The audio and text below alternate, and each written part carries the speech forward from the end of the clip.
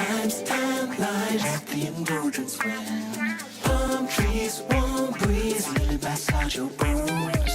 Hot nights, moonlight, wish you could take them home. Sip sweet, dip deep, repeat. When you stand on the sand and it warms your feet. In this heat you deserve a treat, so take it nice and slow. Carefree in a fantasy, you'll forget your stress for a week or three. Trust me, when you're in the sea, there's nowhere else to go. Everybody needs some time away and some time to play. Think you better take that holiday, holiday. Everybody needs some time away and some time to play. Think you better take that holiday, holiday.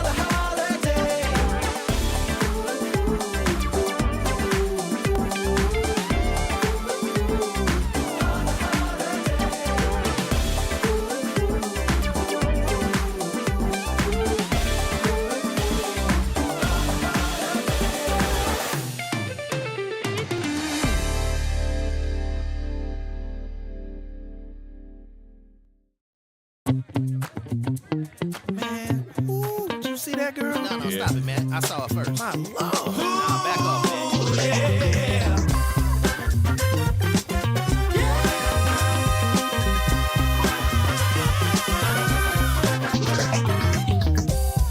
First time I saw you, I knew I had to have you. Don't mean no one night stand. Gotta find a way to be a man. It's something about the way you turned and looked at me. Your smile, it turned me on and set my mind at ease. I'm trying hard not to stare. Don't wanna look, just trying to play it cool. Gotta show you that I'm worthy. You walked in on the air and seemed to leave this room. I just had to find a way to get next to you. I'm here to testify, give me a chance, I'm satisfied. Captivate your heart and I'll blow your mind. Don't wanna pass me up cause I'm one of a kind. You're checking me out, trying to figure out what I'm all about. Wondering if my love will make you scream and shout. If I don't at first, I'm gonna figure it out.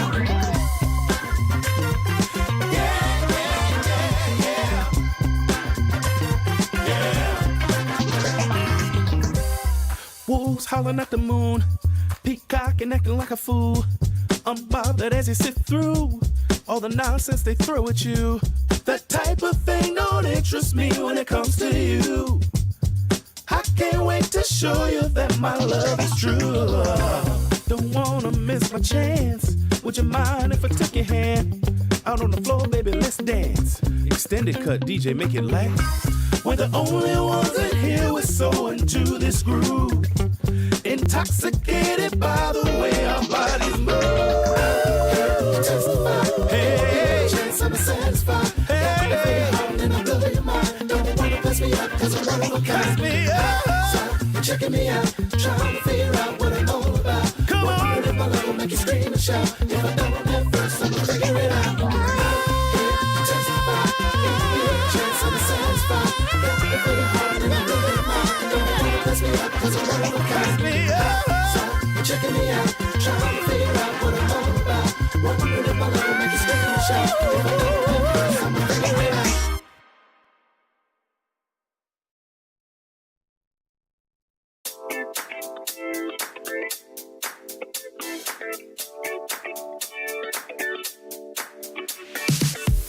Turn it up tonight, let's turn it up tonight. We be hyped tonight, yeah, we be hyped tonight. Turn it up tonight, let's turn it up tonight. We be hyped tonight, yeah, we be hyped tonight. Hi, nice to meet you. Are you ready for the bad girl sequel? When the beats is tough, I turn a little rough. This is not a test, this a read-through. So, turn it up some. Bassline kicking with the beating of the drum. Bad girl rhythms, yeah, with the disco string run. Ooh, yo, we about to have too much fun, like. Turn it up tonight, let's turn it up tonight. We be hyped tonight, yeah, we be hyped tonight. Turn it up tonight, let's turn it up tonight. We be hyped tonight, yeah, we be hyped tonight. Like Hi, nice to see you. When the sun comes up, yeah, I feel you. We've been dancing all night, dropping that vibe. TikTok into the sequel. So, turn it up some. Bassline kicking with the beat and the drum. Bad gal rhythm chair with the disco string run. Ooh, yo, we about to have too much fun. Let's bust vibes on a level. Yo, me and my team, we incredible. Let's bust vibes on a level. Yo, me and my team, yo, we special. So let's go, let's start the show. Tonight's the night, yeah. Turn it up. Who's bad, we bad. Who's mad, you mad. Who's bad? Turn it up. Who's bad, we bad. Who's mad, you mad. You mad. Turn it up tonight, let's turn it up tonight. We be hyped tonight, yeah, we be hyped tonight. Turn it up tonight, let's turn it up tonight. We be hyped tonight, yeah, we be hyped tonight. Turn it up tonight, let's turn it up tonight. We be hyped tonight, yeah, we be hyped tonight. Turn it up tonight, let's turn it up tonight. We be hyped tonight, yeah, we be hyped tonight.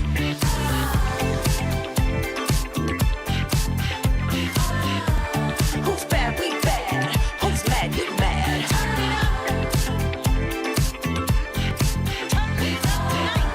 Who's bad, we bad. Who's mad, you mad.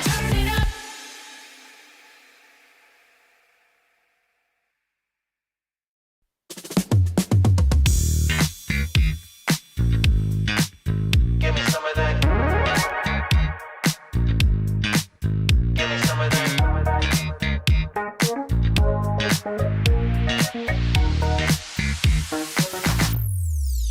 Give me some of that good stuff.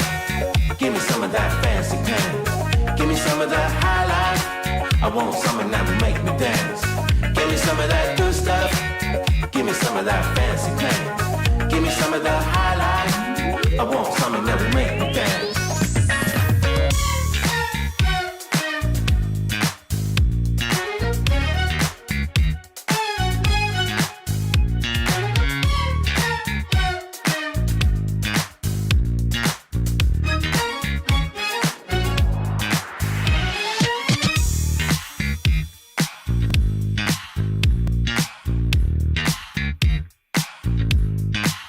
Give me some of that.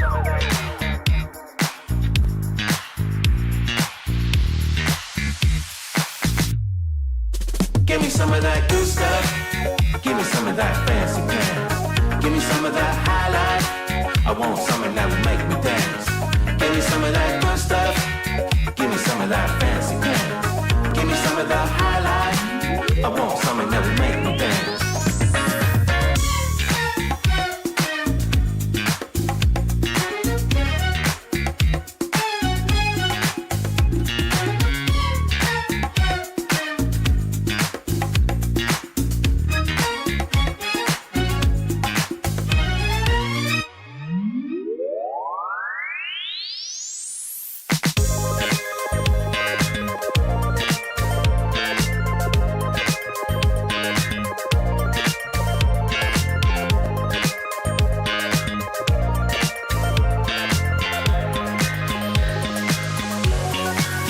Give me some of that good stuff. Give me some of that fancy pants. Give me some of that high life. I want something that will make me dance. Give me some of that good stuff. Give me some of that fancy pants. Give me some of the high life. I want something that will make me dance.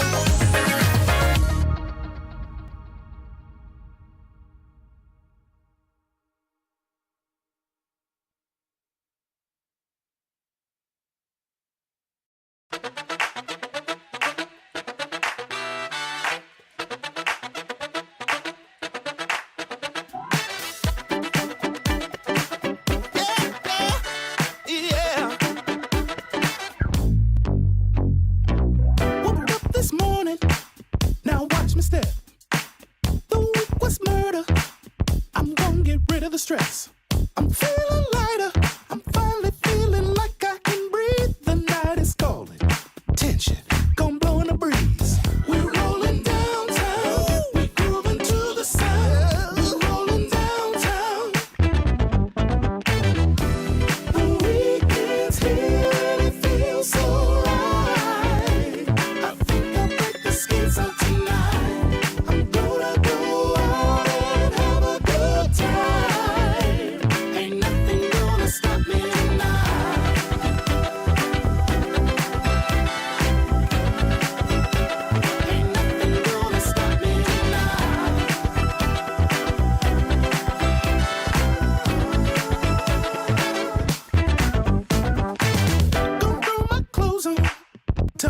what's up.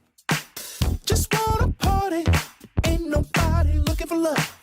The music's popping, this beat has got me feeling alive. Head to the strip, these wheels gon' light up the night. I'm living in a fantasy, come on and take a ride with me.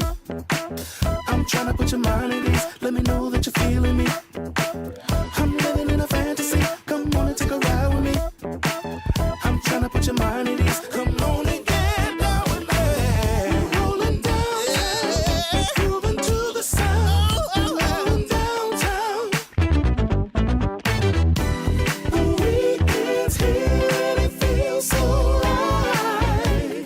I think I'll break the skins out tonight. I'm gonna go out and have a good time. Ain't nothing gonna stop me tonight. We're cruising by the city lights. Can't wait to break the skins out tonight. I'm gonna go out and have a good time. Ain't nothing gonna stop me tonight. It feels so right. Gonna stop me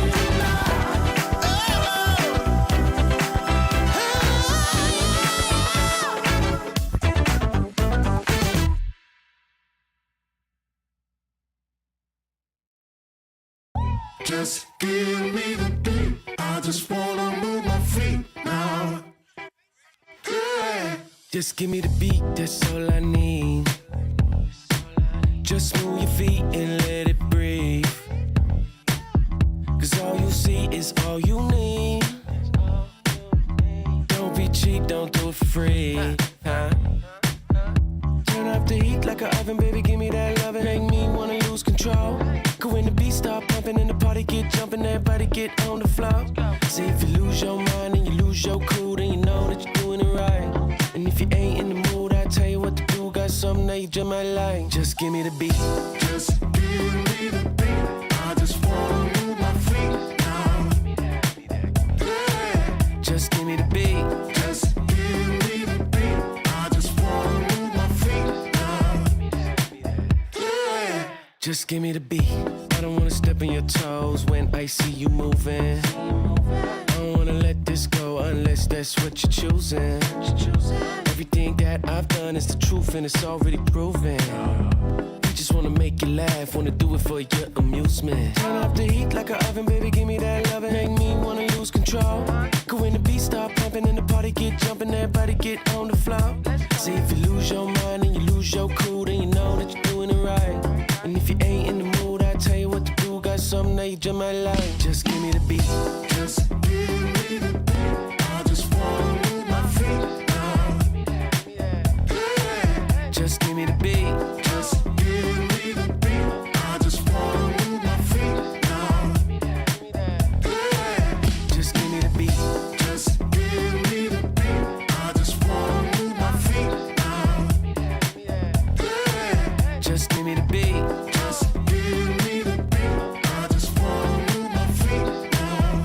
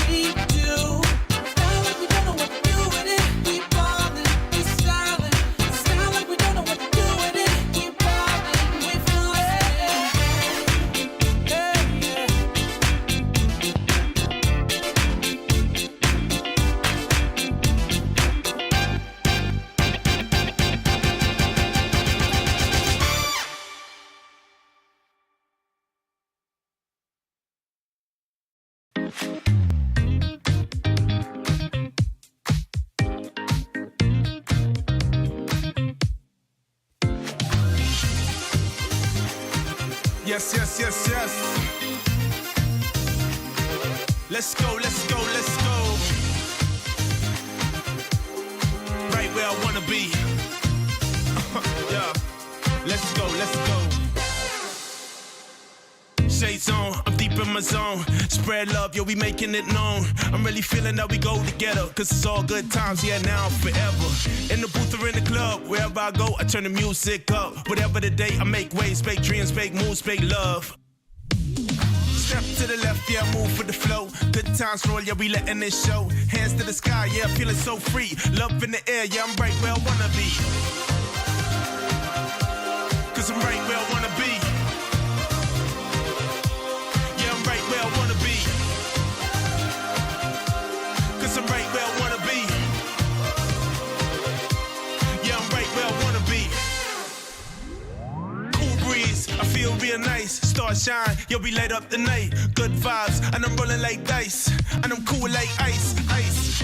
Baby, when you look at me, is it magic what you see? Tell me it's a love or just fantasy. Am I dreaming? Step to the left, yeah, move with the flow. Good times roll, yeah, we letting it show. Hands to the sky, yeah, feeling so free. Love in the air, yeah, I'm right where I wanna be. Cause I'm right where I wanna be. Yeah, I'm right where I wanna be. Cause I'm right where I wanna be. Yeah, I'm right where I wanna be. Yes, yes, yes. Right where I wanna be. Yo, let's get it. Let's go, let's go.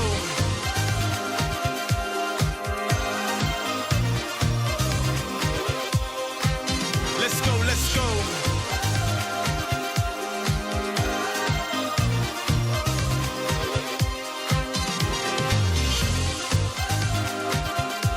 Cause I'm right where I wanna be. Yeah, I'm right where I wanna be. Cause I'm right where I wanna be.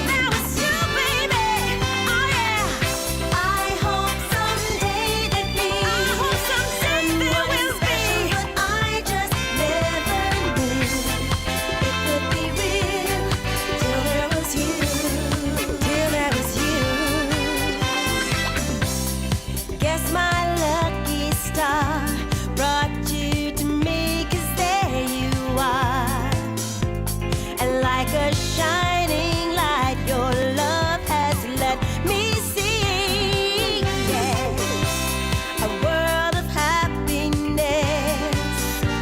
But even more than this, I realize a miracle occurred for me. I've waited all my life, when I've wished it all my life. It was a dream, it was a dream for me, baby. I hope someday to be someone special, but I just never knew, baby, till there was you. I've waited all my life, when my wishes do come true. Till there was you.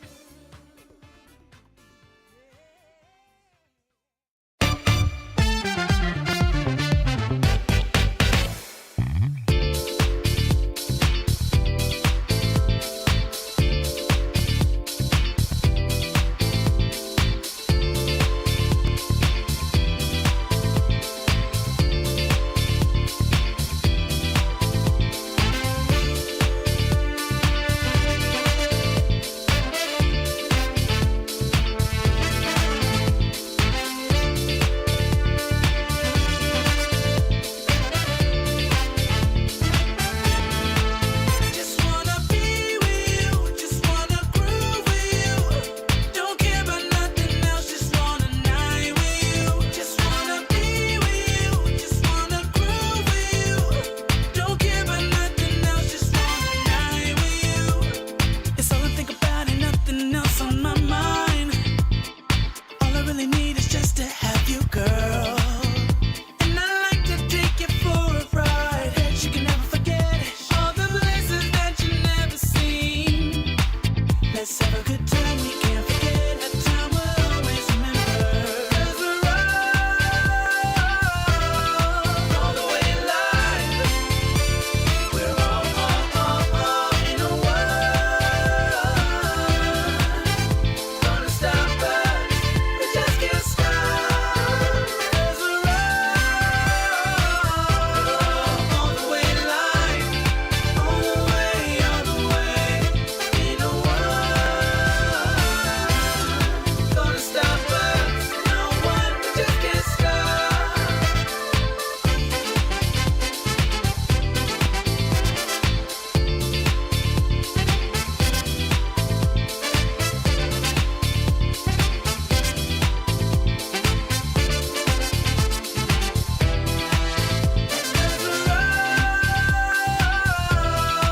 All the way alive.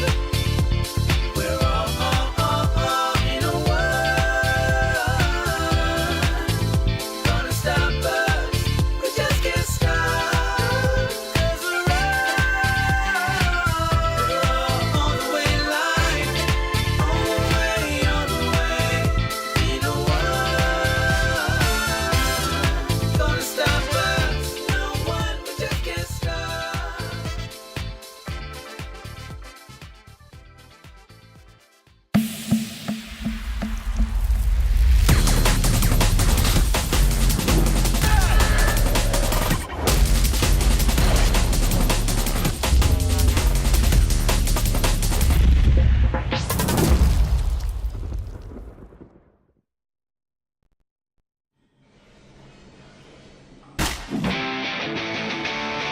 About bloody time.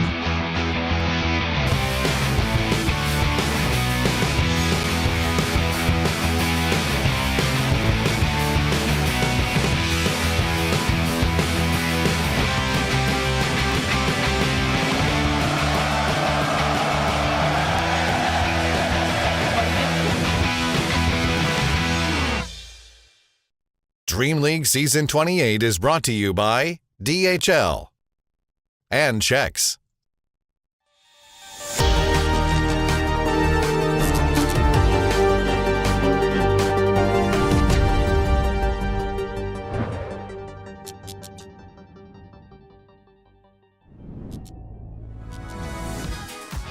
Hello and welcome back, Dota fans. We are here again for day number 3 of DreamLeague Season 28. It's your Ember stream. It's me. It's Trent. We're hanging out. How you doing this fine morning, sir? Good morning. Hello, I'm doing fantastic. We have some very exciting Dota matches, like all our streams do, but we have the best one. So just saying, we really do. Liquid. So I'm hyped up here. The Lore Keeper today. We are the Lore Keeper. Okay, you guys see Tails and Lore Keeper? That's us, because we're gonna have all the best lore, and we're keeping it here on this stream. You know, normally we lie when we say we have the best matches. Actually, today we do have the best matches, which is really exciting. We got a lot to get to, though, so we'll hop right on into it. These teams, they already played off, and they're starting it off. We're playing for a prize pool. We're playing for EPT points. This is what we've got on the line, trying to make it to Riyadh, trying to get that extra bit of dough. And look at that, 4,800. That would put you top of the mark. It would. You can see already it is scaling up here in the number of points. Yeah, just straight up first place if you secure this one. And of course, a lot of these teams have also worked very hard to try and get their way to that next event, which will be ESL1 Birmingham shortly after this. So, teams are going to be there. Money's going to be there. The points are going to be there. And you should be there, fine Dota viewer. I was going to do that, but you did it great. That was really good. I like that. You can see right here the points for the EPT leaderboard already looking kind of interesting. You can see there's a couple of teams that are down towards the bottom side that just had some really good results. Team Liquid, Na'Vi, MOUZ, obviously good results earlier, a little bit less so now. We'll see if they can sort of right that ship a little bit. But we're going to be seeing 2 of those teams in just a couple of minutes here on this Ember stream. And definitely going to be looking to try and make a little bit of a comeback happen with Team Liquid. As you know, only 400 points. That means it can only go up. That is true. I don't know. How do you lose points? There must be a way. I guess it could theoretically go down, right? You know, pretty tough. It'd be. I feel like that you have to do something really bad, or I'll speak to the admins. Disband the team. I'll see what we can do. If they're late to the game today, that's how they lose. Oh, now that will get us some games starting on time. Actually, I gotta say, teams, they've done better compared to let's go rewind 5 years ago, guys. They never came on time. Let me be real with you. And all these teams 5 years ago, dude, they could not be bothered. We'd be like, game starts at 5 minutes. They'd be like, food's here. Just 1 second. 5 minutes later, be like, or mouse charging. That's what it was like. Yeah. Now, clock's on the 0. We start. But here's your group stage, and that Group A lyrical. What's going on there, huh? I mean, it's just clear who's better and who's worse right now, apparently. Pain was so bad yesterday, they kicked their freaking carry. Hey, get out of here, Parker. You're he's gone. Not kicked. I was reading. He is benched, and Parker is simply benched, and we're going to use a substitute tomorrow because there's a group issue, an attitude issue that we haven't been able to improve, and we're just going to try to do the best we can with the people we have. That is a quote from their coach. You know what this is? This is like in Ted Lasso when Jamie Tart gets benched halfway through. You know what I'm talking about? Yeah. We had 2 aces, Rebecca. 2 aces. All right. let's get back into it here as we're going to take a look at the matches that we have today on our Ember stream here. We are gifted gracious PARIVISION versus Liquid, Falcons versus MOUZ, Liquid again versus Aurora, and then Xtreme versus Na'Vi. All of these teams very easily could be vying for top to win this tournament, I feel like. Yeah, this is crazy. We just have the best here, guys. Don't bother changing the stream. I will say I'm gonna have to make some adjustments here so we get an XG game, because I would like to cast an XG game at some point. So we'll see if we can pull them down the earlier slot. Well, no, not today. No, we'll pull them to us, buddy. Don't worry. Oh, okay. I see. Yeah, that makes sense. Yeah, we should get them. Well, we don't have them right now. We will have them a little bit later on, but we have some other teams that are pretty freaking awesome, who I'm excited about. And the first one we're going to talk about is going to be PARIVISION. Trentster, this squad that has changed up a couple of things. You were particularly excited about SSS. That was. There on the off It's true. Mr. Triple S here. I've been watching a lot of I guess we'll call it tier 2 Dota, really. The teams who are like competing, trying to get to this level. And Triple S on that 1-win stack has been a bit of a standout. He looked really good. And when Largo got added to captain's mode the very next day, the first player to win a pretty important pro match, that is, in terms of just like tier level, it was Triple S. And he rocked that Largo. He played it off lane. He did the Arcanes into Ags into Soul Ring build. I don't know who he stole it from or if he made it himself, but it then became the default build for everybody after that. And he has continued to play that Largo, taking a win yesterday in a game where they were down 10k to Bepboom, I believe, at 24 minutes, which Largo, not great in those situations. This guy went a 13-minute Ags, no Arcane boots, which I thought was a death sentence on Largo, and they managed to bring that game back. So he's the Largo as far as I'm concerned. Well, I'm excited to hear a little bit more about not just SSS's Largo, but also all the rest of the team. And who better than from Ducalis himself? We played for a long time together and we wanted to stay together after TI. And we decided to go through our problems, and also we included psychologists in this to help improve on the mental state. But after working for 3 months, we saw that we are having problems that we're probably not gonna solve, and it affecting our in-game and out-game, like communication and gameplay. So we decided to make a roster change. About our roster change on scrims, we are doing well, and I think our expectations was good, and expectations are going well, scrims are going well, and I think we just need to see how to approach the new player, because he's doing well right now, and I think we are on a good way. This would be insane if they get no one. There's the lasso, immediately pulls him deep into the enemy team, but can they get him out? They do with the Marcy for now. Guardian Greaves are down. Heritage is in deep. The Fatal Bonds keeping them at bay. Oh, it's looking rough for Bepboom. They maybe overplayed their hand, as now Satanic. I don't expect anything. I want to just grind more and try to become better, because that's the only way with the new player, because it's whole new team. We just need to try our best.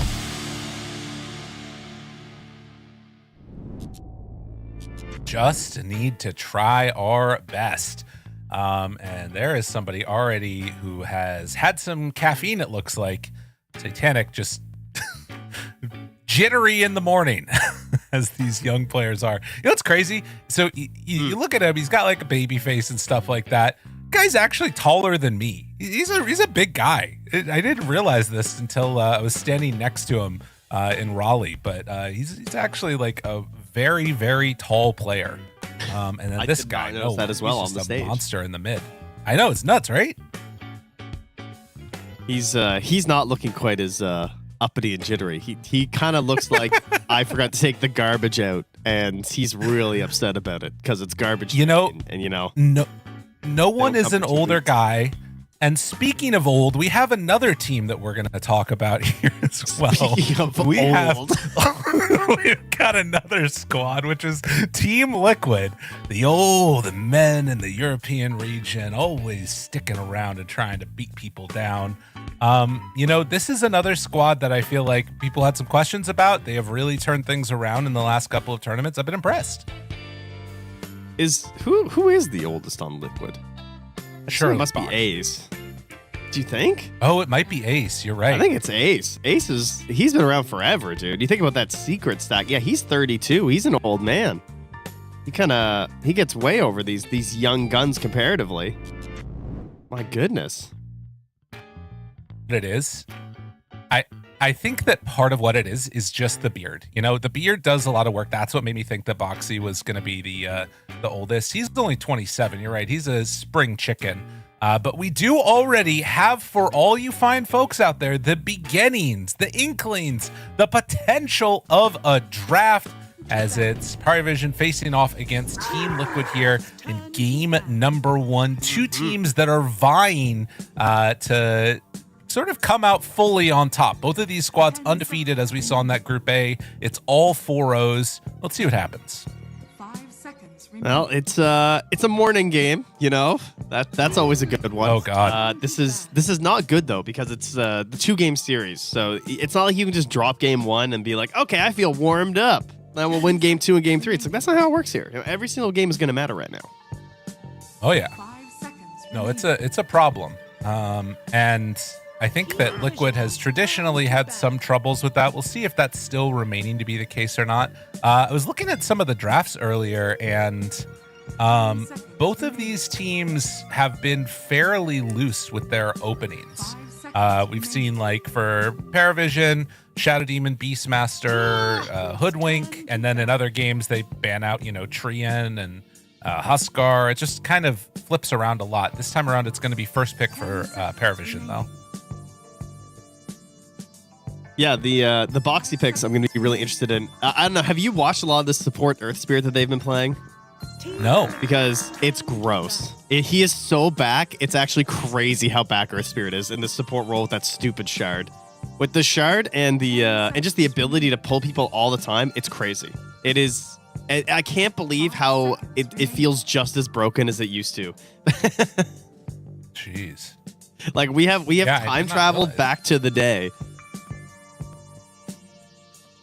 So basically now the allied cast range, if you guys haven't played it, the allied cast range is only 550, but then when you get the shard, it goes up to a maximum of 1050 at full level. So it doubles from like your level 1 to max level when you have the shard. Plus, you guys, as you guys know, we got cast range up the wazoo between neutrals and items now. So you just get to this situation in the mid and the late game where he's just pulling people out of everything. And I'm expecting more teams just to not let it through. 10 seconds remaining. 5 seconds remaining.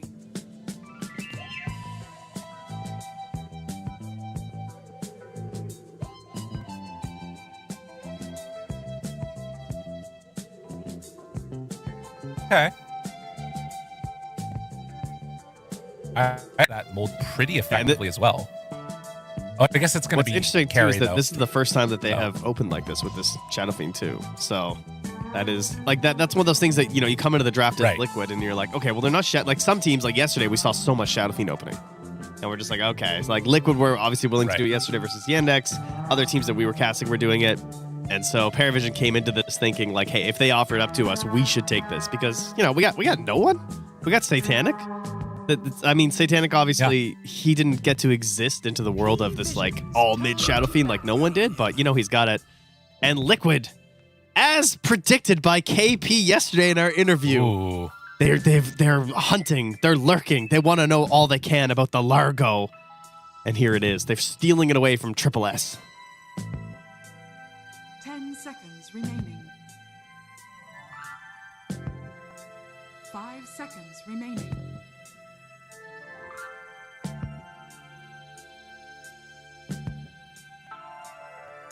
Oh, appears that Lyrical is not coming through at the moment. So we're gonna sort that through. But he was talking about, well, Largo basically, and how much time they're taking to decide on these things. So Liquid obviously feeling like maybe they're a bit thrown for a loop with the ordering of this draft right now.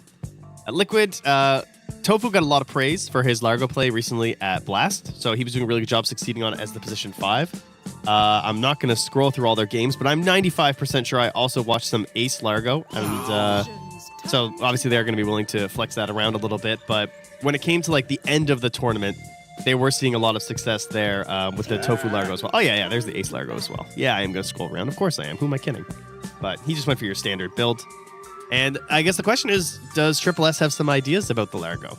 Because he's been playing it a lot, and maybe he has these ideas in terms of counter picks that's going to make them really upset to play it. Lyrical! Have you returned to give me your beautiful lyrical voice with the frogman of Largo, the bard? I'm trying. I mean, we're there. It's happening. It's the greatest. I thought for sure that I could open up Dota Buff at the same time, but it's not going to allow me to do it. So my bad. You know, I know it's so good. I was curious about the second round of this one, if we were going to see like a lot of emphasis on trying to shut down supports, but it seems like Storm Spirit, Kez, more of this like mobility oriented stuff that they're taking out for PARIVISION. And then we're gonna see this sort of classic that we've seen a couple of times, Mars Jakiro bans out. Mm-hmm. Yeah, that is and now with the reserve time, like typically we're just grabbing a support here. I don't want to burn too much time right now if I'm Liquid. Yeah, that's what I'm talking about. It does feel a little bit. I mean, again, this is where you sort of are trying to figure out, okay, is this going to be a support Largo, or is it going to be position 3? And that will decide a lot of what happens with the rest of their draft. But I don't know, if I'm PARIVISION, I'm thinking about like, I don't know, trying to throw like a Meepo or something weird in there that just, you know, makes them really uncomfortable towards the end. Are they DC'd? What are we doing here, guys? This is not the time to be using your draft time. Oh, good. We got Marcy. What are we doing? That was I'm not sure. Really, really not good. Like, you want this draft time for your last pick for Team Liquid, but also just the next double pick. Like, you're going to be revealing 2 cores. Like, I don't want just 27 seconds to think about that in reserve. So if I'm... I mean, and PARIVISION has really revealed not that much. And again, I think it's worth noting that this is all seemingly, we don't know for sure, but a function of that SF getting taken by PARIVISION. And that throwing everything else into a little bit of a kerfuffle. So we get a Ringmaster into a Monkey King immediately. So that... Why? Yeah, I mean, that's the 5-4. And so Liquid are still going to have to come into this not seeing another core. Yeah, that is very likely going to be that 9-class Monkey King, as you're saying. Like, it's obviously there is flex potential there, but the whole purpose of it is that you usually want to pick 2 supports here so that your last 2 picks are cores. You're going to have 4 heroes of knowledge about Team Liquid before you pick your last 2 cores. That being said, Monkey King puts a lot of pressure in very specific matchups, especially for some heroes that Ace likes, like that Underlord is already banned out. But, you know, that idea of these like melee offlaners that don't like the Monkey King, and then even some of these mid laners that don't match up too well versus the Monkey. So it's some serious pressure here, and they're just out of reserve time. They have 6 seconds of reserve time, so it's time to start figuring it out here as they grab a DK first. So very chill and also flexible hero. What about Viper? Because that guy, this would be the furthest he's made it in a draft this whole tournament, I feel like. 10 seconds remaining. Yeah, I mean, this is the situation too where a hero like a Viper, a hero, some of these other guys, like, it starts to get a little bit scary and sketchy of just like giving that up to somebody else. Okay, they take Phoenix, which is interesting. I mean, Shadow Fiend doesn't really want to be hitting Phoenix Egg. Can, but it's not where you want to be. Actually, apparently Viper's only been in 28 of the drafts compared to the max of 32, so he's actually missed out on 4 drafts, which is, I think at Blast he was in like 100% of them or something. But Tree continues the streak. He really does seem to be the most busted hero in Dota right now. Seems like it. All right, well, they're making it work. What is the core that we're going to see? Most likely the mid here. Something easy peasy. Unless Triple S has a suggestion for a destroy the Largo lane, since this is probably Ace Largo. What do you think the odds are of this being a Marcy carry versus a Marcy support? I think it could theoretically work if they wanted to do a IO. Okay. That would be the mix-up. Like a last pick IO Marcy, Phoenix Largo offlane DK mid. Sounds pretty gross. Yeah. To be honest, but obviously some teams are seeing IO as a first phase ban when they're trying to play it, and the vast majority of teams are just not seeing this hero as existing. Right. Who was it that played the mid IO recently? Someone was trying to make mid IO work in the tier 2 I saw it in my pubs. It was awful. Yeah, no, it attempted to have a comeback. It was pretty rough. Okay. Well, now PARIVISION moving down their reserve time as well, trying to figure out the last core that they want to have. I mean, to be fair, it's a little bit of a funky one, right? Shadow Fiend now is in this situation where I'm thinking back to that game yesterday with Parker where he got an egg on top of him as he was respawning on Aegis. This Phoenix hero can throw you for a loop, and Timbersaw doesn't really help to address that. It does create some problems for DK, though. I just remembered it was Niku at Blast, actually, trying to play mid IO, and I mean, I'm not going to lie, guys. It was one of the worst games I've ever seen in my life. He could not do anything. I couldn't believe when I read the Reddit thread after being like, yeah, it was really close. Like, the IO almost worked. No, I don't know what those Navi fans were on that morning.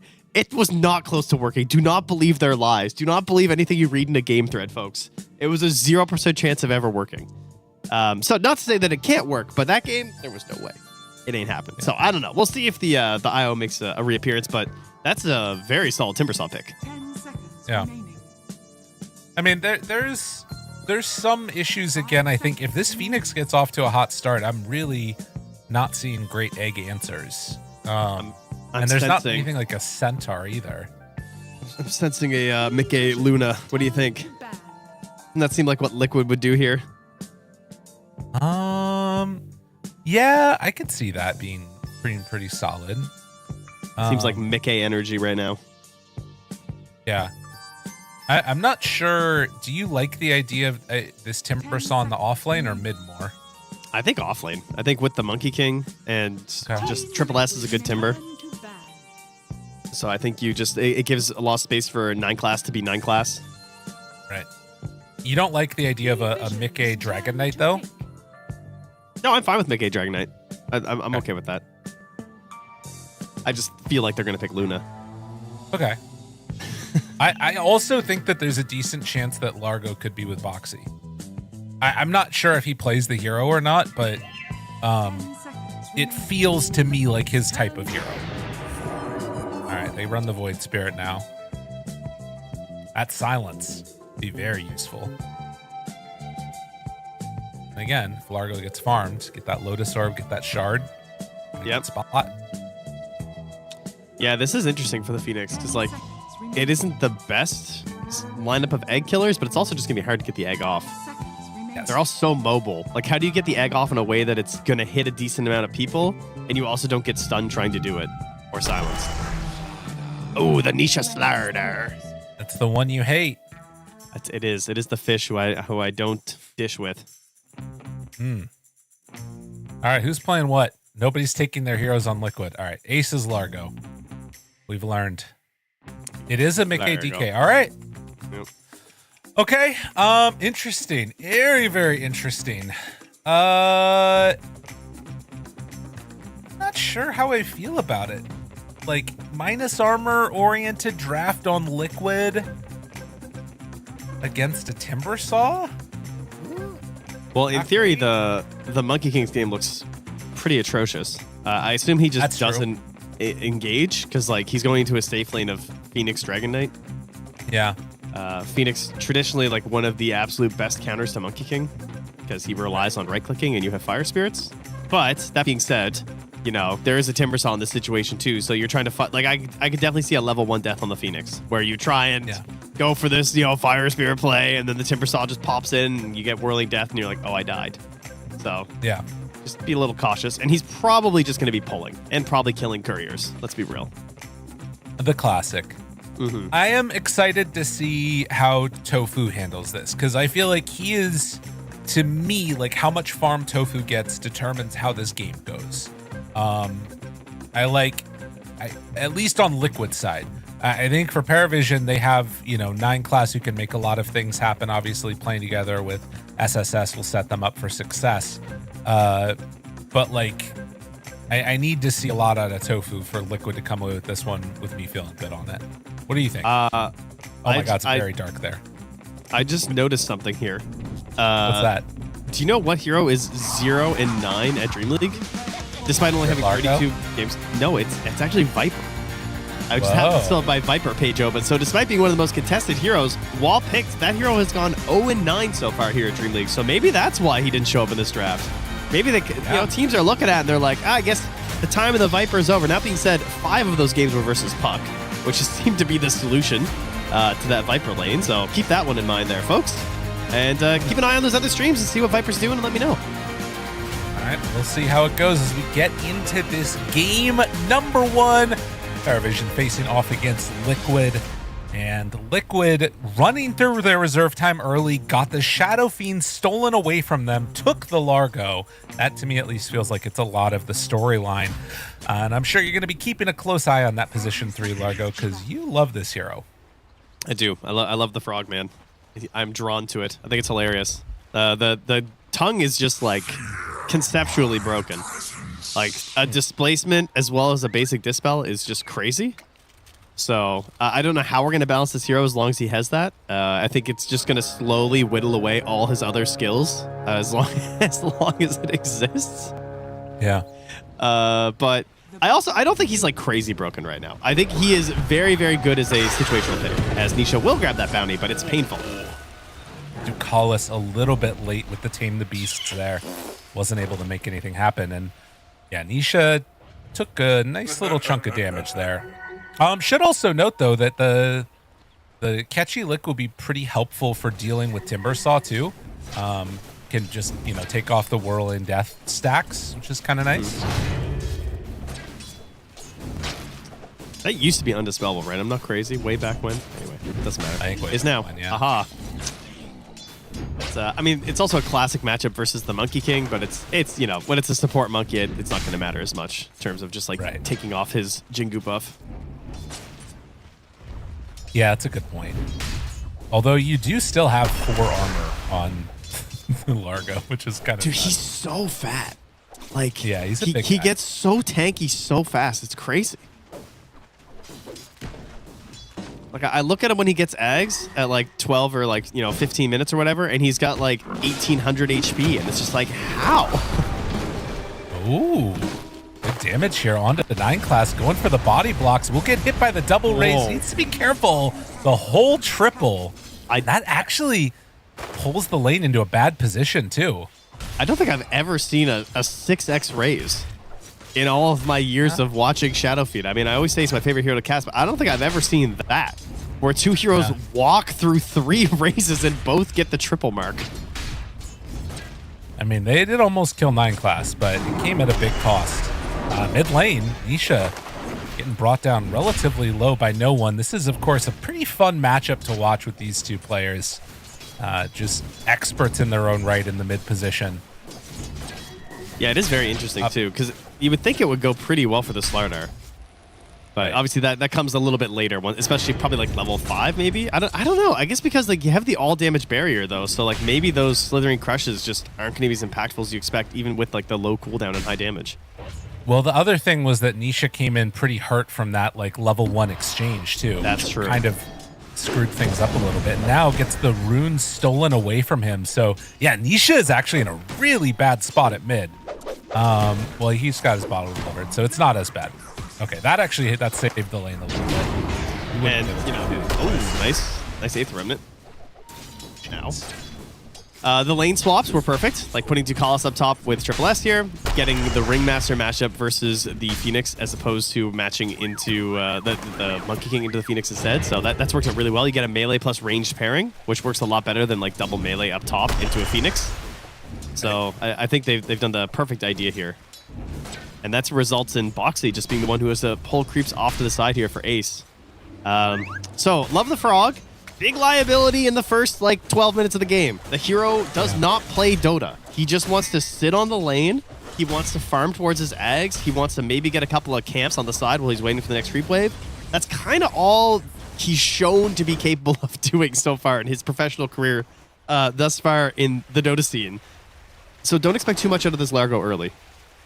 Yeah. Well, and you can tell, you're, like you said, just having to pull waves constantly for Boxy. Does manage to get this one wrapped all the way around, but there's another wave that's kind of just dying in the mid there. So that's, going to be a little bit of a tough matchup here. The Shadow Fiend into Largo feels like a nice steal for them, but on the other hand, it does mean that you have a worse lane matchup. And he's getting kind of bodied. 25-4 to 11-2. Likewise in the mid, Slardar really struggling. 20-11 versus it's definitely 10-2. What you said. It's 100% that level 1 issue. Because you're trying to win that early battle of attrition. You think about the early bashes and everything, and how that should be going your way before he starts stacking up this resonant pulse. But you lose that early regen battle, and now you're just in an awkward spot. Well, we'll see how they're capable of dealing with this. The only lane that probably is going how Liquid anticipated it would is Mikke and Tofu up top against Ducalis and SSS, where Mikke does feel to be having a pretty good time. Granted, Ace, he's going to catch up. He'll get towards his items. They can, mess around and pull some waves and make it playable, but Liquid probably not exactly where they wanted to be in this one, as no one is scooting forward towards level 6 while Nisha's just trying to get to 5. Yeah, and that level 6 for Triple S is going to be pretty scary as well. Like, depending, like, if he hits 6 before Mickey, that's a pretty good chance you just straight up get the kill, because there's not really going to be a whole lot a Phoenix can do to save you. Ooh, Foxy. Making the move over here. TPing up realizes to he doesn't want to be there. Oh, interesting. They're going to try and go on to SSS instead. Yeah, I mean, they were all on top of Mickey in the small camp. But okay, it kind of looked like he was in trouble, like if he had gotten like another whirling death, and then if Ringmaster had to rotate it over, so they forced that rotation. He still gets the creep wave, and Boxy's still just chasing after him. Now they're in the river. This is getting awkward. I mean, Mickey's still farming, right? Still, like, this is fine. 1v1 mid, not going well for Nisha. They're going to TP in. Ooh, Nisha crushes, has to run down, but Ducalis is there. The fear comes out, assimilate. It is going to be Ducalis picking up that first blood. Finally here, 6 minutes in. Yeah. Get 1 kill. Is 9 class chilling at the top rune right now. Move in. 9 class tries to make something happen. Boxy turns. They decide to hit. Tofu, pick me up, backs away. Has the urn on him. And he's will dead. be enough to get the kill. No one picks up a finish. Ducalis trying to whip away Nisha, but not enough to deter him. Yep. And now they bring in the Monkey King, but Ducalis is still dead. Now 9 class, he might be going down as well. They just feed 2 kills away to Nisha. Suddenly, all of the bad things that happen in lane end up not hurting him too bad. Boxy will die to this, but now no one. Dude, he might also go down. PARIVISION, what has happened? Oh no! No! Triple kill. Really clear. Like, there's a ward there. He saw him coming in for the rune, and he was like, I'll whip him back. That'd be funny. Hey, you gonna make it over your time, no one? He's like, no, I'm not even close. I mean, listen, the opportunity cost there alone, like, think about how different this last couple of minutes could have done if those 3 heroes were running over to steal the Wisdom Rune from Liquid. Instead, they give a triple kill to Nisha. Like, he's perfectly fine he now. was He's still out of behind. the game. Yeah, he just got a triple kill, and he's still that far back. Like, he was out of this game. Wow. And now they're in there looking crazy. at his stacks. Oh, wow. That's a pretty rough own goal there for PARIVISION. And of course, props to Liquid to finding that moment and getting what they need out of it. Tofu dives away before no one can connect. And how are they going to react to this moment here? Oh, wait. 9 class still can't chase him. Oh, he didn't see him. Oh my god. You know what I just realized too? What? It took 2 hits there for Monkey King to get the courier kill. This is the strat against 9 class. You just get Marcy. The Marcy, yeah. That's so sick. Foxy started on here. There is level 6 on Triple S. The dive is still not back. If the communication is there from 9 class, they should know. Yeah, he's just free. That thing is so long. So, Tofu, as you saw, so in the end, why did he die there? He died there because he stayed up in that triangle just trying to farm that double stack for the longest time, right? Yeah. That is I think that was something Tofu did when he first joined Liquid, and then it seemed like he kind of stopped doing that, and now as they start to see a little bit more success, I feel like he's kind of back to, like, trying to play more like his old self a bit and playing a little bit greedier, which seems to be working well for them. But he is the position 5 player who I've seen greed the most in enemy territory. I think if you guys want to watch his replays, he is really consistently trying to find this extra farm in enemy spaces in the early game, whether he's playing Phoenix, Jakiro, anyone who can clear even just the littlest bit of these camps.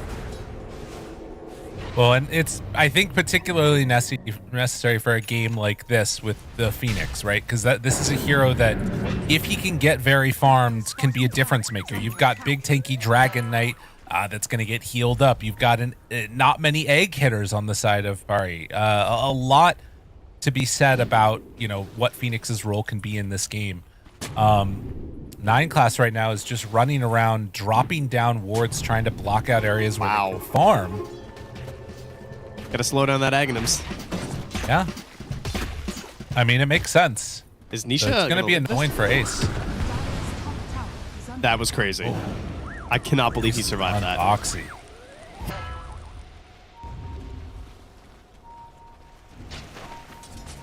They're still sticking around though. Yeah, and bringing in the timber. Scan comes out. Not level 6s yet on these heroes. Boxy's getting close. But a jump onto Tofu.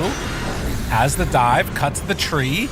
Try to get the pick-me-up to get out of there, and the movement speed buff gets them some separation. Boxy is likely going to go down, so they do manage to find enough to kill them. But again, this is 4 heroes chasing 2 supports while all of the other cores are farming. I think this is perfectly fine for Liquid.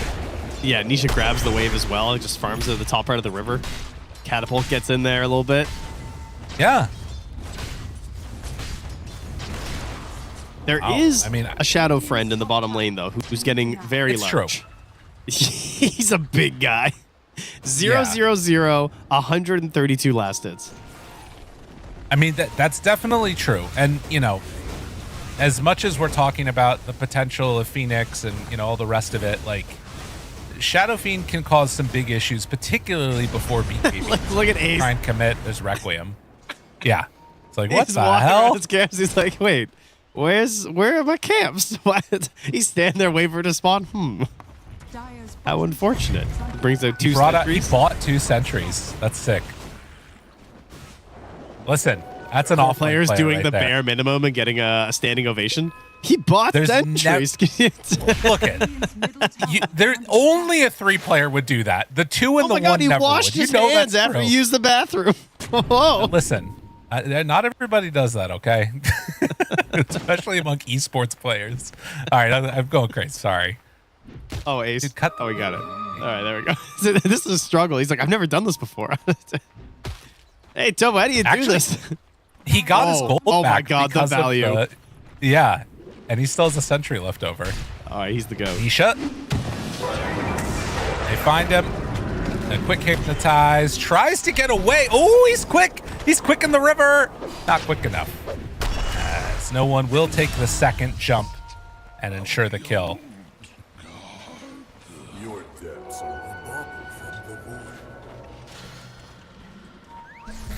All right, well, we've had a rather action-packed a couple of minutes since our first blood at 6 minutes. We've now got ourselves 8 more kills in the 6 minutes after that. And finally, again, PARIVISION will wrap this tower and maybe look like they can actually pressure it this time? I don't know. They've had so much pressure on this tower, and yet it's still very healthy.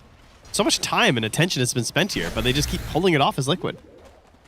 I think Tofu's done a really good job of not getting caught by these remnants and jumps. And, you know, even things like the fact that Nisha forced out 2 jumps from Void Spirit might be part of why Phoenix is alive right there, right? If he had 2 jumps on, he could have maybe gone for Tofu. Big stacks being made here by Tofu. Tofu. Get the other Ancient. Yeah.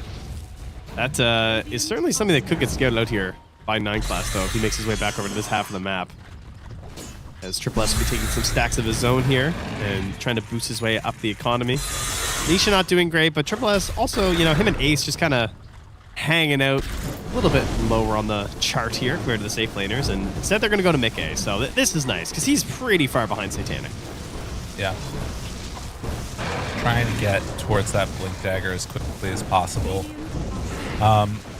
Also, you talking a lot about the Largo builds earlier.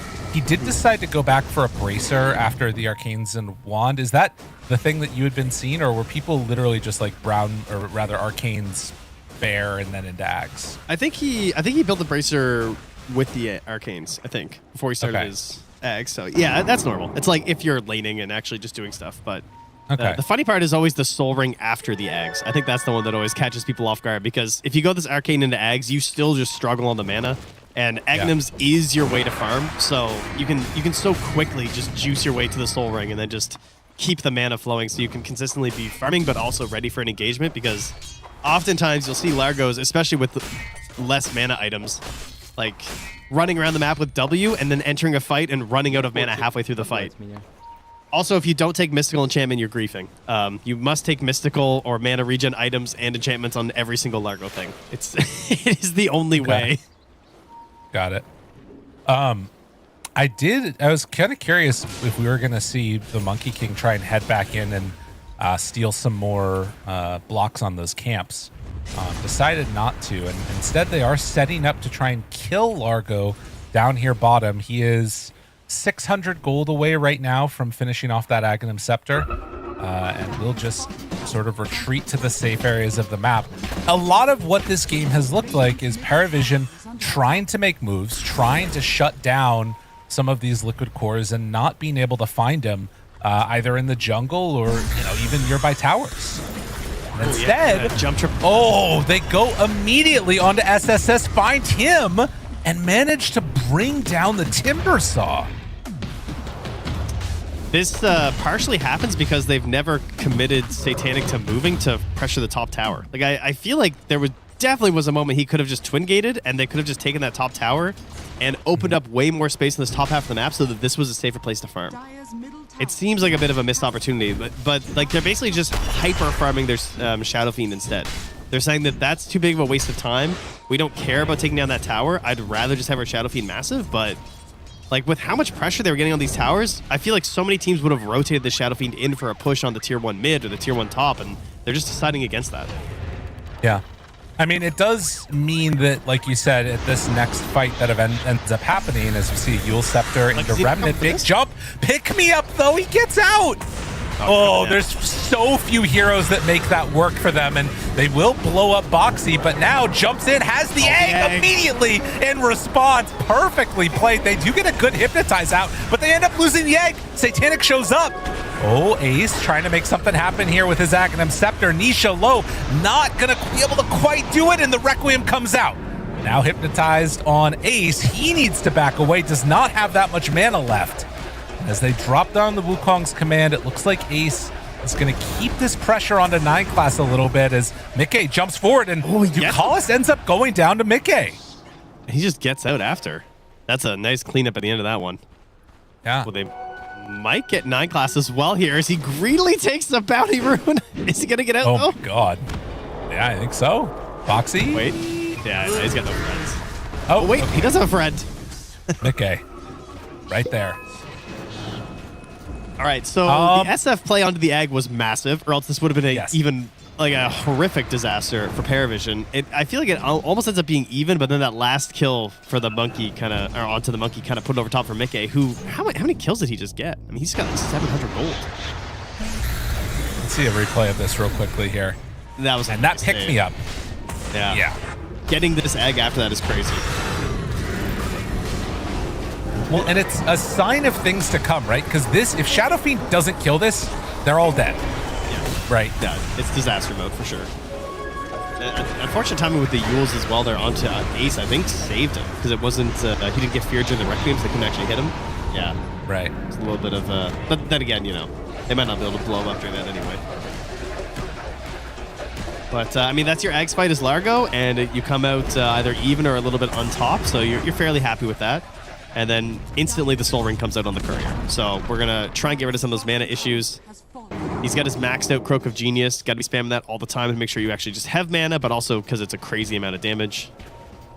It's kind of like if you play Largo without using Croak of Genius, it would be like playing Storm Spirit without Overload. It's like the equivalent amount of damage that it adds. Jeez. Jump now onto no one. The pick-me-up hit, and it's enough to kill him. That Frog Stomp, little interspersed stuns in there along with all the rest of it really making the difference. That's tier 1 tower down. I mean, this is the timing. You see PARIVISION is up 4k net worth. A lot of that is in the Shadow Fiend who has the Shadow Blade.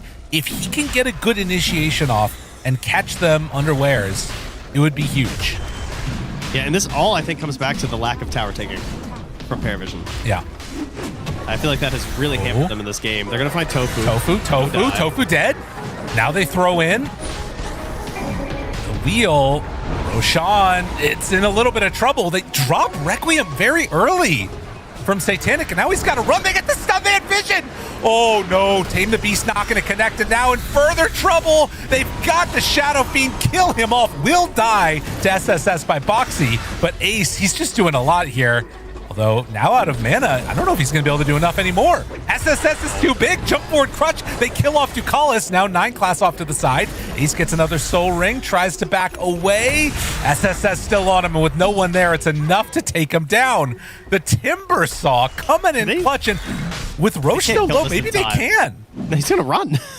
Oh, you're They're right. looking at the clock. Yeah. They're like, wait a second, we can't do this. So that's actually going to bail out Liquid, I think.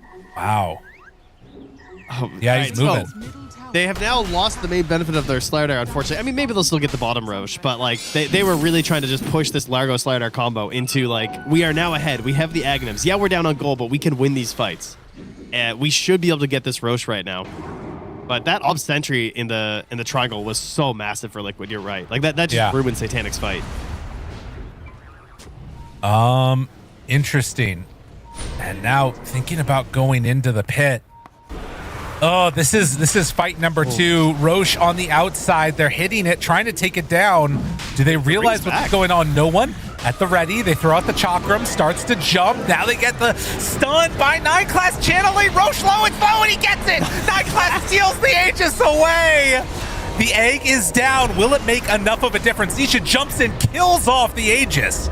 But now you're coming back in a moment on Monkey King, and a big Sunray, though, from Tofu, doing a lot of damage. Will it end up being enough? Satanic is low, but they don't have the damage that they need to kill him off. SSS gets out of there. A great Yule Scepter by Void Spirit, and they're all just right on the edge of dying, but they won't be able to chase them down on Liquid. Oh my god, Nisha and Foxy spent so much time chasing 9 class, and they just couldn't get him. God, he's so annoying. It's actually crazy how annoying he is. Like, even with the vision, they couldn't kill him. Like, they had Corrosive Haze, and he's still slippery. Just so close to cutting his tree, so close to getting him before he jumps down, and that means they're not chasing with the rest of the team. So yeah, those low HP heroes, they all just start backing away. It is nuts how close. I mean, again, you're building this gold lead here, and you're gonna see this replay of how close they were to finishing this off. And I thought the Requiem here at the beginning wasn't going to do enough, but the Timber Saw was just way too fat. Yeah, it's such a weird start to the fight. Like, you don't often see a Requiem like that, and then just boom, Op Sentry combo. They just blow up this SF. Despite the attempted save from the Ringmaster, it's just the pick me up and carry in was just brutal. Yeah. Yeah, I mean, double Chakram onto all of those heroes with the Timber Chain, and I mean, yeah, you know, this AoE-based hero, if you're hitting 3 heroes with Chakram over and over again, eventually they're going to die. And we are seeing, you know, like, if Largo had a full mana pool coming into that, suddenly they're maybe in a situation where they can win that fight, but, like, you've got to keep farming, you know? And until this Kaya Sanj is done, he's going to not really be able to sustain in these fights. Couple of massive items. This 8k gold now actually going to feel kind of real now for PARIVISION with the Silver Edge and the Orchid. Yeah, and got him with the Sentry down. Nisha working his way towards the BKB, but not getting it. And they're going to think about going up towards the Tormentor, but immediately through the gate is Pari. And they'll take the Tormentor for themselves. 23 minutes here. So the Shiva's very, very good item versus Largo. I think core Largos, you should probably always be getting a Shiva's on the enemy team versus him, because it is one of those items that does reduce overall heals, not just health restoration. So it's gonna, every single one of those songs is gonna get reduced by 25%, which is really good. I still have the feeling that Liquid's team fight is stronger if, like, they can get their spells off, but I'm starting to see the burst damage from Timber Saw, from Shadow Fiend, meaning that, like, just a couple of these integral heroes are getting blown up by them on Liquid, and they're not able to take the fights that they want. Yeah, I think they shouldn't be able to win a fight until Nisha has BKB. Is how I would look at it for Liquid, though. It's just like, there's so many ways that he should not be able to play the engagement if his BKB is not up. I think that's the main concern for them right now, so he just needs to speed run the BKB as fast as he can. You can see there how quickly it falls apart. Yeah. It's like less than a second he dies. Nisha going for a quick snipe there. Wasn't able to get the Monkey King, though. And yeah, I mean, you've got Kaya on ace. There's pieces of this that look okay, but I think that PARIVISION is in a pretty dominant position, and so much of it led by this satanic Shadow Fiend that while we've seen him die, that one fight, things went really poorly, and he was able to, be brought down. This guy is getting to really scary territory, and he's actually going for a butterfly afterwards, not opting for a BKB, which is kind of crazy. I mean, in the way they had to kill him, the fact that it drew 3 heroes on top of him, and then not only with the Requiem, like death, but also the Timber Saw, like it's very problematic to try and bring him down, BKB or not. That's true. I think Butterfly into Ags and he just ends the game is the goal. Sorry, Butterfly into Aegis, I meant to say, and then he just ends the game. Yeah. Not the Ags. Cool item, but probably not right now. Of course, Timber Saw queuing up next that BKB, and when that happens, there really is not much at all to deal with this guy. That's going to be a pretty serious problem. Even taking the greedy enchantment, which you love to see with the Whisper of the Dread. So just maxing out gold, and he's going to surpass the DK pretty soon here, I feel like. One of the more annoying parts of Timber Saw is like every core has to buy a BKB as well. Or else it just feels like you can't play the game. So Ace also looking towards one right now. Do they know 9 classes up here? I don't think so. Now they do. They were kind of posturing like they do. Right. Oh, interesting. He's next going for the Scotty on Monkey King. Oh, that's actually so good. That's mega value. So heals by 40%. Oh, they can't catch him. Crush? No, they didn't quite get him. Annoying. So he didn't even get the crush on there for that vision? How did that not hit him? Yeah, I don't know. That's super He's annoying. Just stomping random trees. Gets down the steep board, TP's out. Very frustrating. God, it's such an insane facet, the Simian Stride. Yeah, it really is. I mean, combined with just 9 class and the way that he gets this vision and helps set up for his team with like his Slark and this Monkey King, it's impressive that he makes it look so insanely broken, and yet other teams aren't able to do this. Like, really, it's like Xinq is the only other player that did this consistently. Right. And that guy just hunted couriers. He wasn't even scared of players. I know. That's true. He just sort of accidentally do it. Felt like jump forward, crush, finds 9 class, bash, stun, dead. They spot eyes on Satanic. They did see him for a moment. Waiting. Nisha thinking about it. They get the fear there. BKB popped, and now going to go for the easier target in Ducalis. Would having a moment here to pull things together the way that they want. And still showing, if they can catch people out, it's not bad. It did cost them a BKB charge. Yeah, now they're going to get the Wisdom, though. In theory, they could get both. Yeah, Box is going to TP back for it. That's a really nice win. It's going to cut that XP lead by quite a bit. Yeah. It's still 13,000 gold lead. PARIVISION is still in like tremendous shape. You lose a couple of supports, definitely not the end of the world. But you don't want to let that happen too many more times. Let Liquid start building back up again. All right, Aegis. What are we showing here, though? This might be the determining factor. Liquid able to take it down very quickly. Likewise, assuming Satanic's there, they can also do it quite fast for PARIVISION. 12 seconds. A quick one. Also, I didn't remember who it was that got. I know that that 9 class but got the Aegis. I think that it wasn't. He did not snatch it. No, it was not. Okay. He actually scroll all the way up there somehow. We haven't had that many kills since. So there you go. So it will reveal that Pari is going in here and doing this. I don't know. All right, Tofu. Whoa, no pressure, bud. Whoa, no one. He gets saved by the box. Pops the rune, and now Yule Scepter lift up, trying to find themselves. Boxy will blow up that hero instantly. Now jump forward, big crush. Not any follow-up at all. Oh, Ace is so close to 18. Yeah. That is not going to work for them, unfortunately. And now down Boxy, there is a smoke up coming from Pari.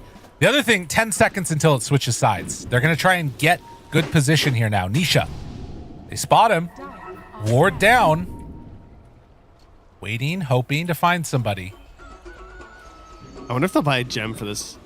I mean, I guess it doesn't really matter, does it? How much will that even help you? No one's going to find a regen rune up top. He takes out some vision that was left behind there, using his remnant. Very annoying. Ace is so close to 18. Are they going to try and just walk into the pit? I guess, again, like, because they get the roar, they probably won't. They do get a successful D-ward, so they've lost their vision up here on PARIVISION now. Ace is what, 60 XP away from level 18. Yeah, also, what, 20 XP away from level 20 for Slardar, which is the extra haze armor. Yeah, so they'll get give that us a second. before the fight. Yeah. All right, they get it. Oh, he takes the damage instead. Okay. He lost a Grooven stack because he pressed the key to level up and it mistimed it. Funny. It's actually kind of crazy that the game goes like blah, like you can hear whenever someone messes up when you're spectating, or your teammates. Like I've had people comment, be like, "Oh, missed that one, did you?" I'm like, well, hey, slow down. Come on now. It's funny. All right, wraparound's coming in. 9 class. Oh, the Shivas. They spot him. Jump up, crush, dead. Not a bad way to start a fight. What are they going to do next? Are they going right into the pit right now? He doesn't have buyback. Can they just get away with this? I mean, they will have egg. It's dying so fast. A little sketchy. It's dying incredibly quickly. And now they jump in. Mickey pops that BKB finally, and he gets it. Nisha snatches the Aegis. So they did get the last hit on no one, but they take down any of these other heroes. Do they want to? Egg has already been popped, stunned now. They get the Lotus Orb off in time, but it is still dead on SSS. So as that fight is happening to the side, Nisha is still hunting no one here. Has the Aegis in hand if he wants it. Somehow still a tier 1 tower. Will get caught by the Remnant, and the jump forward stun is there, looking for the follow-up crush. Liquid fighting back in this one. Satanic thinking about an opening. Oh boy. Mickey shows he's out of the form. Requiem. No, he spots him. No, the fear. He doesn't have a BKB. Mickey in trouble, going to fall. Satanic. Just when you thought things were starting to turn around for Liquid, he makes the play that they need. And now, ooh, a little off the mark. TP out, tries to escape. He doesn't manage to get there. My guy got so many uphill misses. He almost lived because of it. Oh, he got a Tofu. Oh, and Tofu was also, and this is the gem. Gonna go down. Tofu in the dirt. It was just starting to turn around, and they lose so much there. That Requiem was so sick. Yeah. I thought he was punching the Shadow Feed. It was just a creep right in front of him. Dude, I love Shadow Feed. It's a fun still the hero. best hero to cast. Dire's bottom tower has fallen. Oh, dance away, my sweet prince. Oh, they thought they had it, Lyrical. They thought, I mean, I thought they had it. I was like, oh, wow, it's really, the cracks are showing here. Like, they're getting the Aegis. Boxy just suicides his way in. He just runs into PARIVISION so that they chase him, and that's what left Triple S just alone in the river. So he just ends up dying, and I'm like, all right, sweet trade. You got an Aegis. No one was trying to min-max there on the Astral Step. I think he was trying to make it so that he would lose the Corrosive Haze before he jumped, but then the stun for the DK comes out, so he dies, and I'm just like, all right, well, that's... Like, they were going to cut that lead down to probably 5K, I would guess, between, like, the farm time they would have had after this engagement. And, you know, it all starts off the Shiva's purchase from Tofu. Right. Great item choice. Always good on Phoenix, but especially chasing down a Monkey King. Like, that's what gives them this good start. Right. Well, and that is something to consider, right? It's a 17,000 gold lead. Almost 10,000 of that is tied up in the Shadow Feed. And if Monkey King is always playing pretty far forward, the Shivas might give you an avenue for consistently killing the Monkey King if he's out of position. Although If he just plays with his team like this, then Nisha goes down and there's nothing you can do as we get back into the world of the living. He's already gone. So there's, you know, if 9 Class just plays with this squad at this point, it's really hard to fight for Liquid. Does have buyback on the Slardar, does not want to use it if they can all avoid it. He's got that Scotty just about finished as well. So, I mean, going high ground, chucking that out, it's going to reduce so much the impact of Ace. It's going to be time to play the Bull Belly Blitz, you know? Oh, yeah. We got to swap over. Satanic is so farmed. And does have that BKB done now. Walks in, stuns, pick me up. They have the Remnant out, but already put in the box. Satanic is going to be fine. Turns now, starts to hit onto Tofu, looking for a dive away. Is he going to live through it? No! He dies to the right clicks, has that buyback. But thinking about ways that you can actually start this fight, it's really not easy at all. Ace gets jump forward, the stun, the BKB, pick me up, backs out. Now the jump forward gets the stun on to Shadow Fiend before Requiem comes out, but no more BKB for the DK means he is dead. Boxy jumps onto Satanic, trying to find a kill. Can they bring him down? No, he turns on Ace. The pick me up off to the side. Finally, he will fall, but it's a triple kill with the Death Requiem doing a lot. All right, Nisha, though. And only one left alive is Nisha. They're all low, Nisha. Again, lots of buybacks. It's, I mean, it's still a net worth gain in theory for the Dire somehow. Yeah. But obviously the XP going way in the favor there of PARIVISION, and they're going to finish off some structures here, so I think they'll be okay with how this went down. Are they going to try and buy back and fight this real quick? Well, Nisha thought he does have BKB. Jeez. I'm fine. So much damage. All right, they do lose the melee racks in the end. See the replay again of how this went down. God, the Ringmaster is doing so much. Yeah, it's a great save. I mean, what can you say? You know, we got Shadow Demon, we got Ringmasters. They are really problematic these days in the pro scene. And Satanic just standing tall here. He really gets chunked at this point, though. I was like, because he doesn't really have the heals. I mean, we've been talking so much with these heals on the side of Liquid. There's not really anything there for Satanic, is there? You know, like now he has a Morbid Mask. He's working on his Satanic right now. But once he gets low, he just kind of stays there for the whole engagement. Yeah. It is definitely an issue. And, I mean, you can see, like, how much it takes to kill off this Shadow Fiend. And granted, when you do, you get a lot of gold, you're taking away a ton of the net worth that the enemy side has, but it's not easy. And, well, now jumping on to Boxy, they'll lay down the wheel and blow up that Marcy. Now a Lincoln Sphere done for no one, too, so they can even throw that on the Satanic if they want.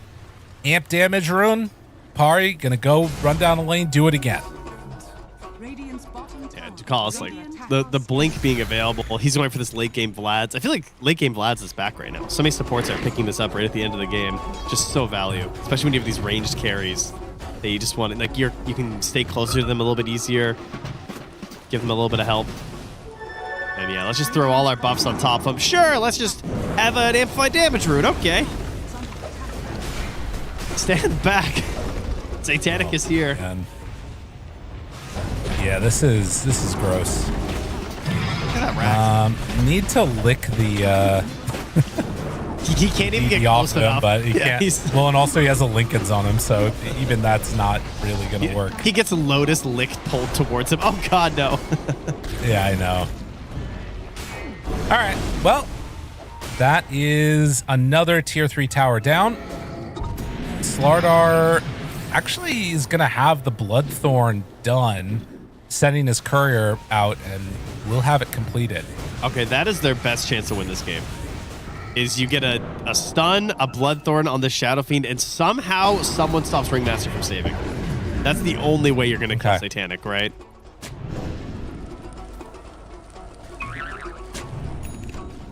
Do I think it's gonna work? Getting down to Vision.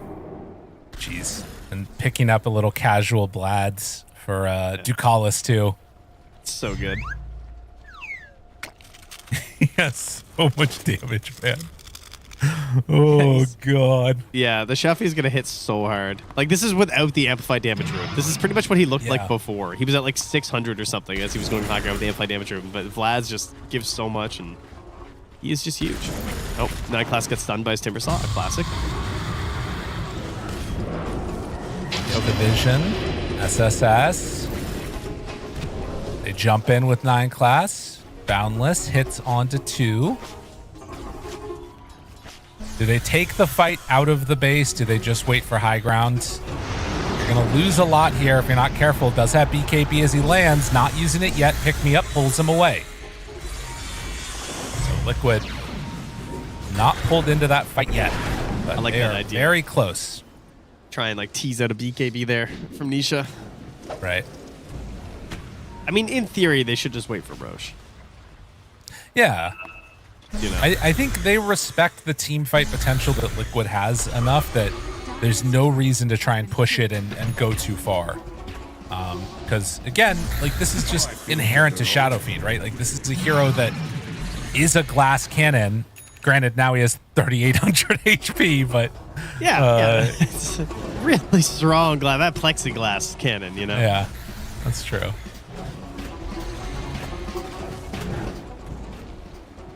But, you know, I mean, I've seen Shaquille O'Neal smash the backboard glass. So we just need Nisha to kind of do the same thing. I mean, he's pretty jacked. That's right. You know? Okay, I see. Most likely player to smash the glass doing a dunk, possibly Nisha. I don't know. I feel like that's a no. I feel like the only person that could dunk would be Saksa. I bet he can dunk. I think you're probably right. Nisha? No, Saksa. Saksa. I think you're probably right. I think he probably is the only one that can dunk. Jump forward, stun, find SSS, combo. Guess who's there? Ducullis! Okay, and the it's not there for BKB Shadow comes Fiend. out. So we That's fight. true. All right, they have a 13-second window. Let's see if they can do it. When you're Come on, your window's closing. Oh, they pull him in. Oh, only 3 seconds. All right, it's back up again. Thinking about a jump. Ooh, 9 class Boundless connects onto a couple. The battle continuing. They get the break. There's the pick me up. They dropped Roche's banner on him. Very scary. Sunray, now the jump forward crush. Well, Ducullis has the save if he needs it, but I don't know if Satanic really needs it. Nisha is going to drop.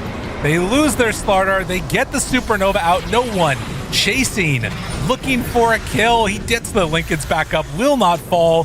They've lost their Dragon Knight. Liquid are going to lose Tofu too as he tries to escape a double kill for SSS. And Ace can only look on in dismay as this Timbersaw is way too strong.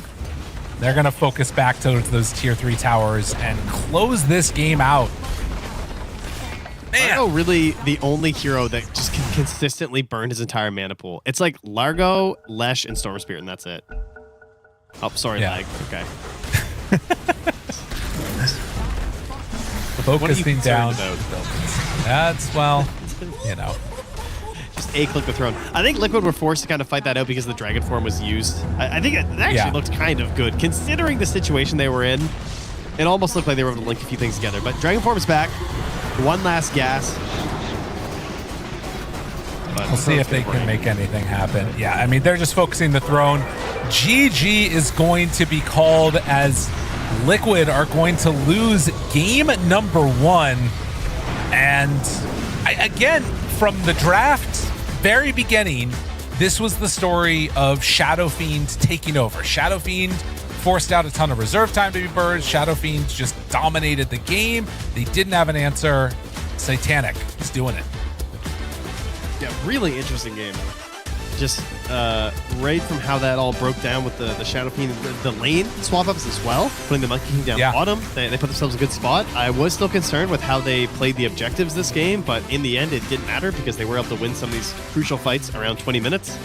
With the Roche and everything, they didn't let, like, if Liquid had just clean won this fight and gotten the Aegis, this game I think goes poorly for PARIVISION. And I think that is their own fault for how they played the early game.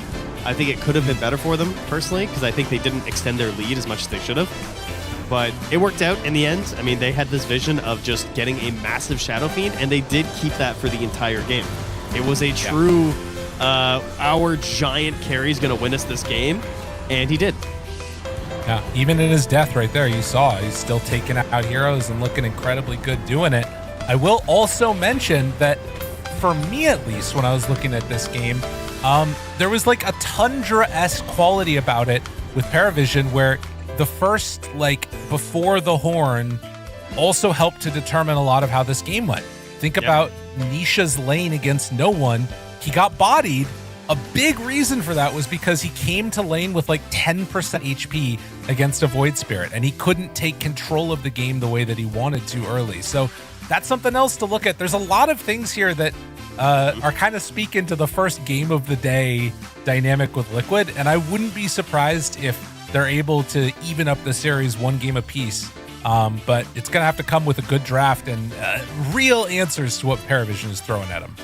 Personally, I'm just glad Slardar lost again, so I can continue my absolute hatred of this hero. As you saw, very hard to make the hero work, especially when you don't get those first two objectives of the Roche and the Tormentor. I don't care what the numbers say. This hero's a bait, and he's trash.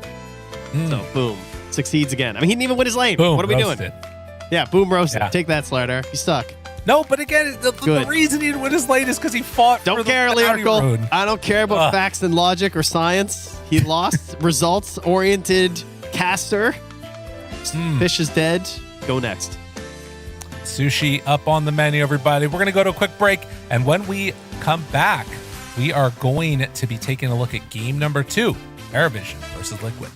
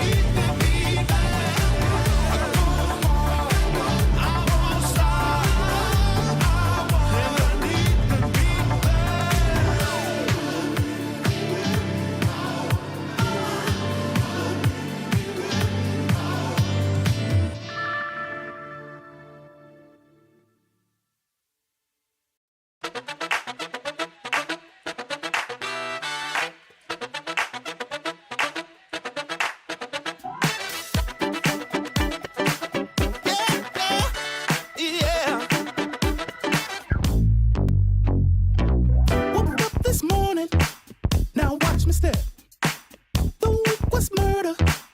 I'm gonna get rid of the stress. I'm feeling lighter. I'm finally feeling like I can breathe. The night is calling. Tension, gonna blow in the breeze. We're rolling downtown. We're grooving to the sound. We're rolling downtown. The weekend's here and it feels so right. I think I'll break the skins out tonight. I'm gonna go out and have a good time. Ain't nothing gonna stop me tonight.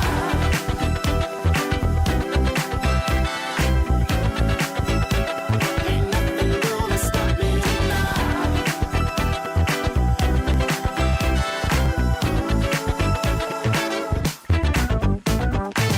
Go throw my clothes on, tell my crew what's up. Just wanna party, ain't nobody looking for love. The music's popping, this beat has got me feeling alive. Head to the strip, these wheels gon' light up the night. I'm living in a fantasy, come on and take a ride with me. I'm tryna put your mind at ease, let me know that you're feeling me. I'm living in a fantasy, come on and take a ride with me. I'm tryna put your mind at ease, come on and get down with me. Rolling down, grooving to the sound. Rolling downtown. The weekend's here and it feels so right. I think I'll break the skins out tonight. I'm gonna go out and have a good time.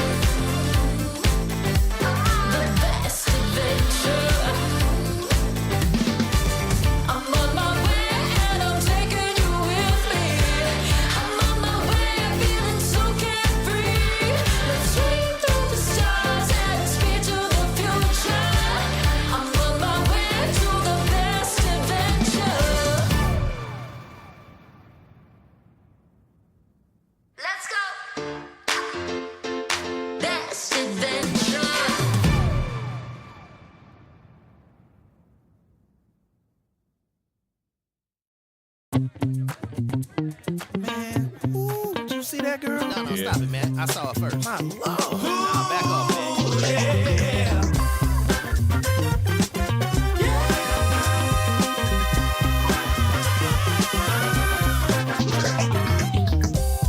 First time I saw you, I knew I had to have you. Don't mean no one night stand. Gotta find a way to be a man.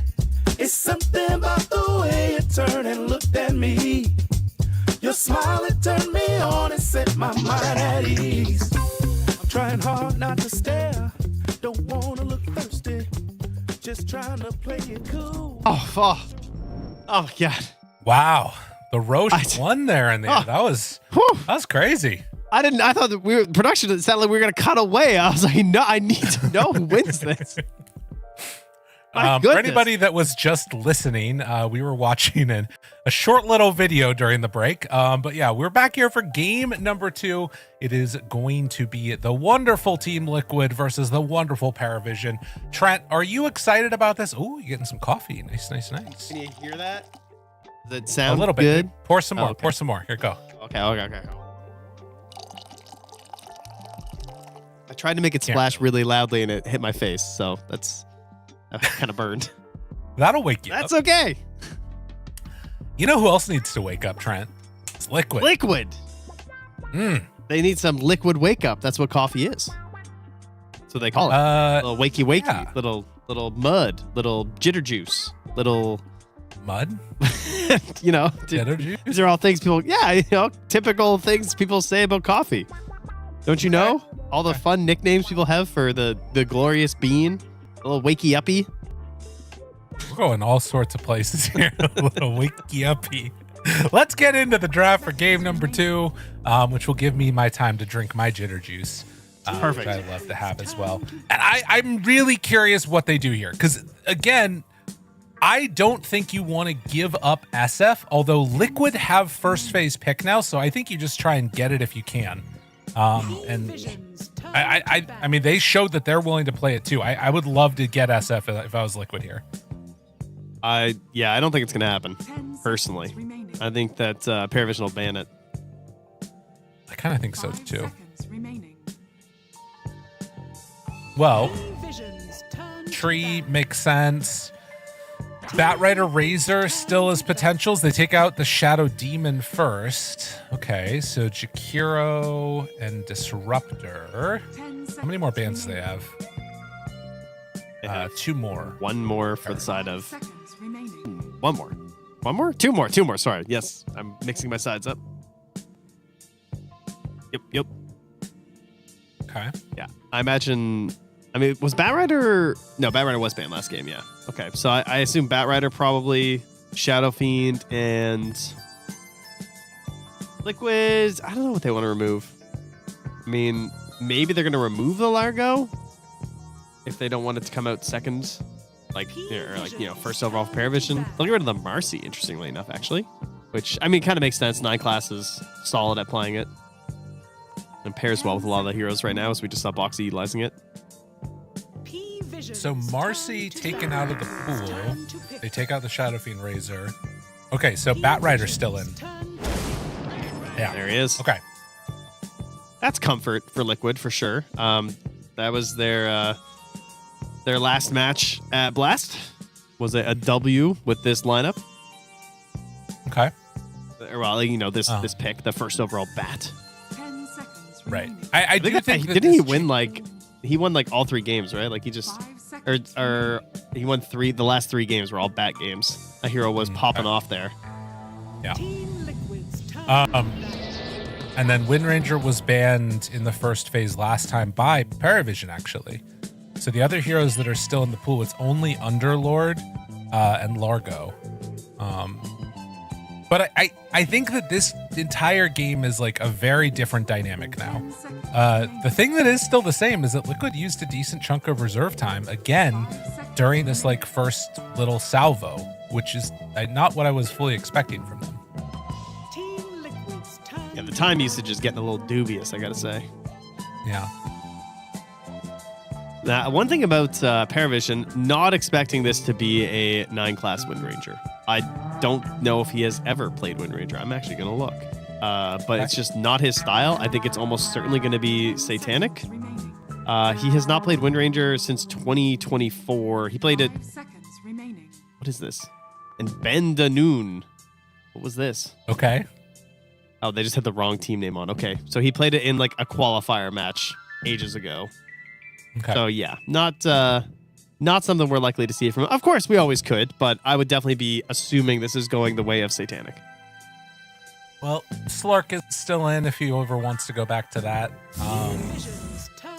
See, they're going to have the Mars banned out now too. I mean, I will say, I think that like Batrider really helps Liquid's game a lot based upon how we saw PARIVISION play last time. Like, insert Batrider instead of Marcy in that last one, and you're catching and killing that Shadow Fiend, pulling him out of position. There's a lot of cool stuff that you can do there. 5 seconds remaining. I mean, he could always just go back for his monkey. I mean, it's a bad matchup in the bat, but it's also a bad matchup versus Phoenix, and that didn't stop him. So, he had a great game anyway. I think it's worse against Bat than Phoenix. Yes, I would agree. But maybe they'll just swap the lanes again and dodge it. Right. I also don't think that you have to take it here, though. He's got enough heroes left in the pool that they could get him towards the end of the second phase. I'm not sure what is more highly prioritized at this point for them, but it's something to think about. It depends how much they want to reveal. Of course, the other thing is that Liquid, they have been playing this on Ace for the most part lately. The Bat, he's kind of migrating back to a core role as of late. So that's the trajectory Bat is currently on. This like very tanky, like Boots of Bearing pipe Bat style. BKB and Blink when you need it, but just trying to be like a force that stays in the fights and keeps stacking up everything. Could actually be a really interesting Brewmaster idea for like AoE dispel and stuff, but that hero not featured in this series yet. Don't know if Triple S plays Brewmaster now that I think about it. P-Vision's turn to pick. Well, they decide on the Ursa, and then we'll go in for the Underlord. So this was banned first phase last time around, and that is most likely a Triple S hero. There's pretty low probability that no one would steal that away. Yeah, he's actually never flex between Satanic. He has never played Brewmaster, so there you go. Okay. 5 seconds remaining. Some knowledge there. Hopefully that's being worked on there. Triple S. Gotta get that one in the bag right now. That's a good hero at the moment. I feel like Brew, though, is one of those heroes that you don't just casually pick up either. You've got him. Dude, I think he's broken now. I think you do catch him. Well, no, I'm saying, well, okay. Let me put this a different way. You need to practice Brew before you pick him. Like Centaur, anybody can play Centaur. Sure, but I think like Brewmaster is like, it shouldn't take that long. Like I think you spend like a week picking him every once in a while in your pubs and you're good to go. Like I think he's pretty strong at the moment. But we got the Centaur, so this might be the boxy Batrider. Maybe shifting it back to that support role here, by the looks of it here. Obviously, tons. I mean, could be Tofu as well. I mean, he's got a great bat, and there's plenty of reasons why you can run it as position 5, especially against an Underlord. That would be a good matchup, especially with carries that can like chase down or something. Mickey tending to play a lot of these more mobile carries, like the Wind Rangers, but like the Weavers or something like that too. P-Vision's turn. Okay. Well, and that signals even more that this might just be a Tofu bat and then Boxy playing on the Hoodwink. Yeah, Tofu also is a great Hoodwink too. Like that's what's so annoying about Liquid. Yeah. Is that they're willing to flex this around a lot. 10 seconds remaining. I think the matchup wise though, if they're anticipating a Satanic Wind Ranger, I kind of like the Hoodwink in that lane more than I like the Batrider. Agreed. Good with Centaur as well. Nice pairing. Yeah. A bushwhack into a stomp, double edge. Feels good. Yeah, you and can PARIVISION. More points in double edge. Yeah. Get a little damage on that Wind Ranger. Ooh. That hurts. Wow. Though. I haven't seen that lad in a little bit. He was picking up steam like 3 weeks ago. I remember seeing a lot of Undying bans like early on in the drafts, which was a bit surprising. Because we had this era where it was all like Shadow Fiend was getting through most drafts, Wind Ranger was getting through most drafts, and Clinks was still popular. And so we were finding all these melee 5s, and we had teams picking a lot of Clockwork, but he started getting banned some. We had teams playing some Largo 5 as this melee 5. Tree was getting banned, so we'd even been bringing out some Ogres, and then Undying was kind of like the next one on the block. So with his little slight reincarnation here, he's back. So, I actually love Undying. He's so annoying to play in pubs because he doesn't have a stun, which I like for me is always just does not feel good when you are playing in like a crew and you don't have the stun, but he's just so fun. Tombstone's so sick. Well, and it's interesting now too, right? Because you've got, with these two picks, massive team fight, massive area control. Terrorize, Tombstone, just sort of stand there and cause issues. Liquid kind of already have an answer to it in the Centaur, at least to get out of harm's way. But it does kind of secure that when PARIVISION fight for an area, they are going to control that area. Puck gets taken now. So Nisha Puck does not know the matchup yet. So we might just be some Void Spirit ban. When you see Undying, this is the hero that instantly comes to mind, I think. It's like, I'll just take Puck, you know? You look around at the other picks, you're like, how are the disables? They're not that crazy. Who's my Puck player? It's Nisha. Yeah, we're going to take Puck here like every single time. Right. Yeah, Void Spirit ban easy. Man, he hasn't gotten to play Puck in a while. I mean, as you saw, like we had quite a few Puck bans. It's kind of been a go-to for many teams versus Liquid pretty much since that TI when he was winning. So it was pretty devastating for the whole scene to have to see that. All right, they take the Kez out of the pool. Honestly, to me, this looks much more like a Mickey Luna game. It is annoying against Underlord is one thing, but like everything else about it feels like it's that type of a game. This might be the type of one where I might be more interested in like a Drow or something. Oh yeah. Get the how does the high ground thing work? What is it like? Oh, it's just bonus damage. Yeah. Did you also see that? Though, what? Did you see that video someone made about the glacier? No. Okay, someone made this video, posted on the subreddit. It didn't get that many views, but everyone who saw it knows exactly what I'm talking about. This guy put down like all the mechanics of Glacier. That spell is so insanely broken. I don't even know how to describe all the things that are broken and wrong with it. So if we get a Drow, I'll go over it with you. But there's a lot of weird mechanics of that spell. Did they talk about the fact that you get an extra volley or arrow on your Yes. Yeah. Did you know that it creates 2 unpassable invisible blocks on both in these like 3 random coordinates next to the glacier that you can't even tell exist? That's pretty awesome. And they can stay there for the whole game if you do some weird shit. Oh, that shouldn't happen. It basically those won't stay there, but they actually will push the twin gate. They can actually destroy and move the guardian, their defender's gate. Sorry, you can move the defender's gate permanently in the game by using Glacier next to it. So there you go. That's sick. Yeah. A fun little tech for you Drow players. Jeez. Why would you do that, though? I don't know. I mean, you could do the enemy one. Like, you could literally move the enemy defender's gate. But they banned the Monkey and the Kez, 2 of the best carries versus Underlord. Oh, baby! Oh! Hello! What the hell? Is this a Mickey Pudge? I mean, honestly, my real hope is it's Mickey Hoodwink. That would be beast mode, but it's probably Mickey Pudge. What is Boxy doing right now? What is he saying? I mean, they're laughing. Honestly, I'm down for this. Like, I think Liquid, there's a temptation to feel really like demoralized after that last game, but I think that there's a lot to be said for, you know, how. Okay, well now they pick Slardar, so show them how it's done. Exactly. It's Mickey that game should have gone better. It's Boxy. Yeah. So it is a Mickey Bat Rider. Yeah, we've had a bit of this core bat lately.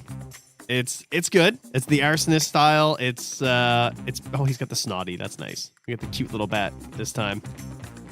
it's more disappointing than the I wanted that like pure position 1 hoodwink style. How sad that we get the bat instead. But this has been picking up a little bit of steam, kind of like the safe lane Storm Spirit. I feel like it's about the same amount of play. Like people are experimenting with it and trying it out. And I mean, it does exactly what you expect. Wow. Well, that feels like a really bad matchup for Underlord. Yes. That is not what you want to see. But now you've got Wind Ranger with Undyne into Pudge Centaur. So that's interesting. Well, maybe you swap it up though. Maybe you put Boxy down bottom with Mickey, and then you do Hoodwink Centaur. Yeah, I think you probably do. I don't know. I don't know about the support Pudge. I mean, I also didn't really know about the core Pudge, to be honest. But like support Pudge into Undying seems a little problematic. But I guess for the most part, you're chucking hooks before Tombstone is down. Yeah, you should be at least. But we will see. Game number 2 getting underway here as Liquid trying to come up with answers against PARIVISION.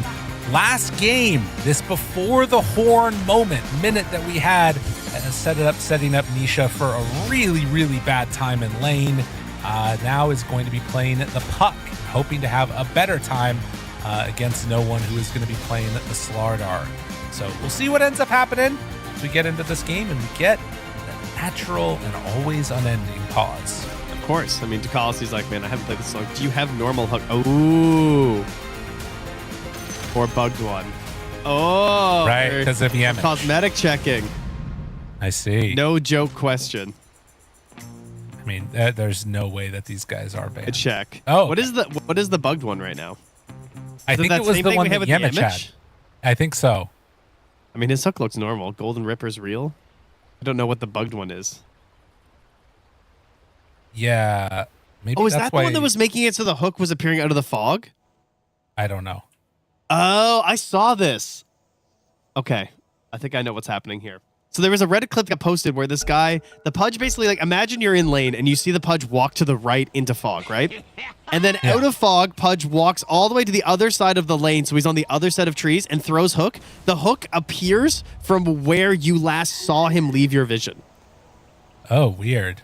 Yeah, and then it'll just like go through creeps and stuff because in reality, it's moving from where the Pudge is currently, but there was something bugged where it was appearing from where you last saw them. So if you tried to dodge that hook, you might still get hit by the other one. Jeez. I wonder if that must be a consistent bug then that was happening. Interesting. That is very interesting. Okay, well, all right, good check. Fair enough. Fair game.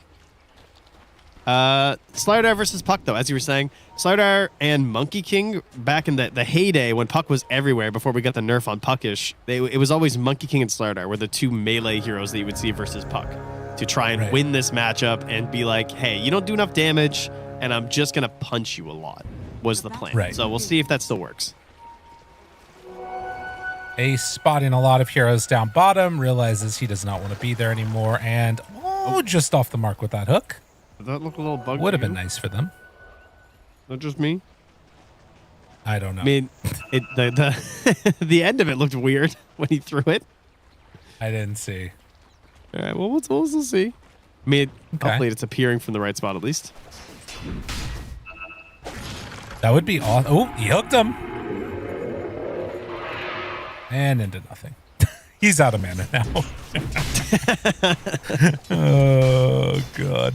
But honestly, it doesn't really matter. Like, basically what this lane comes down to now is that as Mickey gets levels up top, if Boxy hits a hook, I think whoever gets caught, like, if they don't TP immediately, dies. You know how you get the refunded cost when you hit a rune? What if you got the refunded cost if you hit a max range hook? That would really grief games. I like imagine that. your Pudge just constantly throwing full range hooks and missing. Jeez. Has to be on a hero, obviously, just to be clear. Not a creep. I'm not stupid as he hooks that creep. Bam. Gets one of them. And is just going to try and get a pull off there. Two didn't quite get. Oh, he got the range creep. All right. That's nice. So I've seen treads out of the safe lane bat. Mickey currently going for the Boots of Bearing, which is interesting. I've seen like treads pike. as a pretty successful build. But he's just looking more like the typical offlane style. Okay. Pretty interesting. In the mid lane, you're seeing some bashes come out. Nisha! Ooh, no one with the solo kill is having a very, very good series against Nisha. Nisha just can't win this argument either, because like he picks the starter next game. Even though Nisha came to lane with no health, it doesn't matter. It's like, yeah, well, you know, I'm kind of good on this starter hero. You know, you can't just be seen as whining about it. So we have to take down the ops at least. Some damage there. Mikke getting hit. Has the blood grenade still going? Tangos, he should be fine. And Sissess getting some good hits onto him there. So right now, PARIVISION winning all 3 lanes. Not by a huge margin, but it's not where you want to go. Ace has 2 last hits. Yeah, that's not great. I mean, it's Centaur versus Undying. This has got to be one of his worst matchups in the game for Centaur. There's just nothing you can really do, especially once he has a point into the Tombstone and you're threatening that as well with any sort of help that can secure that. So I'm kind of wondering if Tofu's going to go for maybe a play through the gate once there's some levels on Mikke. I feel like that's a pretty likely scenario where just like one extra disable will likely be enough to just kill the Underlord. And as I say that, though, it's actually Ducalis who's coming through. Very interesting. Finds himself an opening here onto Mikke. Mikke's dead. Yeah.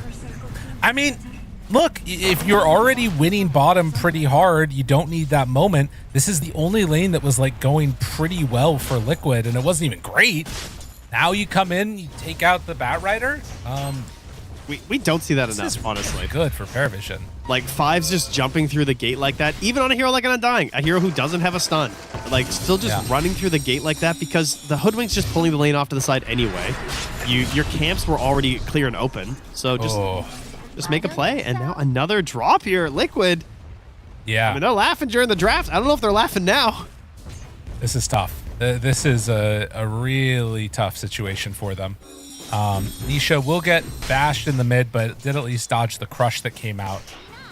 I mean, again, you know, you're thinking about the way that this might go. Ooh, wait a minute. Oh, we didn't quite catch him there with the orb.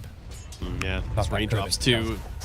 Like every one you miss like that too is just so painful with the raindrops. Yeah.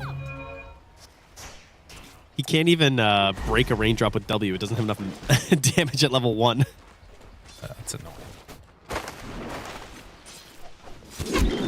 Well, it's not the end of the world, but it does feel pretty bad the way this laning stage is going for Liquid. They have pretty good rotating heroes, though. Like, they have extremely good heroes with Coil. They actually have 3 heroes that can theoretically snap it with Bat, Pudge, and Hoodwink, which is kind of cool. Yeah. So we got some options here. Bushwhack down bottom. Gets a lot of damage on the Satanic. Ooh, body block. Good body block. Double edge. Few more hits. Oh, he's Lotus getting passed slowed, over. though. Yeah, and now power shot for the finish. Tofu has to get out of there. It's got to be one of the most toxic voice lines. Oh, yeah. Oh, hello, wait, though. That is a big kill. Mainly because Dark Willow just TP'd to try and get away from the first round of hooks. So this is going to be having to walk all the way back to lane. Just Makes getting on the board. SS feel a little comfy. It's got to feel pretty good, at least for Liquid here. And approaching level 6 as well for Nisha, as no one has already gotten there right now. Yeah. I'll play that safe. But yeah, Mikke now going to hang on to this.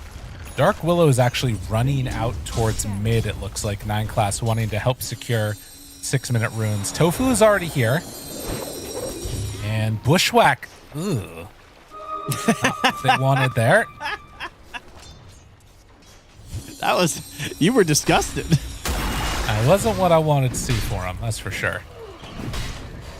But so it goes. He should need 6 before Boxy makes a hook play here. Okay. He's got it. Here we go. This is kill a hard fish to catch. Oh, they got him though with the coil perfectly timed, and it's enough. That's crazy. Dude, that was a little bug looking. Is that what he's about to say? Oh, okay, never mind. Did you? I don't know. To me, it's like the hitbox looks really weird, but I mean, you can still tell the general direction, so it seems fine. All right, Okay. we're good.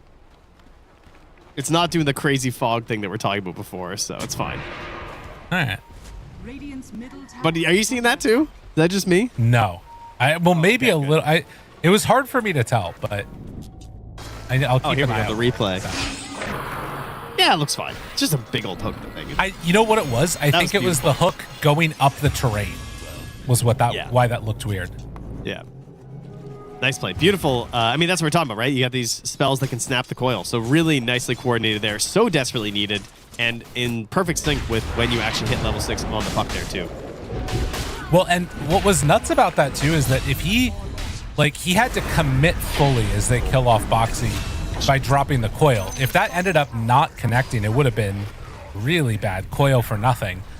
Now, with that said, everybody in top lane has just died, which is not so great for Liquid.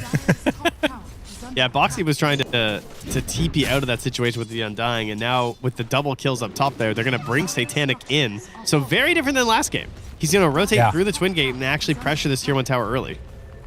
Yep. Obviously, versus Centaur, you don't really have a kill threat at level 6 because of Retaliate. So hop through the gate, use your focus fire, bang this down fast, and go back to farming. So Tier 1 tower gone. It is still not a substantial lead by any stretch into the favor of PARIVISION, and 9 class looking to be in some trouble here. Does not have an easy way. Oh, he did the neutral. What?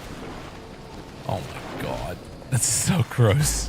5 damage from a Centaur Conqueror. Just whacked him. That's crazy. Dead. He's too good.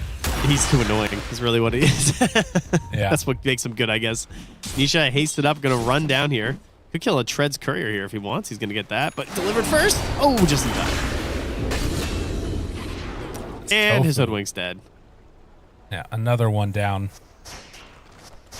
I mean, 8-2, only 1,000 gold separating them, but you know, this is not the way I'm sure that they wanted this to go. It feels for Liquid. Yeah, it does. It feels worse than 1K. It's not feeling good. I mean, this Slardar is going to have a well-timed blink here. He's top of the board. This is where you want the Slardar to be. Now, if Slardar loses this game, will you join my hatred of the hero? Will this convince you? I mean, maybe. After this stuff? Yeah, I think so. I think so. All right. Uh-oh. Mickey? Mickey? Stampede? Run away? Oh, all right. They were able to get out of trouble there. Nisha makes the move up. Spots Ducalis now. Has the coil if they want to use it. Hasn't broken it yet. And good damage out. Mickey there for the follow-up. Nisha takes the last hit. He's back. He do be like that, huh? The ceaseless dirge. Boxy caught out here as no one's going to run in. Terrorize. And gets the lasso. That was a long-range lasso. No coil when puck comes in. TP's out. Not going to happen. Mickey takes Tofu looking down for one more. the Slardar. And 9 class slowed a little bit here. Does have a TP. But, of course, it's not going to end up using it. Turns on to Tofu. Bushwhack is there. Dead Dark Willow. All right. Well, no one does go down, but he is still top of the board and also has his Blink Dagger. So you can imagine he is going to be on the hunt right now. And Undying, not the best ally for those hunts, but Dark Willow certainly is. I mean, the way that 9 class likes to play and just the insane amount of burst damage that you have coming out of that hero, there's some serious concerns here. Nisha is only level 9, which means just a single point in the phase shift. So a very hazardous situation for this puck right now. At least does have a shield rune bottled up. That's true. Yep. So something to help keep him a little bit more survivable there. I will say having Slardar be the only real way to start fights kind of puts you in a strange position with Pari, right? Because yeah, you want to run around, you want to find kills, but also as mid, you kind of want to keep your farm up, and it speaks to, I think, some of your frustrations with the hero. Is like just having too many needs. Yeah, he's a big goer. Radiant are scanning.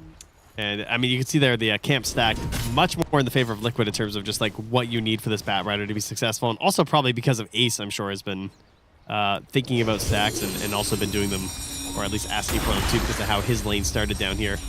Still the bottom of the cores, but it's not a massive deficit. How did that not hit Centaur? I don't know. It does seem a little silly. He runs into Ducalis, realizes he doesn't want to be here anymore. Ike has shown up with the Boots of Bearing done. Boots of Bearing BKB. What an interesting build. Yeah. They're going to run to Ducalis.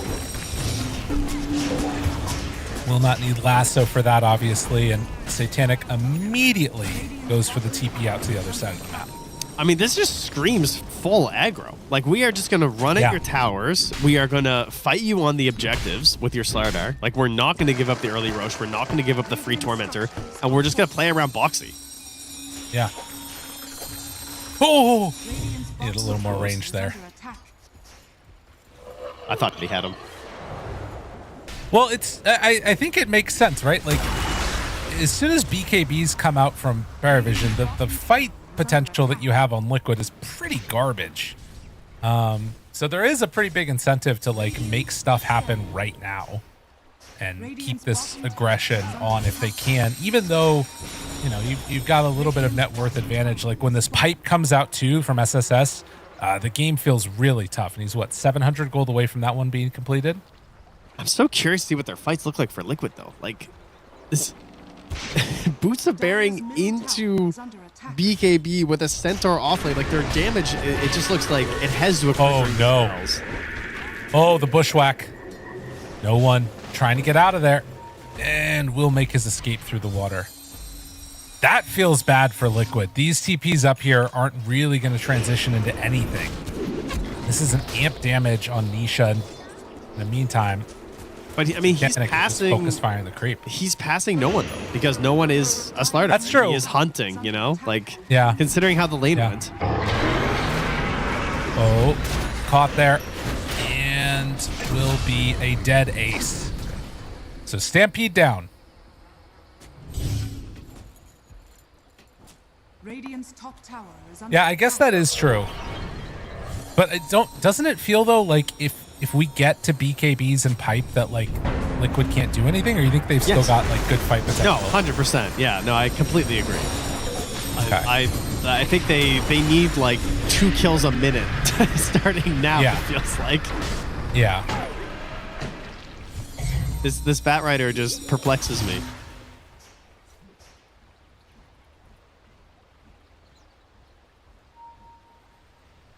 Well, we'll see how it works. Obviously, the Arsonist, and then eventually, I'm not sure if he wants to go for the shard or not. Feels pretty good. I won't lie, that was unexpected. Yeah, typically you do see it. Hook in, Boxy. That's the pipe reveal. We'll see if somebody gets picked up by Roche or not. That Bushwhack somehow didn't connect. Yeah, what is going on with the spells here today? I don't know.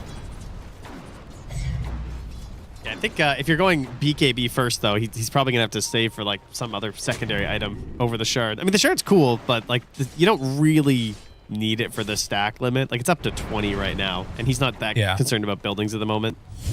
Okay.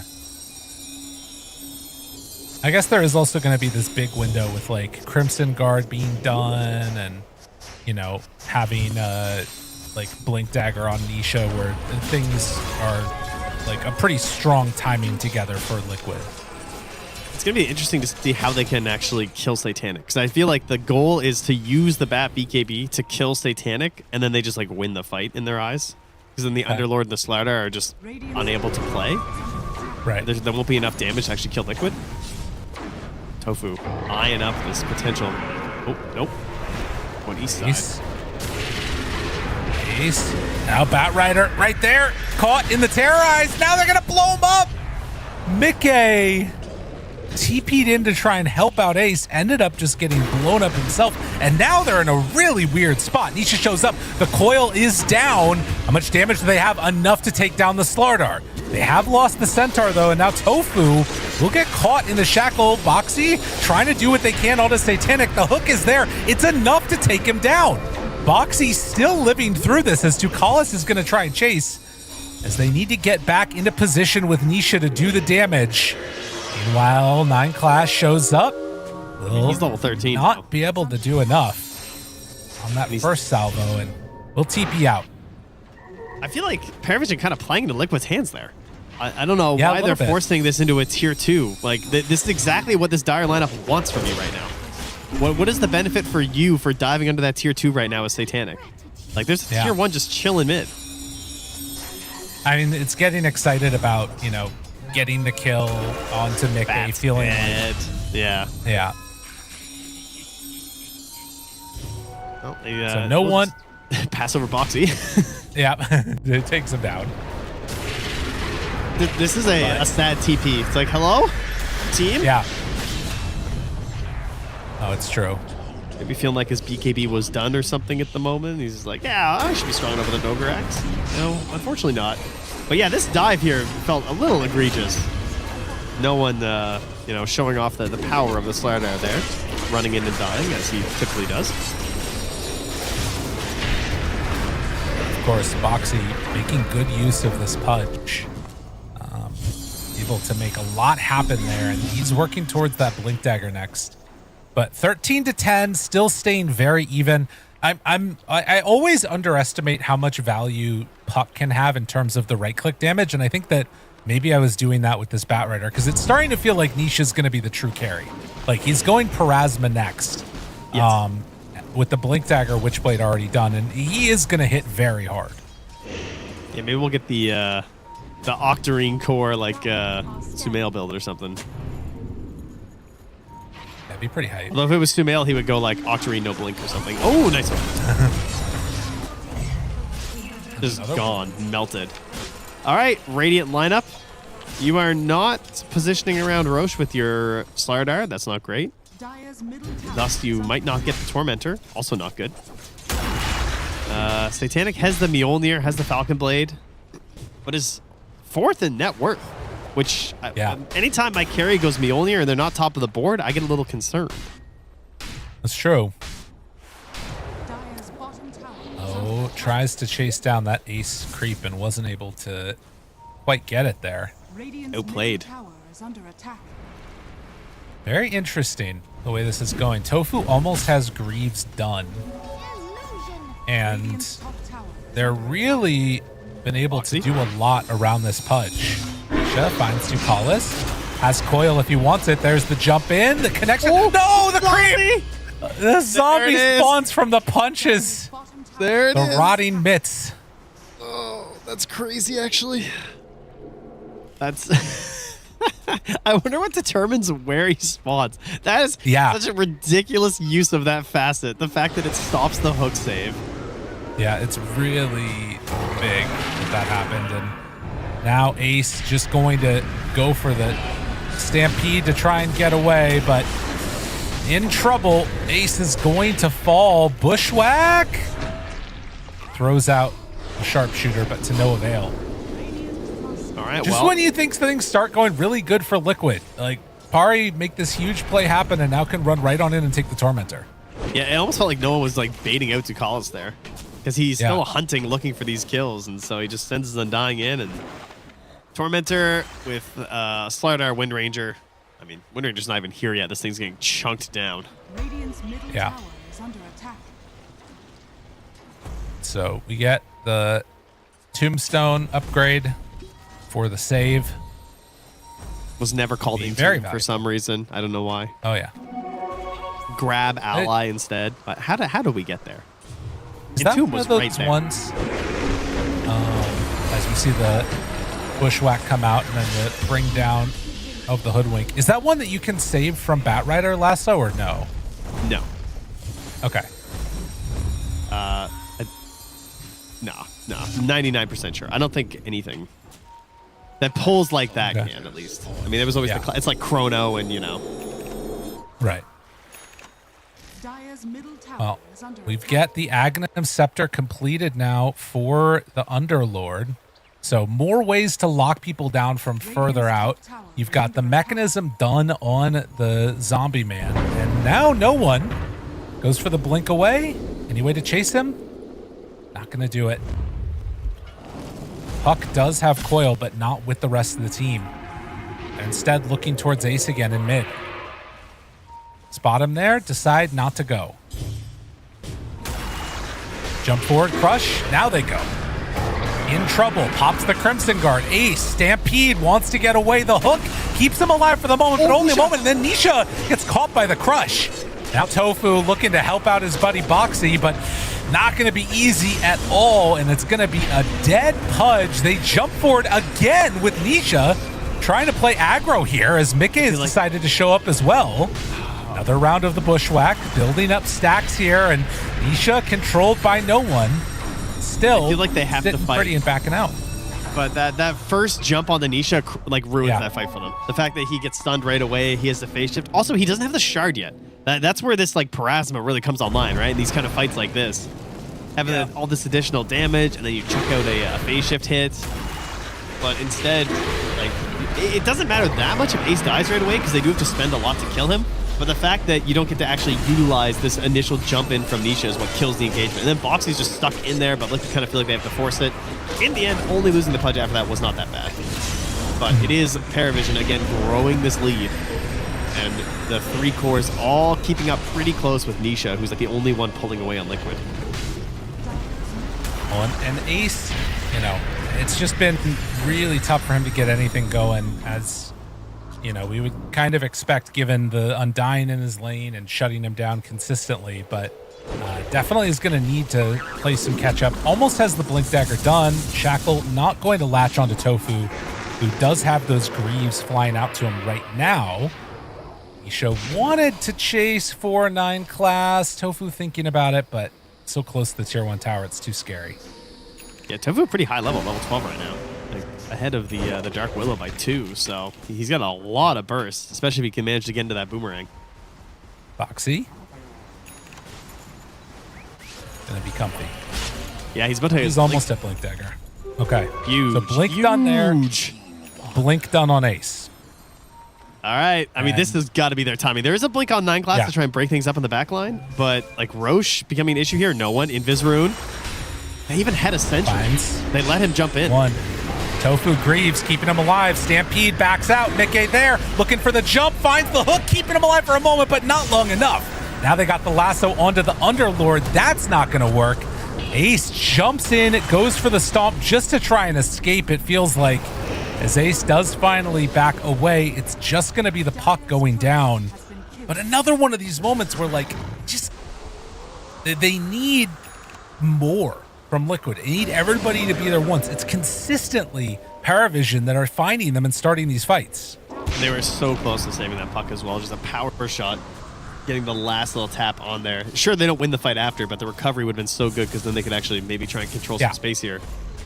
Now Roche going to march his way back up top. I mean, PARIVISION can do it so quick. If they consider things here. I mean, Satanic still has his 9-second BKB. He's feeling great.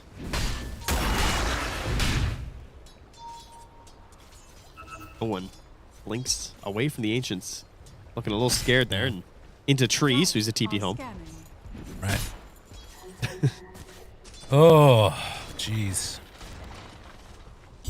Yeah, I think part of the reason that this is looking so tough for Liquid is when PARIVISION are jumping, the normal play that we've been seeing of these hook saves have not been able to actually keep people alive, either because of zombies or because of whatever else. And so we're waiting for a moment when Liquid are going to be the ones initiating, and it's just consistently not happening. Yeah. They're always getting caught. The other problem with it is that how do you utilize your Batrider in these engagements? He basically has to be next to where the fight starts because he doesn't have a Blink Dagger.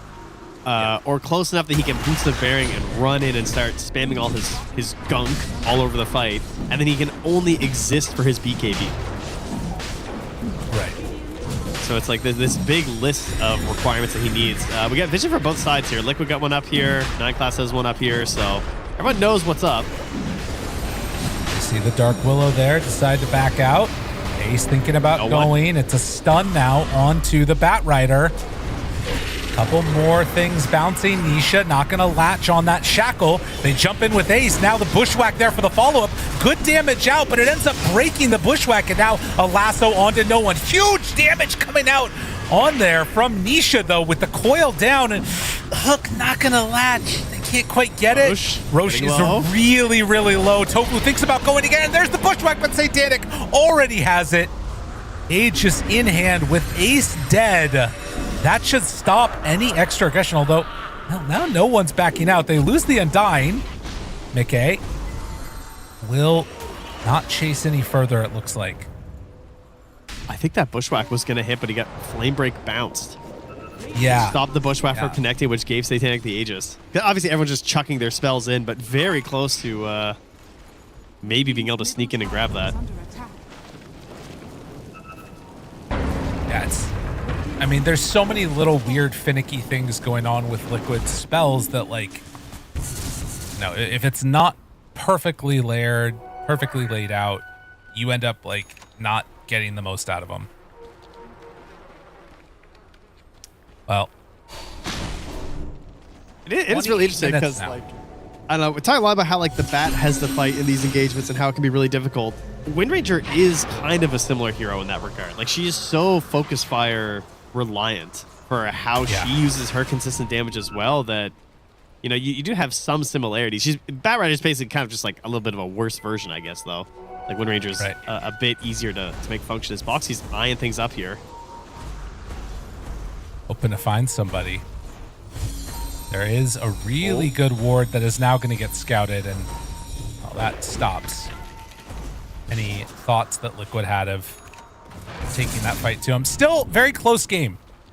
We've got Hurricane Pike now done for Bat Rider and going into the Manta next. It's going to be Lotus for Centaur. 9 Class has the blink done, and no one almost completed with his Agnum Scepter. Nisha needs so much gold. Like, he has to get an Aghanims at some point. He's picked up the Shivas to try and boost their damage. I mean, it is a crazy amount of boost between him and the Bat Rider. They need the Boomerang on Hoodwink. Oh, sorry, is that it? No, it's Force Staff. Okay. They need the Boomerang on Hoodwink. I don't know if that's going to be Tormentor or what, but, like, they got to get that out here because they are desperate for damage. And no one goes the cursed Slardar build of BKB into Ags. Feels a little awkward sometimes, but these fights are really long. The damage is low, so I actually think it looks really good this game. Generally, I think it feels kind of bad because, like, you're going Ags, you're trying to, like, not use your BKB that much, but this is a pretty strange game. Between the pipe and the BKB plus the Ags, I think all that working together makes them pretty sustainable. And they're not necessarily hurting for damage like crazy themselves. I think Underlord solves a lot of those issues just with how good Firestorm is. I would kind of like, I mean, he's queuing up the Hex next. I'd kind of like to see him go Shard. In these fights, having that, you know, be ally targeted, it'd be really good. Yeah, that'd be very interesting. Oh, where are we going? Nisha. After Nisha. He's in, woo, boy. Tries to get the jump away, and oh, Nisha has the blink dagger. Gaming. Oh my god! I don't know how he lived there. Actually, that's so nuts. I wonder what happened on the first ulti, because, like, generally you just hit Puck with that. Maybe they didn't have vision when he threw it. Must be the only thing I can imagine. I didn't see how it happened. Yeah. Well, he nice lives from Boxy. Big save. Yeah, no zombies down that time. No. Yeah. All right, tower forced down here by Satanic with the amplified damage rune. Oh, no, it's not. Never mind. That's just a shield rune plus a Mjolnir. Okay. Very cool looking. Yep. All right, Lotus done. Tofu is almost at that shard if he wants to go for it. And actually, this is maybe the way that you get it. Yep. See who picks it up. The only thing they're thinking is not Pudge. Hey, Opa. All right. Very happy Hoodwink player right now. That's a really big get. So tier 2 tower goes down bottom. Windranger almost at Daedalus. Yeah, I think the damage issue is on the mind for both teams at this point in the game. Yeah. Because like Slardar's damage is a little inconsistent. The Underlord damage is, again, kind of inconsistent. Like you need this like heavy lockdown. Satanic's like the real one. Ooh. It's very similar to last game. Lasso. Liquid finally starting the fight on their terms, catching, taking down, and killing no one. Can they find more? They're hunting for it. Hook lands onto SSS. He's going to BKB TP out of there. In the meantime, 9 class, nowhere left to go. Means it is another dead hero, and Liquid looking for more. They have Coil. Ducalis, the one that they're going to choose to go on here. And with that, I mean, this is kind of what we were talking about and waiting for from Liquid. When they finally take the fights on their own terms, they're hard to deal with. Yeah, if they just get this lasso first, it is problematic. You know, you don't have Ringmaster this time. There's nothing to really help. Your Undying is not going to get some Blink save. I mean, he literally is buying Blink, which is very funny. So he's going to try and tomb and save.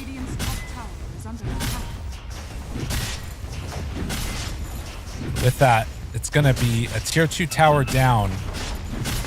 Yeah, I think this is, Satanic's going Lincoln's next. It feels like mass Lincoln's is a pretty good answer to what Liquid is doing, but that means you're in like dodge territory for forever and just like spread out the map, try and farm as much as possible, and you're ceding a lot of ground to Liquid before that Lincoln's comes online.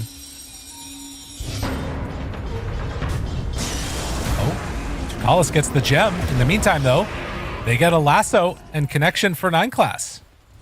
So I think you just can't get dragged. I don't know. I'm gonna see. I think you can't get dragged when you're lassoed inside the tombstones. Now I'm gonna have to watch this. Okay. So we'll see what the Blink interaction is.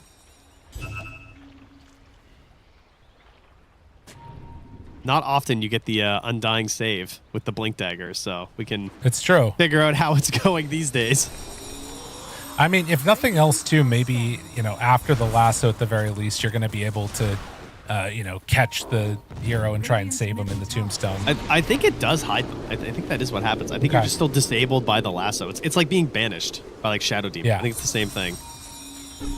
I mean, which is valuable, you know? Like, you're not going to be able to, you know, lay in that damage as much. Yeah, you can't like they break show it one, instantly, but still good. Do they go for the hook here? No.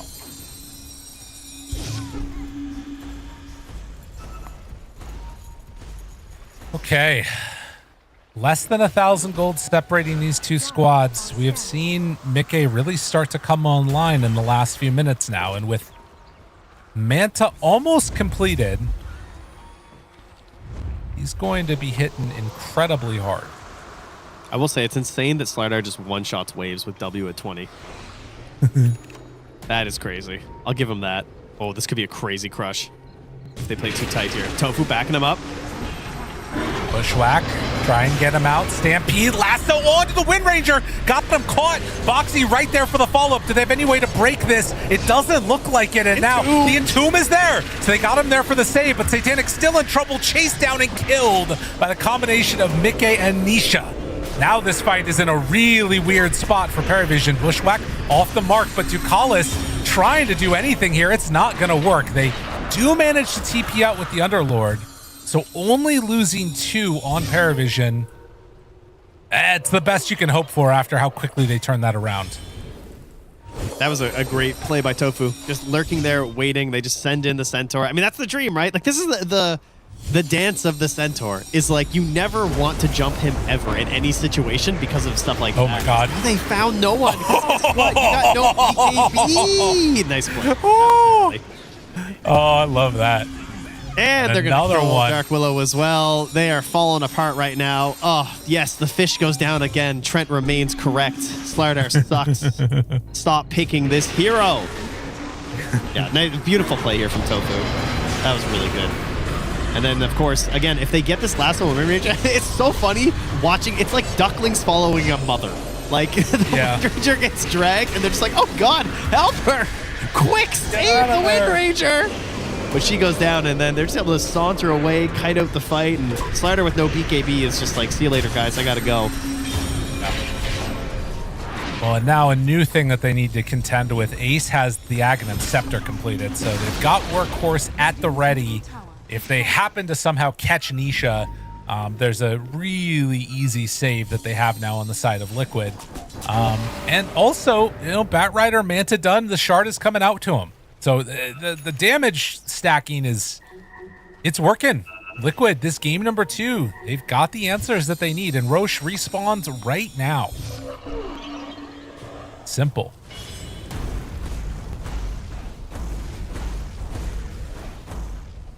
Foxy just hanging out with Roche, chatting it up. True. Are they not going to go for it? Interesting.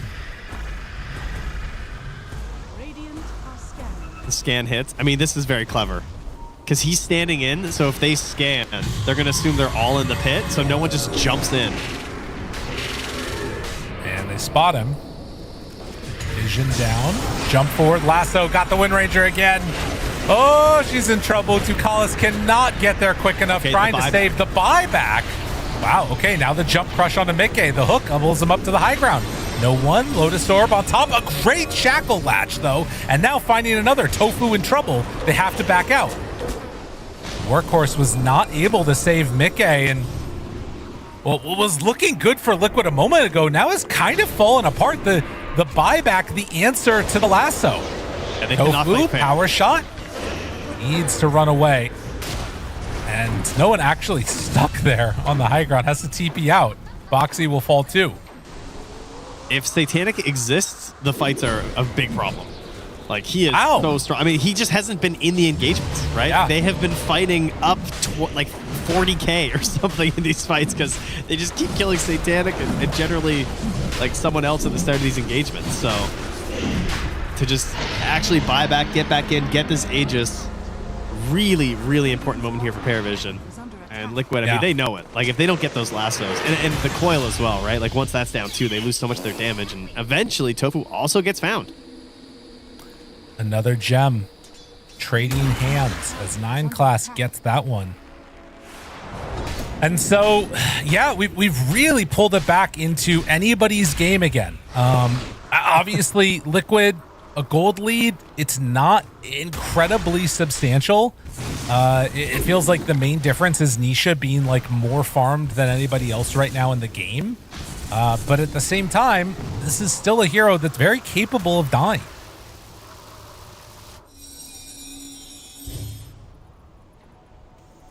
Man. Oh my God, Ducalis is getting a Midas.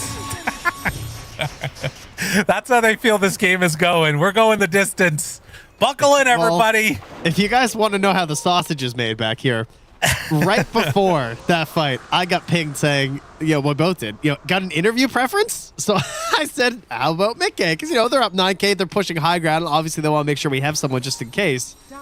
And they said, Mickey confirmed. And then, that fight goes disastrously. So now I have asked for Ducalis. Okay, if PARIVISION wins. So if, I'm trying to balance it out here, guys. My bad. Well, that's great. We can ask him about the 40-minute Midas. Yeah. Sure, everybody's going to be very curious if they end up winning this one. But, I mean, let's be real. I kind of think that this is not going to be a quick end. No. There's a chance. They have to lasso the Wind Ranger. Like, that's it. Like, she's buying Lincolns. Oh, no, our strategy. But he is pipe. Yeah, I know. Okay, can do right? it. It's still, even then, though, it's really not easy. No, and it does delay things, too. So it opens up more opportunities for the Entomb save, which I'm always just going to call it because that is what it should have been called in the first place. But anyway. I don't know why I have to say it every time, but I feel that way. Nisha also has the Lincolns coming out to him right now. So, ooh, hook lands. Lasso got him as well as the dismember. No one gonna TP out. Not gonna happen. Well, that changes things a little bit. He has no buyback. Now, they don't know this, but that could be a problem. I mean, they're probably just going to give up a lane if they go high ground. Unless they hit an insane shackle and he just like focus fires someone down in like 7 hits. It is scary versus the Fiend's Gate Ags. Yeah. You're not able to get out easily with these heroes. So you got to be ready for the full commitment. And I mean, I guess Lasso's back in 20. I mean, the other thing, that hook, that was going for it all. That would have been a game ender right there because, no buyback again. But nonetheless, the tower is going to fall. Mickey taking buildings very quickly here. They have the Lincolns on to Mickey. Satanic still tempting fate. They have a hook with Boxy if he wants to jump forward. He jumps forward and there it is. Breaks it. Catches on to him. Dismember out. That's Aegis down. They got and they do it again. Boxy saving hook but doesn't have the mana right now to cast it. Leash got him caught. This is debuff piercing on the lasso. Or on the leash, rather. Now the hook goes just barely off the mark. Can't quite connect on to Satanic. Damage out onto the centaur, but they're not dying. He's alive. They gotta get out of here. Tries to get out, blink away. Mickey runs. Mickey tries to escape. They managed to find the hook just barely. And with Ducalis chasing, no one chill chasing. The power shot just off the mark. Get away, everybody, run! Mickey, what are you doing? He thought about going back in. He just wanted to break the blink. He's crazy. Nicely done. So they don't lose anybody. The only thing that goes down is the tier 3 tower. Okay. And the Aegis is close to expiring. It's only 30 seconds left at this point. So good hold from PARIVISION. Very good hold. Oh. How did he survive for so long on that win rate? That was crazy. I mean, a lot of saves. It must have been the board. I don't know. Maybe the Flayer's bow did something. I don't know. I felt like he was getting. I had to check that he didn't get lifesteal or something during that. And popping the Lincolns, getting him out here too. And yeah, if Boxy had hit that hook too, oh man, a lot of scary moments. Well, in the meantime, Nisha comes to mid with this invis. We'll see. SSS decides not to go there.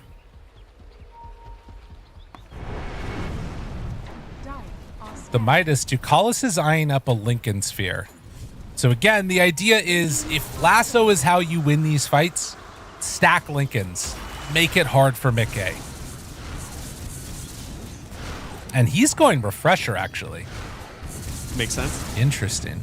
Like more BKB, more Lasso. That's really his two key things that he needs. Anisha did eye up for a while the overwhelming blink. Instead is queuing up the MKB. Are there any other big items that are coming out from these guys? Hex for SSS. No one is trying to get to a nullifier.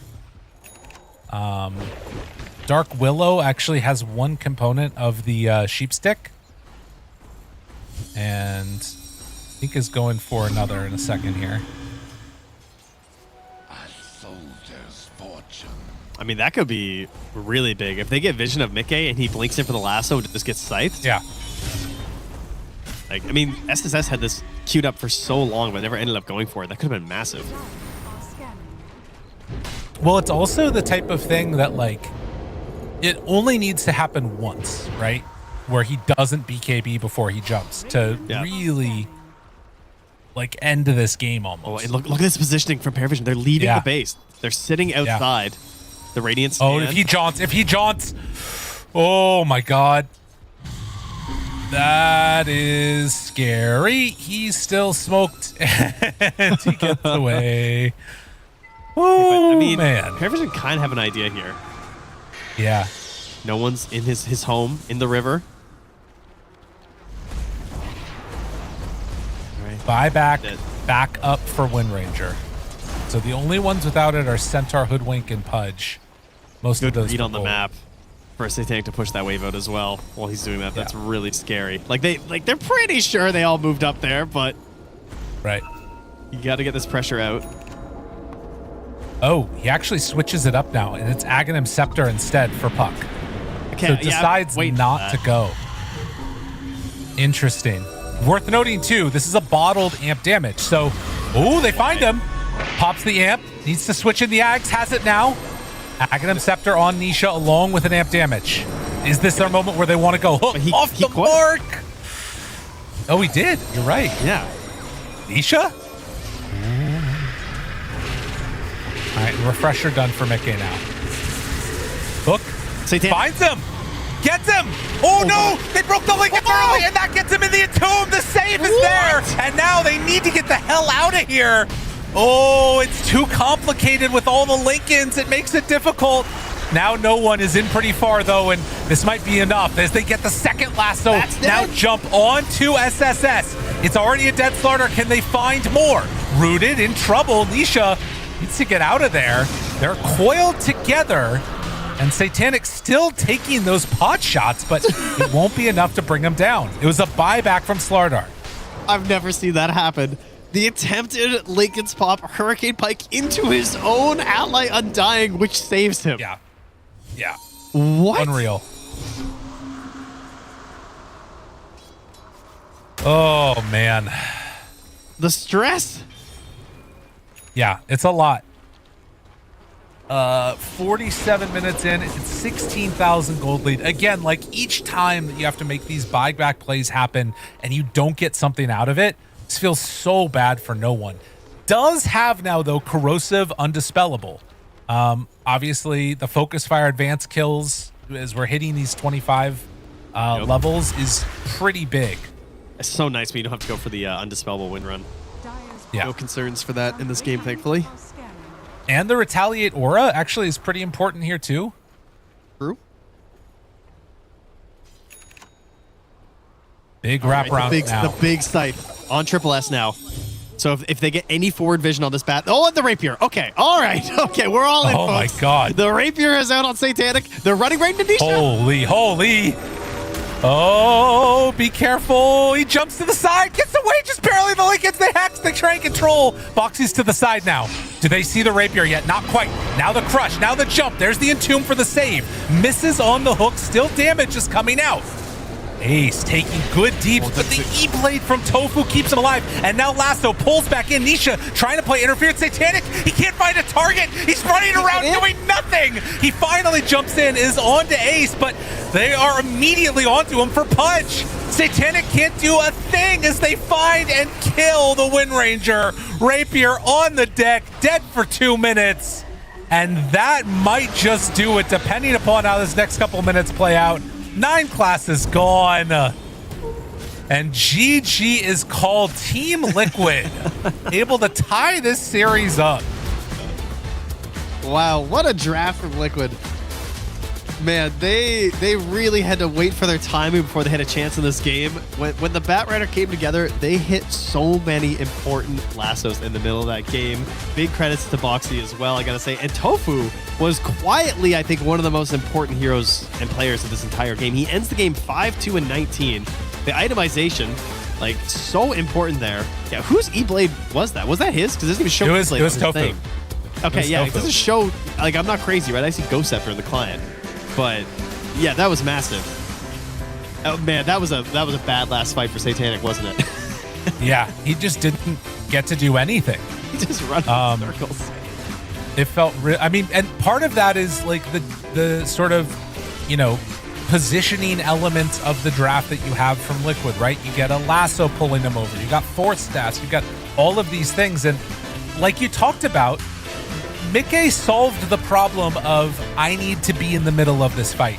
Satanic never did. He didn't have, I don't even think he had Aghanims, did he? No, I don't think so. Like, he was not able to keep up with people. I mean, this was truly depressing. Like, this, that's my carry with the rapier.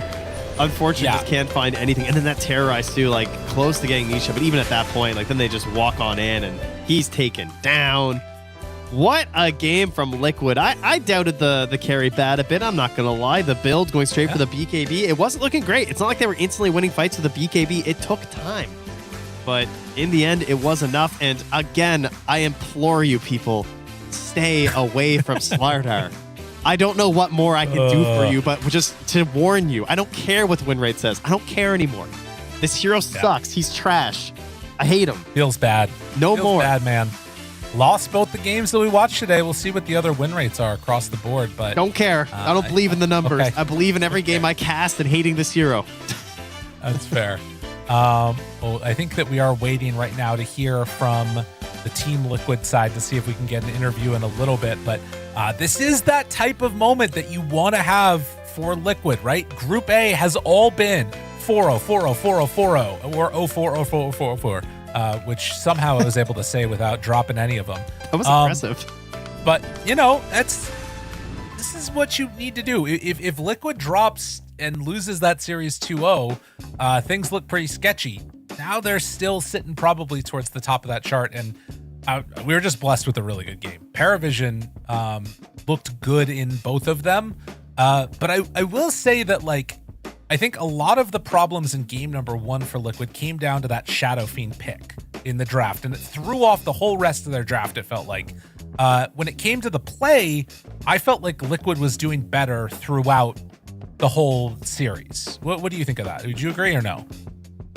Yeah, I would kind of agree with that. Yeah, they definitely had a big deficit in game 1 and weren't able to really fight it back. Game 2 especially, I think the way they broke down the game was really impressive. It felt like they had a discussion of just okay, how do we win this game? What do we actually have to do? What do we need to succeed with? And who has to lead us to that in this game? And it was Mickey just being enabled in a way that he could hit these lassos and take down this Wind Ranger, because they identified that without the Wind Ranger, the damage just quickly fell off there from PARIVISION. So the whole mid game of blowing up Satanic really got them back into this game. And then it was a little dicey when they obviously had the buyback. You could see the power that's there from this Wind Ranger when Satanic could actually play the game. But Liquid did a really good job playing around that. Yeah, I felt like there were multiple moments where there were so many ways for Liquid to lose in this last one, and they were able to dodge all of those. So let's take a look real quickly at the groups and what things are looking like now after our first series here in day number 3 of the groups. And you can see Aurora managing to come away with the 2-0. OG actually getting a win there as well on the top of their game against Pain. We'll see if they're able to close that one out or not.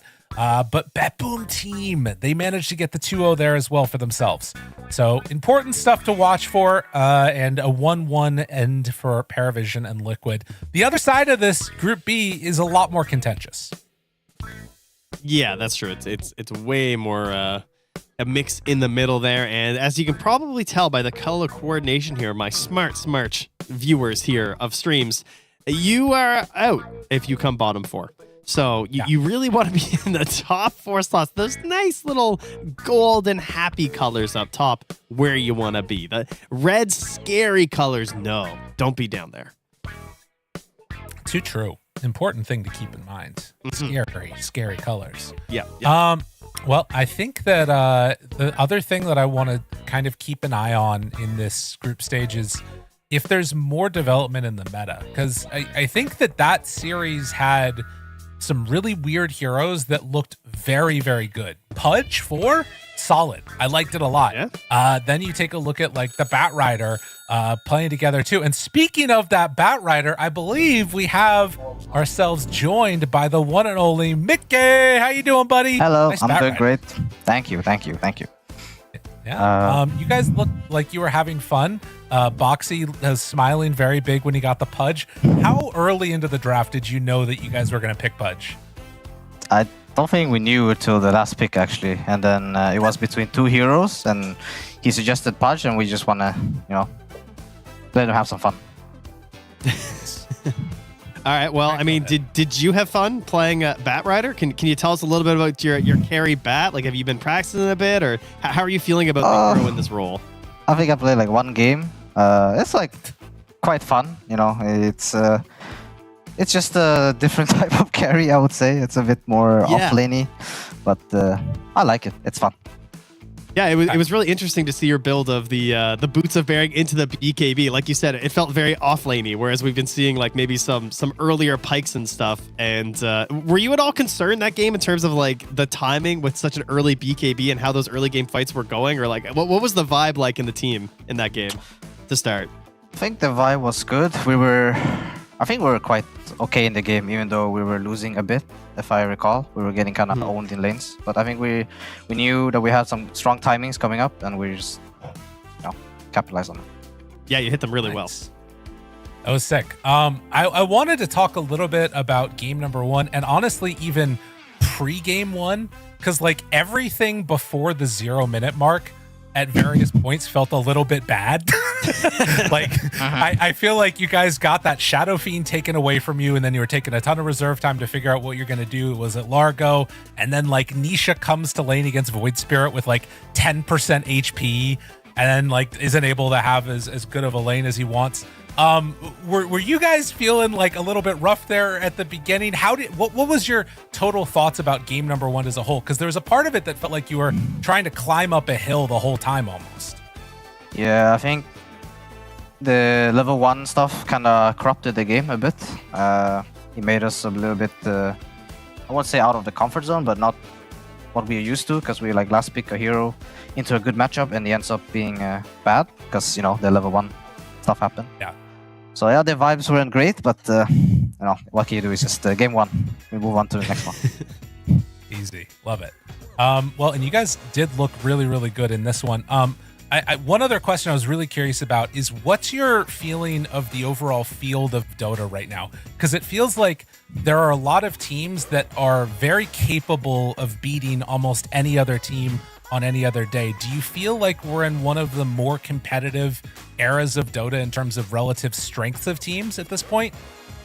No, for sure. I feel like, honestly, after we play like most teams now, I feel like everyone can kind of beat us as well. Like, I don't think like just because we won the last tournament, we are like unstoppable. I feel like it's quite close, to be honest. So it's fun. I mean, I agree. I feel like Dota is just so fun to watch right now. Between like the current meta is pretty interesting, and how close the teams are. So yeah, I gotta agree with Mickey on this one there, Lyrical. Love it. Well, Mickey, when we did our interview yesterday with KP, he accused you guys of us trying to steal Largo strats and give them to you guys or something. Then you picked Largo today. Any final words for the Fishman or for KP out there? I think KP, he needs to go hit the gym more. I don't know. That's all I have to say. All right, there we go. You heard it here first. Thank you so much, Nikkei. Appreciate you. Congratulations and best of luck with the rest of the tournament. Thank you so much. Bye, guys. All right. Bye. Bye-bye. Typical Liquid player, honestly. Go hit the gym more. That's the culture. Such I love that. Toxic jock culture over there in their Alienware room. Just two things that just go so well together: jocks and Alienware. Yeah, I mean, well, it's in the meta nowadays. You got to connect with the young. They're looks maxing. That's what's happening. That's right. Heard of that before? Mogging, I believe. Even unbelievable. One could say. My God. All right, we got to move on. We got to head into our next series. Trent, we got a great game that's coming up in a little bit. Did you know that? No. What is it, Lyrical? One. We've got another match. That's right. It is Team Falcons facing off against MOUZ. Group B action set to start in just a few minutes. It's up next. And of course, the number 1 placement versus the number 4 placement in that group. We'll see what ends up happening. But for now, we're going to go to a break. See you on the other side.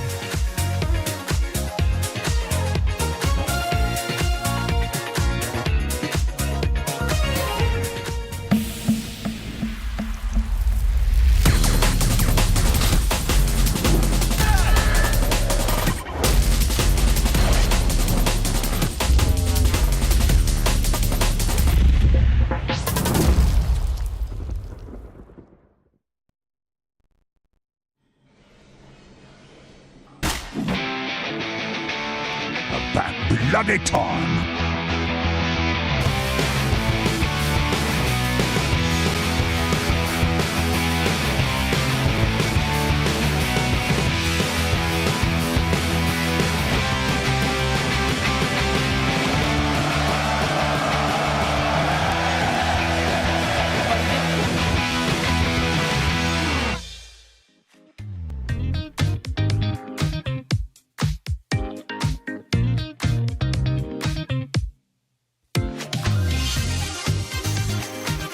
Yes, yes, yes, yes.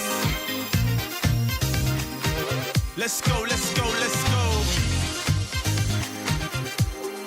Right where I wanna be. Yeah. Let's go, let's go. Shades on, I'm deep in my zone. Spread love, yo, we making it known. I'm really feeling that we go together, cause it's all good times, yeah, now forever. In the booth or in the club, wherever I go, I turn the music up. Whatever the day, I make waves, make dreams, make moves, make love.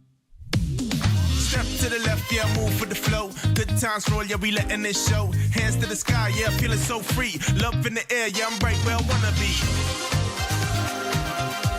Cause I'm right where I wanna be. Yeah, I'm right where I wanna be. Cause I'm right where I wanna be. Yeah, I'm right where I wanna be. Cool breeze, I feel real nice. Star shine, yo, we light up the night. Good vibes, and I'm rolling like dice. And I'm cool like ice, ice. Baby, when you look at me, is it magic what you see? Tell me it's a love or just fantasy. Am I dreaming? Step to the left, yeah, move with the flow. Good times roll, yeah, we letting it show. Hands to the sky, yeah, feeling so free. Love in the air, yeah, I'm right where I wanna be. Cause I'm right where I wanna be. Yeah, I'm right where I wanna be. Cause I'm right where I wanna be. Yeah, I'm right where I wanna be. Yes, yes, yes. Right where I wanna be. Yo, let's get it. Let's go, let's go.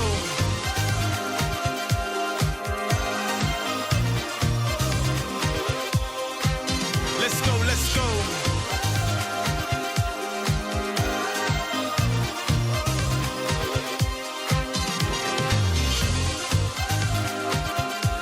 Cause I'm right where I wanna be. Yeah, I'm right where I wanna be. Cause I'm right where I wanna be. Yeah, I'm right where I wanna be.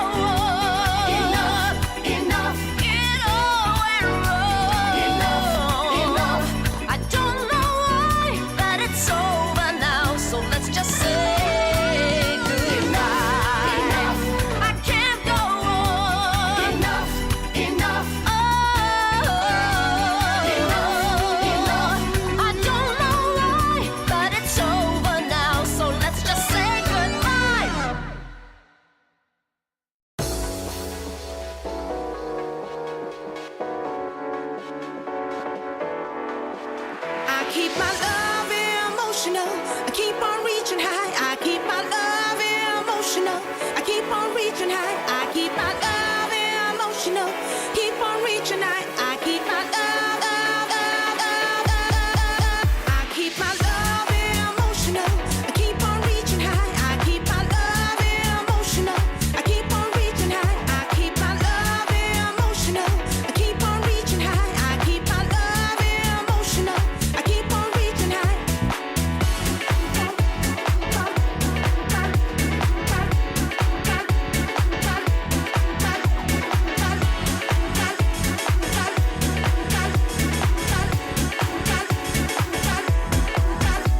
You're giving me, but it's not enough. I want you to open up your heart some more. You're giving me, but it's not enough. I want you to open up your heart some more. I'm a big-hearted woman with a big appetite. A double dose of love is what will get me right. I'm a big-hearted woman with a big appetite. A double dose of love is what will get me through the night. Look at me in my eyes. I wanna see my own reflection, knowing I'm all you see. When I'm speaking to you, I want your body and your soul and mind to pay attention. I keep my love emotional. I keep on reaching high. I keep my love emotional. I keep on reaching high. I keep my love emotional. I keep on reaching high. I keep my love emotional. I keep on reaching high. I keep my love emotional. Keep on reaching high. I keep my love so emotional that I keep on reaching for the sky.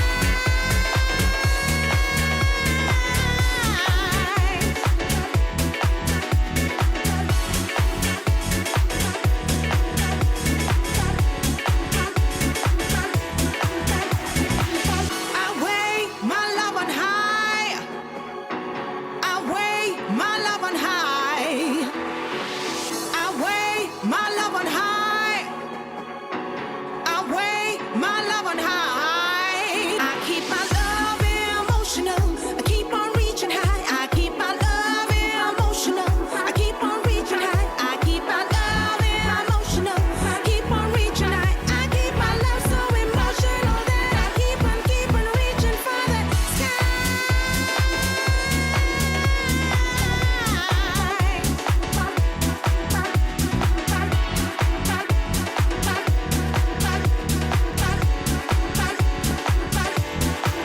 I keep my love emotional. I keep on reaching high. I keep my love emotional. I keep on reaching high. I keep my love emotional. Keep on reaching high. I keep my love so emotional that I keep on reaching for the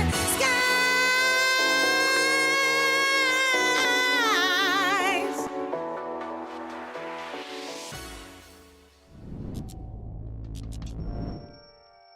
Oh, hi, everybody. We're back again. It's game number 2, rather series number 2 for third day. And Trent, we've got a great one coming up in just a few. First of all, how was your break? What'd you do? I played Mario Tennis for the Game Boy to see if I could beat the intense mode CPU, and I did. So, boom. Hey! That's what I did. Let's go. I just remembered it was a really sick game. Not really. Only like a few times. It's really fun. I thoroughly enjoy it. I feel like it's a sport I really would have liked if I got into it, you know, younger. I or maybe will when I'm an say- old man, I'll play it. I really, when I went down to Arizona and hung out with Suns fan Nikki, I played pickleball there, and that was a lot of fun. I would That's highly his jam. recommend some pickleball. Yeah, it's a Yeah, good one. he loves the pickleball. He's always trying to get a pickleball game going. Kind of seems like the league to Dota's tennis, but I'll allow it because you know what? It does seem a little slower and more fun. But obviously, it's I a would scrub say game. the turbo mode to tennis. Let's get into the game, though. We talk enough about pickleball. We got a great matchup, Falcons versus MOUZ. And Falcons right now are sitting top of the group. This is a team that has not lost a game yet in Group B. And they're going to be facing off against MOUZ, who put together a pretty solid showing that we saw, at least on the Ember stream just the other day. We have more that we can hear from them as well, because we've got a little behind-the-scenes action from Team Falcons. Team Falcons, probably the most stable team in the history of Dota, has started running into some trouble in the last few months. The roster of Skeeter, Maureen, ATF, Crit, and Snaking has been part of Falcons since late 2023, and they spent 2024 achieving a comical amount of tournament wins. While they didn't win absolutely everything, they were clearly on another level. For some reason, some of their worst placements of the year were also in the biggest tournaments of the year, such as 4th place at TI 2024. I know, 4th place at the International is not a bad result, but for Falcons in 2024, it definitely was. In 2025, their situation reversed. They only won 3 events in the entire year, but one of them was TI 2025. Team Falcons! They also somehow ended the year with what has to be considered a terrible result for Team Falcons, 8th place in the last season of DreamLeague. All of this is to say, it's hard to place where Falcons currently stand here in DreamLeague Season 28. They have the potential to win the whole event, or they might just crash and burn.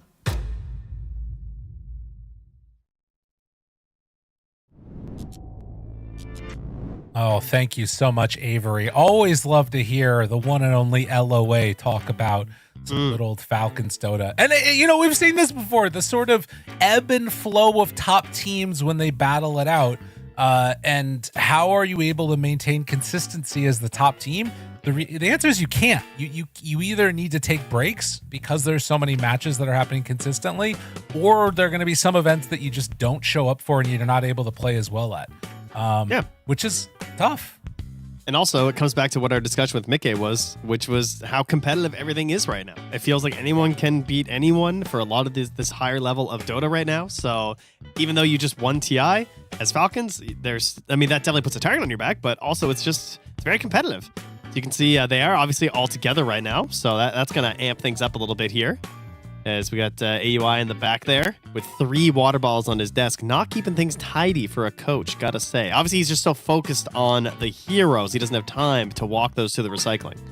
And Maureen is just like not even paying attention. But you know who is going to be paying attention? Who's that? Is MOUZ. MOUZ Dota. Look at these fine folks. We saw him just the other day, and we had a little thing where it was talking about the fact that this roster has consistently been built around Celery ever since leaving Gaming Gladiators. And I will say I liked what I saw from them yesterday. I think that mid one still's got it. That Invoker performance that he had looked really good. And at any given point, you can kind of have a couple of different standout players on this team. Yeah, I think Yamich as well has been showing up. Like, he had that Pudge in game 1, didn't work out for them, but he's definitely the next closest thing to, I feel like, a 9-class energy in terms of really trying to take over a game. He's someone who can kind of break the early game with some of his earlier moves, whether it's Pudge or Nyx Assassin. So I'm looking for him to be the difference maker here in this matchup. Yeah, I want to see if they can get him onto one of those heroes that he can really make the most out of. I think that also when you talk about MOUZ, it's the type of team that has at times had very specific drafts that have looked good with. And I think that their process over the last, 6 months or so has been trying to diversify that out. And I think at Blast 5, they looked really good. They sort of began that process. We'll see if they can continue that right here as well as we get on into our game number 1. Draft is underway, and we are already into that first phase of bans. They're going to take out the Shadow Demon. We'll see what they end up going for overall. Yeah, I think this whole Yamich and Boom combination is something that you're looking at a lot in the drafting stage if you're playing up against MOUZ, because MOUZ is a team who probably relies on their 4 more than most teams to start these engagements and fights. And that's what opens up a lot of these hero pool picks for Boom, where he can be a little bit later on the engagements with like a Bristle or a Tidehunter or something who doesn't want to start things off first all the time. But anyway, who cares about any of that garbage? We got a Huskar slipping through the first picks and bans. An immediate answer of the Razor. Yeah, they knew that this was going to be coming out, and they say, we've got an answer to it. Now, I mean, what did I tell you yesterday? Do you remember? Yeah. What did I tell you? Razor for Skitter. No. I told you something about MOUZ. About yes, the Huskar. The Celery Huskar position support. That's right. That is, I have seen this. It was horrendous. Yeah. But they picked it nonetheless. It was quite hilarious. He basically just jungled for what felt like 80% of the game. and it didn't work out that well for them. But they are willing to slam this down first because maybe they'll pass it to him again. Should also mention for Falcons, this is a very flexible Razor. This is all 3 lanes if they want it. Yeah, no doubt about that. They're extremely experienced with this hero. It really was the first hero that gave Falcons their identity. It was like Razor and I would say Timbersaw pretty much at the same time. At the very beginning of this roster was they would just open every draft with this Razor or this Timber, whichever one you didn't ban, and they would just flex it all over the place. This is a great steal, I think, away from MOUZ because we saw yesterday that Tusk was probably the single most important hero in their Game 2 win, I would argue. When they were looking a little rough versus Team Spirit, and I wasn't sure if they were going to be able to carry that game through, it was just consistent initiations from Yamich with the blink punch that it didn't matter what Yadro had on that Kez, he did not get to play the game. He was way ahead of his teammates. He was clearly their best chance at winning the game, and he didn't even get to engage up against MOUZ because of these quick initiations there from Yamich. And setting up those kills, I mean, being the first person in definitely feels like something that will be solid. Whenever I think about crit Tusk, I always think about the saves that you can do, and all that is really valuable with the Razor. You know, he can also be that first point of contact, and that's what we've seen these Tusks be really good at recently, is like initiating with a Walrus Punch and then having the snowball there for afterwards to keep yourself alive. Yeah, I think that Pugna is there. That is the big contrast, I think, exactly, with Yamich. Because Yamich is a punch-first Tusk. He is not a hold back and save Tusk, whereas Crit, I agree, is generally the opposite. He's much more of the save style, and this is what we see from Yamich. Like, this is something that you can predict with this team, is that they're going to be looking for these Nyx Assassin Tusks or Pudges, because they want some way for Yamich to be a nuisance and initiate these fights. And so I'm sure Falcons probably saw this one coming. Knowing for a Razor, sure, definitely some instances where you can get a good Carapace play, but they still have 3 more picks that can kind of play around a little bit of this Nyx Assassin. And it also virtually guarantees that we're getting a core Tusk here. Or sorry, core Huskar here. Sorry. Yeah. I think that if I'm MOUZ, I'm thinking about the Darkseer right now. I'll be honest with you. Nyx Assassin with it. There are some issues. You can run into some problems playing against the Tusk. Razor is a little bit annoying, but like it's mainly just that you're not going to be able to threaten him too much, but you enable the Nyx Assassin like crazy. That's one thing that we had seen consistently. I think back even, there's been a lot of teams that have done this, like that getting Nyx off to a hot start. That was like old MOUZ, right? With like Eki? I think that was a MOUZ roster, wasn't it? Am I crazy? Or no, sorry, was that Avalis at the time? That was Avalis. Never mind. Avalis. Anyway, Eki. It was red, you know. It was Avalis red. Yeah. They were constantly doing the Eki Nyx. I don't know about Darkseer synergizing with Huskar though. I feel like you're rocking some painful timings together in some ways there. You can get like an early mech and just play with him if you want. Like you can do a lot of different things, but you're right. It's not the greatest thing in the world. Also, Sven makes it pretty annoying, and so does Shaman. So it feels like they're sort of picking partially to also make that less attractive as a combination. And just in general, the lockdown now that Falcons have in single target is pretty gross. A lot of stuns. Yeah, Sven is on the rise. He's seeing a little bit more play across these tournaments right now, so interesting to see him back in the meta. He's, he farms stacks. We think that's still pretty good, fairly strong. He's been picked 4 times, only won 1 of his games so far here at this tournament, but it was Falcons, and it was the same combo. It was Sven as well as a Shadow Shaman on the same team, so there you go. Snake King did play it with him in the safe lane, so they like this duo quite a bit, it seems. Yeah. No, it's very good. And like, granted, you're going to have ways to break the shackles in the lane with the Nyx Assassin. That's just going to be there no matter what. Mm-hmm. But it does mean that if it ever gets used. You think they'll also just Centaur? I mean, that's what Na'Vi took versus this combo. I got to say, Centaur looks pretty appealing when you have the Nyx Assassin. You're versus the Razor Link. Like, it gives a little benefit to your Huskar early. I could see that being a pretty good choice here. I could see it. I think it also is like, if Huskar is making a bunch of moves around the map, having Stampede just ready for. Although I think Stampede, you kind of lose some value with like the hacks and the shards, and everything else. They're using a lot of reserve time here, man. I think that there's so many offlaners left. I think they're going to pick their one. No, they're going to take the Beastmaster. Okay. I mean, this maybe could be that was their one. why. That's true. Could also be mid one. Yeah. You know, like we might be getting like a safe lane Huskar for Crystallize. Or Chrysalis, sorry. Not Crystallize. Wrong guy. Where'd he go? He's playing. I saw him on some stacks lately. Okay. Okay. So Beastmaster taken. Obviously, some anti-BKB necessary considering it's Razor and Sven you're up against. I want to see a big hero out of the end of this now for MOUZ. And the unfortunate thing is that I don't really... I was thinking like maybe a mid one Invoker again, but then you're running into double BKBs anyways, which also feels kind of bad. It feels almost Largo-y would be kind of interesting here, but like, I don't know if you could get him to the eggs that easily. No, but like think about it. Like think about how they want to play this game. You know, they just want to go before Sven's relevant. I feel like with this Huskar. So you want him to like take control of the map before BKBs? Yeah, exactly. Like I think it would be risky. Okay. But I think that would be if you want to play like the position 1 Huskar and do like the mid beast. I think we're probably going to see mid Huskar. He's just going to struggle through it. And we're going to pick a 1 here for Chrysalis.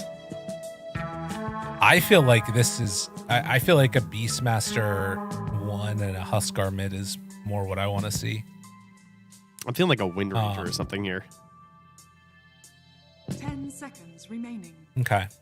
I don't know. I want a game changer, though, because I don't like the way this is looking for MOUZ right now. I feel like you need a lot of damage or a lot of control. Okay. All right. I mean, that fits the idea of just running it down. Yeah. So they need some warming. I wonder if this is going to be a Beastmaster Helm build. I think Ags, too, though, could also be fine. Same idea, really. But Helm would definitely force the structures quicker. That's true. But I think he's going to be... I think he's playing mid. I think Chrysalis is going to take the Huskar.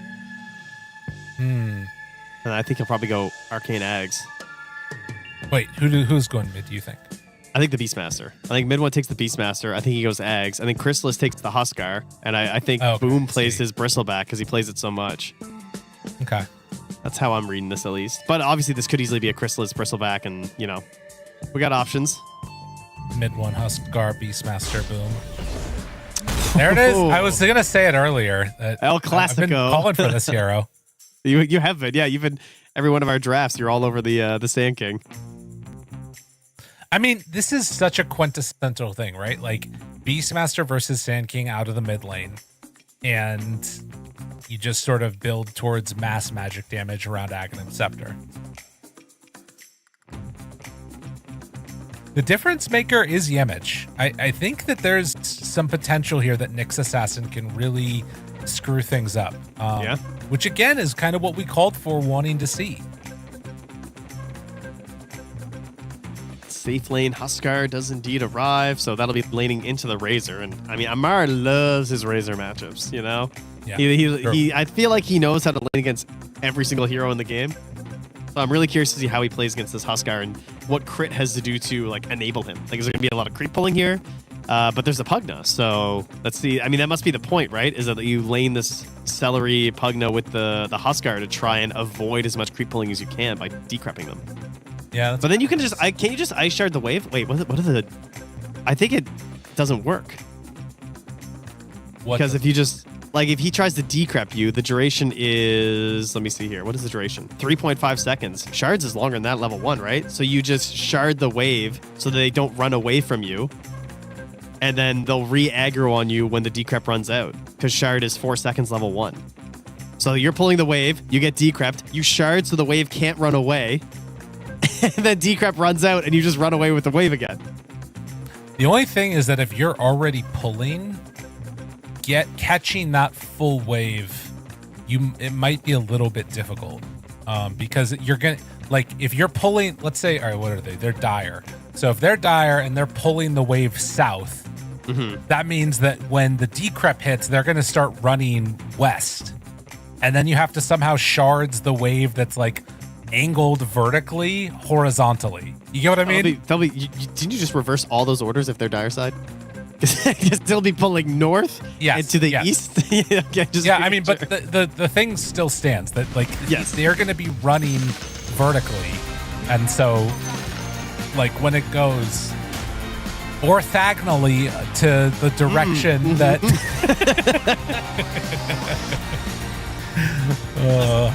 Crit's got his compass out. He'll be fine. I believe in the power of the Crit Ice Shard. I want to see how this interaction goes because I don't think I've seen that one before. Well, let me tell you what, we're going to be seeing some Mephistophelian energy from Yamich in this game. Whoa. Holy, yeah. This guy's crazy. That's the new word that I'm going to work in a little bit. I don't even know what that means. Mephistophelian? Yeah. What does that mean? It's having a fiendish quality about you. Oh. Okay. From Mephisto.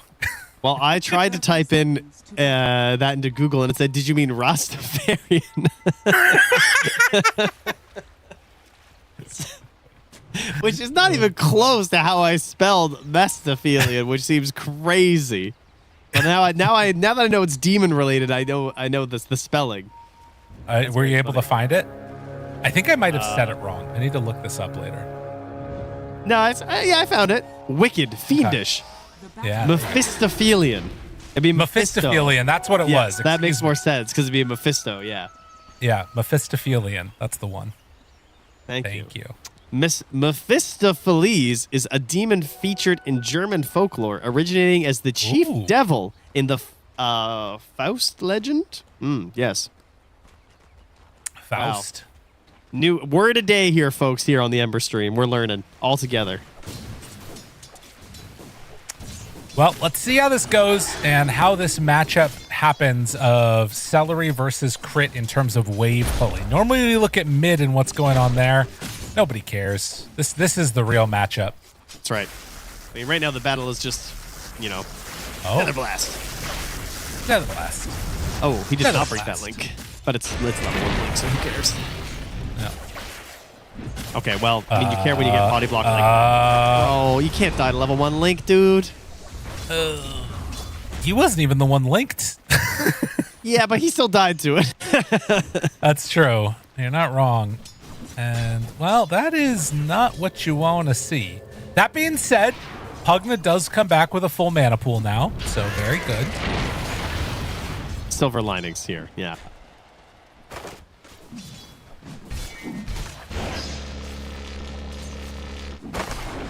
Keep our eyes at if there is any of the wave pulling. To be honest, the way it's going right now, it kind of feels like they might just play this lane straight up. Now that they got a kill on Razor, I kind of feel like they can. I think once there's like 2 points in spears though, and then he has the inner fire pushback. I don't think it works.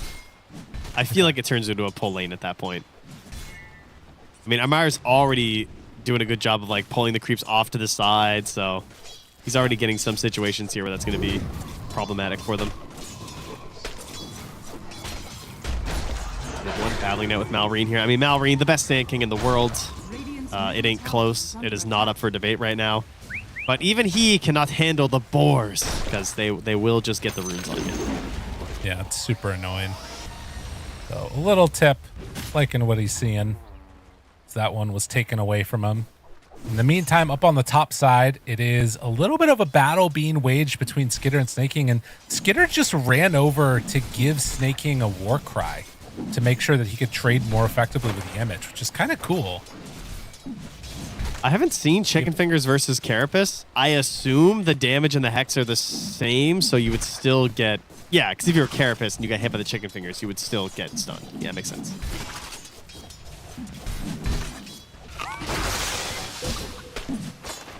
We are seeing some little back and forth harassment there. Skitter needs to be careful. 5 stacks up of the Quill Spray. Could have maybe made a play on it with the Nyx Assassin stun at that point, but decides not to go for it. Obviously still a huge magic wand ready for him. The shard will be kind of useful on Skitter this game if he just happens to pick it up at some point, honestly. Big old AoE armor for everybody. Yeah, that'd be nice. Yeah, I really do want to see what mid one wants to go in this game, because it feels like the most obvious thing to do is just get your Aghanim Scepter, try and farm up. I do kind of wonder if they feel like they're in any type of a timer, though, and would try and pressure to, I don't know, maybe make some type of a earlier play around a Helm build, though. I find it hard to imagine, but it's possible. It's just, I think it's so scary, though, that if it doesn't work out well, and playing it out of the mid as well, the Helm is not nearly as, like, tricky. Can't do some shenanigans here as Yamich is trying to chase down that courier. It's a fast cat, though. And it will escape. El Julo, his name. Love that one. Stun and a back away, still damage out onto Snake King. He turns his back, though. And now with Yemich in the area, I think that this is going to be a dead Snake King first blood. Low and gone. And now can they make this into more? Skitter in further trouble. He throws out a stun. Does still have to back away, though. So even if he gets out alive, like, this does not feel good for Skitter. Oh, boom, boom. He almost stole read. He stole read. The outplay. The outplay. He has another stun in 5. Tries to get out with War Cry and does manage to. All right, still, there is boots not where you want to be as Sven. Yeah, he gets some stuff delivered, though. He'll get away with the heal here, too.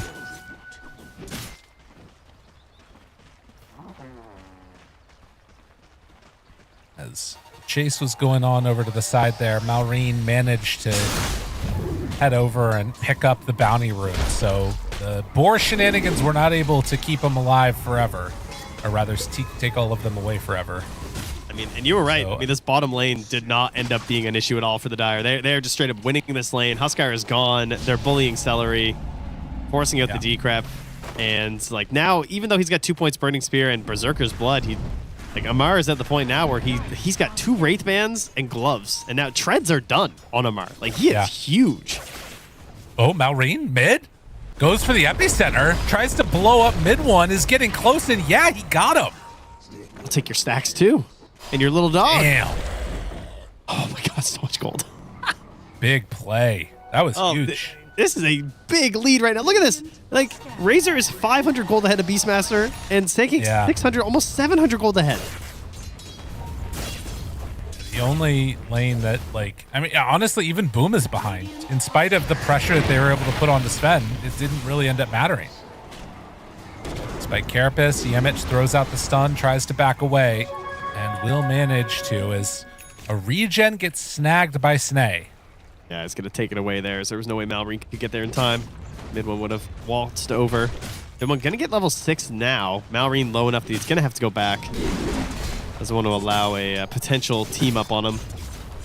Yeah. So can they actually use this roar? Where do they go? I mean, they could try Razor, but that is so risky. If you miss that play and you feed him like your mid too, oof. It's over at that point if that happens. They throw out another stun on the Skitter. Won't be able to do much else there. Look at this ward, too. They planted a ward behind the tier 1 bottom. They're spotting where Chrysalis is moving to right now. And Crit is just going to walk and hunt him in the jungle. Oh, now he's TPing back to the tower for the wisdom. He's like, all right, 7 minutes. Got to go. What is he going to build on mid one? You know, some casual, just working on the treads and casual Sage's Mask, it looks like. Surely, I think he's just buying these and then going Ags. Okay, I was wondering if he was thinking about going Orchid or something. I don't know. That would be interesting. But I don't think know if it would be Ags. good. I mean, they do, in theory, they would have damage from the Huskar. Oh, yeah, that ward paying off here. Chrysalis so dead. Yeah, there's not even a chance. But Super gone. But Lyrical, they banned Ancient Apparition. It's true. Shouldn't his game be fine? They have done a good job of shutting this down. I mean, from the very beginning, they let the Huskar through. They had an idea of what they needed to make happen, and they just did it. It's kind of been the perfect answer across the board. If we interview Aurora about this later, oh yeah, he'll be so insufferable about the lane. I'd be like, it's easy. Like, Huskar, no one can play against my Razor. It's easy. Yeah, and then meanwhile he got fed a kill at the level 1. Yeah. All right, well, Arcane Rune mid one. Surely this has got to be a moment where you make something happen with the roar. I mean, I guess part of it is maybe just him wanting to try and save it so they don't dive him when he's trying to farm. Like, there's some value there of holding onto the roar. He's chilling here again. Yeah. Oh my god, he's just killing the boars, dude. Oh, he missed the wave though. Oh, he gets a couple. He's bring him back. Where All right, quick pause. Where do you think you're going? We'll see what ends up happening as he is going to DC almost level 6 on Yimich. I mean, his Huskers just hit level 6. It's not not looking great. Amar has indeed been drinking his milkshakes here. He's level 7.5. He's a big Razor. 800 gold ahead of the closest Radiant hero, and he's feeling like the big dog. He's just going to go for a Yasha to start things off. At least that's what he's currently got queued. Do you think he's seen There Will Be Blood? No, I don't think he has. We should, if we get an interview, we should ask him about that. How would you describe it to him? It's about a man that works hard and won't give up. That's Are you? Okay. I think that there could be a good lesson in there about the cost of success. Okay. All right, I like it. Image. Only stun onto one, but maybe it's going to be enough. And Boom is like, yeah, I'm going to let that one go. See you later. Oh, Amar, how are you? Nice to see you there, sir. Suddenly, they're all going to die. Easy rotation for the kill. This is a lineup that truly suffers when you're behind early, too. Like, this is not looking good for the side of MOUZ. Like, they really need things to start coming together. Obviously, Huskar is not a hero before Armlet as well. Particularly versus another ranged hero in lane. He's going to struggle a little bit if they can't find some early pressure on the hero, which they certainly didn't. So it's disaster mode right now. I mean, this is one of those things too, right? Where you have this Huskar. Chrysalis is a bronze tier Huskar. Okay? No shade, but I'm just saying when you have somebody like Amar that has I don't know how many games he has on the heroes, we're going to see Boom get brought down again. It's like they have two of his most played heroes in the game. Mm-hmm. When you have somebody that's a hero spam like that, they understand how to shut him down. Like, you have to play that much better, it feels like. Yeah, so far they're not finding that. No. Radiant's top tower is under attack. No, it's not looking too good for the old squad. Did you know that the famous "I drink your milkshake" line from There Will Be Blood was based on actual dialogue spoken by Secretary of the Interior Albert Fall during a 1924 congressional hearing about the Teapot Dome scandal? Wow. I didn't know. I didn't know that. Tight. There you go. I drink your milkshake.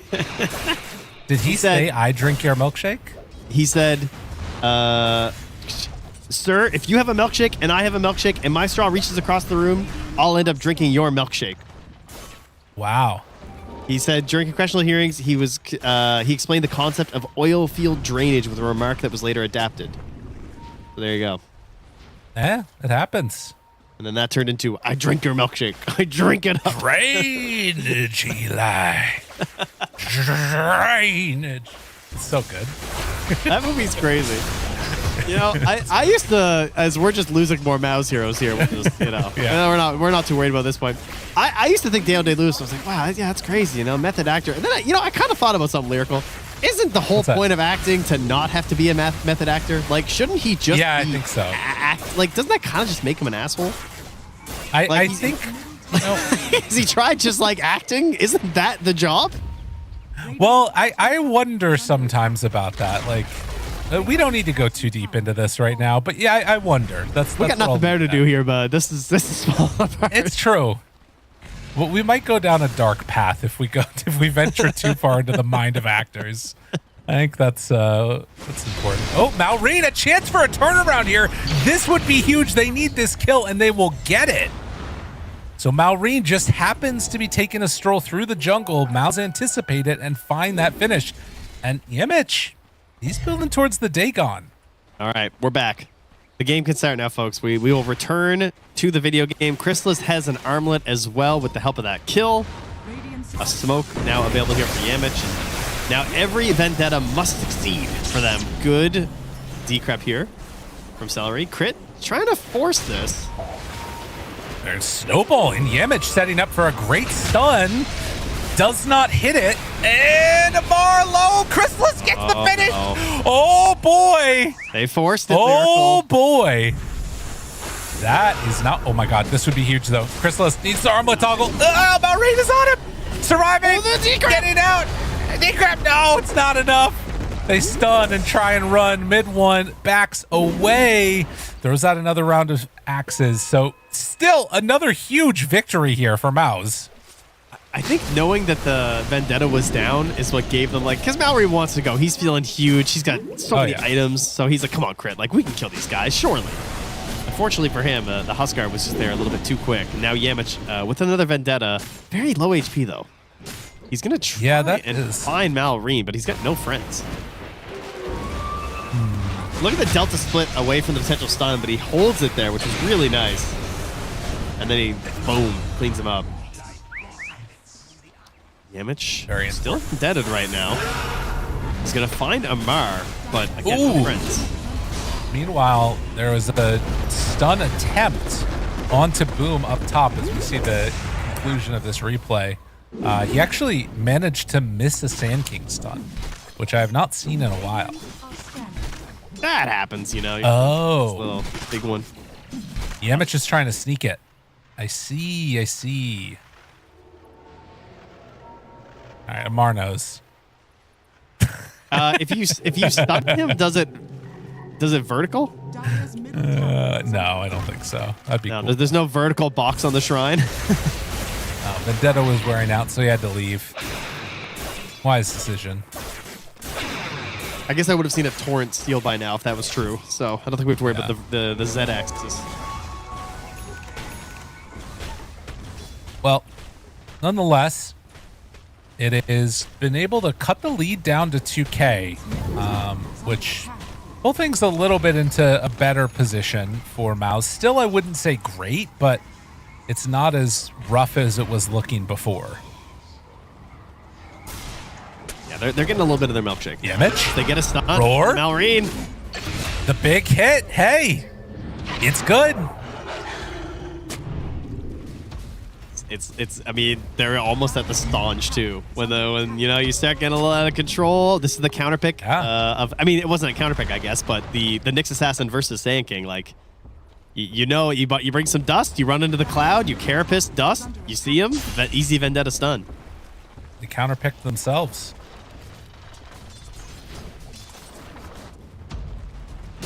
While that's happening, continue his pressure mid here.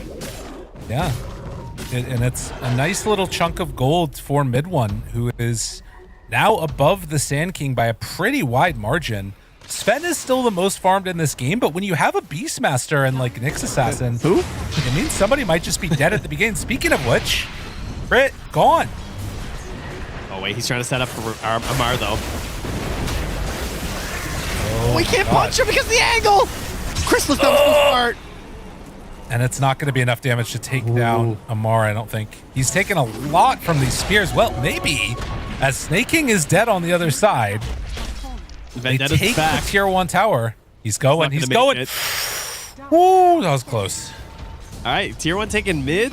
Man, that was really good positioning there from Chrysalis to make sure that Crit doesn't end next to him so he can't get the punch. But because of the consistent damage of the Razor, he can't get off a toggle there. Yeah. Well, 8-10, and Dagon almost done. Yamich so far has made a lot happen in this game, even though he's not top of the support networks. If he actually can get towards that gold, things would start feeling pretty good for him, I would imagine. But Falcons starting to head to the north a little bit. Bristleback was out alone, does have completed Crimson Guard. Radiant are scanning. Yeah, a big question mark in terms of what's going to happen when Skitter joins, though. Yeah. Because he might just two-shot Chrysalis, depending on how he enters into these engagements with this Blink Dagger. Doesn't have BKB yet, though. True. Smoke up. This is going to be hard to keep mid one alive. Image is nearby. Jump forward stun. Got him. Good. And able to find themselves that kill. Yeah, Yimich tried something there, but yeah, it didn't feel good. Into the pit they go. Drop the snakes.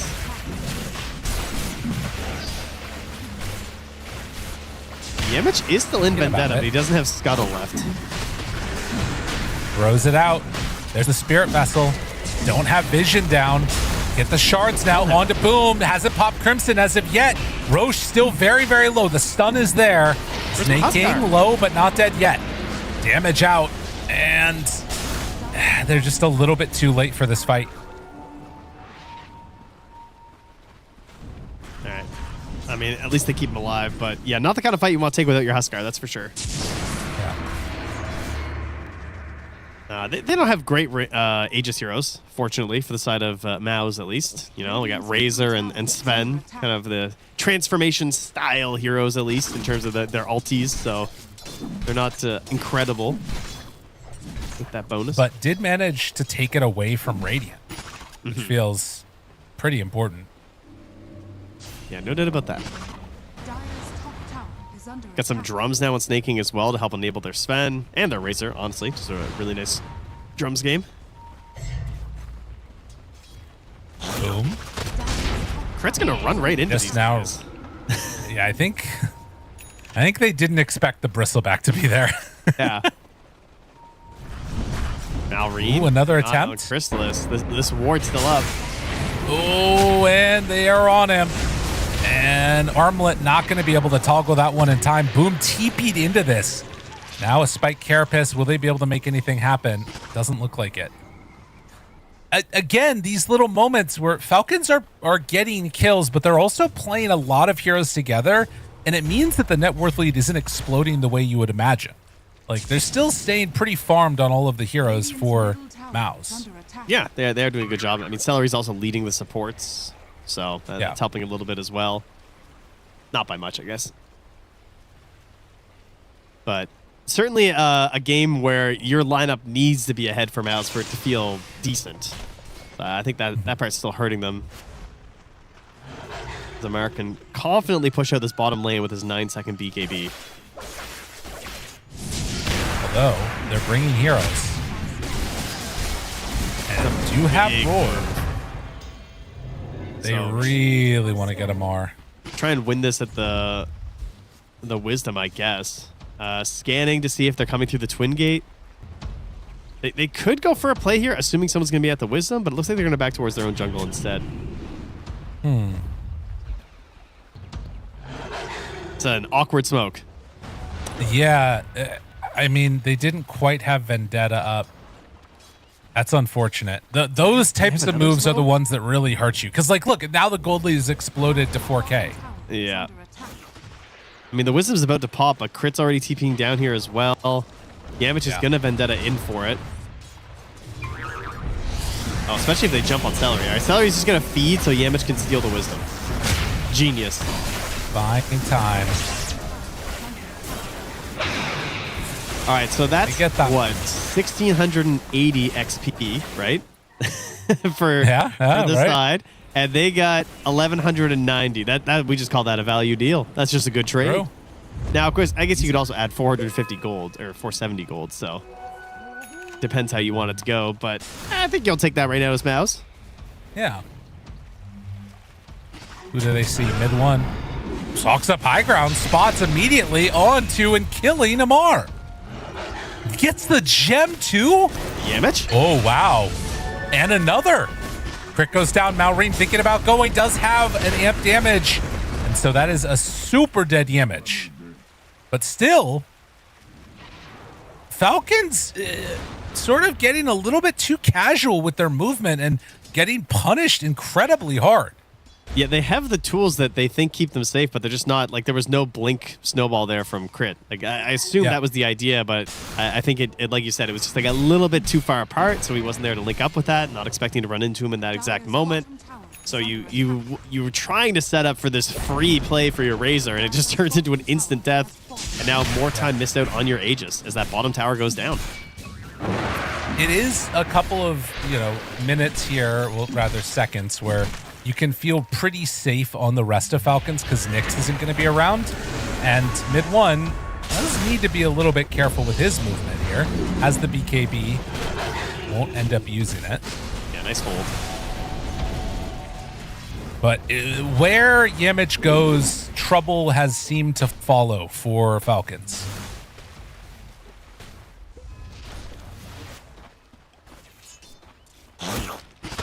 I bet he would love to get that gem from mid one. Can I? Yeah, he's got the Nyx sense. It's all right. True. Just for centuries more, but he got his own thing. Yeah, that is true. Well, they're gonna go through and see if they can find somebody here. Aegis has expired. Sitter and Saking hanging out together, and actually Radiant scan and decide they do not want to go through the gate. Again, just like some strange movements with these smokes. Yeah, I guess they just don't have the best reads on the current positioning here. But now you're going to have this downtime. Vendetta's about to wear out. Oh, that's so frustrating. He's 8 seconds away. Jump in, stun, roar. Now Snowball trying to save. Will it be enough? Boom is still living through all of this. Chrysalis gets pushed down to the low ground somehow as the link came out and actually ends up looking okay. They're scuttling around and trying to make a play on Yamich, and the backlines can go in a moment onto Malrine. A little bit sketch wanted to find the stun but couldn't get it. He was so trying nobody to find dies. on the pulses, on the little epicenter pulses on Sand King with the carrot. They see Malrine now though. And they can't quite catch up in time. He's getting away. Damn. So no one dies from that. I think that's a win for MOUZ, honestly. I mean, they lose their tower, but I think with the roar being instantly taken out by the snowball, you're pretty happy that you didn't just get wiped there. Oh, it was the Hurricane Pike that he used on Chrysalis to get away from Razor. I see. Yeah, one of the big benefits of this cauterized facet, meaning that even though you've got these, spirit vessels and everything, it doesn't matter. You can just use the ability to dispel it and then open up itemization options that you couldn't get before. Something a little bit more aggressive before you have to go for a dispel like a Satanic. 25-minute mark. This next minute or so is going to be really important to see how Falcons try and maneuver on the map. Because you got to imagine, if MOUZ get an Aegis on this Huskar, the game starts to feel much less comfortable. Because they just... This lineup excels with it. There's also the level 15 Shaman will be a problem for the Huskar and the Bristle, right? Like that break on the Hex is problematic. But yeah, the later this goes, the worse and worse it should be getting for MOUZ, but surprisingly they're making it better and better. Now, Huskar does not fall off nearly as much as he used to because no hero really falls off as much as they used to anymore. Because of talents and just the wide array of itemization that we have and the insane amount of farm that's available on the map.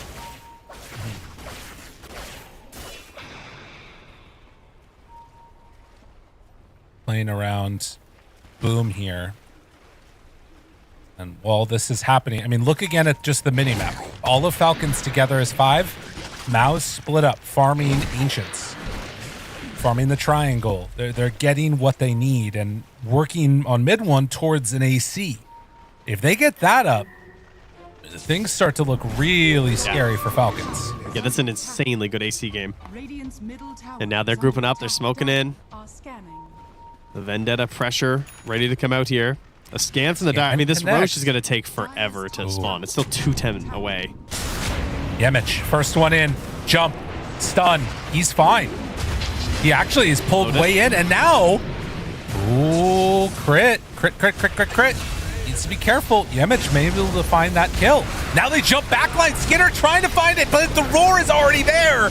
And now the turnaround. Is it going to be enough damage to take down Crystallis? No, Crystallis is living, does go down, but not before the other 2 cores of Falcons will fall. Man, it is hard to play that fight as the Sven without the help of your Tusk. I mean, you can just see it right there. Like, he jumps in, he gets off 2 swings before he gets roared. And then that's it. That's his fight just done and dusted. He needs that snowball save. Or he needs to find some sort of a disable on the mid one. And yeah, they're just doing it. Like the Lotus turnaround to pop crit first at the start of that fight. Very interesting engagement after so much posturing from both sides. Yeah. It turns into a really weird fight. I'm surprised that Falcons even decided to take this after. I guess, like, why do they take this? Because Skitter sees this jump, he sees the AoE stun, but the little step back from mid one into the roar just absolutely ends it. Plus, the constant healing being shoveled into Crystallis, even with some of these debuffs. They keep him up for so long before he eventually goes down. It's enough to help bring down Amar. I think that is one of those moments where, like, the cast time on God's Strength before the blink stun made the difference of like they were not grouped together as 3 whatever a quarter of a second later. And you know, in that quarter second you made the decision to pop God's Strength, so it's done. It feels like they've been waiting for this Aghanims for so long. Like, Malrini's has been at the same power level from like level 12 until level 19, I feel like. Like, not much has changed since he got this Blink Spirit Vessel. So he's really hoping for a big engagement now. Boom. They do not want this to be the first point of contact. And the wraparound is coming. Nyx Assassin is there, so too are a couple more. Find the stun onto crit right at the jump. The roar immediately. They will manage to find the Nyx Assassin kill, but the control is there for mid one. Mid one low, mid one dead. Oh, wait a minute. They might have done it. They will lose the Shadow Shaman and the Tusk. As the reset goes, though, Crystallis one-on-one against Amar. He's healing back up, but it won't be enough. Boom, thinking he needs to run in, but now Skinner jumps in and Celery is there for the heal. The last second, it's 3v1 in terms of cores. And with that, Boom feeling like he can no longer get anything else, as the chase down is just not there. They don't have the ability to run down Skitter. Yeah, they're going to TP out on the Sand King. How does this look for Roche, though? I mean, they can't just take it with these two, so I guess we're just going to have a little draw here, and then we're going to wait for Roche to run. Yeah, we're hitting 30 minutes. Okay. We might just get a second engagement on the bottom half of the map here. So again, they jump crit first. Very scary. So again, he just jumps in. The roar is there, but he just has to wait it out. But it's enough, especially that shackle. The shackle was huge. Nice catch by Snaking. Make sure I think can't reposition. In previous fights, it was Sven jumping cores. I think there's a recognition this Nyx Assassin is so important to kill because he's disrupting like that shackle. He was the one that interrupted that last time. Yeah. I think he's making some Malrina's really struggling in this game. Yeah. So getting the Ags fight, getting rid of this guy who can just carapace Malrine consistently and stop him from being able to do his shenanigans. Radiant are scanning. And Roche has migrated south here. Both teams starting to position around. Skitter does have the God Strength back at this point, so he can TP his way down here. He's trying to finish off the Demon Edge first for the Daedalus. Wants the big swings here. And the Lincoln Sphere now done for Amar. Big item coming to this engagement here. Especially versus this Roar, obviously. That could really ruin mid one's game. I also feel that now we're in a situation where Yamich has to be really careful about how he initiates. Like, if he can start the fight in a way where it kills crit, fine. But if he kills crit and gives up his own life, I don't know if it's worth it. I think he needs an Aeon. Like, I feel like that'd be the perfect next item. Yeah. In the meantime, Crystallis starts to take Roche down. Yamich runs out of the scuttle. Amar jumps in. They find him. He's dead. Oh, no. And now the Hex, the control. Oh, in a lot of trouble, but able to get out of there at the last second by Celery. Now mid one jumps, finds Amar. Amar in trouble. Amar gone. Crit was not there for the snowball, and another jump onto Skinner. You take down one, but you can't get both, and boom, living. Oh, Celery did everything and a bit more in that fight. The fight won by the Pugna. What? What? That looked like such a good start. Blowing up the Nyx Assassin there, but that damage out of the Beastmaster was just insane. I don't even. I mean, I also can't believe how much damage he had out of the Pugna as well. I assume a lot of it was just the straight up Nether Ward damage coming out there. That was just a mess of an engagement. Also, the fact that Chrysalis got out of that with such little HP was huge. Yeah, we got to see this replay. What the heck even happened here? We blow up Nyx Assassin on the east. Our Huskar is getting double bashed. Not a great start. Amar gets blown up. BKB. Lincoln's gets popped early. There's the roar. And Celery's just got this ward chilling there. So some of it is also the AC and the quills onto Razor, which killed him. Because Lincoln's great, you're not getting controlled, but where's that hero's armor? You know, it's not there. And now, look at what's happened. Well. He actually did goo off the Lincolns, which did get the roar. Oh, man, look at this. Oh, 2 sets of racks going down now for Falcons at 33 minutes. I mean, what more could you ask for? And for Falcons, are they going to be able to find anybody? You can't jump on this Bristle now. He's got a freaking Reaver. This is a Heart coming out now at 32 minutes. Yeah, hard on him. The other hero to jump is going to be a Huskar who's closing in on the Satanic as well. I mean, they have the big swings. There's no doubt that Falcons can still just win one of these engagements. But the support duo backing them up makes it really hard to just get that one shot. Yeah. The Nyx and the Pugna have done a lot in this game. And Crit, again, you can try and jump, you can punch. Can you really blow up any of these heroes though? Like, you can't initiate on this Bristleback. There's just nothing there. I mean, it's got 4,000 HP. But like with a Tusk and with a Shadow Shaman, like, should we have just seen the Nullifier by now? From somebody? Because like, if you were to Blink Punch him and nullify him from somebody, theoretically, he feels like he should just be dead. We both BKB jump in, like, the Bristle should just die. Should he though? I think so. I think if you have Nullifier and Shadow Shaman Nullifier, break, yeah. Nullifier might make a difference. I feel like you just need one at this point. I mean, yeah, Nullifier does Crit is queuing it up. Yeah, yeah. I mean, it makes sense. They need one. Because they have the damage. They have the spend. Like, we just got to get rid of this decrep, and this should just be it. Like, he should just be able to blow up anyone. Because during BKB and Nullifier, nothing should save them. I mean, even if they get that, honestly, you still actually do have Pugna heal with Life Drain, which is relevant, you know? Yeah. Maybe it's fast enough. I don't know. 350 heal per second? I mean, it's spend, though. I mean, that's...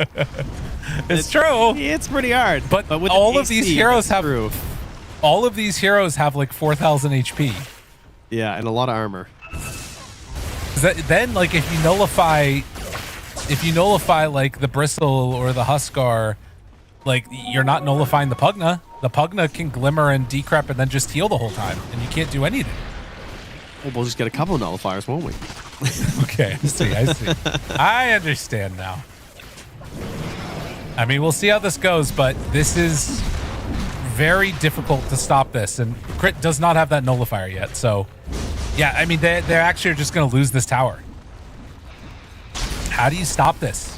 Skitter, if you jump, Pugna's going to be there.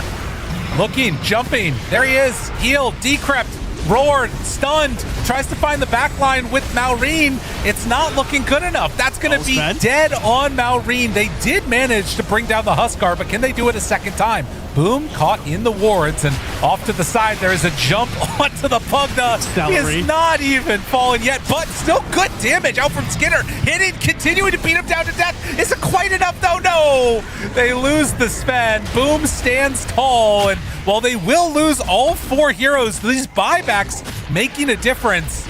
They are not fully capable of bringing down Boom yet, but they're holding, and now with spend on the buyback, they have enough. Yeah, I think they actually needed him there. A lot. I was worried that he was about to 3v1 them. 3 buybacks there. They get the 6x streak taken off of Boom, but there it is. They bait out the D-crap. They have to just straight up wait it out for the longest time before they can actually burst that Aegis. And very necessary buyback there. So much damage coming from that snaking. And Sven, as you can see, everyone else just trying to support them in their endeavors. And that buyback on crit is going to hurt the attempts onto the nullifier. But yeah, actually, he's really close. He's only 20 gold away. Yeah, they got a lot from that. Take a look at this again. He did buy back. Hey, wow, he got a lot of gold. That's kind of crazy. Man, now I mean, that's the thing. The funniest part of this fight is when they jump Celery in the second half. Like, he lives for so long here. He's just channeling in. They jump in, just like so much effort. And then finally Sven. Yeah, Sven, the dream situation right here. BKB is just absolutely swinging on him. I mean, he hits very hard, and he's still got more room to grow on Skeeter. So we see that conclusion to the fight. It was 20K close to net worth, now cut down to 10K. It does not solve the problem of being down 2 lanes of racks and having lost their tier 3 tower, though. So you lose one more fight at this point for Falcons, and it's probably just over. But, you know, the nullifier. Yeah, I think we're gonna see them all move together. I think Crit is never gonna leave the side of Skitter, and they're just gonna try and get some explosion on one of these Radiant cores. But yeah, the question does remain: like, can you get this Bristle? Like, he's got 4,200 HP. He just bought a BKB. It is not gonna be easy.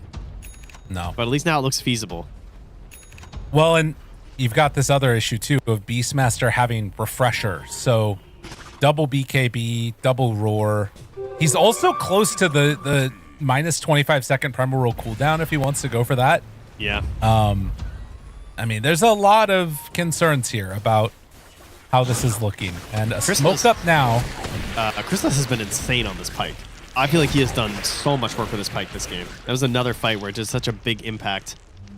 But Satanic, Pike, AC on his side. He is a really difficult Huskar to bring down. They're going to look high ground here. Now, they are spotted. They see them planting these wards, so Falcons are going to play way back. Do they dare? They still just go for the racks. They are. Gotta have somebody deal with this. Are we Falcons, what's your answer going to be? They're thinking about it. They're waiting. Pugna shows for a moment. They thought about going. Goes instead for the Huskar. Now the jump in. Roar is there and the decrep for the save. Crit down low. Boom doing a lot. Chrysalis gets the Hurricane Pike off, but then pulled back in.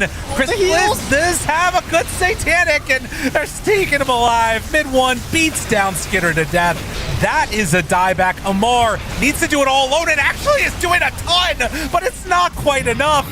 Maureen, the only one left alive, and Boom deciding, I'm going to do it myself. Heads on in, starts to take down this tier 4 tower, and is going to hit the throne or Maureen. We'll see who ends up coming out on top. They're buying back on everybody. They just want to end this game. They buy back on the Shaman, trying to hold on to their throne. You have 40 seconds until Tusk. Snaking can try and slow this down with some shackles here. Again, it doesn't feel great. Punch him, turn him into a chicken. Punch him, punch him. No, he hexes himself. Get off my throne. In the end, it won't matter. GG is called. MOUZ able to come away with the victory and take a game off of Falcons. I had no faith in them winning this game after the first 10 minutes. I thought this was cooked. I thought this was absolutely over. What an impressive win here from MOUZ. I mean, Falcons, I do think they got a little too aggressive in a few points in that early game. I can understand why. They're trying to flex the fact that they have this absolutely massive Razor, and he did feel a little bit invincible, but the stars aligned in many moments there for MOUZ. And a lot of that off the back of Yamich, I gotta say. The Nyx Assassin did crazy work this game. And Mid-1 also played fantastically.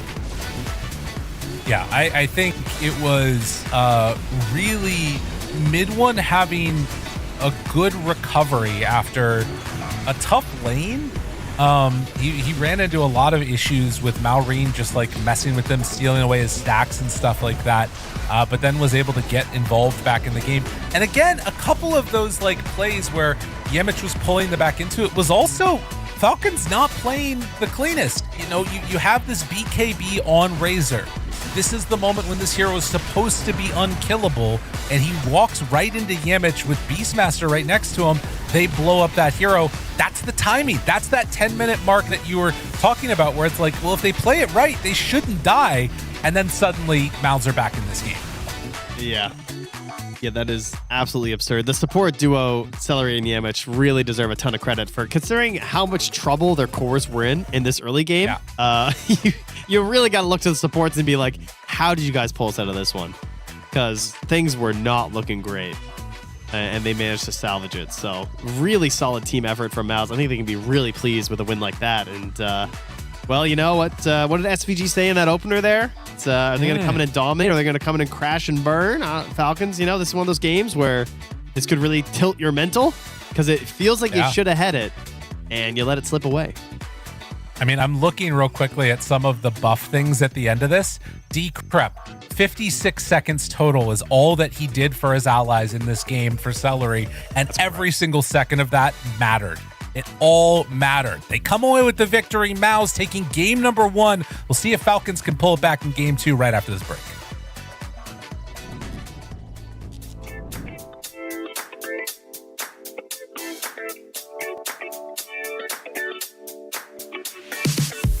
Turn it up tonight, let's turn it up tonight.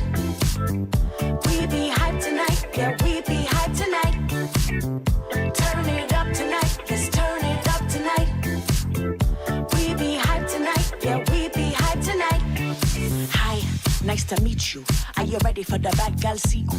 When the beat's this tough, I turn a little rough. This is not a test, this a read-through. So, turn it up some. Baseline kicking with the beat and of the drum. Bad girl rhythm, yeah, with the disco string run. Ooh, yo, we about to have too much fun, like. Turn it up tonight, let's turn it up tonight. We be hyped tonight, yeah, we be hyped tonight. Turn it up tonight, let's turn it up tonight.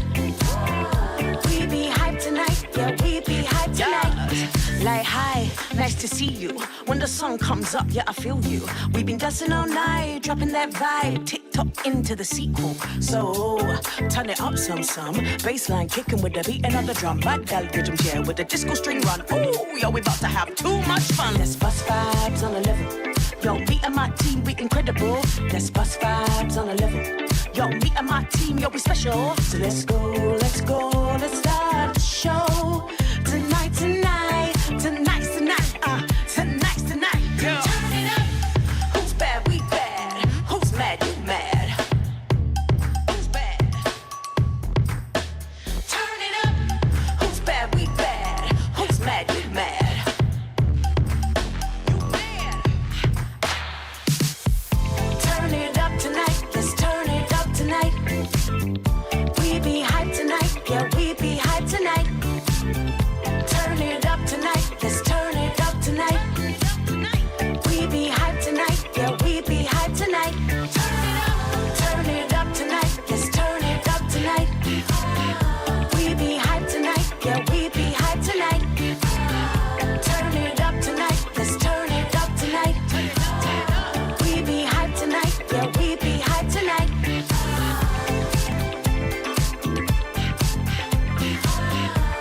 Who's bad? We bad. Who's mad? You mad.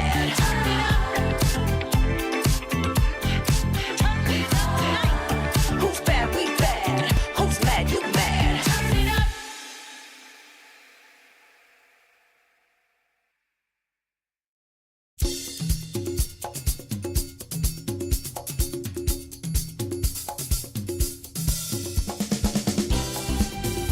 It's been 6 long days since I saw you, baby.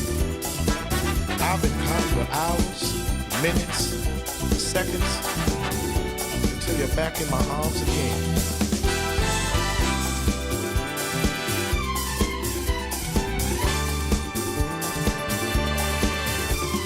Monday night stay in with my baby. Tuesday night I feel a bit lazy. Wednesday night I'm hanging with the crew. Thursday night I go to the movies. Friday night it's time to get groovy. Saturday night the DJ spins the tunes. Saturday night feels right.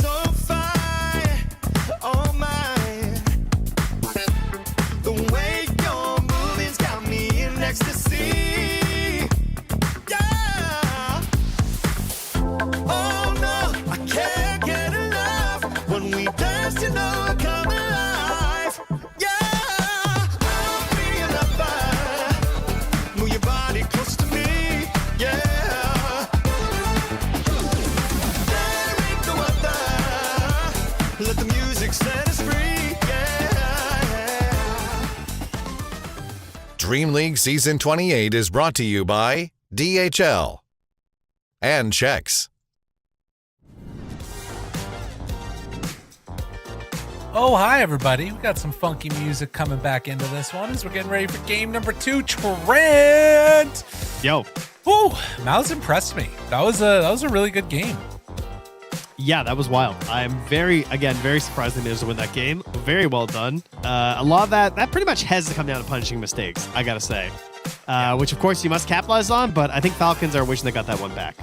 Because it feels like they made enough mistakes for them to claw back into that one. And the positioning was a bit rough, it felt like, to start a lot of those engagements. It was tough. Like, they didn't have the save necessarily from the Tusk because he was getting focused a few times. Felt like Aurora was getting bursted down quicker than he anticipated. And more importantly, though, the insane saves from both Celery as well as just that like in and out play from Chrysalis was really impressive on the Huskar. Well, and it sort of brings up an interesting question now for me, which is, as Falcons, do you change anything up in your draft, right? Because they basically did everything right that they wanted to do. They got the like victory condition, but then they just didn't execute at the end. So I feel like that's a game where like Owie is pissed and he's just like, what are you doing? But let's get into the draft now. Let's see if anything does end up changing. I would anticipate more changes on the side of MOUZ to make their life a little bit easier. Yeah. I think Falcons will leave the Huskar. 10 seconds Yeah. That is my prediction. I think they'll just leave it in. 5 seconds. So we'll see if that comes to fruition or if they just want to play a different game of Dota. Right. I don't know if they have the mental fortitude to ban Huskar. I don't think they do. Right. Because it wasn't the problem. The problem was the Knicks. The problem was the Pugna. 10 seconds. Yeah. Yeah. The problem was like the way they took those fights versus that Huskar after such an insanely horrendous start. And it's the exact same setup. Okay, they banned the Huskar with first pick on MOUZ. Interesting. So no AA ban this time. I think they know they got away with one. That's what I'm yeah, gonna say. I think so That's too. what I think. They got away like bandits, and they just don't want to do that again. They're like, we're gonna, you made a mistake. We're not gonna let you try and win that one back. No runbacks here. We're gonna go a different direction. However, as you mentioned, Pugna's gone. Right. Now Razor is still in the pool. They're gonna because he got let it through. Whoa. Is this the first tree in the tournament? Second tree, he's 1-0. As we looked earlier, I guess maybe it could have changed by now. But when I checked this morning, that was the truth. I've seen this story before. That hero's not busted. We'll just take Razor. It'll be fine. Oh no. Oh no. Can confirm he has only been picked once. It was for Tundra, and it was when they beat MOUZ. Wow. So there you go. And again, with the Pugna ban too, like, hey, I'm just doing the same thing again. A little bit of living armor. Feeling good. So they still decide to ban out the Ursa. They leave the Doom in. So that was banned in the second phase last time. Do Falcons want to pick that up? It does take the Razor away from Amar, which isn't, a terrible thing. His Doom is also insane.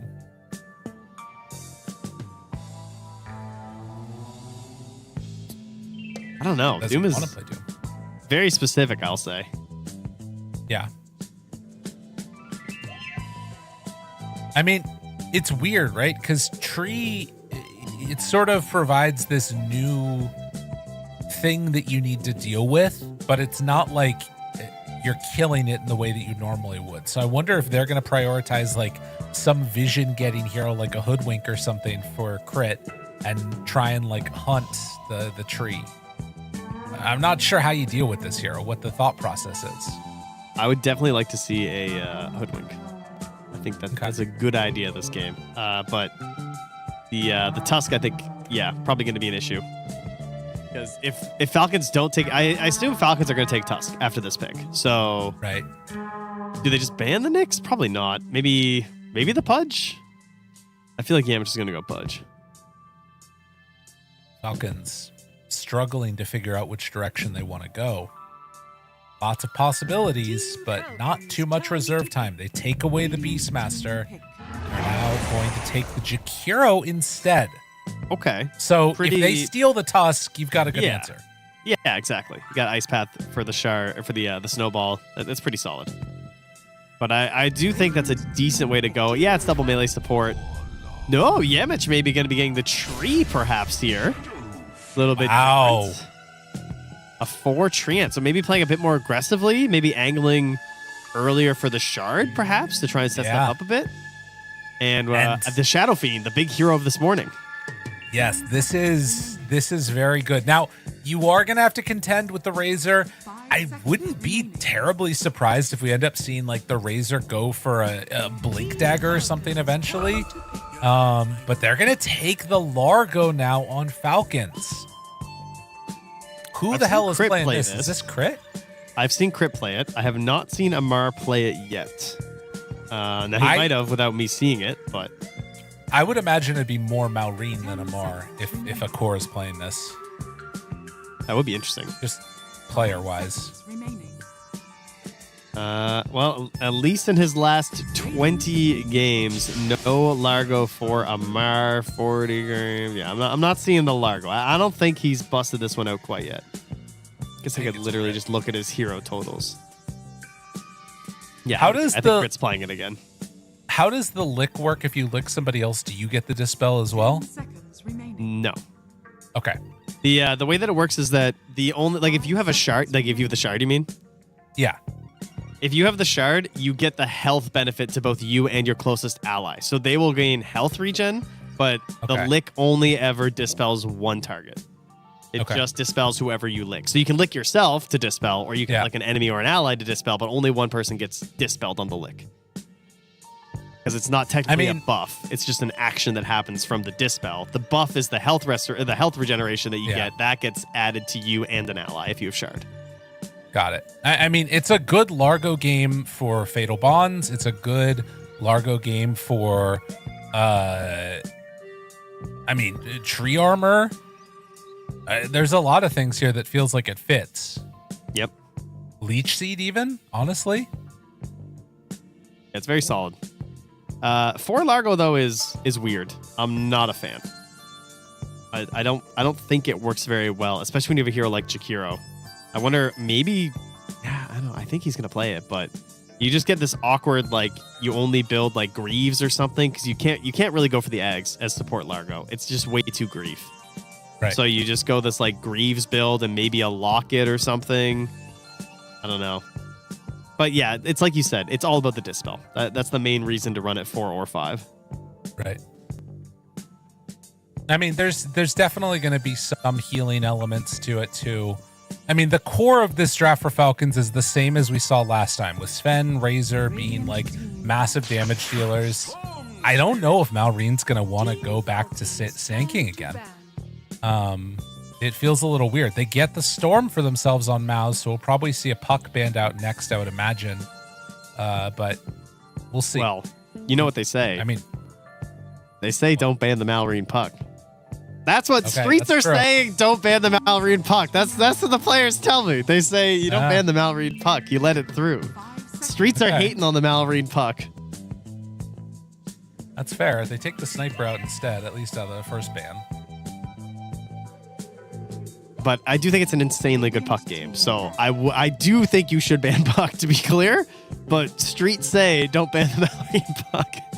Team Falcons turn. That's Streets say. There's a lot of hate for the Malrine Puck. What can you do? I mean, it is slightly disrespectful to not ban Puck. It really is. It's crazy disrespectful to have Sven, Jakiro, Razor versus Storm Spear and not ban Puck. It's actually crazy. Like, Nisha would be like on the floor doing like 40 push-ups right now, being like, I'm not going to need much strength because I'm about to carry this game easy.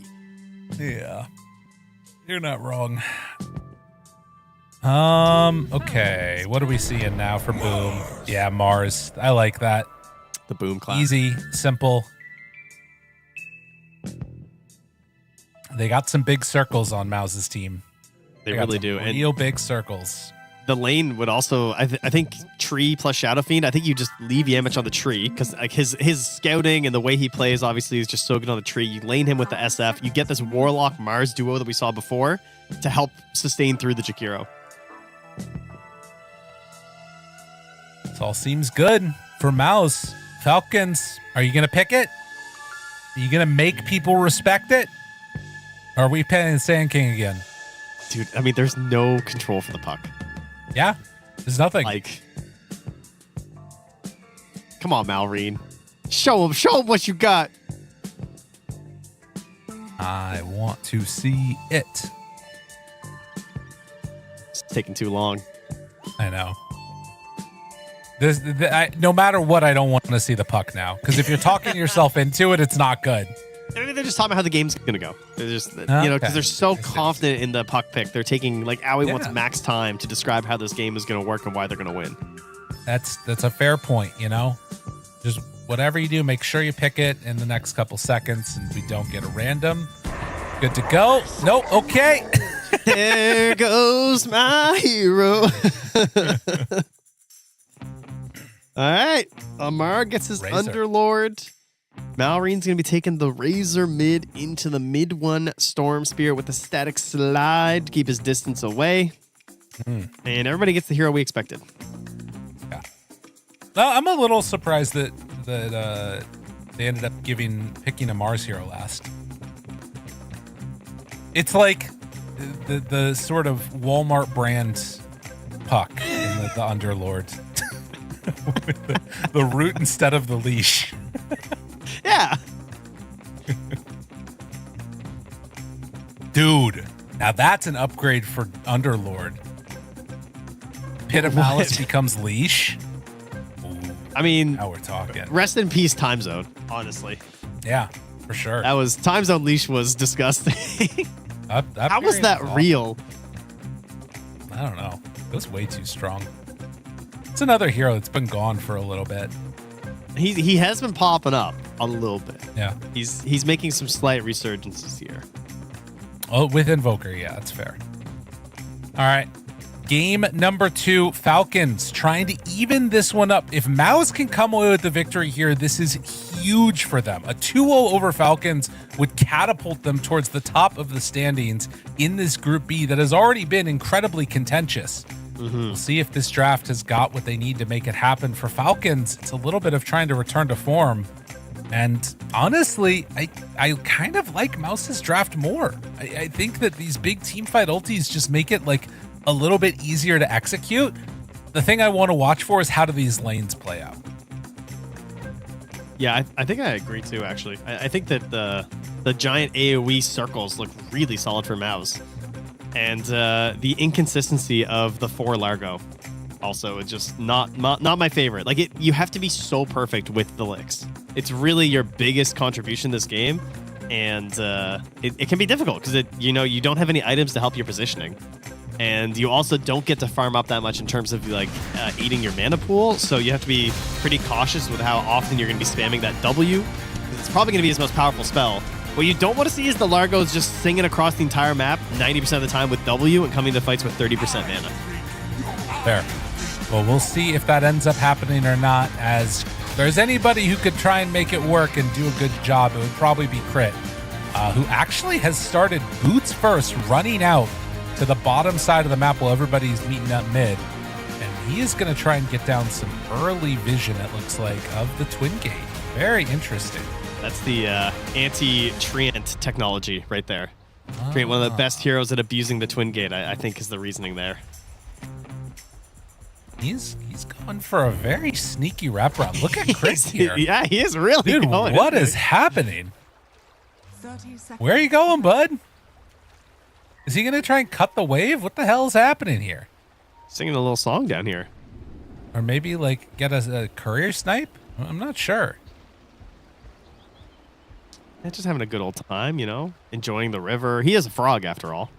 Kind of makes sense. That's a good point. Why does Slardar move quicker but not Largo? That's what I want to know. That's actually fair.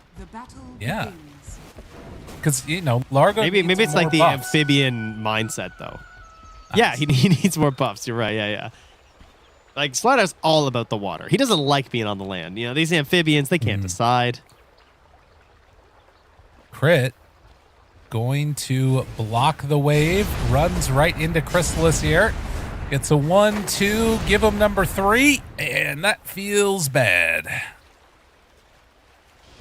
mean, that's a self-lick value right there. I'm just saying. Yeah. I mean, I'm self-licking there for sure. Like 180 mana, get a bunch of HP regen off of those the raise debuff. It's Amar off to a little bit of a better start by pulling the wave back this direction at the beginning. Crit is probably going to try and grab this second wave now as Amar is bullied all the way back to the tower. And yeah, they're just going to be pulling waves down here. That makes sense. Yeah, get a couple levels, chuck out some spells after. But getting rooted and Largo, I mean, as you said, you know, you can get a little licky to get out of there, but yeah, it's just block them off there. Yeah. Pretty annoying. This tree already messing around and doing some pretty good damage. The wave is going to end up doubling up down bottom. Meanwhile, in the mid lane, like we're keeping an eye on, Malrine trying to get some good harassment in and already able to get a little link. But Storm, the static slide, really capable of, you know, surviving through a lot of these lanes that might otherwise be pretty bad. I mean, I feel there's a lot of pressure to win this lane as Malrine. You really want to do well with like how this whole Razor got picked up and this idea of like the Falcons' threat of the Razor being so important to their drafting strategy. Yeah. So hopefully he can keep that going well for them. But again, like it's very difficult to do that against Storm with the static slide. Just the way it is. It's crazy this fast. It has not been touched more. It is. I mean, when's the last time you saw Shock Collar? Yeah, it doesn't happen that often. There's like a period where people were doing it against like Monkey King. There's some weird stuff going on there, but not what you see. And now down bottom, well, the Shadow Fiend is basically getting what it wants. They are still pulling the waves in towards Amar. And you talked about up top, dealing with this problem of a Jakiro, whom keeps on getting harassed and punched by Snake King bit by bit. But the spam of the heal is there for Celery, and so it kind of doesn't matter. And plus, there's even like a living armor in theory too to like help you out as well if you need it. So Jakiro just been in the meta for so long. We got a lot of these answers ready. They do start trying to target down Celery, so he has to heal himself at the very least. But they're not very successful. Blood Grenade punches onto Snake King. He has Spear back up in a sec if he wants to use it, but doesn't even necessarily need to. And instead, it's going to be a mid-kill. Yeah, the dive. That is a big one. Huge play. Follows him in under the tower. Malrine with a big get. Very important in this matchup. I mean, that's just devastating. That's with the wave. Some creeps go down. And he's still sitting there at like, what, 70, 80% HP and mana? Like, that didn't cost Malrine anything. No, that's huge. And the big thing also is like guaranteeing he's going to have 6 before the Storm at this point. So that could happen again.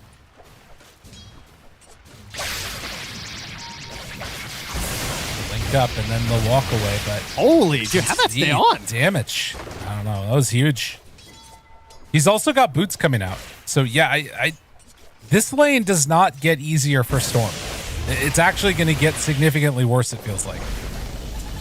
Yeah, he's getting... At least there's some tree armor. He's getting the heals. It's not a good sign.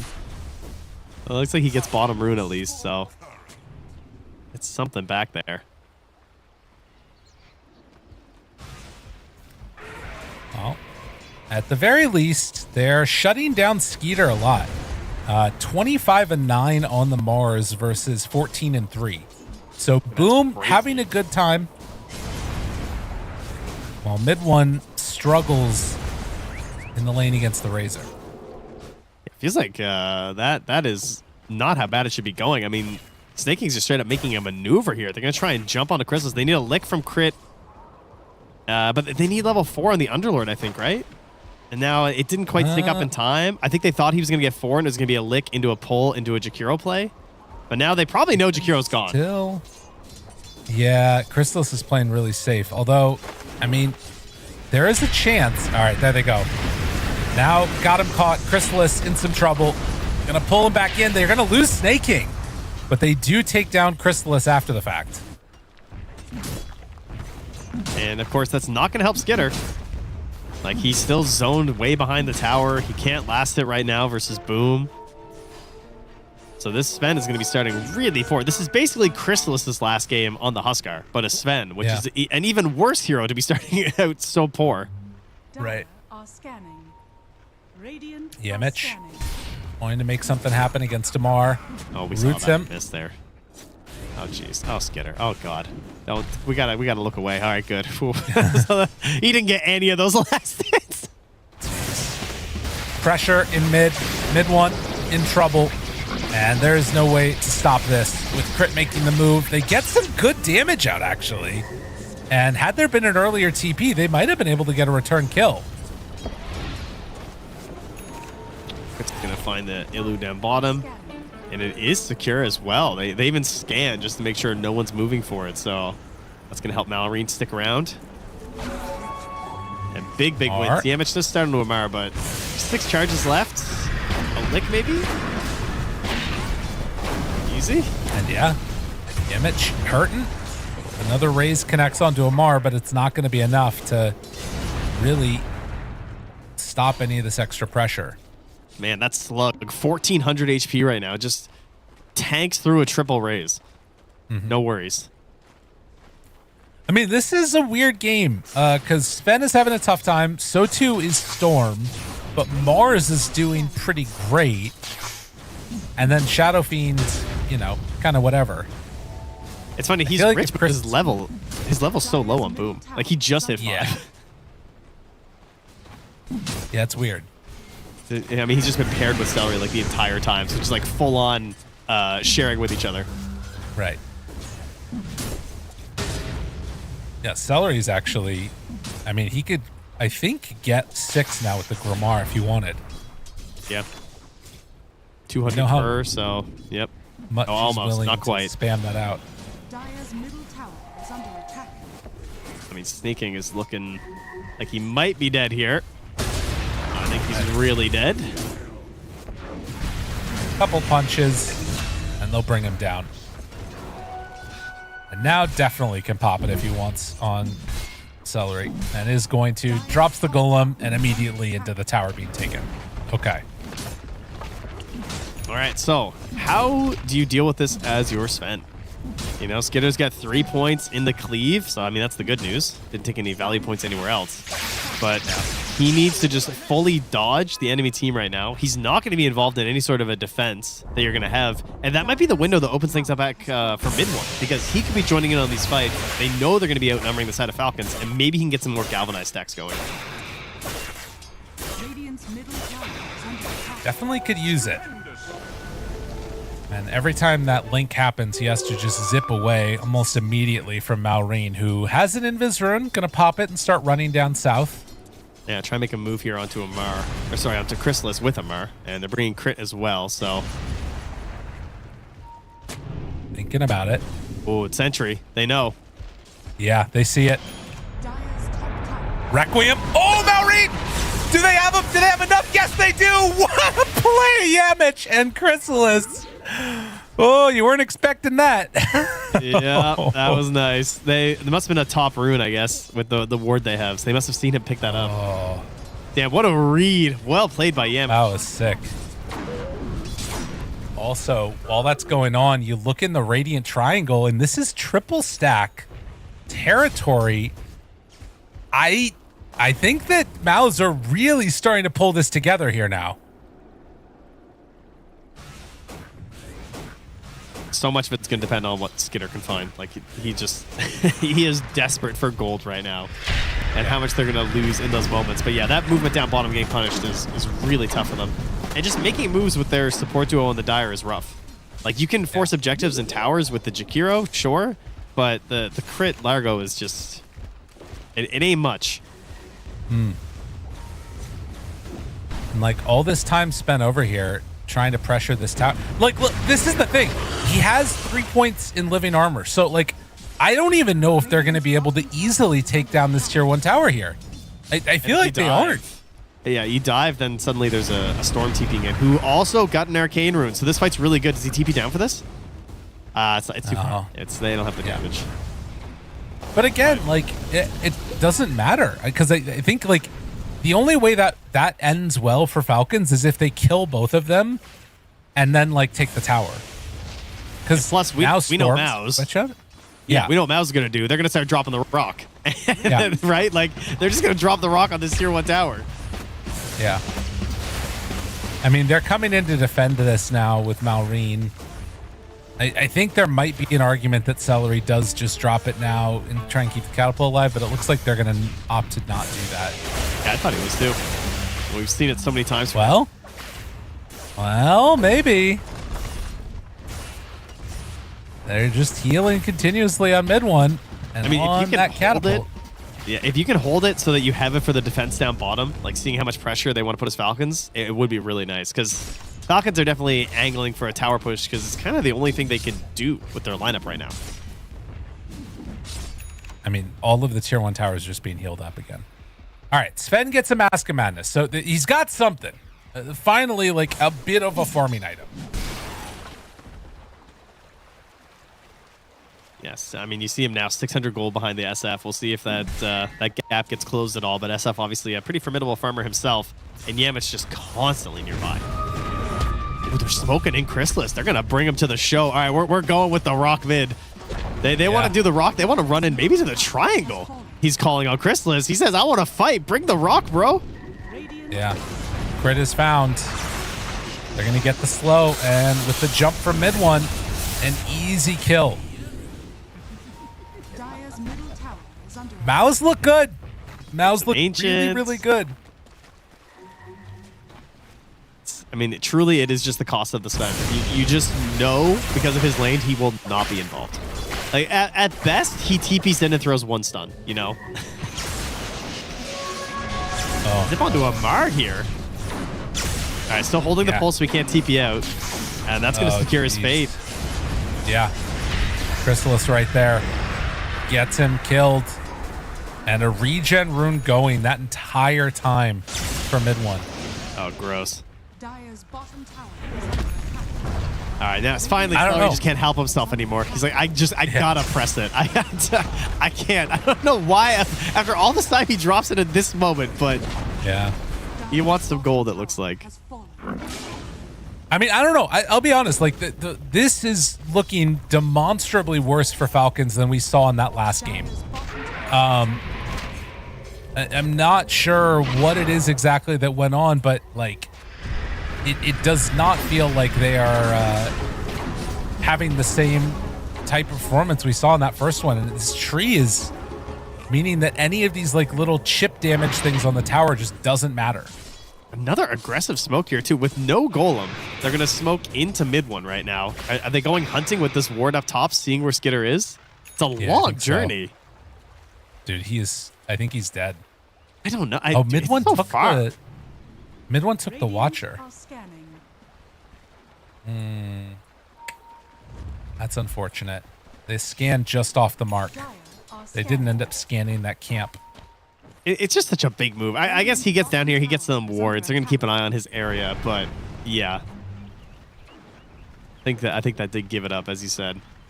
So they're gonna try and heal up this bottom tower, and this is the cost of a giant move like this. Yeah, you get good vision in the area where you know Sven wants to be farming, but you're now actually getting successful pressure applied from the enemy on your bottom tier 1, and it's just gonna fall. Yeah. Although Yamich is coming with Boom. Boom looking to get more involved here. Only 1 assist so far. Has his Blink Dagger. They do not have Glyph. Oh, well, that's a big jump. That's a lot. Requiem out, and the control is there, and going to be a dead Razor. Oh, no. And now they're going for more. Amar in a little bit of trouble, the Haster, and they've got the pull if they want to use it, and will now. Licking, pulling, trying to get out. They're also fatal bound together. Spear not going to connect, but doesn't matter. Guess what, Trent? That tower is still alive down bottom. That's crazy. Oh, no. Oh, no. That's quite bad. I thought that was a guarantee. Yeah. Not enough though. Largo is like melee disruptor. Like if you're playing this support and your team is losing, it just feels like GG, honestly. It feels like you just don't do anything. You're not hunting with glimpses. You're not like hunting with like good decreps. And, I mean, what a great start. We talked about the ease of execution in this game. How things just nice and synergized. Like Arena, Requiem, Overgrowth. Keep it simple, stupid. That's that's Dota. It's very nice. And now 15 minutes. Largo gets the shard completed. Drop the golem. Find Malrine. Realizing it's maybe a little bit too scary, they are going to try and back out. Chrysalis shows up. Fatal Bonds onto 4. Oh, that's some good damage out. Amar in trouble. Amar dead. Snake King gonna get chased down and killed too. So with a 2-for-1 exchange so far, Image now turrets onto Malrine, blows him up. Chrysalis in some trouble here too, as they manage to get him with Skeeter. It was a Snake King buyback, but still, Falcons, they lose several. It doesn't feel great. It's a bit of gold and XP for both. Yeah. It kind of feels like MOUZ overextending maybe just a little bit more than they needed to, offering up some opportunities for like Sven to get involved despite not really having the best items. Like pre-blink, you get that into a fight, get able to take down the enemy carry. Feels pretty bad. But just trying to push the tempo a little bit more here. Mid one now into that Kai and Sange, the non-stop go itemization here. There was also no Arena, right? Like you're going in here while Arena's still on cooldown, which really hurt this jump. And it was a great first lick. I got to give credit. That's probably the best thing you can do in a fight right now as Largo, is that hold on to Malrine did really assist his positioning and get them in a better spot for the rest of that fight. And then the fact that they're fighting so close to the tower means that you know, the Sven can actually just show up. Right. You can see there, when he does manage to show up, even without a ton of farm on Sven, he can do some serious damage. Oh, Celery. That Arena not translating. Get some big stacks here for Boom, just quickly taken down with the help of the Fatal Bonds. Yeah. So good chunk of farm into this Mars. He wants to get into the second item there of you know, the key items of your Mars. You're blinking your Yules. Meanwhile, Razor, you can see working on that BKB so that he can finally feel like he can engage in the middle of these fights. I mean, he probably wants BKB and Vanta, I would guess, in this game to try and deal with the tree and Fatal Bonds. It's not a fun game for itemization here as Snake King gets caught up top. That's another charge. Put him up to 16 galvanized on mid one. I mean, the other thing that's going to start becoming pretty clear is the vision game, right? Yemich already has many of these eyes in the forest down, and that needs to be addressed, because if your Storm is just free to run wild at this point and have like complete vision, the game just is unplayable for Falcons. We've entered an interesting point though, because the Blink Dagger is here for Skinner, the Pipe is here for Underlord. There is no Aura on the Radiant side. This is a fight they could maybe take, and they know they have to go for it. They're smoked up to try and deal with the vision from Yemich. Don't have any vision down here. Amar breaks it now. Jump in, find it. They're all caught to the side, but the Golem is now down. And now mid one jumps out. Boom is already dead, but that is a dead Skeeter. And with the amp damage online, Malrine, he's going to back out. They play it cool for the moment. Got to be careful because they're still under this tree vision. Chrysalis spots them. Damage. Yeah, they see him. They get onto crit. A few more hits, he's gone. They were fighting underneath this vision the whole way. Snake King is also going to die to mid one. A few more hits is all he needs. And Malrine, it's only a matter of time till the rest of them catch back up. One by one, they fall. Oh, crit. He just got out of here and back alive. Thinking about a big race. Not going to connect. Still, they go back and they can finish off Roche. Oh my god. Mid one, just free pickings in this fight. Yeah. You went with the Razor mid, you got the lane win, but it's not looking like you're going to get the game counter or the game win versus this Storm Spirit. Mid one just gifted a game of such weak disables, and he is taking full advantage. 20 galvanized. All tier 1 towers still alive at 20 minutes. Aegis in hand, not taken by the Storm, interestingly enough. But the other thing is, like, again, you just have vision everywhere. Like, in these places where the fights are going to happen, they're already laying down the trees, and, like, they see where everybody is, and they're just going to get a Tormentor. Oh, man, it's mid one that gets it. Holy. Wait, what? All right. That just put him over top of the... Because Mark already has it, yeah. Yemich dead.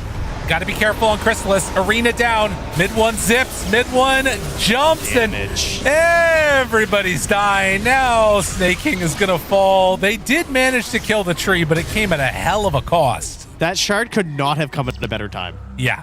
Wait, did he even use it? I don't think he No, he didn't actually. Maybe he used it free. I don't even think he did. He still did so much damage because of how they were linked up with the Fatal Bonds and just next to each other with the Mars Spear. He's like, oh shit, I got shard. It's crazy. I mean, 21-8, and I think we'll take a look at this again.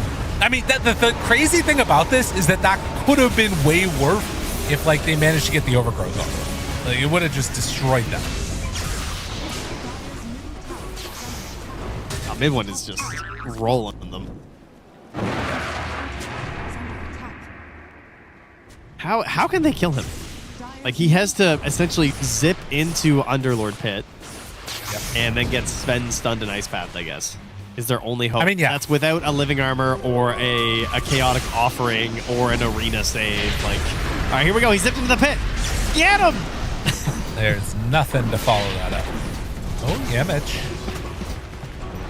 Does not appear to matter, and now Crit is going to be jumped and speared and eventually killed. Did they forget about Tree? Like, were they so focused on, like, the Huskar Razor dynamic that they were just like, oh, Treant, shit. I mean, he's not I would say he's not an auto win, but I guess he is now looking like he's going to be 2-0. Maybe he is an auto win. I think they had an idea. They went with the Largo. They thought maybe they could get ahead a little bit. It would make a difference. But yeah, maybe. All right, when you're so far behind, the Blade Mail's looking good. One of those situations here. And Storm, another amp damage. Has a Shiva's too. Kill the frog. Kill the slug. Do they have anything here? Big stun, big zip. Boom. Tries to get out. And looks like they will be able to get him. Wait, Amar? Chrysalis is dropping, but he has the Aegis still, so even if they kill him, it's not the end of the world. And they don't. He just blows up Mallory without the damage. Mid-one's damage must be just disgusting this game. Yeah, I can't even imagine. It's got to be nuts. Surely he's number one. I mean, he did solo kill 2 supports in the mid-game fight. Right. He constantly has crazy runes. They're just croaking the Underlord to boost the damage on Firestorm. That's where we're at right now. Oh, there's the damage done. Yeah, he does have crazy damage. Not surprising. Thank you, stats. On the Shadow Fiend, they will attempt to keep alive their buildings. That attempt is failed, though, now. And they're TP'd in the Razor. Maureen, zip in, zip out, break the link, run away. Chrysalis, 30 seconds still before that Aegis is going to expire. Does not appear to care that much, because guess what? There is more healing coming from the Warlock. Warlock's tree just back up to full HP. 17 seconds left on this, and he jumps in on Boom. Arena caught dead. More and more, it's going their direction. The zip in and the finish from the Storm Spirit. Mid one setting his sights as well onto this Rax. It's going to be a full lane with the first Aegis. Radiant's top tower is under attack. Out. Showing in this day 3 of the group stages here that this is a team to watch. They're back in form, it feels like. Dire's middle tower. Yeah, they're looking really good. And a lot of different ways to win too. Like I again think back to that Invoker game they had in day 2 and how good it looked. This is a very different style. I mean, it's mid one owning again, but in that one it was more about the team setting him up for success. This is a lot of mid one doing it on his own.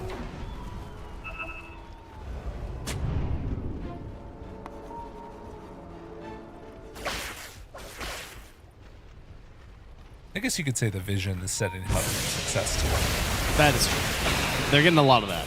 It's so hard to deal with when you're behind versus tree. Like they can't even, I feel like they can't even get out on the map. Because if they try to punish and try and take down some of these observers, they're just going to get zipped on. What is mid one farming for over here? Oh, just a Witchblade. Okay, cool. Okay, maybe Falcons can find something here. They're looking. Yemich, first point of contact. The smoke breaks. They see him immediately. Snake King takes out the ward. Now they zip in with mid ones and zip out. That's what, there is nothing you can do. They pop ulti. Now the spear, Arena double hit, Requiem out. Oh no, they are all gone. Fatal bound. Look at the damage. He's healing back up to full. Chrysalis doing way too much there with the Mask of Madness. GG is called 26 minutes in. MOUZ take the 2-0 over Falcons. Jeez. Man, Boom's arenas this game. I mean, everybody. I could praise everyone on MOUZ in this game because they just started out so well and they played so well as a team. But like, my God, did he ever hit like an arena with less than 2 people? I don't think he did. He's just consistently catching them all. And then the spears as well. Like, he got that shard pretty early and he was just double spearing the whole way through. And mid one had one of the freest Storm games I have seen in a while and a absolutely grotesque amount of damage dealt from him. He did lead the game, unsurprisingly, in damage, closely followed by Chrysalis, who was also just tearing it up. Really, really impressed with what we saw there from MOUZ. And again, like, this team has a lot of like weird curveballs that they throw at you. And I haven't really been able to fully like clock what it is that just sort of makes it work so well. I don't know. That's the part like that to me that feels tough, is that like there are these standout performances like mid one and stuff like that, but there's so much that went into how that was successful because his lane was garbage, and then maybe it's map movements, it's somebody making calls in the mid game. It's looking good, whatever it is. I'd say the mid one from the very beginning of when this team rose to power, a lot of it was pointed at mid one, where they were just saying like mid one is back. Like, he's having this crazy resurgence. He's been grinding ranked like crazy after not playing for a pretty long time consistently. And his read on how a fight is going to break down and what fights are valuable to take just looks like the top echelon right now. Like it always seems like he knows exactly when he should be going into fights. That's been consistent across all his heroes. And part of that also is that Boom is just he's a built initiator.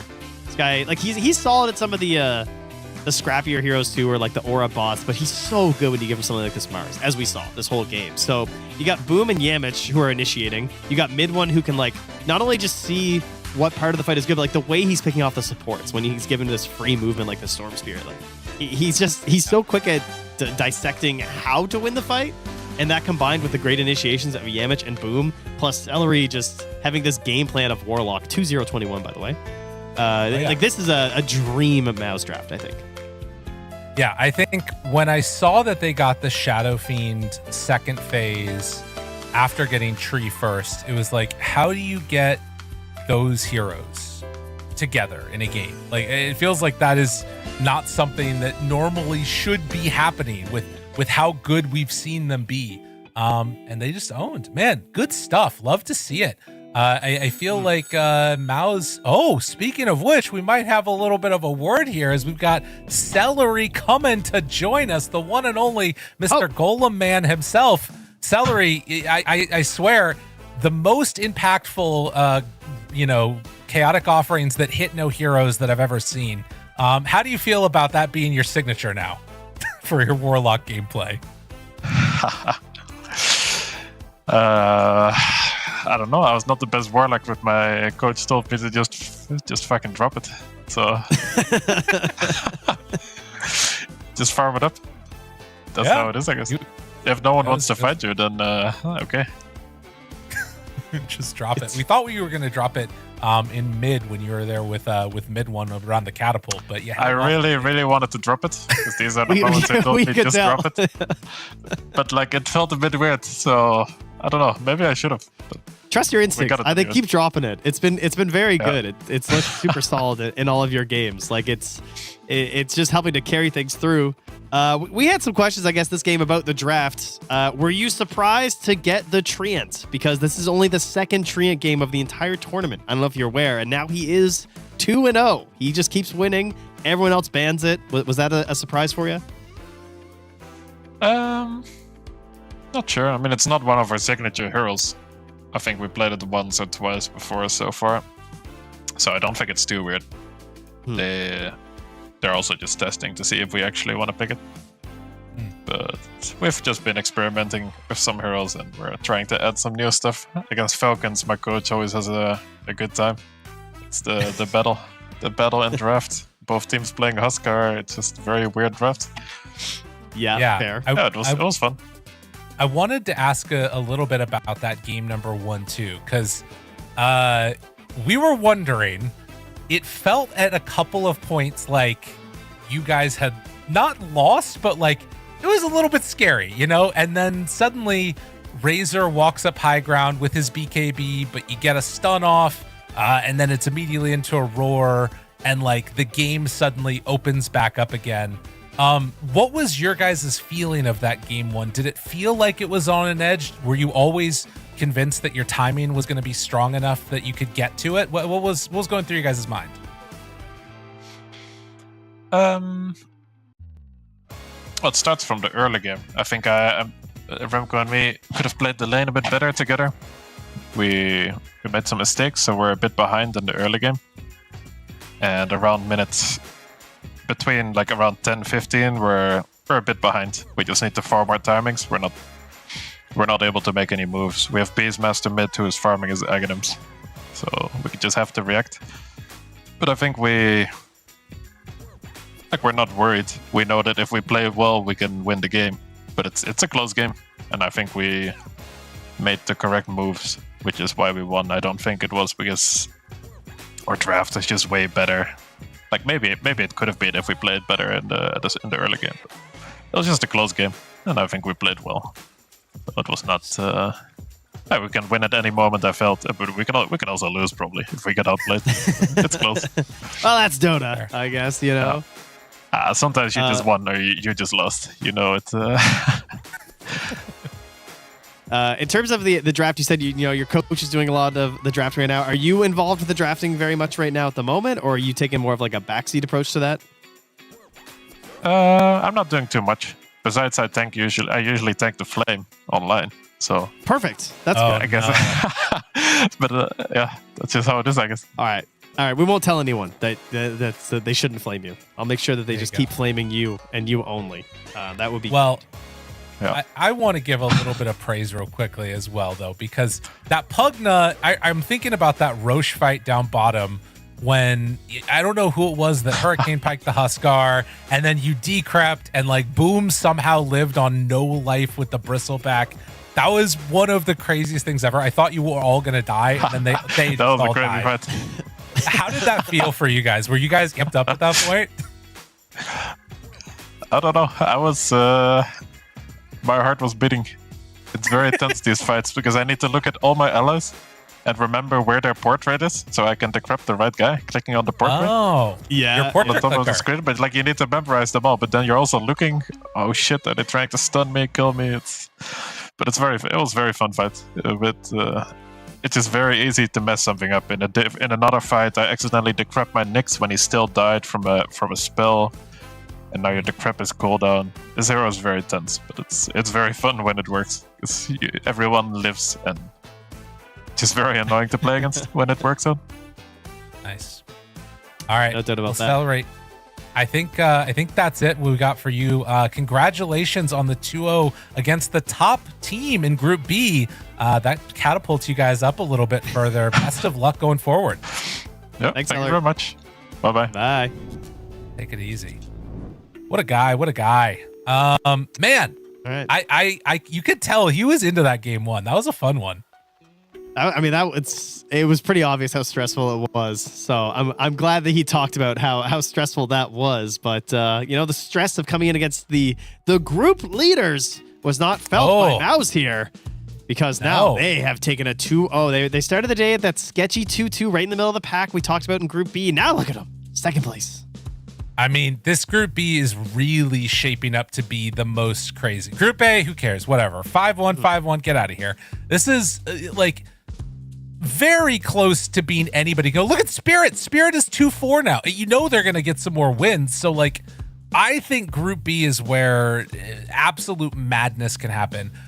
Sorry to Execration and Gamers Legion. You guys, it's not looking so good at the moment. I mean, granted, I guess Execration is at the same level right now as Spirit. Don't doubt. It's true. There's a chance. Like, anything could happen against any of these teams. And I guess hypothetically, Bet Boom, I would expect them to do better over the next couple of days too. But it's going to be a hard hole for them to dig themselves out of as we get ready for continuing this. But Trent, that's going to do it for us two. Ember Stream is going to continue with the lovely Zach and Ricky going to hop in and cover the rest of this. Still some great games, right? Oh, there sure are. In fact, up next, we're going to have Liquid returning to the Ember Stream, facing against Aurora. And we'll see if they can match up and see who's got it here, Lyrical. Who's your bets on Lyrical before we go? What do we got? I think that the winners are going to be the viewers. It's a great series. Stick around. We'll see you after the break.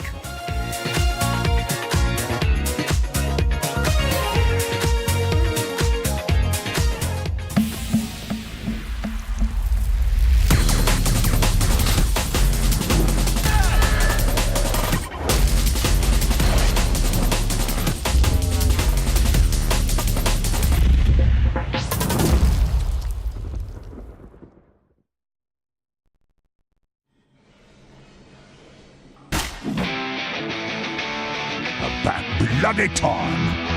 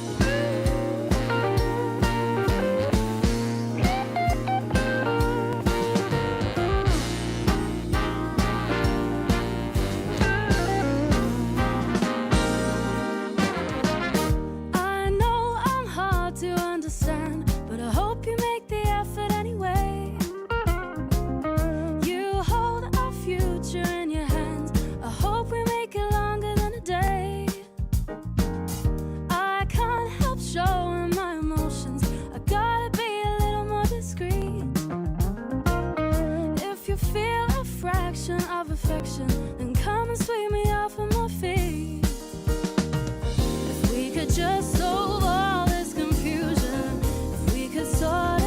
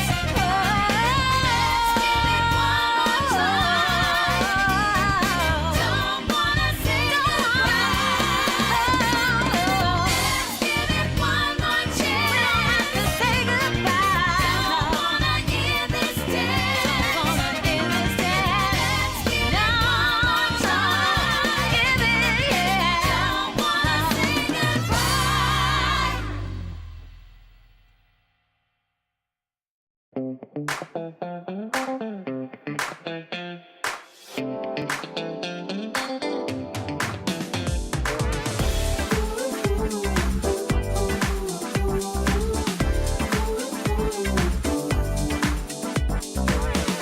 needs some time away and some time to play. Think you better take that holiday, holiday. Bags packed, you can now relax, cause your mind's on a flight and it won't fly back. Just ask for your favourite snacks when the cloudy skies turn blue. No cares when you're in the air, looking down on the ground, think we're nearly there. Beach air and freedom air, paradise is waiting for you. Everybody needs some time away and some time to play. Think you better take that holiday, holiday. Everybody needs some time away and some time to play. Think you better take that holiday, holiday. First quench, sun drench, lingering on your skin. Good times, time lives, the indulgence win. Palm trees, warm breeze, really massage your bones. Hot nights, moonlight, wish you could take them home. Sleep sweet, dip deep, repeat. When you stand on the sand and it warms your feet. In this heat you deserve a treat, so take it nice and slow. Carefree in a fantasy, you'll forget your stress for a week or 3. Trust me, when you're in the sea, there's nowhere else to go. Everybody needs some time away and some time to play. Think you better take that holiday, holiday. Everybody needs some time away and some time to play. Think you better take that holiday, holiday.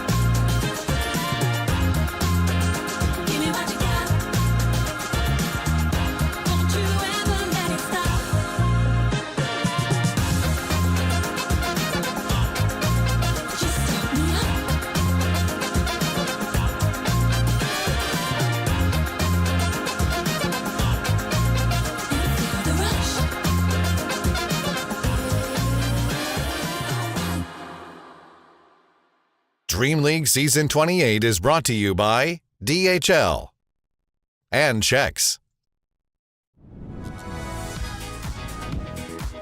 What is up, everybody? Welcome back here to Dream League Season 28. I'm Cryptic, here with Z Quixotics. We're having a great day here, getting ready for some more fantastic Dota action. Before we jump into it, Zach, as always, man, how you feeling today? Suddenly, for no reason in particular, feeling like doing some stretching yoga. I don't know. What's up with that? I don't know. I just had no idea how that happened. I'm good. I'm ready. We got some crazy. I feel like the B stream is popping today. It's a really, really good series lined up. Yeah, we do. We got kind of lucky. Coming up next is going to be Aurora versus Liquid, and we've already had some pretty good series here today, and then we have a kind of a banger of a final series as well. So we'll keep that one as like a little bit of a surprise for you guys later. You know, something to stay tuned for. But sure you guys can't see the schedule. Yeah. Let's go and just take a look at the teams for today. We've got Liquid up first, a team coming off a hot streak, man. They just got themselves the win over at Blast Slam, and that was a convincing one for anyone who watched it. They looked incredibly dominant, and should be, no surprise to anyone. They're looking pretty good already here in Dream League. Yeah, I think actually maybe it is a surprise because it is Dream League. I suppose. Oh, hey, we're not at the end of Dream League quite yet. A lot of Liquid fans going to be happy about the recent events just because the team's been struggling a little bit ever since they added Ace and Tofu. Kind of understandable, right? You're changing up 2/5 of the teams. It's going to take some time. But it seems like it's finally coming together. Get the tournament win. And so far, like you said, not dropping the ball at Dream League quite yet. Their cursed event. We'll see if it can continue. But if you guys somehow don't know about Liquid, let's learn a little bit more about them. We got a video for you guys. Team Liquid is one of the most well-known teams in Dota 2, with a history almost as long as the game itself. They need no introduction, but I will introduce them anyway. Throughout 2025, Team Liquid went back and forth from incredibly good to, well, still pretty good. However, in November of last year, Team Liquid made what was probably the largest change to the team in quite a few years. They swapped out Saberlight and Insania for Ace and Tofu, formerly of Game and Gladiators, joining the roster of Mickey, Nisha, and Boxy. It's hard to say how good this new version of Team Liquid actually is, as they've had results ranging from 10th place at Blast Slam 4 to 3rd place at PGL Wallachia 6. Can they save him? No! No, they cannot! Team Liquid! They can't believe it! They can't believe it! And perhaps more importantly for this event, they seem to have kept the Team Liquid at Dream League curse, only managing to place top 16 in Dream League Season 27. How? Why? I don't know. But Liquid struggling in Dream League has become a fact of life at this point. With that in mind, good luck, Team Liquid. You'll probably need it.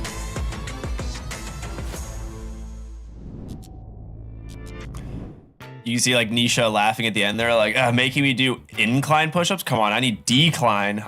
This guy's yoked. Let him hard enough for me. It's difficult enough. Yeah, no, they're having a good time. It's true. This has been a cursed event for Liquid. It kind of turned into a meme for a while, but now looking pretty good, hitting their stride. This could be the start of a very good kind of trend for Liquid. Knock on wood for all you Liquid fans, but they feel like they're in a good spot. Yeah, I think they've been playing really well. Nisha, that we were just laughing with, he is in really good form right now. I think a lot of people were very impressed by his recent games at the last tournament. Again, continuing over into this one, which is, I don't know, it's like not surprising that you go from a tournament win and still look good, but because it's Dream League, it's a little surprising. Yeah. But what might also be surprising is their opponents today, Aurora. So this team was a little shaky to start. They also switched things up, right? 2/5 of the team switched up. Yeah. WS and Makoto joining. Unfortunately, unable to join this time around, so they got Lornoff standing in. The Lornoff buff, because they're doing pretty well right now. And they didn't even qualify to this event. They lost out to Bet Boom in the grand finals, but they made their way through the Div 2 Dream League to make it here anyways. and show why they deserve to be here. And the thing that's interesting is like this team, I think Aurora, there was the time of about a year ago where this team looked incredibly strong. Maybe it was like 2024 Aurora, where they looked like one of the best teams in the world. Like they were winning tons of events. But then they just kind of started to fall off a little bit in 2025, or it was like late 2025. They like just not looking super clean. And now they just win the Fissure Universe like a couple weeks ago. So this is potentially a team that's, catching some momentum. Granted, they're going to have a stand-in again, but this is a stand-in that used to be on the team. Like Lorinov used to be on Aurora. So I feel like Lorinov has more time as a stand-in on this team than Makoto has time on this team. So. I was going to say, I don't know if you, like, I think that's quite funny. But, we'll see how it ends up going. Because I think if for Aurora, this is definitely like one of those moments you got to kind of prove yourself. Like you're up against what is probably peak form Liquid right now. You're here in DreamLeague with some of the best teams in the world. Like you really need to start stepping up the game. Yeah, we'll see how it goes because I think the draft is ready. And I believe, so Lorinov was standing in for this event, of course, but I think he actually stood in for the event they won as well, if my memory is not failing me. So at that point, I don't know if, usually we're like, oh no, you got to stand and you're going to play worse. It's like a month at this point. So hopefully all of that is, in the past, you're playing pretty well together. And you're going to need to, because Liquid is one hell of an opponent to go up against. Fortunately, it's the group stage, so it's not like, oh, do or die right now. Both these teams doing pretty well in the group stage already, so although the teams will be eliminated out of the groups, I think these two teams looking to be in a good spot to make it through no matter how this series goes. But of course, getting the wins will make you feel a lot better about that. Yeah, we were talking about how Liquid is looking so far pretty good in the group stage. Aurora is actually seed number 1. They are 6-0. They have not lost a game. They took down Bet Boom, they took down Pain and Yakult Bros. Now, you could maybe argue that Pain and Yakult might be some of the weaker teams in this group, so they still have a lot of very powerful teams still to go.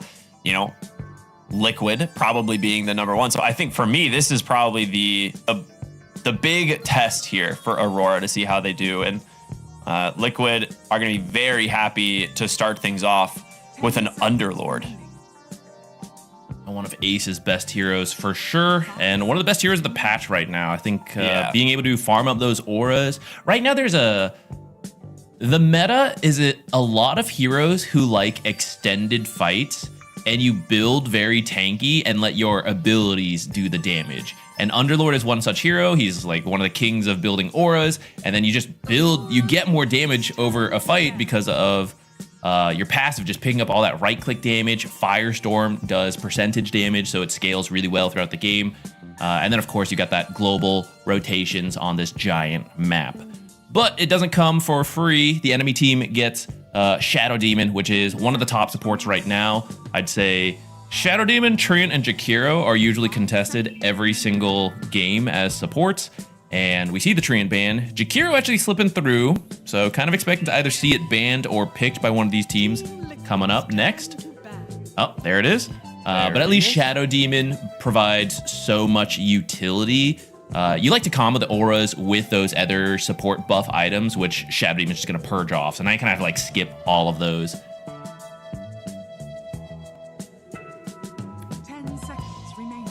Some kind of interesting first phase bans, right? We don't really see the Phoenix banned that often, but maybe doing some research here against Aurora, knowing that it's a hero that they like. They ban out the Ursa, one of the heroes that does lane fairly well into the Underlord just to protect it. Same with the Shadow Fiend first phase ban, right? We see that. And they'll go back for the Warlock, which ain't nothing wrong with the Warlock right now, man. This hero is very good. Maybe something a little wrong. More losses than wins right now, but I agree. It is generally good, and it's pretty early in the event to read too much into the win rates. I want to look at win rates. What do we got? Who's at the top? Okay. Treant, I think, has 2 picks, 2 wins. Yeah, there's a Huskar that's 3-0 right now, so there's that. Out of the most picks, actually MOUZ has a shockingly high win rate. 12-5 at the moment, 71% win rate, which I will say MOUZ has felt super dominant in every game that we see him. Like there's very few times where you're like, oh no, we have a MOUZ, right? Like in this MOUZ. In this event, like there's a lot of really good range cores, specifically heroes like Wind Ranger. Then you have Razors, you have Storm Spirit that don't like playing around the arena wall. So I like the hero quite a bit. It's looking really strong. Yeah, the Wind Ranger you mentioned does get picked up. Also, really good win rate right now. I think 14 ticks and nearly an 80% win rate with the stats that popped up. Yeah, so looking very good right now. And one of the heroes she hates playing against is Shadow Demon, so kind of preemptively protected by their own draft. You can't have that Wind Run dispelled, which is a huge problem for core Wind Ranger. You don't have to do core Wind Ranger. You could still do support Wind Ranger. But the idea of picking it here into the Underlord's lane is usually, I pick up a bunch of damage, I get a ton of denies, and if you want to fight me in Firestorm, like, I'll get CS while fighting you. Wind Ranger, being a ranged hero, can stay out of Firestorm a little better, and although most ranged heroes do struggle a little bit into Underlord, because of this Tangled facet, Wind Ranger's like, how would you like it if I had more damage than you, Underlord, as a ranged hero? And that's pretty absurd. So over time, when you don't have the Shackle Shot available, he will get some denies on you, but you can hit him with the Shackle Shot, get the CS you need, and actually harass him back because he's actually stunned in that time. So she's one of the best ranged heroes against Underlord right now. I really like the Largo pick into Warlock. We've talked about this in terms of whether it's off lane or 4 position. It typically is just one of the heroes that can actually shut down a Warlock lane pretty easily. Right, you can get rid of Fatal Bonds or Shadow Word, potentially both if you get lucky. It just makes the lane not as dominant for the Warlock. I will say Underlord, yes, it struggles into Wind Ranger because the Tangled facet just gives her so much damage, but I have seen Underlords just opt for like Blade Mails, and then Wind Ranger's like, oh, okay, well, see you later. Like, just you can't do anything. There's just no more attacking this hero. It's not totally one-sided. You're like one of the best Crimson Guard builders. You can do the Blade Mail, like you said. So there's like pros and cons to the matchups, and it depends on the supporting cast, which I'd say Largo's pretty good at it because usually the pit is also one of the annoyances. You can pull people out of the pit or have the speed boost to like run out, have your own healing to counter the long fights that Underlord likes, which those fights might be a little shorter now because we actually see Sven coming out, who brings a lot of burst damage. Which is very good versus Wind Ranger if you can surprise her before she gets to Wind Run away from you. This Largo who likes really long, drawn-out fights.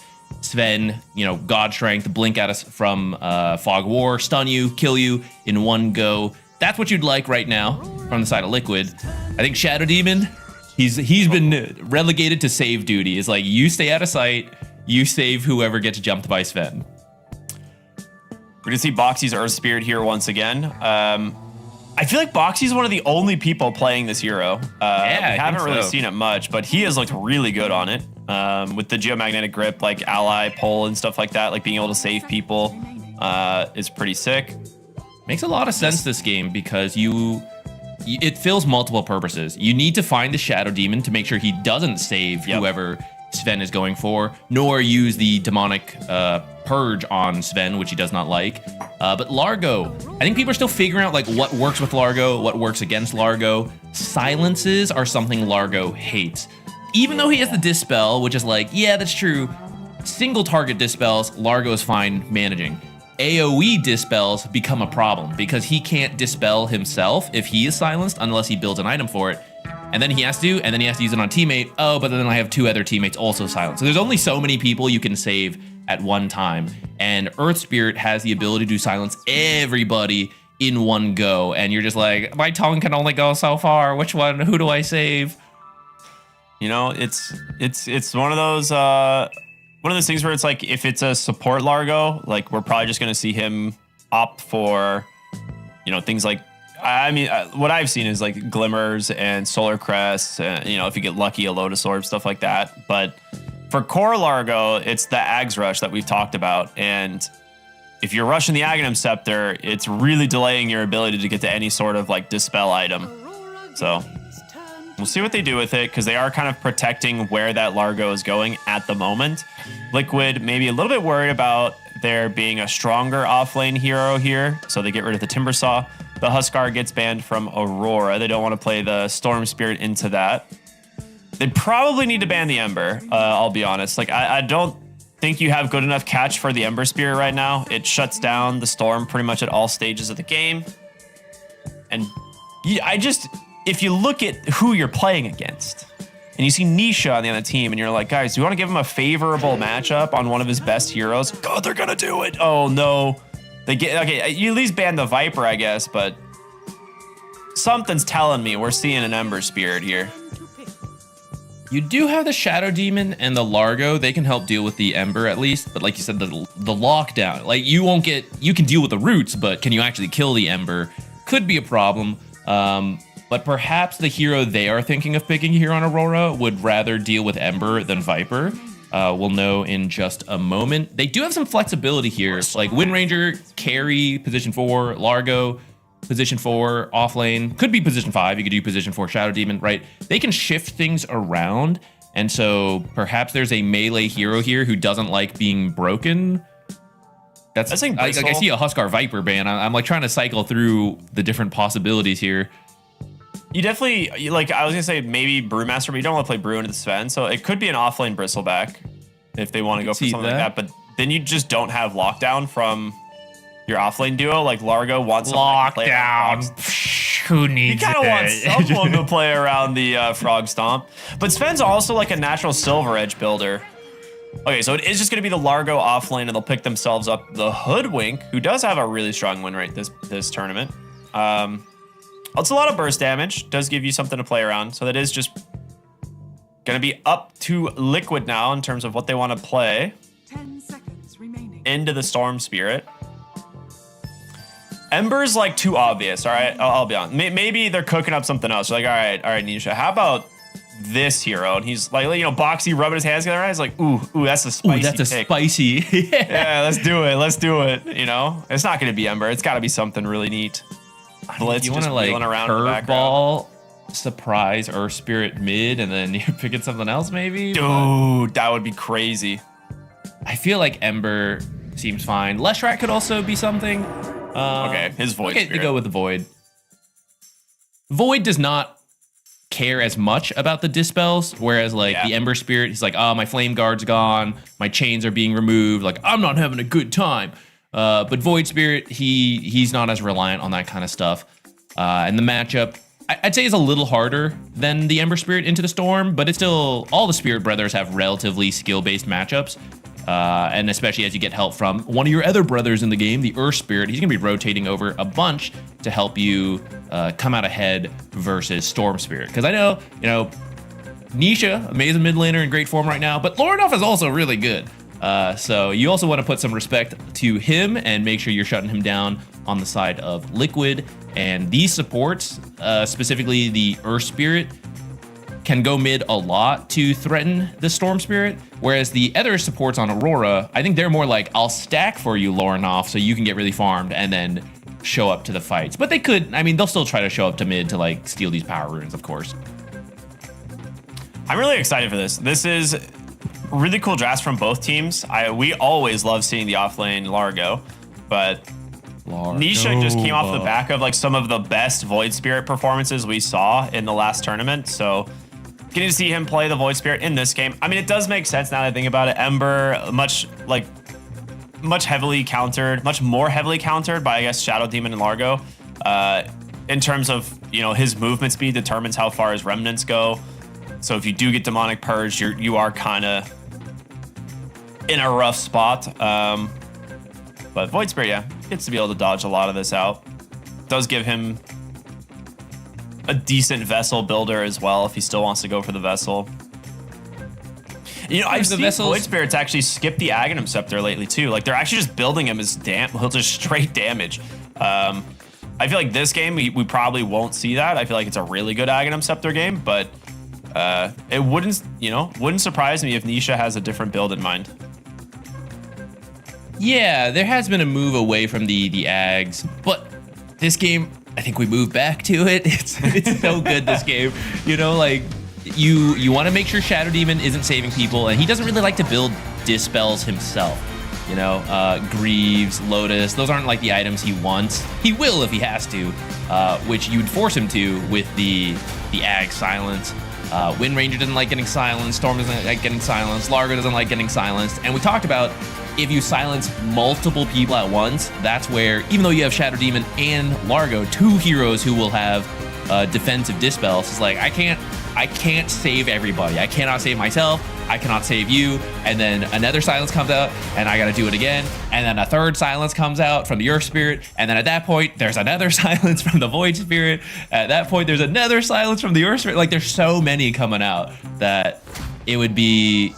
I don't know how you manage that. Well, we're about to find out in game number 1 of Aurora versus Liquid. Now, the 2 teams at the top of their group, granted, Group A is a little bit split down the middle, but Aurora currently undefeated at 6-0, Liquid at 5-1. Their only loss was to PARIVISION. They drew 1-1 there. But we'll see what ends up happening in this series. 2 very fun drafts, 2 very dominant teams. And Group A is cool color logos versus white and red color logos.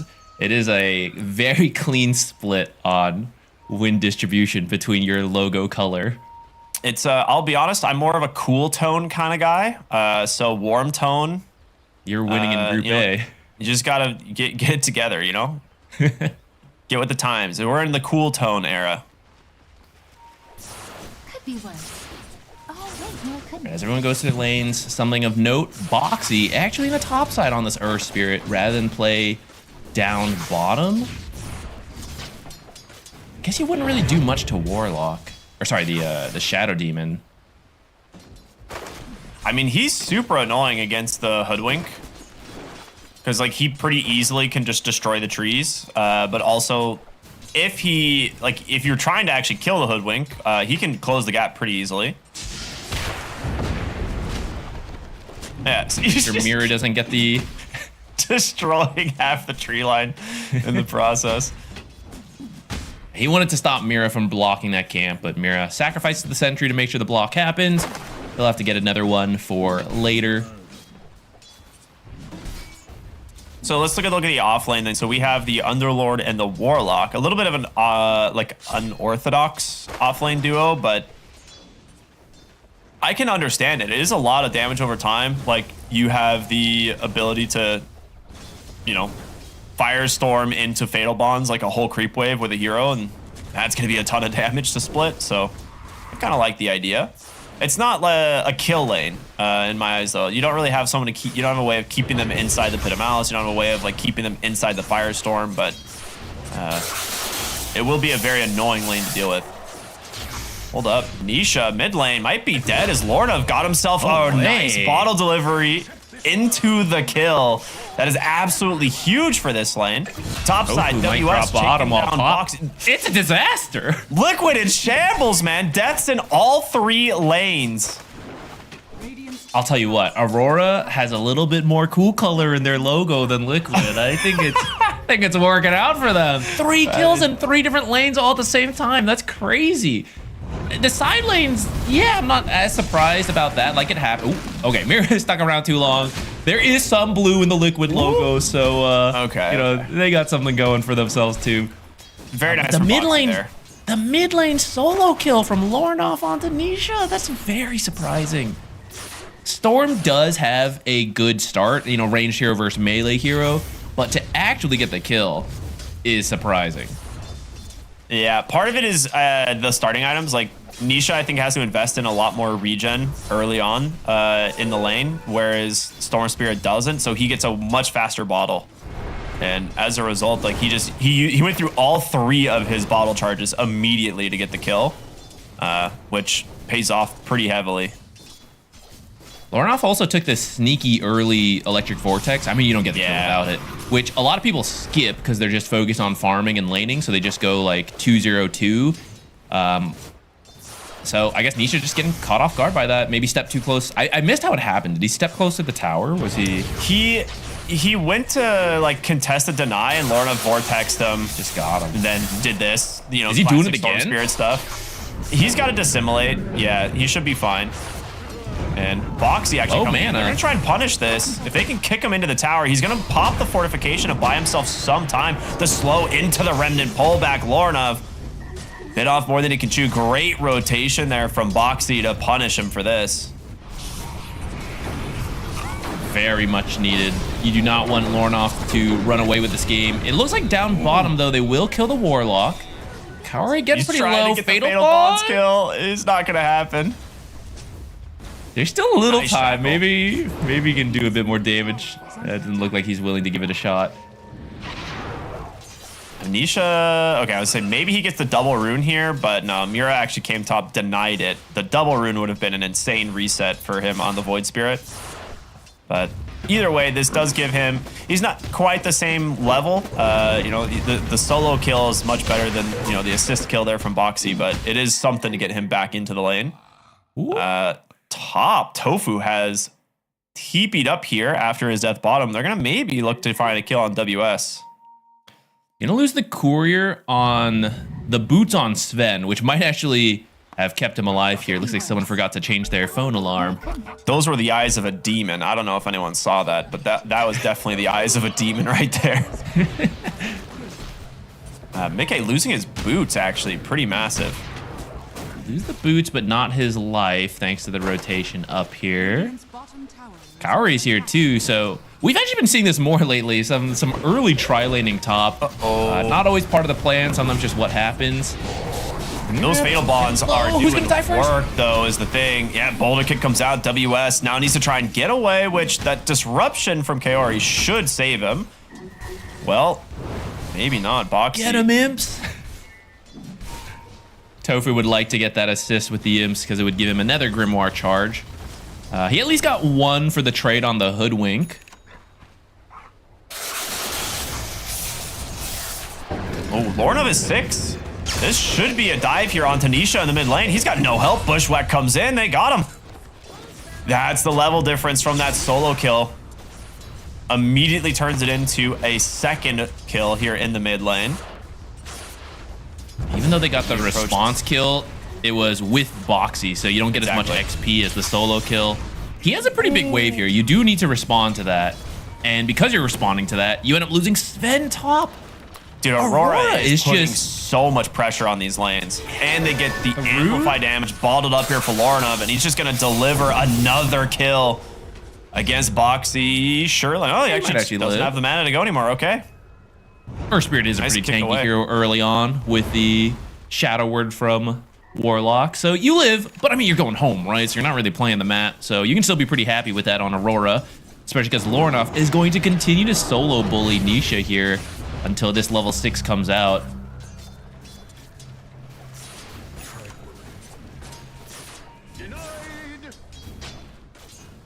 Now with all this kills happening, it is still fairly close. There's only a 1k gold lead for Aurora. The side lanes are farming well. I say, have I jinxed them? Oh man, that is a lot of damage. Boxy looking for the squirrel off the mark with the roll, but yeah, Mickey losing about 2/3 of his health to the frog stomp combo there.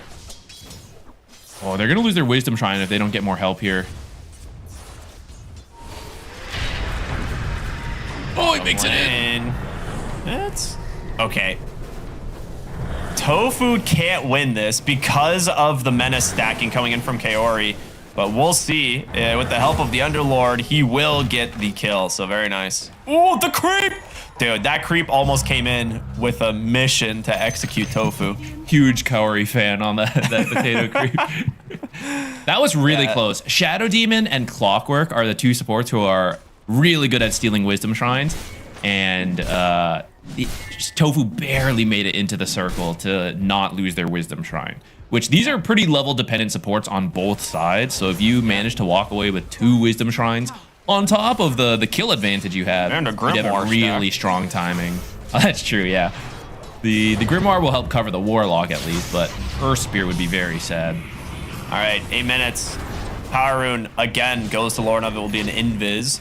Not the, the amplified damage we saw last time, but quite a nice rune there. Either way. Ooh. Did he run out of mana for this Vortex? He did. He had to zip pretty far on that, I guess, but his soaring was coming on the courier is what happened. The courier got to move a little faster if it wants to get that kill, but it'll keep him alive for now, or the Earth Spirit.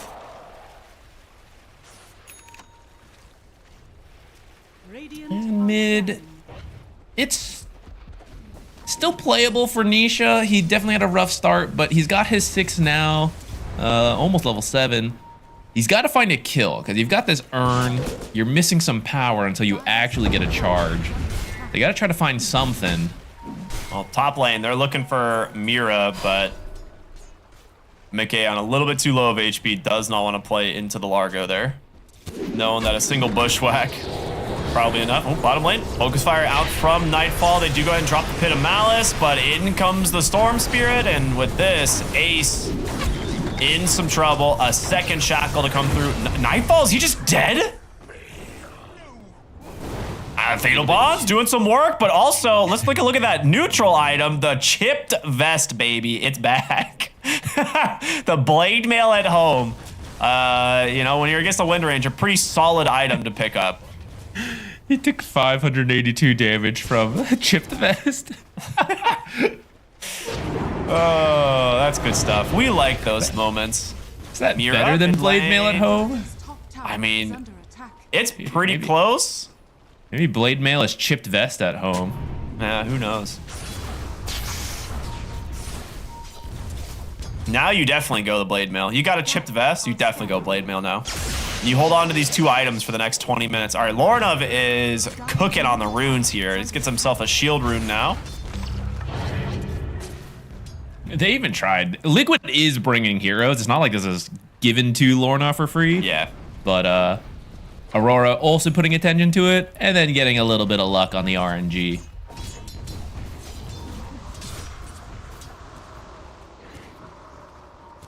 All right, looks like he might just be rushing the Crimson Guard here. He's got himself the Vanguard for now, but we'll see what he wants to do on Ace. He could go back for the pipe. Really? He's got a lot of options. Foxy just magnetized the top wave to kill it faster to try to protect this tower.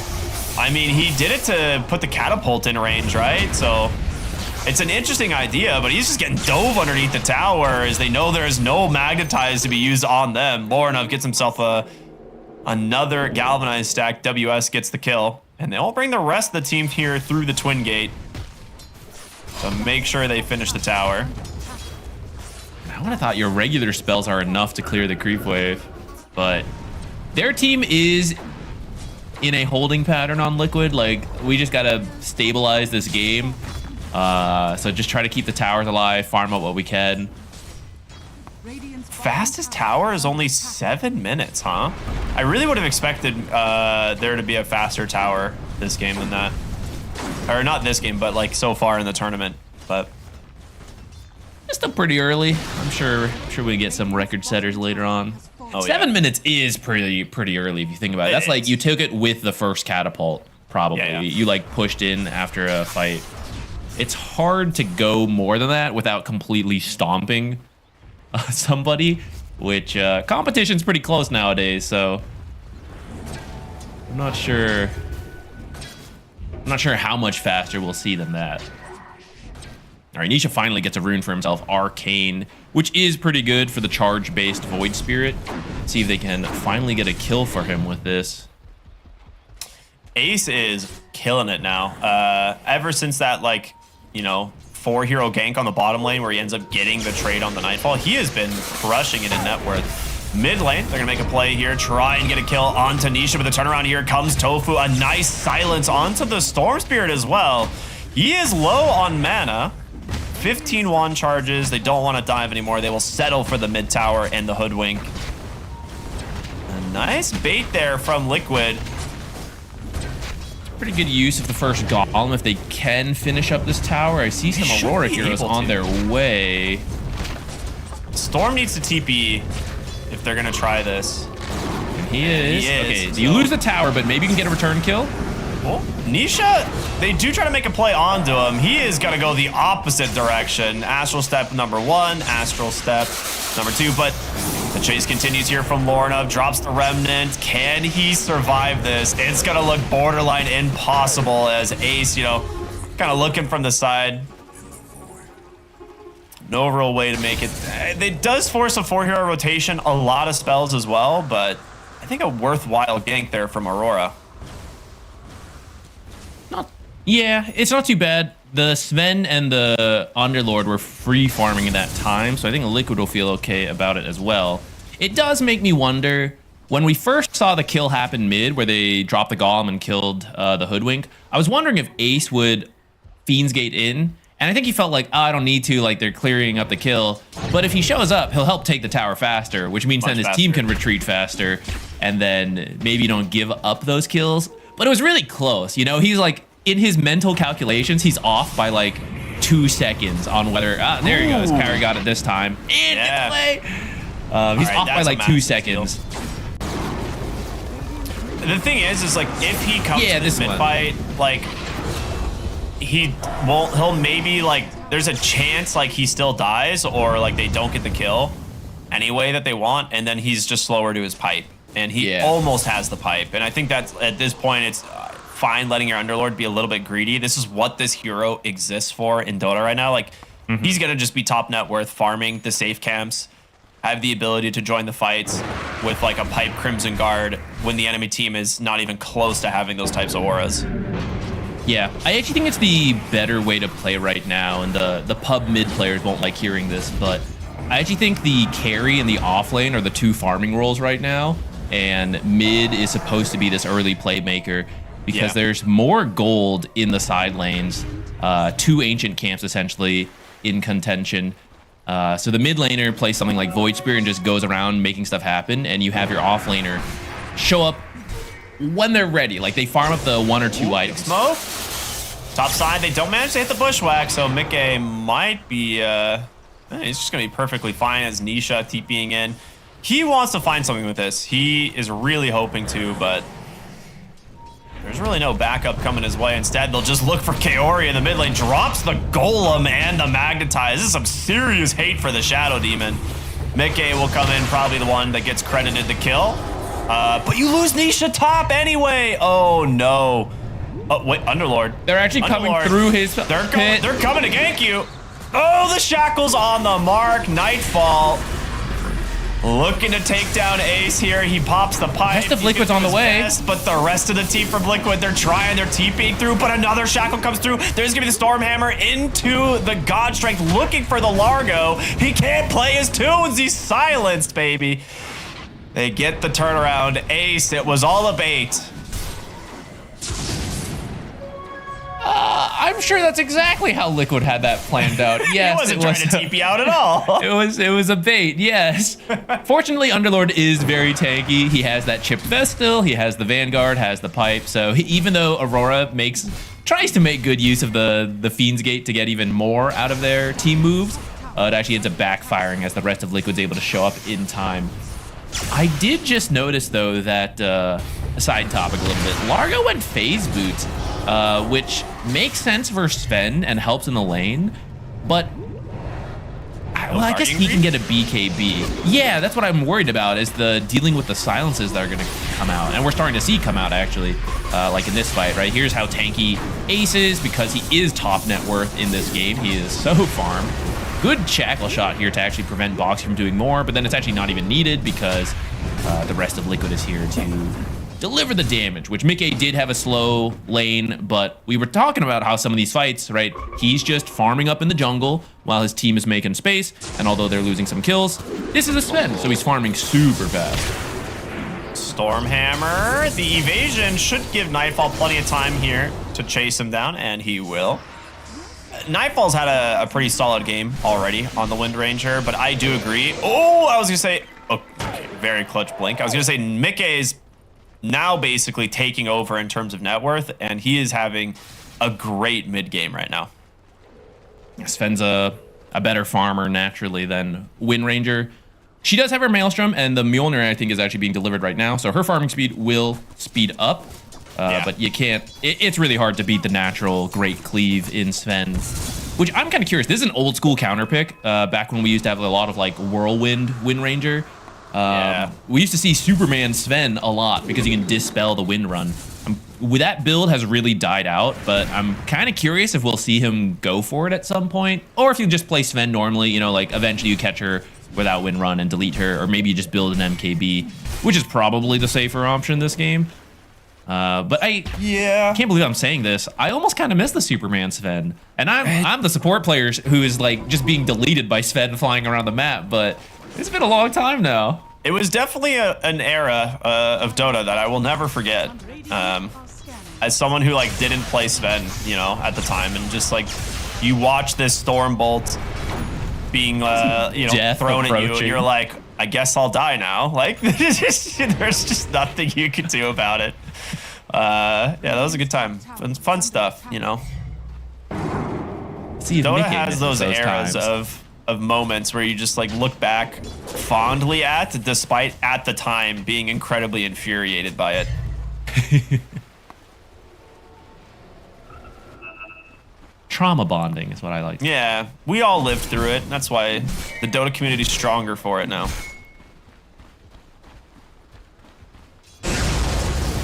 Big rotation top here. Mickey going straight for the squirrel. Pops the God Strength. Bushwhack will connect, but nice kick there to take down the tree, free up Mickey, get themselves the kill. And this is a really smart game because they want to secure themselves this Tormentor as it's about to spawn in 15 seconds. Any sort of pickoff gives you that advantage. Dire's middle tower is under attack. Yeah, Ace still not even needed, so I mean he's still just happily farming up down here. Has his Crimson Guard.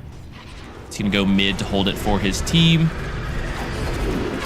There's a lot of Aurora heroes here, but I don't know if you can really dive he gets the deny too. Okay. Yeah, I mean, that dude's got a lot of damage. I like this idea. They rotate Boxy in. If he can catch someone, they were going to Fiend's Gate the rest of the team, which he might need to. A good pullback from Boxy. Like we were talking about, the roll into the grip just kind of gives you a good repositioning tool, and they would have had to commit way deeper on the side of Aurora to have any chance of killing Ace, who at this point might not be killable with the 2 items he has now. At least for now. That's one of the biggest reasons Earth Spirit is, I guess, entering viability again, even though it's still like mostly Boxy. All right, he has to disrupt himself and hope he ends up on the other side of the... Oh, I guess you can just do that. Lornoff is such a good guy. He's here to help. Yeah, you used to have to like roll into the fight to kick someone out, which meant you saved the target, but then you die, and that feels sad. But now that you can grip people for free, it was one of the buffs he got in, I think 7.4, one of those recent patches. Now you can be at the edge of the fight, like we saw him roll by and pull Ace out, and so they both get to live, which is obviously a much better situation for the Earth Spirit player. Yeah. So I'm curious if that'll catch on, because yeah, Boxy's been playing it a lot, but it hasn't, like other teams haven't quite started to copy it yet. I like the Aether Lens part of it as well, right? Just gives him more range to play around. That's true. Which is kind of neat. Geomagnetic Grip actually has such a long cast range with Aether Lens. Did he get a... There's no more cast ranges on the neutrals right now.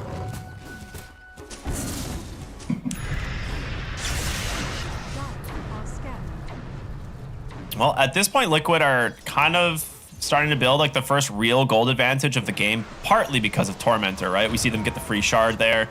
Nightfall, nice deny of the Arcane Rune. That would have been a very big one for Nisha. And looking at his build, he is going to go ahead and finish up that Aghanim Scepter. You know, he's gone for the Urn, the Kaya, going in for the Aghanim Scepter. Obviously, the Aghanim Shard is like a must-buy at 15 minutes on Void Spirit. So, a massive farming tool for this hero. Nisha, top side, in some trouble. They're going to immediately pop the Fiend's Gate to try and keep him alive, but there's just too many heroes. They will turn around, nice silence into the Magnetize, but can they keep themselves going? Mickey pops that BKB. The Crimson Guard doing so much work here in this fight as the Wind Ranger just tickling these heroes. Ace thinking about turning around and leaving, but they're going to go ahead and engage onto the back line here once again. Mira and Lord up trying to finish off Mickey here on this on the Sven, and they do get him.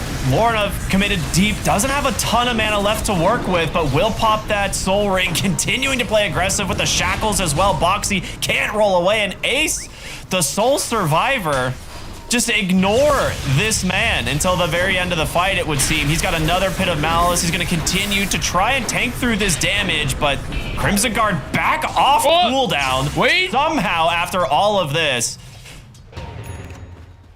And Nisha has Ace hit that respawned. creep, he might have cleaved the storm. Yeah, it would have been very close. All right, they'll respect Nisha, the original. 4 for 1? 4 for 2, okay. Wow, really good fight from Aurora. Okay, so that started really good. They killed Nisha. And then the rest of Liquid showed, and it looked like they were going to turn that fight. But the Shadow Demon, Demonic Purges, the Sven, wastes his time with the Disruption as well. He lives, but he's missing the extra crowd control from Nisha, who's dying here at the start. And he can't actually do any more. Like, after this Disruption ends, he's able to finish off WS. But then it's like, oh, can I chase that fast Hoodwink? Like, this fast Wind Ranger. That guy's too far for me. Like, Storm sipping around. He's just like running it like, guys, I want to hit someone. Let me hit you, please. But they only come back in once they have more crowd control. And he needs the Void Spirit to help set him up with the Remnants so that he can actually attack. Yeah, it's either that or like Boxy and Ace, right, with like the Pit of Malice and the rolls. But they were currently working on the Shadow Demon, so Mickey like splitting off to the top side of the fight there ends up giving Aurora a great avenue to try and find the kill. Maybe he does need. I don't know how the sharpshooter missed. That was. If that sharpshooter hits, I'm pretty sure Ace is dead. He's definitely dead, but you know, sometimes it happens. Especially, okay, low ground to high ground, it gets a little wacky sometimes. It does. You know? So we'll give some slack over to Mira there.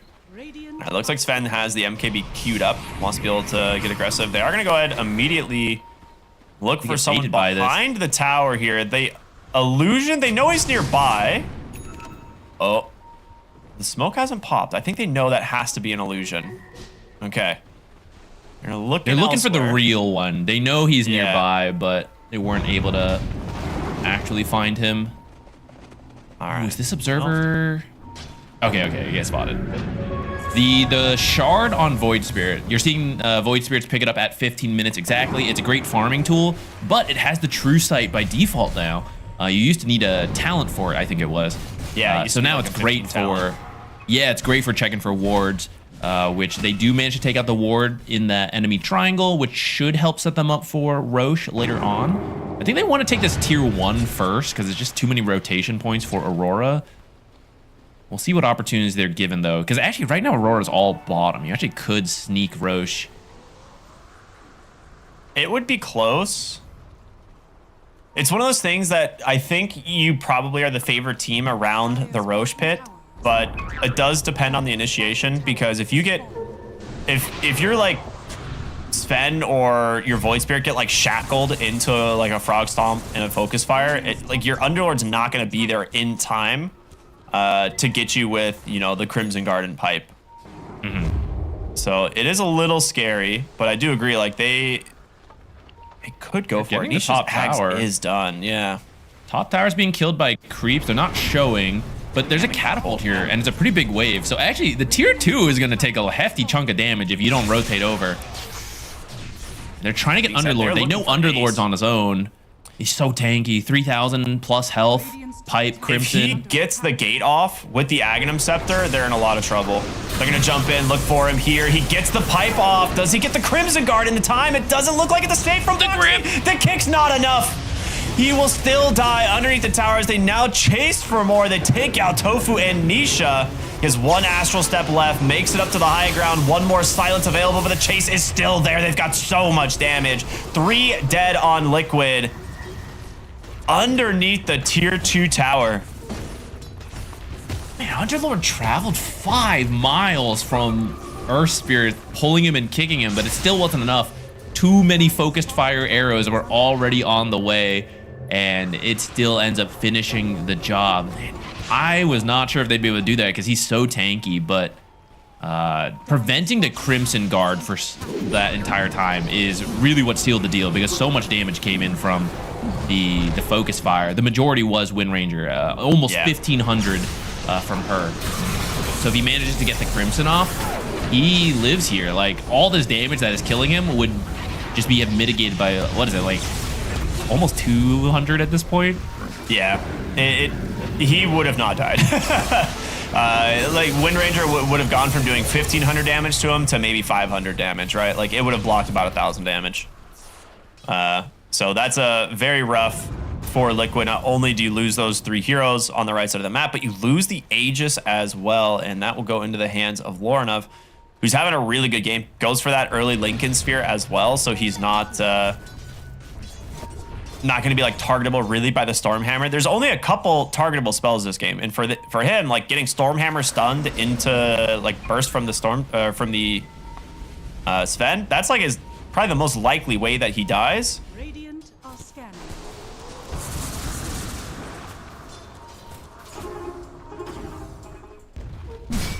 You're hitting a really good timing on Aurora. You've got this Largo feeling really strong behind the tier 2 here, trying to get a lot of damage. They do get the Stormhammer. The follow-up silence might be there. No. He gets the zip away. Did have an illusion rune active, a very convenient illusion rune there. How did he roll by the Storm Spirit there? I thought for sure he was trying to stun him. I wonder if that was intentional or not. I think he was trying to just break the tree that Mickey was on. Oh, maybe. But then you could also just like boulder kick, right? Oh. Silences are scary. He's a remnant, actually. Here. They might have the damage. Lornov's on a sliver of HP, but he gets out. Focus fire here onto the Sven. He's just dead instantly. No chance at all. That was through the Crimson Guard. That was through the Sven's armor. Oh my goodness. The Aegis gets consumed, but it's worthwhile as Tofu just trying his best to get back to the tower, but it's Ace who's just caught out under the tier 2. Aurora are just steamrolling them right now. He got melted through that Crimson Guard, which I will say they have a lot going for them to get through it. Because you have the Mjolnir procs, of course. He got the Serrated Shiv, a little bit of luck on the neutral. He got Disseminate to boost the damage. And then Largo providing the Hot Feet, not Hot Feet Hustle, the Bull Belly Blitz gives you magic damage based on your attack damage. So even if your attacks are being blocked, the magic damage is going through. And yeah, there's a pipe, but there's only so much the pipe can do, which we kind of see there. It's just a combination of like everything coming out at once. Yeah. Wow, that was a lot of work. And I will say he's also got the Croak of Genius on the Wind Ranger, I think, in these fights. So you're getting just so much value out of this Largo. With, I mean, he's just walking around, you know, just playing some tunes, having a good time. Like, it's pretty nuts the amount of damage amp he's giving them. Yeah, he's having a very good time. You're going to have to start finding this Largo at the start of fights, and he is not an easy target to bring down. He's got a BKB, 3,300 health, I think is what I saw there. Nisha with an promise you have to find... to hunt a squirrel a little bit. Can he get out of here, though? Too easy of a kill, but might pay for this. We'll see. In comes the rest of the team. Ace here with a Pit of Malice. Okay, Nightfall instantly kills him with a BKB Focus Fire, and now Ace needs to find a way out of this one. And the other side of the fight, WS has the BKB. He's just gonna kill the Warlock. He just doesn't care. He gets the pipe save, but can they actually do anything is the question. It doesn't look like it. In comes Lorinov, and now Mickey in some trouble. Really wants to take down WS, but he just doesn't do anything to this guy. Tips are out, and now Ace, they've left him for last once again. The dessert for Aurora. It's a 5-0. Tips over to WS. I don't count the Hoodwink because Hoodwink died really before this fight breaks out, but that's true. Though that's part of why this gets baited, right? Is that niche is in so deep, so everyone's able to rotate. I was unsure if this phase boots would pay off, but I would say it has, right? He's managing his mana He's got the BKB for the dispels on the silence, and the armor from Phase Boots. He's level 20, so he gets bonus armor on his song. He's not all that bothered by this God Strength Sven. He is just living through it. Yeah, I think he had like, what, plus 25 armor or something as the Sven was trying to attack He him. had 67% physical damage reduction, and he's healing on that as well. Nice. That's pretty good. I'll never question WS again. Yeah. I will say, this is not the first time we've seen a Sven look a little lackluster in the game. And I don't think this is like necessarily, this isn't like a Mickey problem. It's starting to feel like this hero is just, he doesn't have the burst damage that we're used to seeing in the Sven of past, but we'll see. Maybe that changes here as he gets on top of Nightfall. But no, the BKB, the push away, he's going to be fine. Now he's got to chase for WS, which, well, now he's Demonic Purge. They can't get their hands on anybody. They will walk away, full disengage from Aurora. Yeah, I will say this hero, I think when he got picked, it's like 1 in 5 in the tournament right now on the Sven. And I was a little surprised when they picked it because there's already the Shadow Demon, who I think is so good versus him. And then Largo is actually surprisingly good versus him as well in the lane because you want to use the armor buff to save you, to play aggressive, and that just gets removed for free from Catchy Lick. We see this fight, right? WS is just running circles around Sven. He does not care. You typically run away from the Sven, but he's like, no, it's okay. Look, I'm still fine. It's okay. Yeah, I mean, it's becoming a major issue where we come back to live and they're just diving them in the base instead. So I think it is a major issue already. It definitely is. He has an Aeon disc now. Okay, WS has looked at this game and is like, guys, it'd be really funny if they literally can't kill me. I don't know what you do. Like you have to kill the Largo. To kill the Largo, though, you also have to find the Shadow Demon. Yeah. Which Nisha's running in the back. Preemptive demonic. Yeah, they know he's here. That's the thing. They see him coming. He jumps onto the other side. He gets shackled immediately by Nightfall. They're going to chop with the Pit of Malice and everything to try and keep him alive, but the damage is overwhelming. Double buyback for this as Mickey pops the BKB, gets caught from the Demonic Purge, and is forced to turn tail and run. TPing back to the fountain. Ace will not be as lucky. Caught outside the base. There's the GG. Aurora keeping their undefeated streak alive as they will take game number 1 against Liquid. Kaori played that final fight so well. His positioning was great. He was way in the back. He knows something's about to happen, preemptively cleanses himself to make sure he can remove any silences and still use abilities. Nisha goes looking for him, gets away from Nisha. Mickey comes looking for him, gets away from Mickey. And at that point, they're like, I used all my blinks, I used all my astral steps, we got to turn around. Now you start demonic purging people. Now you start disrupting people. It's a really hard fight for Liquid at that point. And the way you win this game is earlier, right? You got to find these quick pickoffs. You got to kill the Shadow Demon repeatedly in these fights so you can get to the rest of the heroes. But Aurora just dodged a lot of those movements, had a really good start to the lane, even though Liquid kind of caught back up through farming. It just felt like Aurora had control of the game. And I would say their intentional plan to either look for Ace first or ignore him in these fights and deal with everyone else, despite his top net worth, it really didn't feel like a lot of impact from Ace.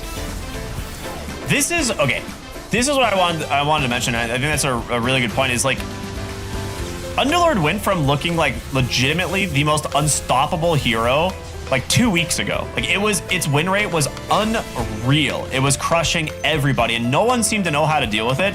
And then suddenly we come into this event, and Underlord is now 1 in 8. And I don't really know what changed. Like it's like maybe teams just got better at itemizing or playing against it, because it was kind of out of the meta for a little while. But like there wasn't a balance change. So it's like this is one of those things where I'd love to like pick the brain on one of the coaches and be like, what did you do? Like what happened? How did we end up here where Underlord is not looking dominant? But speaking of dominant, Aurora, man, what a scoreline from Nightfall. 11-1-4. The only death was the self-death against the initial crack. Oh yeah, Chip Vest, right? Forgot about that. Was the only time he died this game. Absolute monster performance from Aurora, looking really, really, really strong. One of the things you've mentioned a lot is that like we're seeing elongated team fights where it's like you kind of let your spells do the talking. Largo seems to be the king of this. Yeah, his spells are making a lot of noise in these fights. We got more to see though, because I do think Liquid had a good shot to win that game, and I think it came down to execution, and I'm sure they're talking about it right now. So there is going to be a game 2. We'll go to a break, and then we'll see how these teams adjust for that one.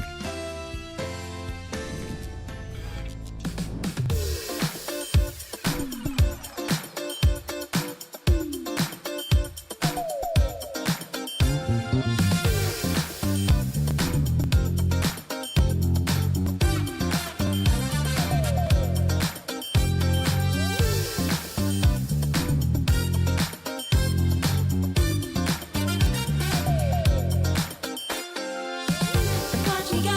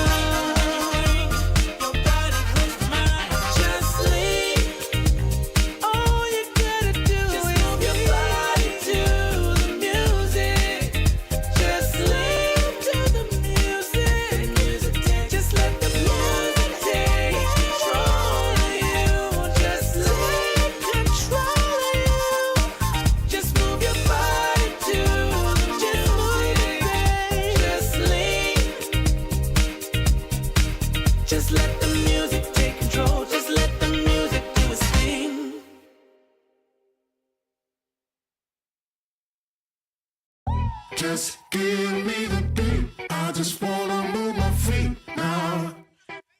Yeah. Just give me the beat, that's all I need. Just move your feet and let it breathe. Cause all you see is all you need. Don't be cheap, don't do it for free. Turn up the heat like an oven, baby, give me that lovin'. Make me wanna lose control. Go when the beat start pumping and the party get jumping, everybody get on the floor. See if you lose your mind and you lose your cool, then you know that you're doing it right. And if you ain't in the mood, I tell you what to do. Got something that you just might like. Just give me the beat. Just give me the beat. I just wanna move my feet now. Yeah. Just give me the beat. Just give me the beat. I just wanna move my feet now. Yeah. Just give me the beat. I don't wanna step on your toes when I see you moving. I don't wanna let this go unless that's what you're choosing. Everything that I've done is the truth and it's already proven. We just wanna make you laugh, wanna do it for your amusement. Turn up the heat like an oven, baby, give me that lovin'. Make me wanna lose control. Go when the beat start pumping and the party get jumping, everybody get on the floor. See if you lose your mind and you lose your cool, then you know that you're doing it right. And if you ain't in the mood, I tell you what to do. Got something that you just might like. Just give me the beat. Just give me the beat. I just wanna move my feet now. Yeah. Just give me the beat. Just give me the beat. I just wanna move my feet now. Welcome back, everybody, here to Dream League. We are getting ready for game number 2 of Aurora versus Liquid. A very cool series, man. I'm surprised we got this one. I'm happy we got this one. I'll be honest, I'm a little bit biased. You know, we wanted some good series, and we're getting it. Aurora keeping the undefeated streak, currently 7-0 now. Liquid can drop to 5-2 after that game. So I think for all the Aurora fans out there who liked this roster but has seen them kind of struggling the tail end of the last 6 months-ish, probably very happy to see where they're doing today. And gotta say, Laurenov, you know, you gotta be wondering, why is this guy just standing in? Like, why is this guy not on like a legitimate team right now? What's been going on? This guy's owning. I don't know, but I feel like it's a meme, but it's true. He's got the Laurenov stand-in buff. Every time this guy's standing in, the team looks better for it. So yeah, at some point, you know, one of the teams are gonna grab him permanently. So we'll see which team is the first to go for it. But right now, he is doing really well. Solo killing Nisha in the mid lane is pretty wild. That is not something a lot of people can claim to do. We'll see if it happens again in game number 2, but I kind of imagine you make sure you have a better matchup.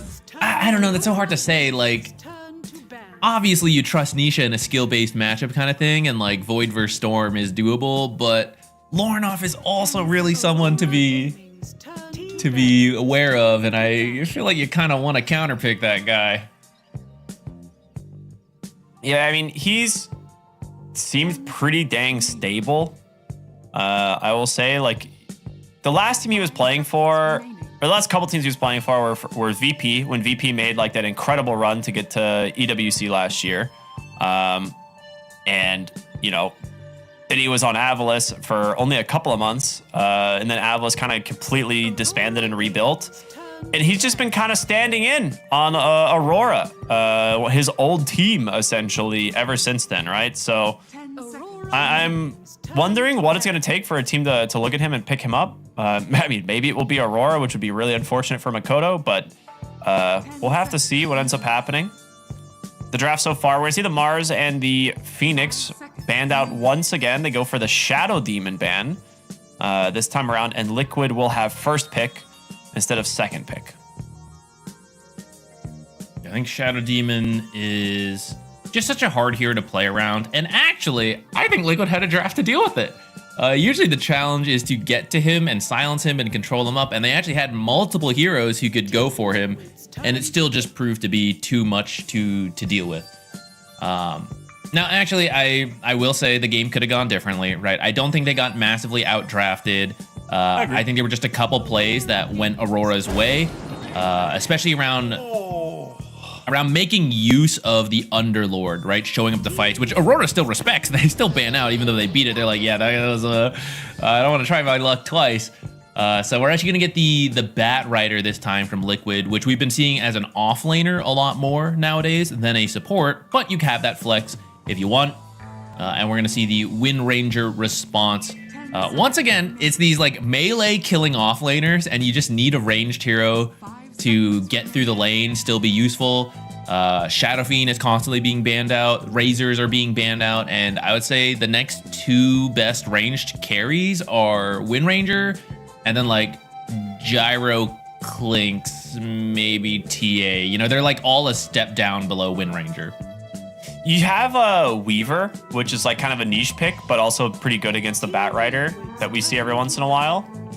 I think after Nightfall's game, though, like just give this guy the Wind Ranger again, especially if it is going to be an offlane Bat Rider. He's should be pretty stable against it. I think even though the Underlord last game didn't get the win, I will say it still looked very impressive. And I think Ace did a lot of work on that hero that game. So I do understand the ban. But Bat Rider is a heck of a hero to give up right now. This hero seems incredibly strong. His damage ramps up so fast in the core position that if you're not paying attention to it in a team fight, like suddenly you go from like 8 napalm stacks to 16 and you're like, oh, I guess I'll die now. That's cool. Warlock will at least help with that, heal you through the casual napalm spam. Because Bat Rider, he wants to kill you like in a big commitment, but it's not literally 100 to 0, right? He wants to wear you down a little bit with some napalm, some auto attacks, and then like 80% health, you know, commit for the kill. But Warlock's gonna make that really difficult. It's gonna keep him and his carry healthy. Yeah, I'd be down for the Tusk. You can creep drag to avoid that matchup, but also commit really hard together. It's either like Tusk or you could consider something like a Clockwork. There are a lot of options for that. I think it's exactly what you said. Okay, just give me the Tusk. I think it's exactly Tusk for the reason that you said. Like you can drag the lane, but if Warlock's ever out of position, the hero dies to this duo. Like there's no surviving this. Plus Tusk gives you the potential flex between 4 and 5. You have 2 of the best Tusk players in the world on your team, so you know, nothing to worry about there.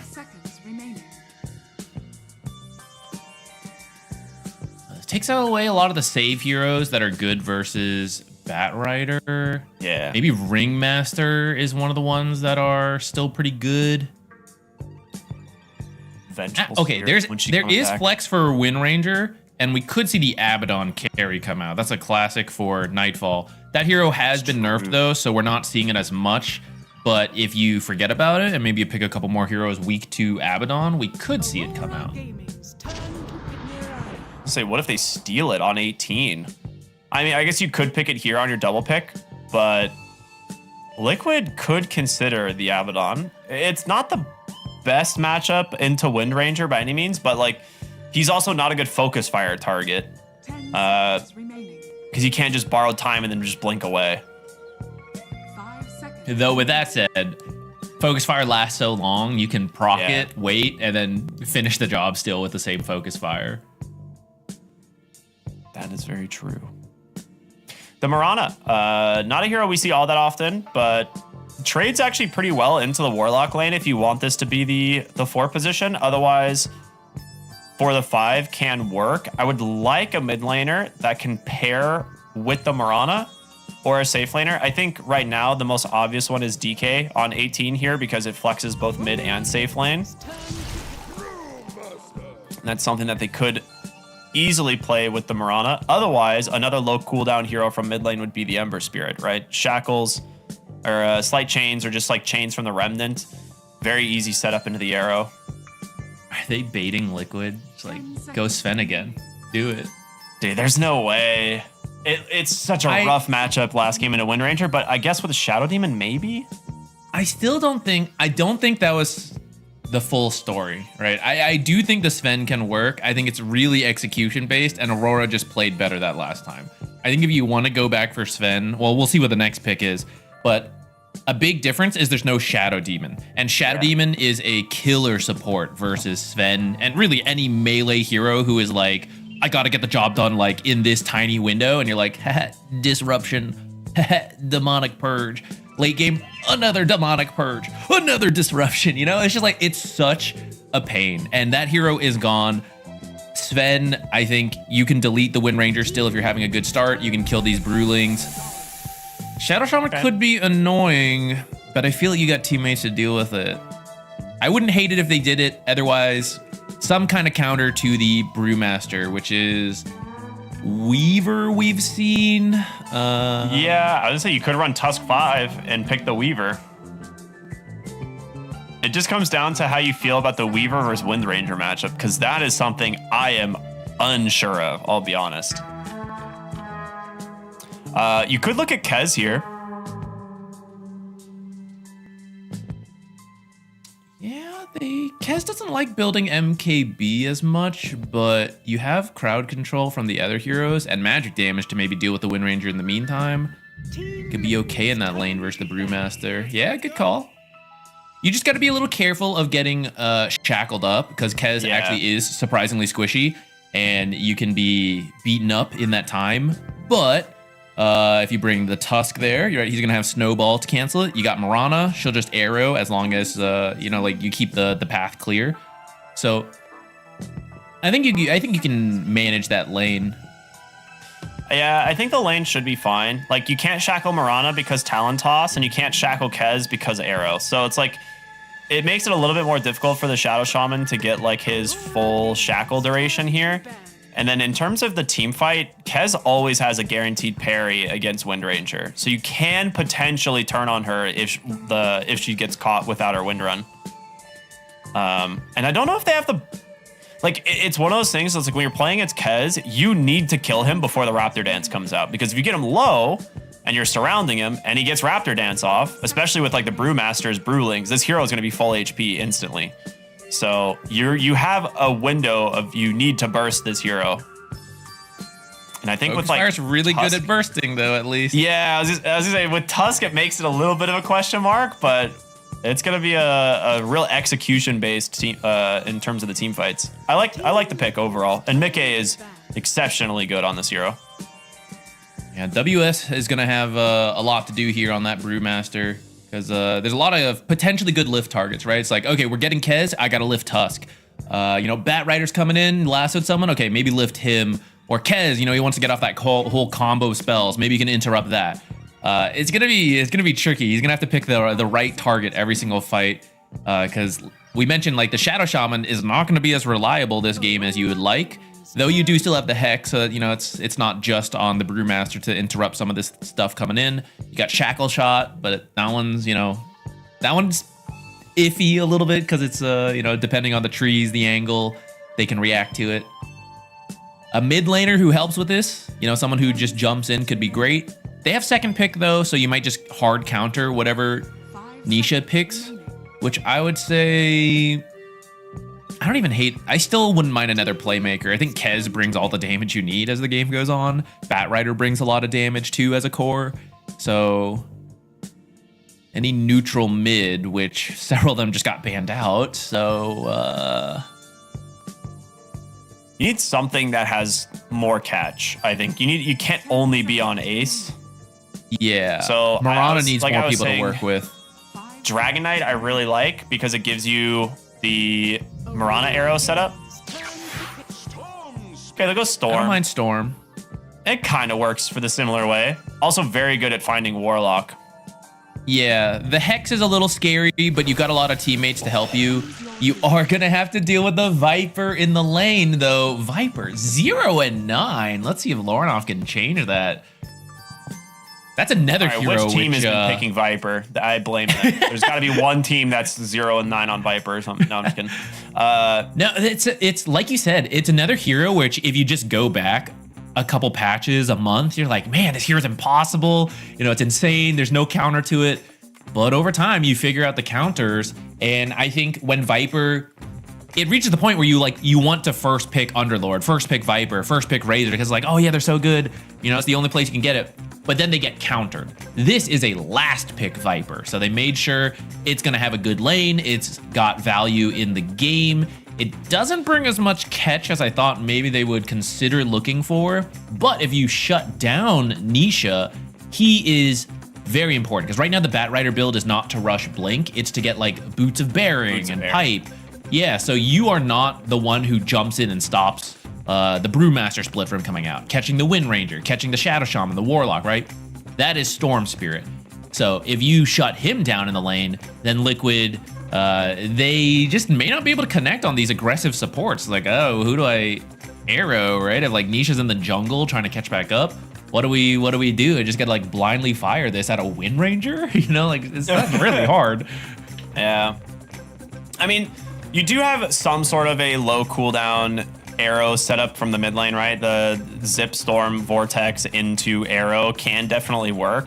It's not as guaranteed as heroes like the Dragon Knight and other things. I think Dragon Knight still would have suffered a ton in the lane with the Viper still being in the pool anyway, so maybe Storm does a little bit better in that matchup. The thing is like Caustic Bath got pretty massively nerfed, and then the Corrosive Skin also got nerfed in the following patch. So like also reducing the value of Caustic Bath. So Viper definitely, you know, took a pretty massive hit, but in terms of winning the lanes and kind of being a frontliner for his team, he can still do it. So I'm curious what the item build is going to be. It's time, ladies and gentlemen, for game number 2 of Aurora versus Liquid here. Aurora off to a very good start here in the group stage. Undefeated at the moment. We're about to find out if Liquid can break that streak or if they're going to fall further down in these groups. Zach, which draft are you liking the most right now? A little more blue in the Liquid draft, and that's gonna be working really well in Group A right now. All right. Well, the red team on the map, so I don't know. I think if Nisha has a good game, I like what Liquid has. But if he gets shut down by Lornoff, which kind of happened in the last game, and this time you actually have a hero meant to shut down an opponent laner in the Viper, then I could see Aurora just having they had a very clean execution last game. Oh my gosh, WS very narrowly avoids a smoke. He was standing right under a ward too. So, like, I mean, to be fair, I don't know if you actually get the Brewmaster there, but would have been close. Nice aggressive ward placed in the mid lane here as Aurora positioning for the bottom rune. Doesn't look like they're going to try and contest, so no fighting. Everyone's just going to head to their lanes. They do have the Mirana and Tusk here in this top lane. I am curious if they plan to stick around on the Tusk. I think you should try. Yeah. Because Batrider's just doing a block, so you're fine to wait a little bit. Okay, Boxy's just heading over to the Twin Gate. Unless... Okay. Oh, yeah. I think it's kind of worth giving it a go, because you could... Like, Mirana brings a lot of early damage. Kez is, like, okay right now. You just need a couple levels. I wouldn't have minded seeing them try. Nisha got a very fortunate high ground miss into, like, dropping a... You know, planting a tree to let his stacks fall off. So ends up dodging a lot of damage on the first wave, but Lorna just reminding him why this matchup is no fun for the Storm Spirit. He's got thinking about a salve potentially on the way. Oh, he's close to the bottle, I guess. I mean, the Viper is going to send the salve immediately, right? Like, Viper doesn't like to build bottle in the mid lane. So this is a hero that will just trade resources and typically out trades you, right? Like, there's not really much you can do about it. So Viper going for a very early salve here is just going to hope to get Nisha low enough so that, like, this bottle is delayed even more. Yeah, Nisha just trying to get XP right now. Lornoff doing a good job at managing the wave. Like, the equilibrium is so good for him where it is right now. Now he's going to salve up, so you can't even try for a trade. Just having to use remnants to try to secure CS to get your way to the bottle. Just needs like 2 more CS. In the meantime, side lanes.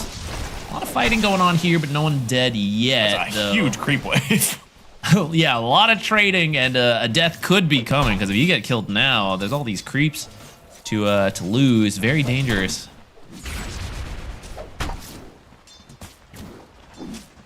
Brewmaster has been a pretty stable laner over the last, month or so that we've been watching. Like, this hero feels pretty great after the rework.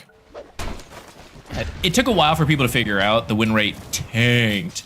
Yeah, because the old style of Cinderbrew it seems to just not be the way to go. And we're seeing a lot more people just completely skip it, actually, and just max the Drunken Brawler pretty early. And that's what makes it stable, because, like, oh, you want to harass me? Well, what if I dodge everything? What if I just waddle away every time you try to go aggressive on me? Like, in the end, he just farms back here, and it's really hard to stop.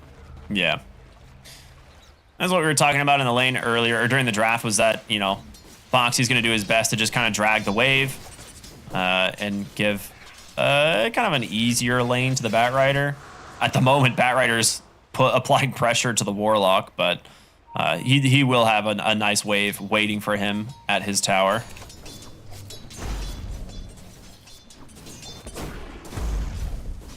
So far, this first pick Batrider struggling a little bit here. But that's the value of the Wind Ranger and Warlock response. Yeah, I'm a little surprised Ace isn't going over to, like, pick up the creeps, Boxy creep drag, but I guess they're just taking their turns at it. All right, you do one, I'll do one. Okay, he'll just drag it to the small camp, try and clear both. Oh no! It worked. Courier sniped up top by Mira. That's going to be Mickey losing out. I think that's a lot, actually. Yeah, some power tread components on there. It's too bad. While we have a moment here, because it's like pretty passive, I do want to highlight WS using this tech on the Tranquil boots. Part of why this Brewmaster can have such a stable lane. He's got the Tranquil boots, but he is just disassembling them and only assembling them as needed. They find Kaori. We were talking about this. Boxy should be able to help commit to find the kill onto the Warlock, but those Fatal Bonds are doing work. Nightfall forced a TP. Does he get the kill? It's going to be so close. The resin? He didn't get another auto attack, so he will end up dying. Mid lane. What is this? Looks like a little bit of an overextension. Tofu punishes the kill, but they do get the trade with Mira, so both mid laners die. But Storm... I think you're pretty happy with that as Storm. Yeah, because you got... Well, he didn't get the kill, but Tofu got the kill. So Viper dies first. Storm gets some of that XP, which is very much needed because there's 7 denies on that Viper. Right, so you're really wanting to hit level 6 as soon as possible so you can threaten those ganks, or at least live versus the Viper, because when you have to walk away, you take so much damage. If you can zip away, then you're in a much better spot. Lornoff didn't miss much, though. There's a huge creep wave in mid from that play, so he's still in a relatively good spot. I think it's a good idea to try to get that kill with the Mira rotation. It's just, didn't quite pan out. A good response from Tofu. Mira's still here. He's like, hello. Keeping you on your toes. Just gonna remind you whose lane this is. Yeah, I mean, Nisha is going back in the jungle. They have actually a lot of stacks set here for him already, which is gonna be some great recovery. Storm Spirit, one of the few mid laners that actually able to take advantage of these early stacks, get him close to that level 6 by 6 minutes. I like that Tofu's doing it too. All of his bottle charges. Yeah, Tofu got boots so he could make these moves faster. And we talked about, like, what do you really do to Brewmaster? We see them, chase him a little bit, and then you guys go, okay, just wander on out of here, right? You can't really do much to him, so why not go stack to help your Storm Spirit catch up? We talked about how important he is to make the plays for his team, so if you're not going to actually get much done up here, you stack for him, help him get to his 6.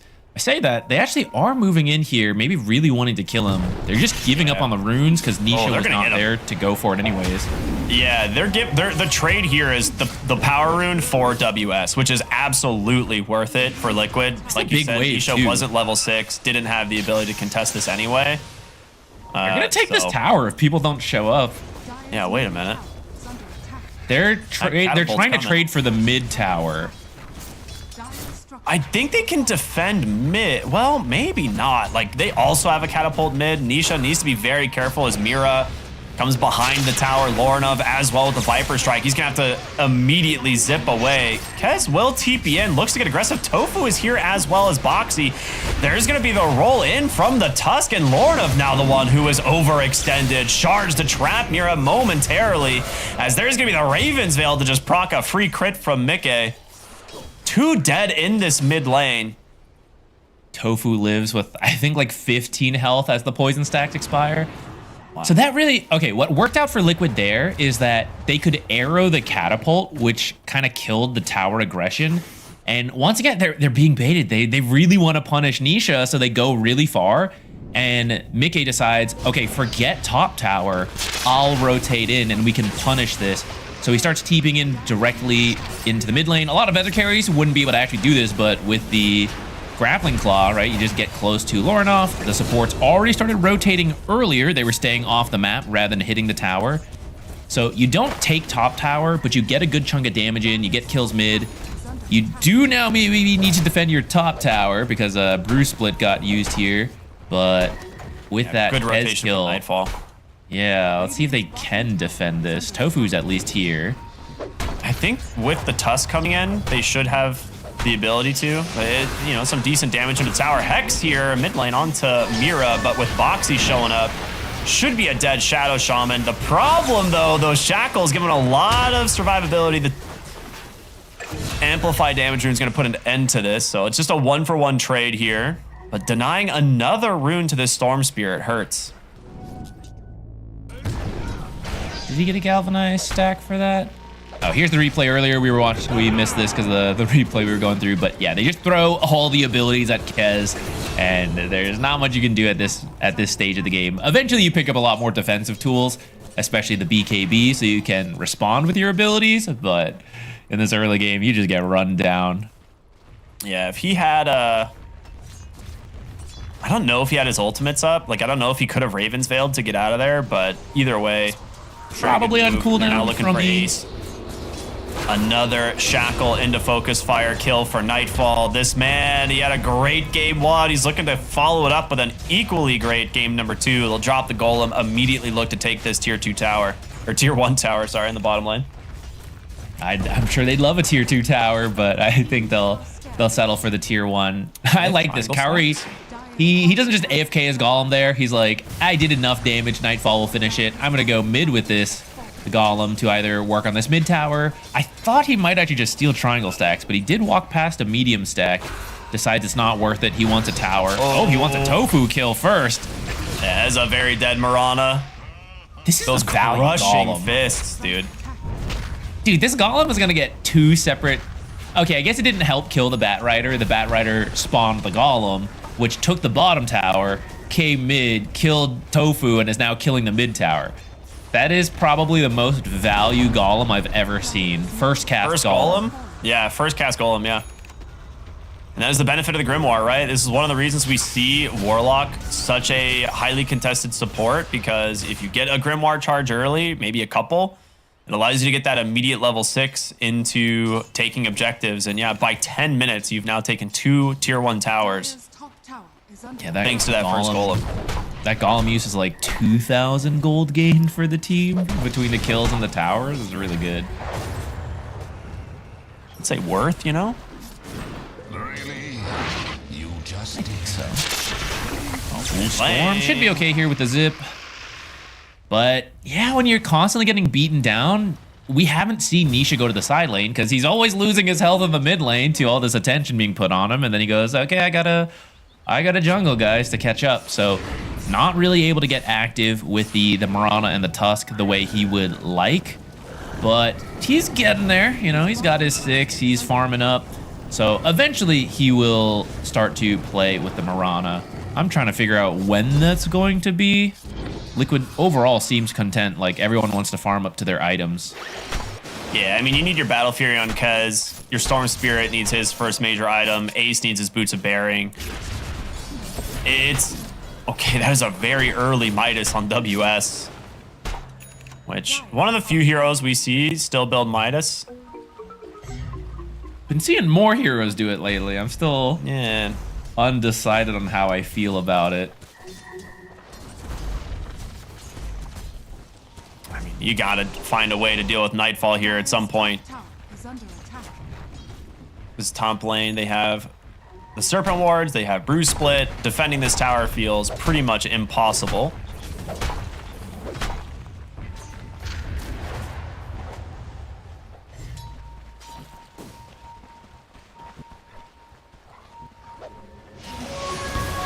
Mid lane, Lorna. I guess a regen rune. Thanks to the Golem, but yeah, it's a regen. Why'd you don't use any? Oh, I spoke too soon. Shackles out onto the Storm Spirit. The damage will stack up and they get another kill. Nice move from Mira. This is where being a pro player backfires a little bit. The pub player panics, zips all the way back to the tier 2, burns their whole mana pool, but lives. This time he does a short one. He's like, oh, this is as far as I need to go to live. Gets surprised by Mira waiting there for the Hex Shackle.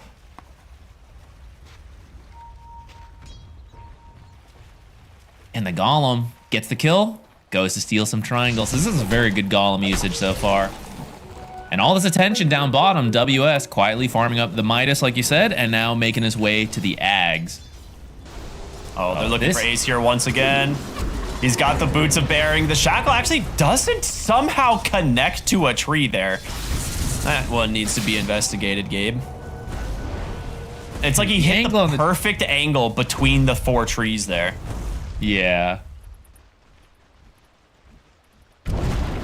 Aurora putting a lot of attention onto Nisha and Ace. I don't feel like they've gotten to play the way they want to play. Oh, good arrow. That should get the burst though. Silence from the talent toss. The stun, it comes in just in time from Mickey.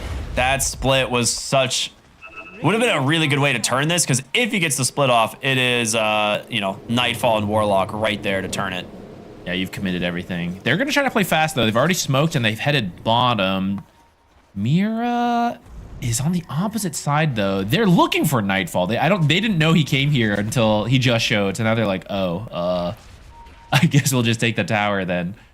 I think they know Mira's here. Yeah, they see him. So Batrider's on his way over. Pops that Firefly, just burning through the trees here to try and find the Shadow Shaman. And now Mira's realizing they brought numbers. Leaps away as Tofu, able to dodge the Shackle here. And now Nightfall, he actually popped this focus, his wind run to get into this fight. But here comes the rest of the team. Lorna, as well as the Bruise Split, comes out, locks him in place. A friendly, a friendly stomp there from the Centaur just kills the Batrider. And a Shackle takes out Nisha. He was mid-zip animation. Kez got put in a weird spot. So they like Twin Gate. He went below the tower as his team went top. And they thought it was just going to be a Shadow Shaman. But as all the heroes rotate, Kez can't really cross through the tower into the back line. So he has to TP over. But because of that, he's way too late to the fight. Whereas Nightfall just TPs in and he's, you know, directly there. Dude, he is 5-0 on this Wind Ranger right now. The response was so quick here as well from Aurora. I thought maybe Nightfall committed too far, but there's no damage on this lasso here. Dude, what a cyclone really good from lift up, WS. dude. That was absolutely insane. Fast. So fast. As soon as he zipped in, he was picked up. I didn't even see it the first time. That cyclone just might have won them the fight. You don't get the Shackle on the Storm Spirit there otherwise, because he was going for the Wind Ranger.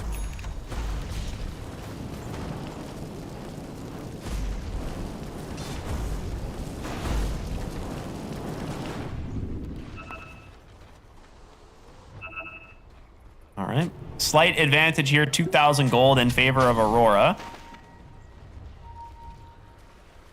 See what they can get done with this. Mickey does have his Battle Fury going for that Kaya Yasha, which is pretty common on this hero that we've been seeing. Smoked up on Liquid, looking for the wraparound. I mean, really, they would love to find Nightfall. Mid lane, they're seeing the team get jumped, though, is Batrider trying to run away from Mira. I think he's going to make it. Here comes Mickey. Doesn't quite connect on the Raven's Veil, but they got them all cornered on this low ground thanks to those touch charges, and they managed to get their hands onto Nightfall. Lorna still standing very strong in the middle of this Nether Toxin, as now Liquid need to turn tail and run. Tofu, one more leap charge going for the TP. He's not gonna make it. Mira, what the heck's the right time? Okay, I think that's You get Nightfall for your 2 supports. I think it's worth it. He had a quick kill streak as well. Yeah. Who got the kill? Nisha. Okay, yeah, that's Okay, pretty good. definitely Nisha could use the money. He's having a rough time this game. And that's the Viper pick coming into play, right? Ever since the lane into the... Usually you jungle and you catch up, but they're like, no, we hate Nisha. Rotate, find him. They have been pressuring him so much. I mean, Mickey got a lot, is getting a lot as well. Like, he's really starting to ramp his farm. And with that death onto Nightfall, it gives him a little bit more space. The Raven's Veil doesn't connect here, but it does give him the ability to enter the fight for the most part, like pretty undetected. He's just biding his whole time in that, right? Runs all the way around the edge of the fights and then eventually commits in to go for a kill. Doesn't quite get it.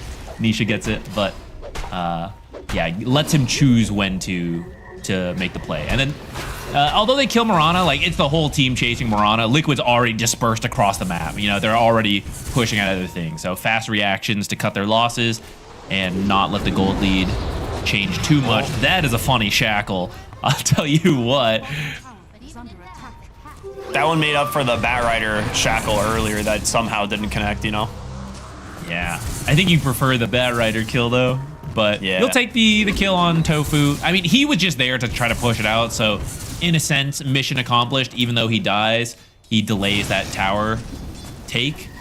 But Aurora, off that kill, they're already smoking, looking for more. They're going to run into Boxy. This should be a pretty straightforward kill. But it's only a support once again. So the cores on Liquid are getting time to farm. Can't get out of the goo, though. I mean, okay, I maybe feel you like can get out of the goo.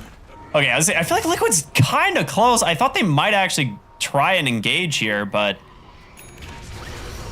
now we'll see what they can do. Mira. Oh, they can't even kill Shadow Looking for an ace. WS gonna go ahead and immediately pop the ult. They do have a lot of damage, but Mira's still going to live. The Talon Toss was not enough. There's gonna be the Viper Strike. They get themselves the Batrider, and now Tofu not gonna make it out of this one. I mean, they seemed a little indecisive. Like, can we fight? Can we not fight? Mid lane, it's because they didn't. Oh, WS finds Kez. Can you bring enough heroes here? Oh, okay, no, they're gonna let it go. It's because Liquid didn't have full information on who is there, but Mira jumped in because he didn't think Liquid was there. He's like, oh yeah, they're not helping Boxy. They must be somewhere else. He blinks and he goes, oh, you know, like he accidentally runs into Liquid, but Liquid thinks they're like, oh no, he's looking for more of us. You know, the rest of the team must be on the way. You know, should we do this? Should we not? And because of that hesitation, Aurora does then to show up and is able to turn that fight, get the kills, and now get Aegis. So they are in control of the game. Liquid is doing a good job of, as soon as a fight's going poorly, they split, they farm. So despite how the game feels, there actually is only a 2k gold lead for Aurora. So Liquid can definitely come back. I feel like they haven't won a fight cleanly yet. Yeah. There's been a couple small things that kind of go their way, but they haven't actually won a fight. If they win that, I think it'll feel like they're just straight back in this because they've been keeping the gold lead close. But that gold lead is growing as you lose Roche into Tormentor. Yeah. As I was going to say, it's like you get that 20-minute Roche into Tormentor and suddenly your almost no gold lead is 4,000, right? And Mira is the one who gets the shard. Very annoying shard to deal with. They're looking bottom for ace here, potentially. Which the scan does connect.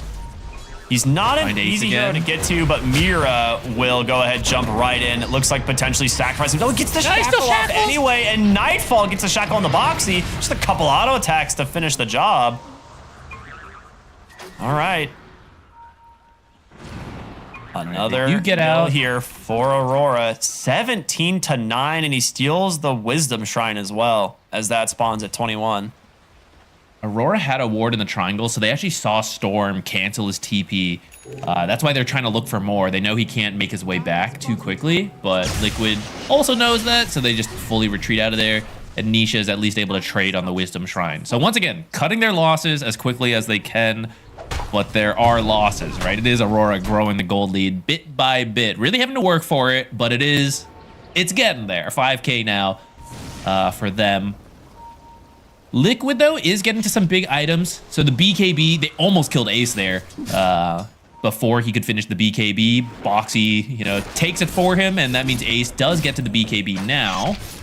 That's a big tool for them to have. Nisha, who's been farming this whole time, needs a little bit more time. Almost to his own BKB, which he could really use, but still about 1,000 gold off. And then same with Kez. So I was going to say they're not going to fight, but here they are. I mean, they jump in, find Boxy. He's just going to have to TP out, but a golem from Kaori to stop it. That's some hate for the Mirana. And that should be a tier 2 tower in the mid lane if they want to push this. Or bottom, right? They have the golem, they have the brew. Looks like it will just be the bottom being tower. Sneaky. Can anyone make it here? I don't think so. He's just being annoying. It's also, dude, this tier 3 is dead. Like the tier 3 tower is down to half HP in this bottom lane with the golem still at, you know, half duration. I don't think they're gonna stop. Really want to fight this yet because the BKBs are so close. I think he might just give this up. I think you have to. You have one BKB on your Bat Rider, but that is it. And we'll take the ranged racks. Maybe give up pursuit of the melee just because don't want to stick around too long knowing you've pretty much committed all your ultimates, right? So they will just the ranged respect barracks high isn't ground. too bad.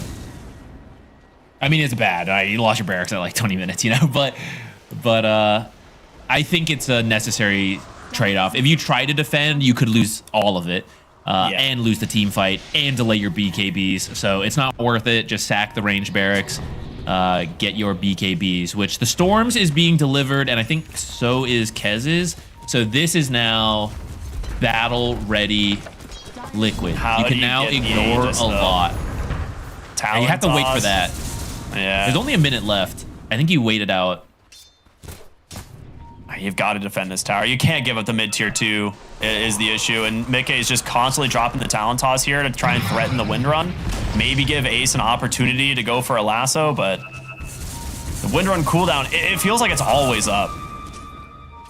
It's pretty low cooldown. Smoke up. Both teams just going to collide head on in the jungle. Who do they find? It's going to be the Brewmaster. A huge kill if they can actually get him in that lasso, but it's not going to be enough. He gets out, and now Mickey, forced to BKB, goes in with the Raptor Dance. There's the folio turning onto Kaori, takes him out of the fight. Nisha's got another of the Shadow Shaman. 2 heroes dead, but you need to save your Storm. Nisha up onto the high ground, but Nightfall with the Pike aggressively to chase him into the tier 4s. He's going to try and finish the job. Power shot. Power shot off the mark.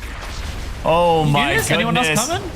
Mickey, he's getting chased down. He's in trouble as Lord of and WS will finish the kill of their own.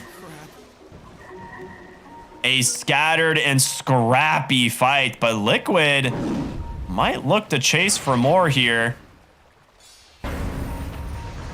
WS minusing before he goes.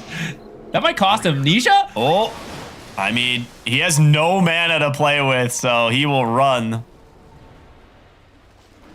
I mean, that's the best fight we've seen from Liquid. You got 2 kills, but unfortunately lose Kez on the tail end of things. But we're seeing the BKBs make a big difference, right? Yeah, it helped them a lot. That's not looking good for Ace here. They'll even another golem to stop the TP of Tofu. Oh no. Honestly, why not? I know the Chaotic Offering's a pretty long cooldown, but the Golem does last for a while. So when you factor that in, like if the Golem lives the whole duration, it's not that different from the way Shadow Shaman used to only ult for objectives, but nowadays it's like, oh yeah, kill, drop it. You know, support, drop it. Tower, drop it, whatever. This is like the new way you play with the Golem outside of like only using it for big team fights. We were gonna watch that replay, but actually we are diving the base right now. Ooh, Nisha needs to finish off the Shadow Shaman, but he can't. He has to commit for it, but he still doesn't have the damage. Oh no. Boxy gonna try and snowball himself out. That's the Aghanim Shard difference, right? From that Shadow Shaman. Getting the ability to use the heals and items during that foul play keeps himself alive. And as a result, baits the blink. little bit more pressure onto the tier 2. I mean, you committed your BKBs for this, so you've got to be very careful on Liquid right now. They kept it alive for now, but Lornoff is here to finish the job. Vortex Shackle catches Mickey. They're going to try and commit heavily. They got him. Nisha will survive the lasso onto Lornoff, but he just turns with a Viper Strike, jumps back the other way, and gets the kill instead. 2 dead for Liquid, trying to defend this melee Rax, and now they will look for another lane, the mid lane. Just a sliver of HP left on the tower. Dude, Nightfall went Axe. We don't really see this very often, but kind of a cool option this game. I mean, the only one doing damage is Kez, really, to him, you know? So in that sense, reducing physical damage is quite good. And Liquid, you know, especially, they were holding on for a while, but now it's really starting to fall apart. And forcing them now to also think about detection and this Invis Windrunner is a huge pain.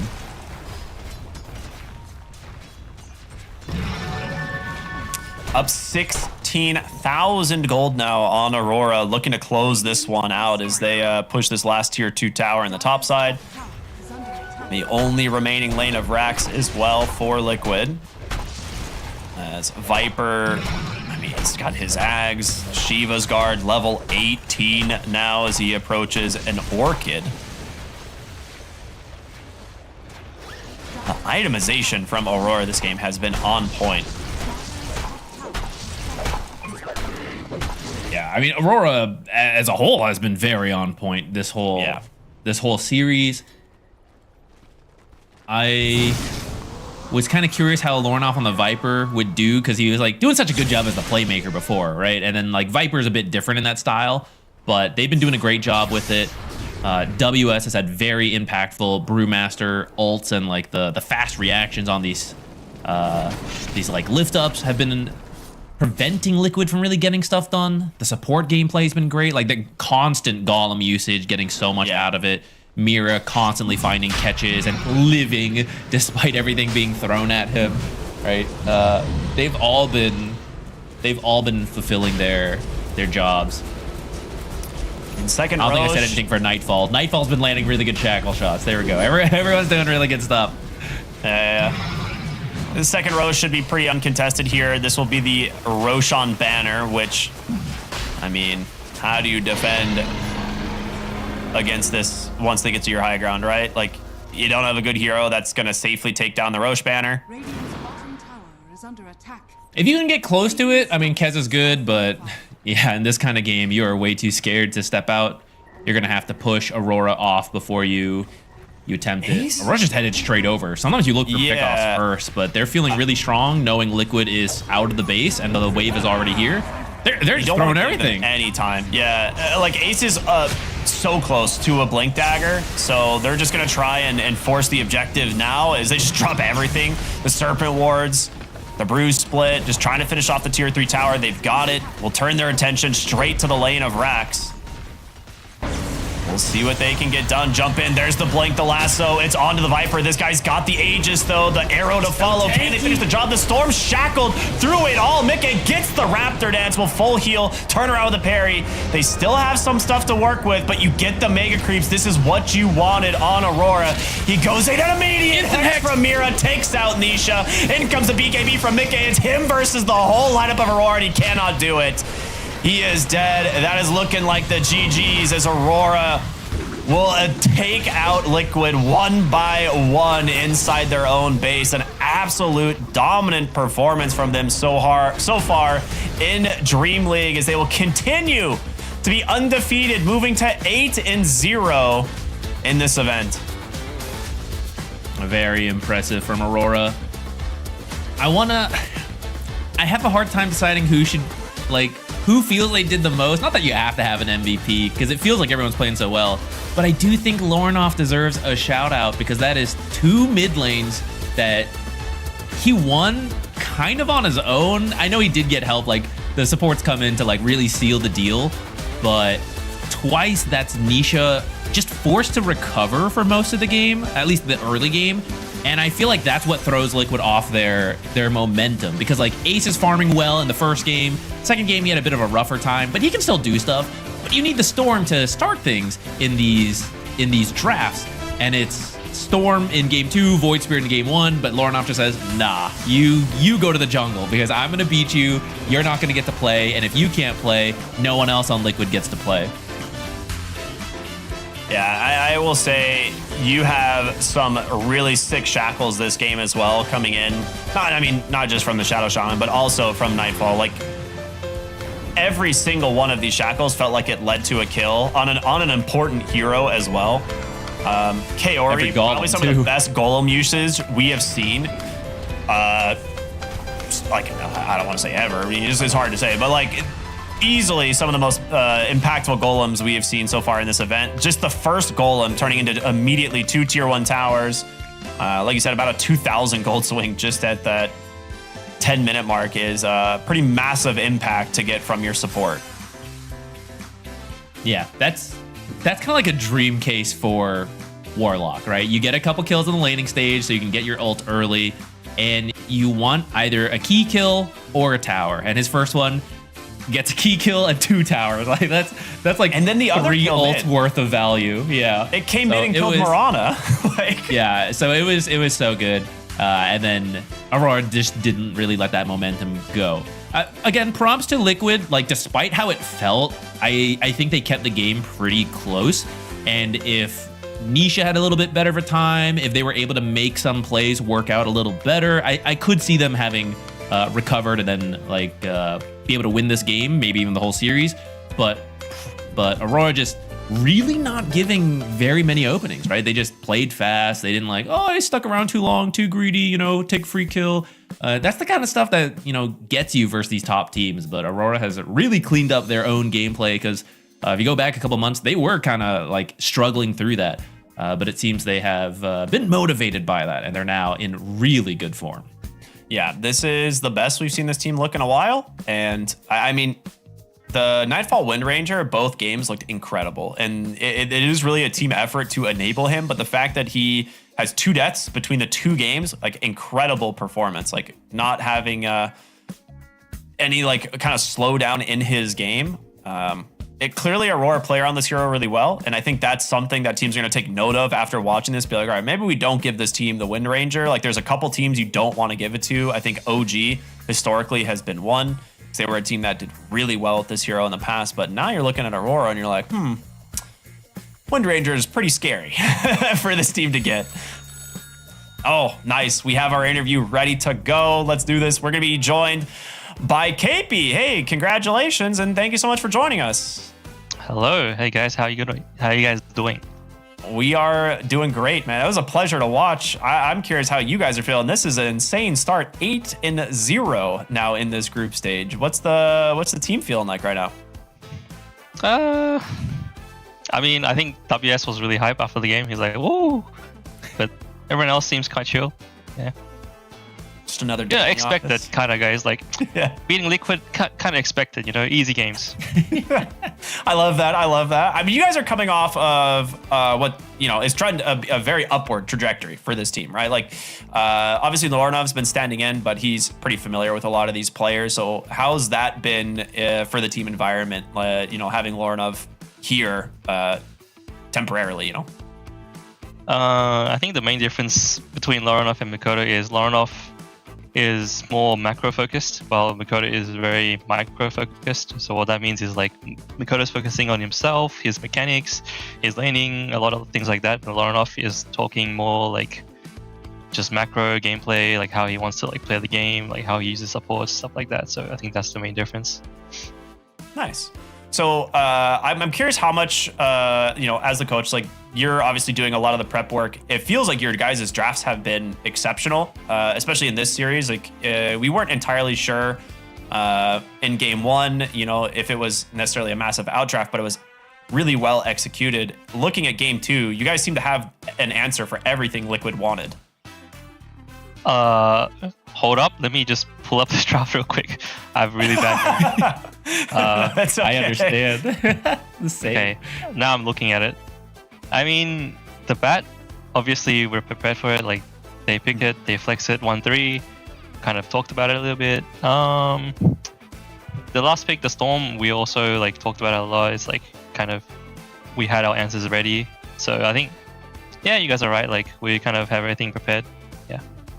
Nice. Well, props to you. I'm gonna let Zach ask a couple questions. Sure. I'm kind of curious because actually before this, you were actually coaching with Liquid as well. Did that time on the team help you prepare for this series, or like anytime you play versus Liquid, you got the insider info? Yeah, I mean, that's kind of why I'm bantering. You know, we're still like homies, you know, like we still send each other reels and stuff like that. So we're cool, just in case people think I hate Liquid or something. That's not the case. But yeah, I mean, I learned a lot from Liquid, but not necessarily like draft-wise, because I was not necessarily involved in that too much. It was mostly like Blitz and the team. I was more like doing like gameplay stuff in Liquid. So I mean, I did learn a lot of things, I think mostly from Boxy as well. He's like kind of the mastermind of like macro play and stuff like that. So yeah, definitely learned a lot. So then is it now different? The coaching you're doing now, is that more draft focused? What's the focus for you now? So right now it is more draft focused, but I'm also doing a shit ton of gameplay as well. I guess the one thing I'm doing a bit less right now is kind of studying how the enemies play in terms of like their game. But I'm like doing a lot of other stuff like drafting, replay analysis, like that type of stuff. Gotcha. Okay, then one question about drafting for you. You guys picked up the Viper, and that hero at this point is actually like 0 and 9. Do you worry at all about that? Because yeah, we all say it's like it's a good hero, but then the win rate might look really bad after a lot of picks. Does that intimidate you, or you're like, they just don't know how to play Viper. We know how to play Viper. It's fine. I mean, most of those Vipers were like early picks, like 8 or 9. So kind of gets counted, and I guess teams realized how to play against it. I mean, I didn't even look at the stats, but I just felt like it wasn't as good of a pick on 8 or 9 anymore as compared to like, let's say 2 weeks ago, for example. So that's just like a personal feeling. I didn't look at stats. But yeah, I do agree. It's like kind of, you need a lot of conditions for this hero to work, I guess. Gotcha. Thank you. I don't want to make you spill too many more secrets, but appreciate you sharing some insights on it. Yeah, you're welcome. Yeah. I mean, it's been a lot of fun watching your guys' series. You have some big teams still lined up next. Obviously, Liquid was, this was probably one of the series I was looking forward to the most, but you guys still have, OG, PARIVISION, and Yandex as your last 3 series. Is there any one of these teams you're kind of like most excited to play against, or does it not really matter for you guys? OG, of course. Okay, I figured it was. I just had to ask. They're hot shit right now, and like C Pride, I have to like show them who's the real C Pride. It's WS and me.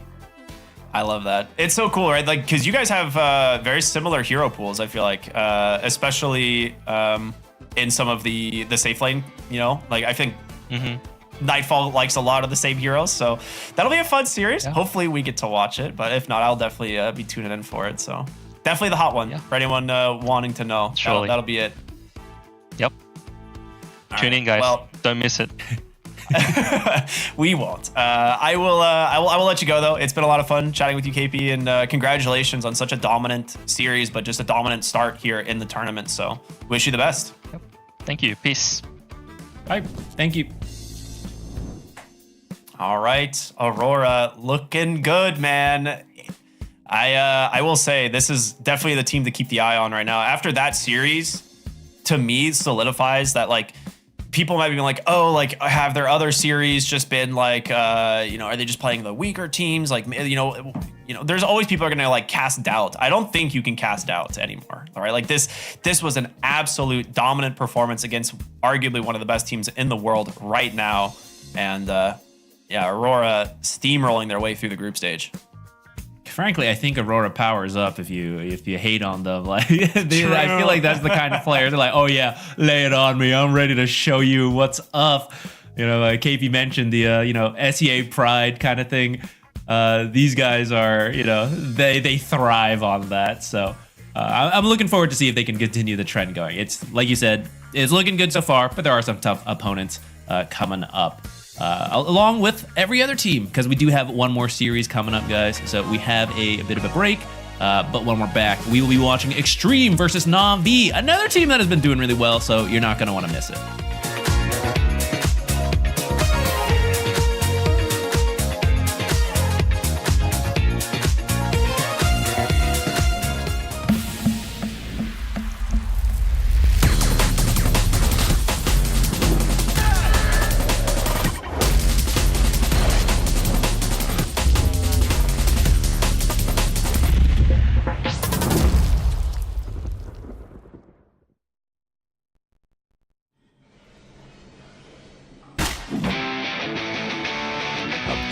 Bloody time.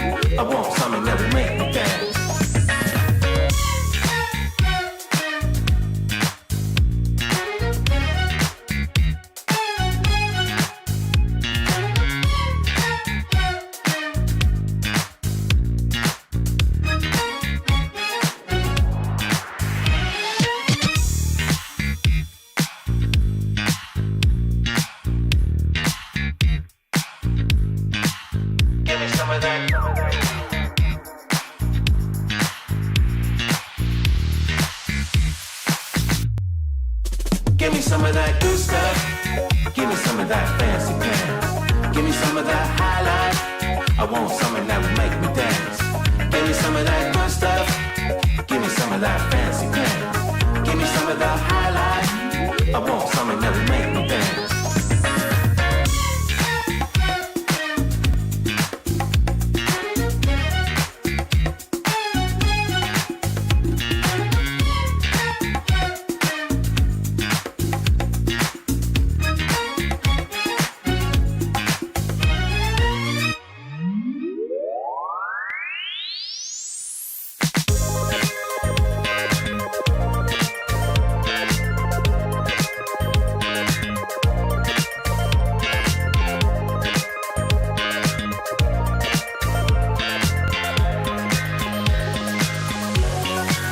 Give me some of that good stuff.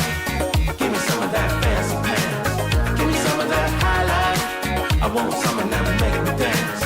Give me some of that good stuff. Give me some of that fancy pants. Give me some of the highlight. I want something that will make me dance.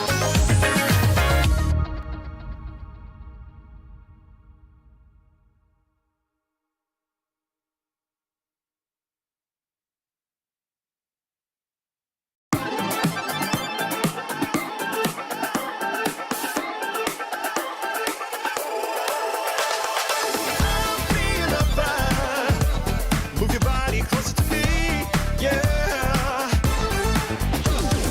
There ain't no other. Let the music set us free, yeah. I see the loving that you're bringing to me, babe. Oh, move that body, let me give you my all, yeah. Don't you want to be loved? Let me take you to the other side. Hey, yeah, I'll be your lover.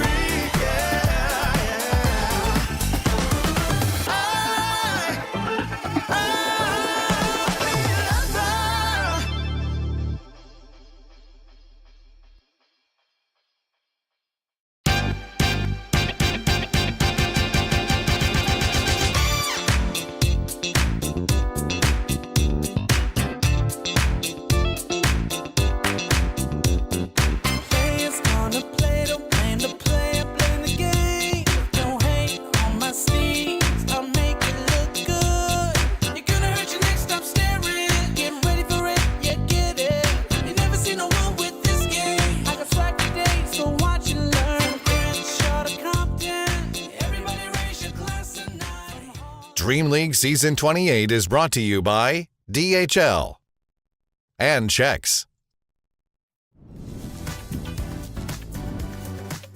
What is up, everybody? Welcome back here to Dream League. We have got ourselves our last series of the day about to begin, but it has been a lot of fun getting to this point. Some teams, dreams are shining bright. Other teams, maybe not so much, but we've got, two of those teams right here, right now, about to go at it. Xtreme versus Na'Vi, and boy, what is there to say about Xtreme right now? These guys are on a hot roll. They are 7-1 here in Group B. This is, 5-1. Whoops, leaked the script. My bad. 5-1 here in Group B. They're looking good, man. Yeah, 7-1 after this one, apparently. So we'll see if they can live up to that. It is I think everyone's familiar with the names on this roster at this point. They can often look really good, and hopefully for them, this is one such tournament. Sometimes it falls a little bit more flat. But I feel like they're still in that. I'm not going to say new team because all these played together, but it's been shuffled a little bit as the Chinese teams go. Yeah. So you got that like revitalization for a little bit, and I think it's a little easier to look good. If you've missed some of that though, and you'd like to know a bit more about the team, we've got a quick video for you.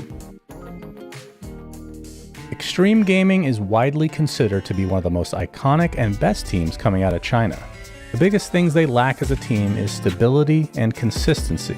A perfect example of both of these issues coming together is a period around TI 2025. Xtreme came into the tournament looking fairly mediocre, but somehow placed second place at TI, but after replaced half the team and refused to elaborate. The roster they settled on following TI was Ame, Nothing to Say, XXS, FY, and X Nova. While the team is filled to the brim with legendary names, the performance has not yet managed to find the magic that the TI roster did, with the biggest event results being 9th place at PGL Wallachia 6, 7th place at Blast Slam 5, and 4th place in Dream League Season 27. From no one puts both FY and XS. They will both fall. Clearly the team is capable of winning massive events, but unfortunately, they're also capable of getting completely dumpstered. Which version of Xtreme Gaming will show up for Dream League Season 28? Only Gaben knows.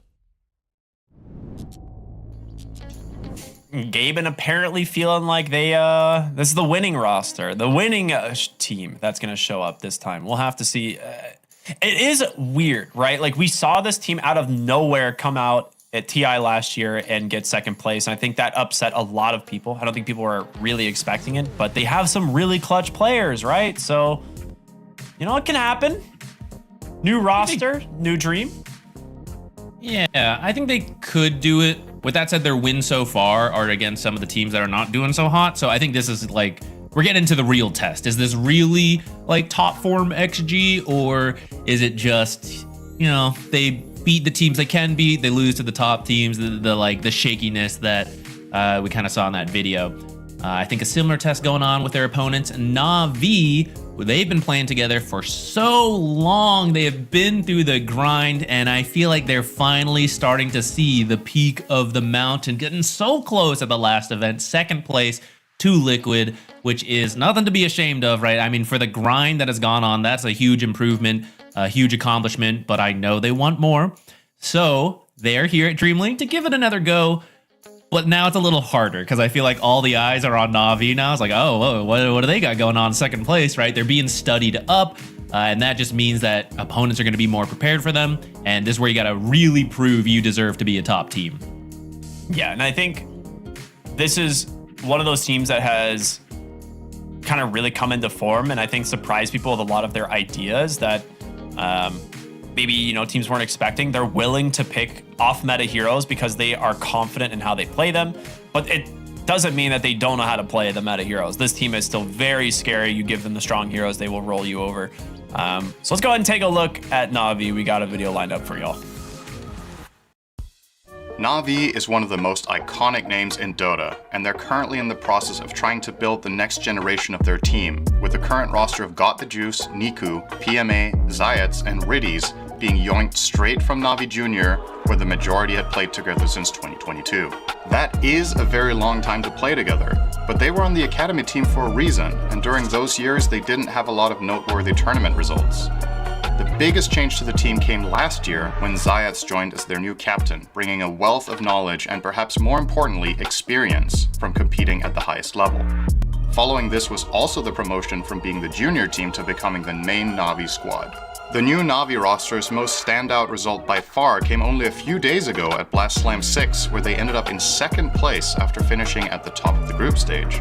While Navi have clearly improved massively throughout 2025 and achieved better results than the roster had in the years prior, they still have quite a journey ahead of them if they want to prove that their recent result wasn't just a fluke, and they can actually be one of the best. The biggest challenge ahead for Navi is maintaining their growth.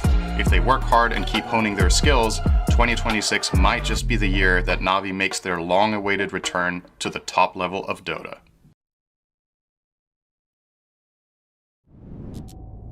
Like they said, some of the most iconic brands in Dota going head-to-head, Navi and Xtreme. And we're not going to delay this. We're going to jump right into the draft as we continue to talk about this team, because I do think a lot can be said there, right? Like the fact that this team was playing together for such a long time, the introduction of Zayats into the team, who, you know, like Cinderin said, brings a ton of experience at the high level.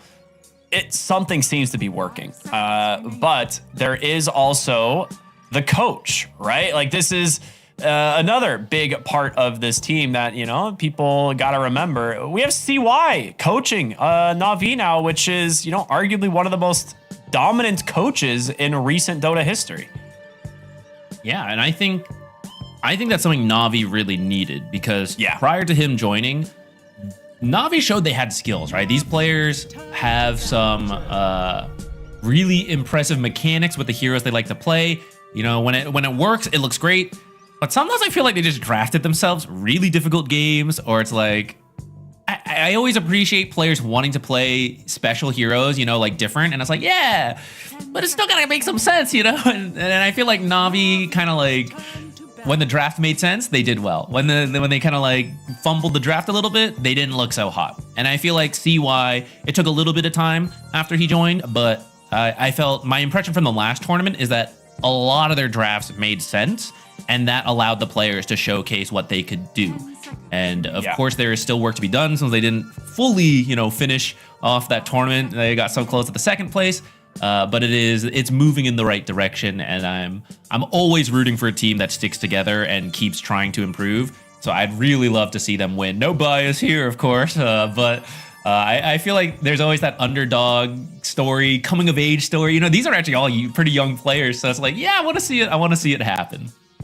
Yeah, I mean, they were what, like 17, 19, and 20, right? The other players besides Zayats, of course, who's kind of the veteran of the team, but super young roster. And to come into Blast Slam and so convincingly in that group stage, I will say the group stage was incredibly close. One of the closest group stages that we've seen in a tournament recently. I think it was like a 4-way tie for first.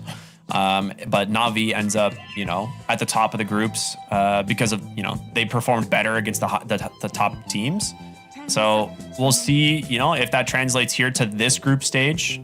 I think the opening of the Wind Ranger, this is a great pick for them. They play around it really well. I think Got the Juice is an incredible Wind Ranger player. We'll see if he can, you know, keep the trend going for what we just watched as Nightfall just absolutely owned 2 games in a row. But they respond with the Chen from Xtreme. We get the Chen game now. Here we go. Yeah, we haven't actually gotten to see one in a while, you and I. So pretty happy to see that. You can pick up the Satyr Banisher, is that what he is? And Dispel Wind Run, which is kind of nice to have. But otherwise, he also just fits this trend of Aura's long, drawn-out fights. And he doesn't really bring the damage. He's just like, I'll keep you guys alive. You guys do the damage, you know. I'll build all the auras. I'll heal you. I'll give a little bit of attack speed boost, you know, but he's not really a damage hero himself. Beastmaster could be some of that damage. Might see the Ags build come out, and that really adds up the axe stacks as well. This is XG, so could be off lane, could be mid, could be carry. Very flexible. I was going to pick say here. the same thing. Yeah, Ame has been known to play the carry Beastmaster quite a bit as well. So I'm not going to be super confident on which role this is until we see more of their draft. Na'Vi, though, we'll see what they go for here. There is the Warlock still available, which is something that Na'Vi loves to play, as well as the Grimstroke, which, if you see these types of heroes, you kind of have to maybe give more thought to it. We'll go for the Earth Spirit first. Now, last series we talked about how not a lot of teams had started to play the Earth Spirit as much as Liquid, but a lot of people played Earth Spirit in the past, you know, and Zayat is one of them. He used to play this hero a ton. Probably pretty happy to get his hands on it again. And as well as the comfort pick for Riddies on the Warlock. We'll see if he can have the same kind of a performance as Kaori did last series, because those were some very impressive golems. If you guys missed it, definitely check out that VOD, especially you Warlock players. Learn how to maximize that golem usage like Kaori did. 5 seconds remaining. I'm curious what they want to do with the double pick here. Yeah, I do like the Warlock here, not only because it's, you know, something they like, but speaking of these drawn out fights, the Fatal Bonds and Shadow Words help out a lot, especially versus a hero like Chen, which now you got the Largo, who's going to remove some of those abilities from the Warlock. And we have seen this hero absolutely pop off. I think maybe some bias here because I love Largo and I want to support Largo to remain completely viable, but off-lane Largo is the problem. Let's only nerf off-lane Largo elements and leave support Largo fine. Yeah. Oh, actually, it is going to be support Largo. I thought they would do some crazy tempo stuff here where you have Beastmaster drums, Largo guitar, and then Chen auras. Like, you just have the craziest tempo going, which you kind of still can, but you're not going to buy the Ags on support Largo, at least not till like 40, 50 minutes. So you can still play pretty fast. Maybe you like slow a little bit to make sure the Brewmaster gets the items he wants. But then we saw what this Brewmaster can do once he gets a good start, right? Just have the Brewlings go everywhere, lift people up, push buildings, and you got the song playing behind you. You got the Chen army behind you. You can go pretty fast, although maybe not so fast now that there's an Underlord coming out. Yeah, this is like an essential Underlord pick. If you're looking at the Xtreme draft, you're like, guys, they are about to just dive us under towers and kill us. So you need to have a hero that can respond to any lane and try and punish it. And I think Underlord's a great option for that. He's also not really threatened by these heroes at the moment. Like, none of these heroes really have the damage to get through Underlord early on. So you can kind of just protect the Underlord pick here with a couple of bans, the Ursa being the primary one. Now you have to decide whether or not this Beastmaster is going to be mid or safe lane. And okay, yeah, they'll get rid of the Clinks, probably a safer ban. I think you're more worried about like a safe lane hero like shutting down the Underlord here. Yeah, I think you want to protect your Underlord. Beastmaster mid, he doesn't really lose lanes, but he doesn't really like destroy certain people. You know, it's like he's not easy to like kill the enemy mid laner. He just gets what he wants and then farms up a bunch, is usually what a winning lane for Beastmaster looks like, at least until level 6. So I feel like you can risk him going there and like just pick someone stable in mid, which right now looks like a playmaker. The catch from Xtreme Gaming is not that great. Roar is the best thing you got. Whoa, the Kez. Now, is this the mid Kez, actually? Niku plays mid Kez. I was gonna say, there's a lot of potential movement here. It's either a mid Kez, it could be mid Earth Spirit, which we have not seen much, but you could do it. I don't know. This is very cool. I think it'll be mid. Well, you'll see what the last pick is, right? That's the benefit of these flexible heroes, to mix and match. I would expect this to be mid Kez, which we don't see a ton of, but it is something that Niku does play. He has a couple heroes that he likes, right? And this is one. It's a not a bad matchup into Beastmaster, honestly. It's a little bit annoying with the boars, but you can parry the boars and then instantly kill them with an Echo Slash, which is kind of sick. So we'll see what they do here. They're going to lock in the last pick, Templar Assassin, a decent lane hero into the Underlord, and you are indeed correct. The mid Kez into NTS Beastmaster. FY will be taking the Largo as expected. This is going to be a fun draft. I like where they have gone with this. I'm just excited to see the mid Kez just because I really don't get to see this very often at this top level. There's not a lot of mid laners who do it. So honestly, how this mid lane goes, you got mid Beastmaster, which isn't that common either, into the mid Kez. So I'm just gonna trust Niku that he knew, like he's played it. He's like, yeah, I can beat a Beastmaster. So I'm excited to see how he approaches the matchup. The rest makes a bit more sense from the side lanes. Like if we look at Na'Vi, you're gonna get some help from this Earth Spirit in that mid lane because Underlord's gonna be fine on his own, right? You're just gonna drag the lane over to him, let him farm. TA is pretty good as far as powerful laners go who can deal with the Underlord. So you can't be too far up, especially because there's a Chen helping out that TA. But Zayat's great hero for creep dragging, so you can just avoid all of that and then go stack and possibly gank the mid lane. Bottom, you got the Wind Ranger and the Warlock. Very safe lane. But the exact same thing can be said. Not Underlord, Beast, Brewmaster, got a lot of Masters and Beasts and all that. Brewmaster, very good at being left alone because you're maxing that evasion. And then Largo, you just start with boots and drag the creep wave around. I'm really excited for this one. This is going to be a really fun game. I think Xtreme do have a lot of tempo to play around, like we were mentioning, and I think the Templar Assassin should have an okay enough time. You do have to be a little bit careful about the Underlord, though. Like, you do not want to get stuck inside Pit of Malice next to, like, an Earth Spirit Underlord, but we'll see how that ends up going. Yeah. Largo's pretty good at helping with that, thanks to the Catchy Lick and Hot Feet Hustle. Help you speed out of the Warlock goo, but also when the pit, like the root expires, you got to get out of the pit, right? So you get that little speed boost, sprint out of there before you can get rooted again.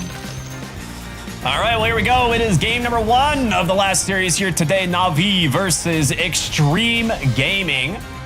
Both teams looking pretty good recently. We'll see how this series is going to go, but we finally get to see the mid Kez in the hands of Niku. We're going to see another Earth Spirit. Going to see if it can rival the likes of Boxy. Both teams with a pretty solid draft overall. This should be a close one. I don't see any kind of out of the ordinary facet choices here. Hellbear Convert, kind of the standard for Chen nowadays, is it allows him to just farm up a storm in the mid game.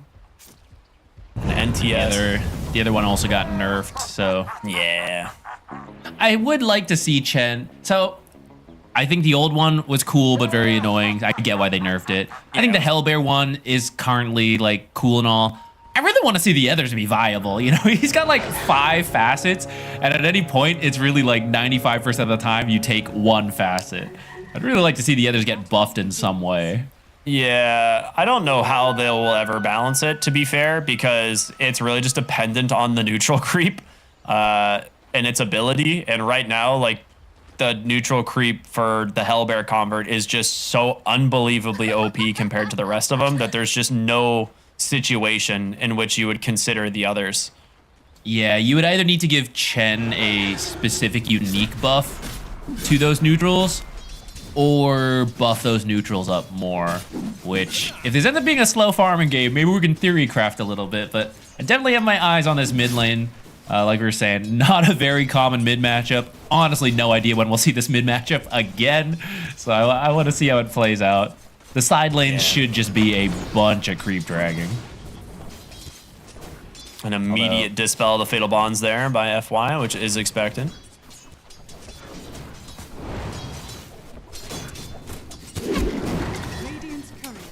Well, that Shackle's going to do some serious work. Blood Grenade now. It might not kill XXS, but does get him very low, playing in a dangerous position now in this lane.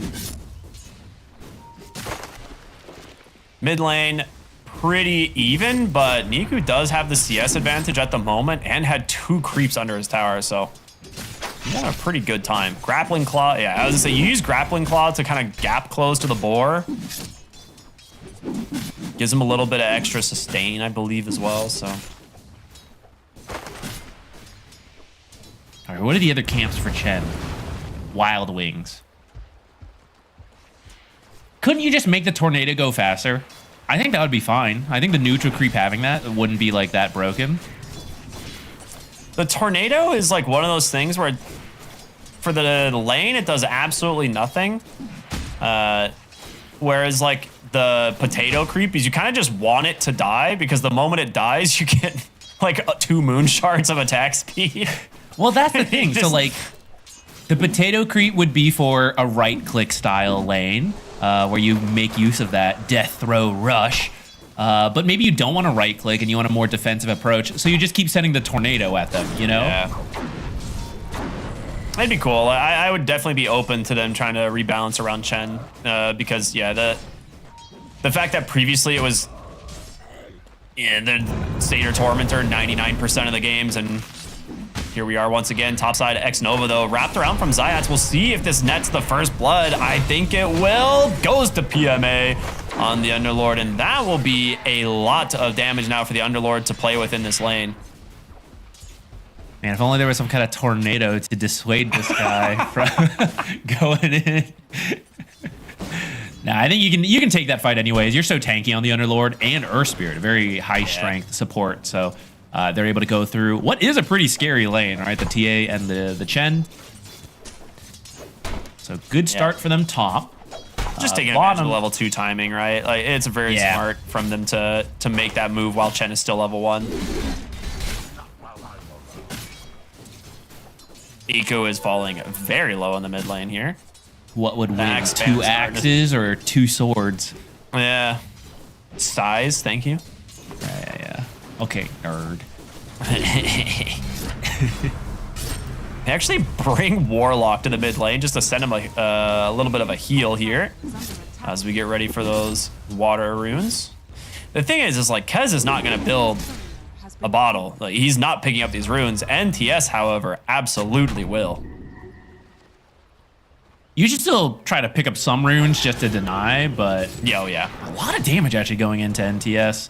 But actually, FY showing up. This is something nice about Largo versus Kez. You can remove all that Kazarite Katana built up damage. I mean, they're just kind of leaving the Wind Ranger solo bottom, which, I mean, she's doing fine in this lane. She's not struggling very much. Like, it's a pretty dominant hero, but the Beastmaster is going to start to run away with this mid lane matchup. He denies one water rune with the boar, takes the other. He's having a great time. Actually, Largo gank. Not expecting this one. It's not at all. Work. He has a Talon Toss, but there's not going to offer much of anything. So Largo coming to the mid lane to find the kill there onto Niku. That's a massive win. Top lane though, looking for the kill onto Ame. Yeah, they're not going to be able to get the chain into that second Pit of Malice. So.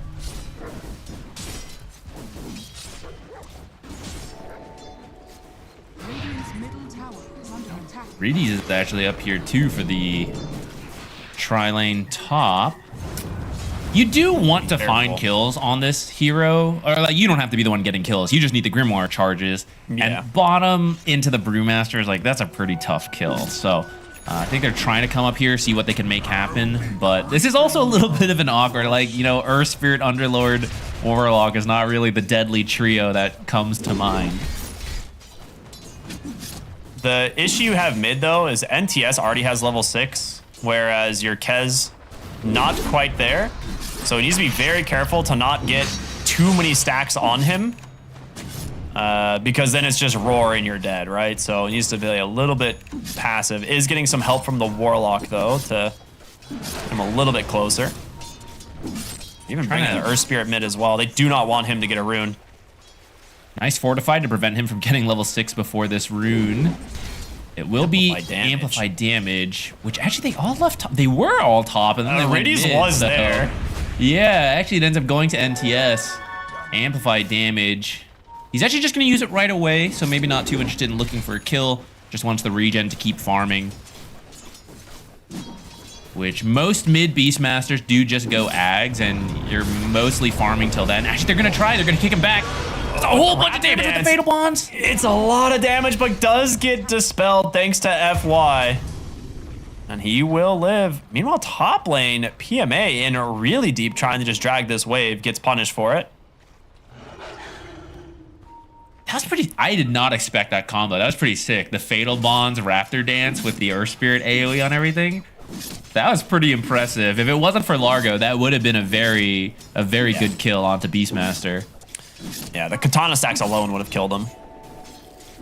So with that, Roar being down is a pretty big deal because Niku's ultimate, I mean, this hero basically doesn't have cooldowns. Like, they're so constantly available.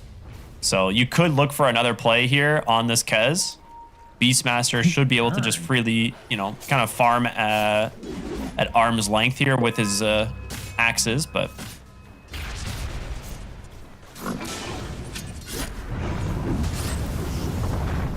Another roll in potentially, but doesn't quite connect. Dire's middle tower is under attack. All right, going for a more active build on this Kez with the Urn, and then he's actually going for the Orb of Corrosion as well, I think. He hasn't like finished committing to it, but this will let him get active a bit more. Yeah. Whereas, you know, in the carry role, you're like, yeah, let me just farm up, get a Battle Fury, all that. But if you're playing in the mid lane, right, you're not supposed to just be AFK farming as much. You're supposed to be getting a bit more involved. And these early game items will give him some cheap stats, regen, a little bit of damage, even if it's just to steal some stacks. I mean, it's worth it, right? All of these, like I said, using these abilities to clear these stacks is pretty massive. Taking them away from the Beastmaster is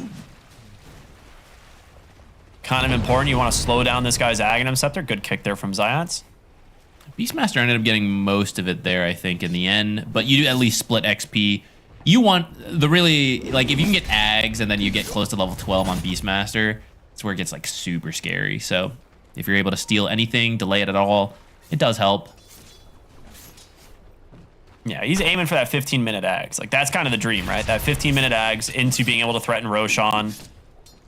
Especially when you have something like a TA on your team, it's definitely possible. Riddy is actually doing a lot of stacking of his own, kind of recognizing that you know, Niku maybe not the best playmaker as far as mids go, since this Kez hero does need some amount of farming, even with the adjustments to the build. So the stacks will help speed them along. As long as they don't get stolen, I think that's something XG can maybe consider if they know it's been happening. I mean, you might have an idea, but I don't think they've actually scouted this, nor do they have a ward in the area. But if they saw it, I think it's pretty worthwhile. There's quite a lot in there right now. He is going to finish the Orb of Corrosion, it looks like, which that is an item I like honestly just forgot existed. I can't remember the last time I've seen someone pick up an Orb of Corrosion. It got nerfed a while back, and that's when people stopped. For a while, everyone was building changed. Right? Like, yeah, I think it was the build. It's an agility hero now. It's like built for agility heroes now.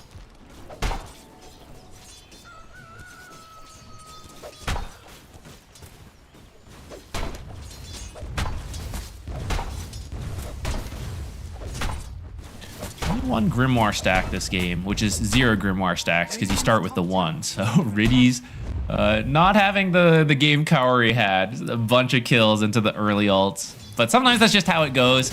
I think especially if you end up picking this Kez mid, you realize, yeah, it's a slower pace game.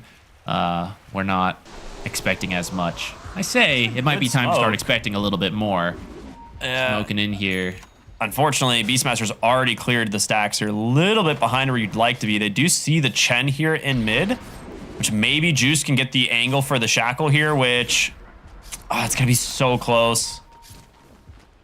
it's such a difficult dive if you go for that. And oh, well, Beastmaster's the big one though. They're gonna go for it. Shackle connects. In comes the Underlord. The roll in, the kick. It's available into the silence, and the Raptor Dance dropping everything on this guy to guarantee the kill. But now you gotta get out of here. PMA will stick around for now. They're gonna try and get out off the portal with this Earth Spirit, and that's gonna work. But now XXS actually might lose all 3 of his Brewlings down to a sliver of HP, but they get him at the last moment with the Katana. Pops those stacks, takes him down 2 for 1.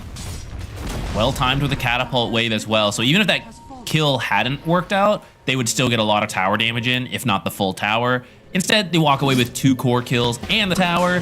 Saving grace is Zayats did make his way through that Fiend's Gate, but ends up walking straight into the TA who was waiting on the other side. So at least she gets a kill.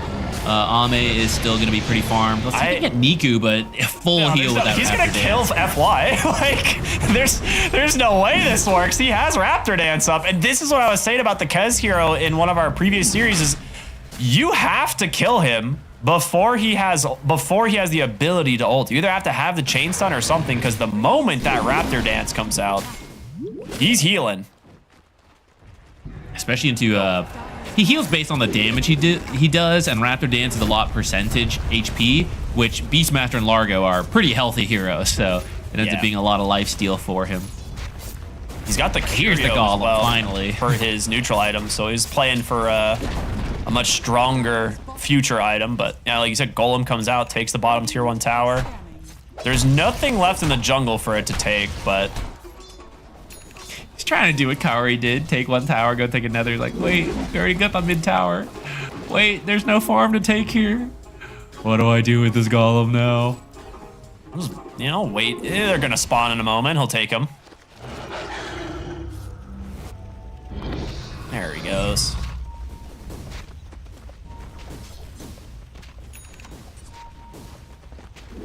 Radiant's top tower is under attack. Good old Warlock. It's gonna be close. That creep gonna die. Last auto attack. Come on. Alrighty, got it. This is where the clip cuts out. That's true. Yeah. You never know. Never know. Don't want to give XG their triangle. Being very annoying, constantly coming in here.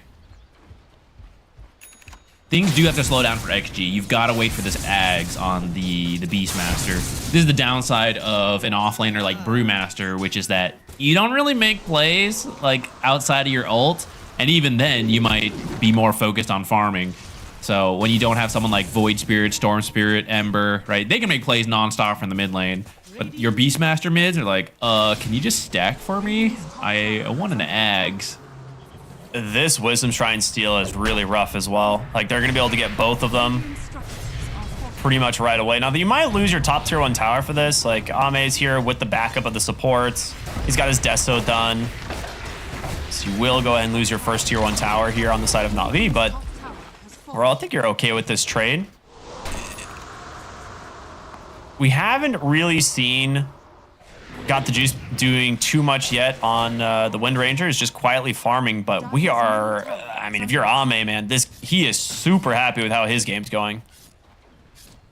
Yeah, I picked up that the early kill, got the free one delivered to him from the Earth Spirit, and otherwise been just quietly farming away, and has the natural farming tools, right? Like Wind Ranger's also been farming, but only recently finished the Maelstrom, so the farming speed is picking up.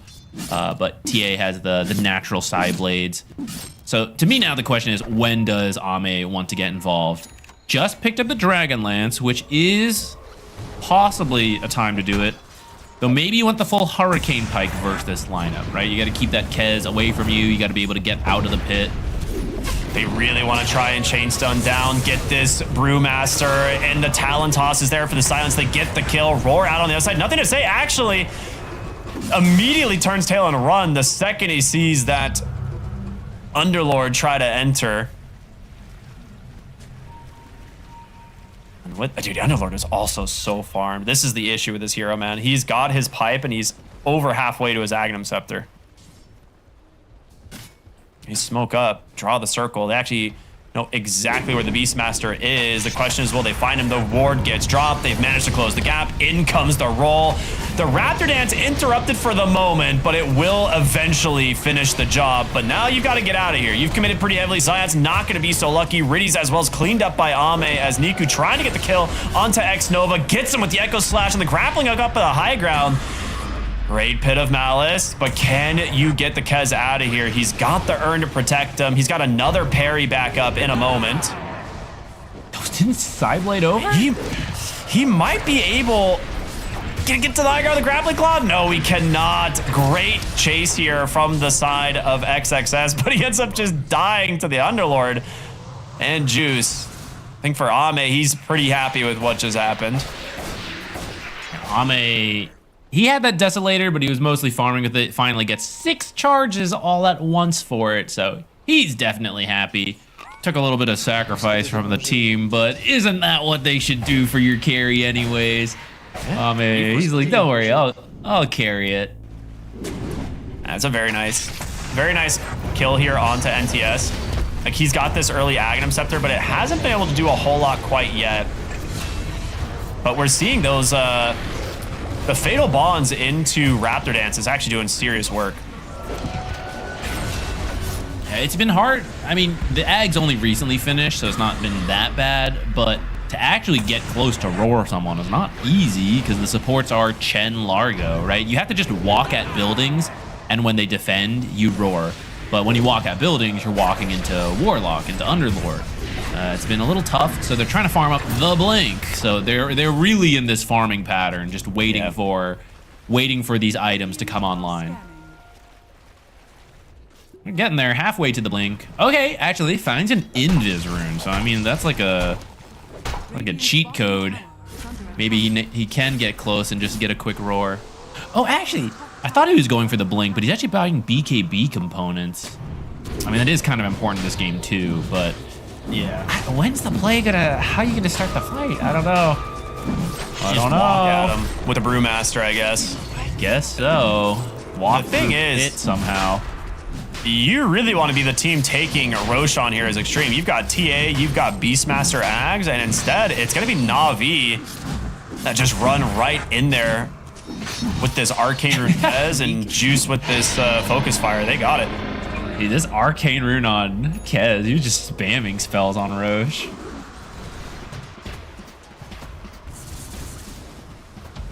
Yeah, I feel like Na'Vi also gonna be fine farming up. Like they have the Kez mid. I feel like the reasons they're waiting are different, you know? XG is waiting because they cannot make plays because they need the Blink and they need certain items. Na'Vi is like, yeah, we got a farming mid. Yeah, we're okay farming. We got the global Underlord, 2 carries. Like, we'll stall this out. It's fine with us. Okay. Croak of Genius Beastmaster is going to be insane. I mean, we saw like a Puck do some absolutely ridiculous work with a Croak of Genius yesterday. But Croak of Genius on an Ags Beastmaster is going to delete heroes. Invis now coming out, looking for the roar mid, maybe, but Juice not going to stick around to find out.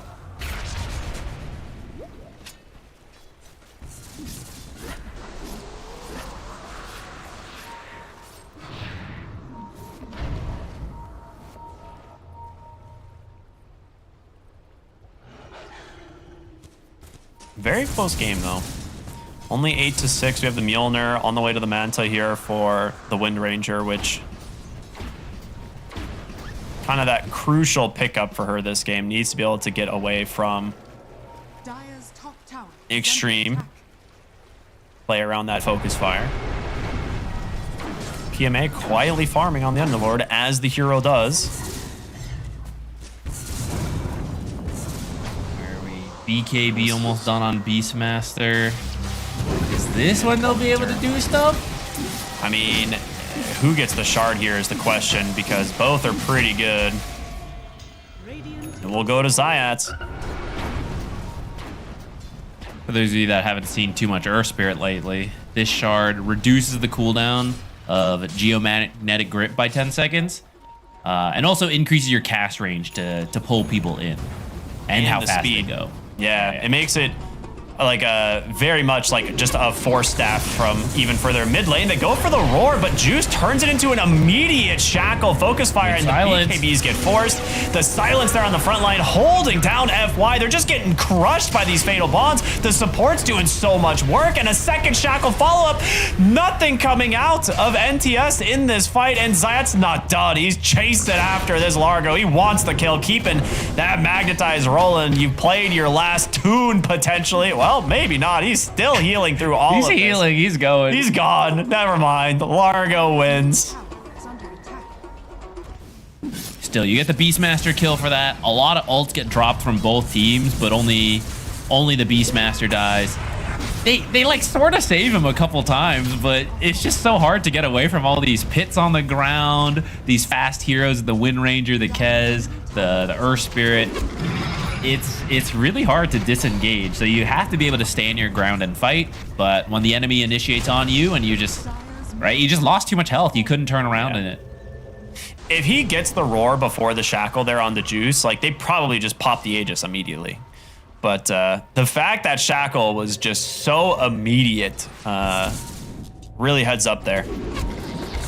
Mid roar animation, and then at this point the fight is so cursed. Yeah, silence, Fiend's Grip,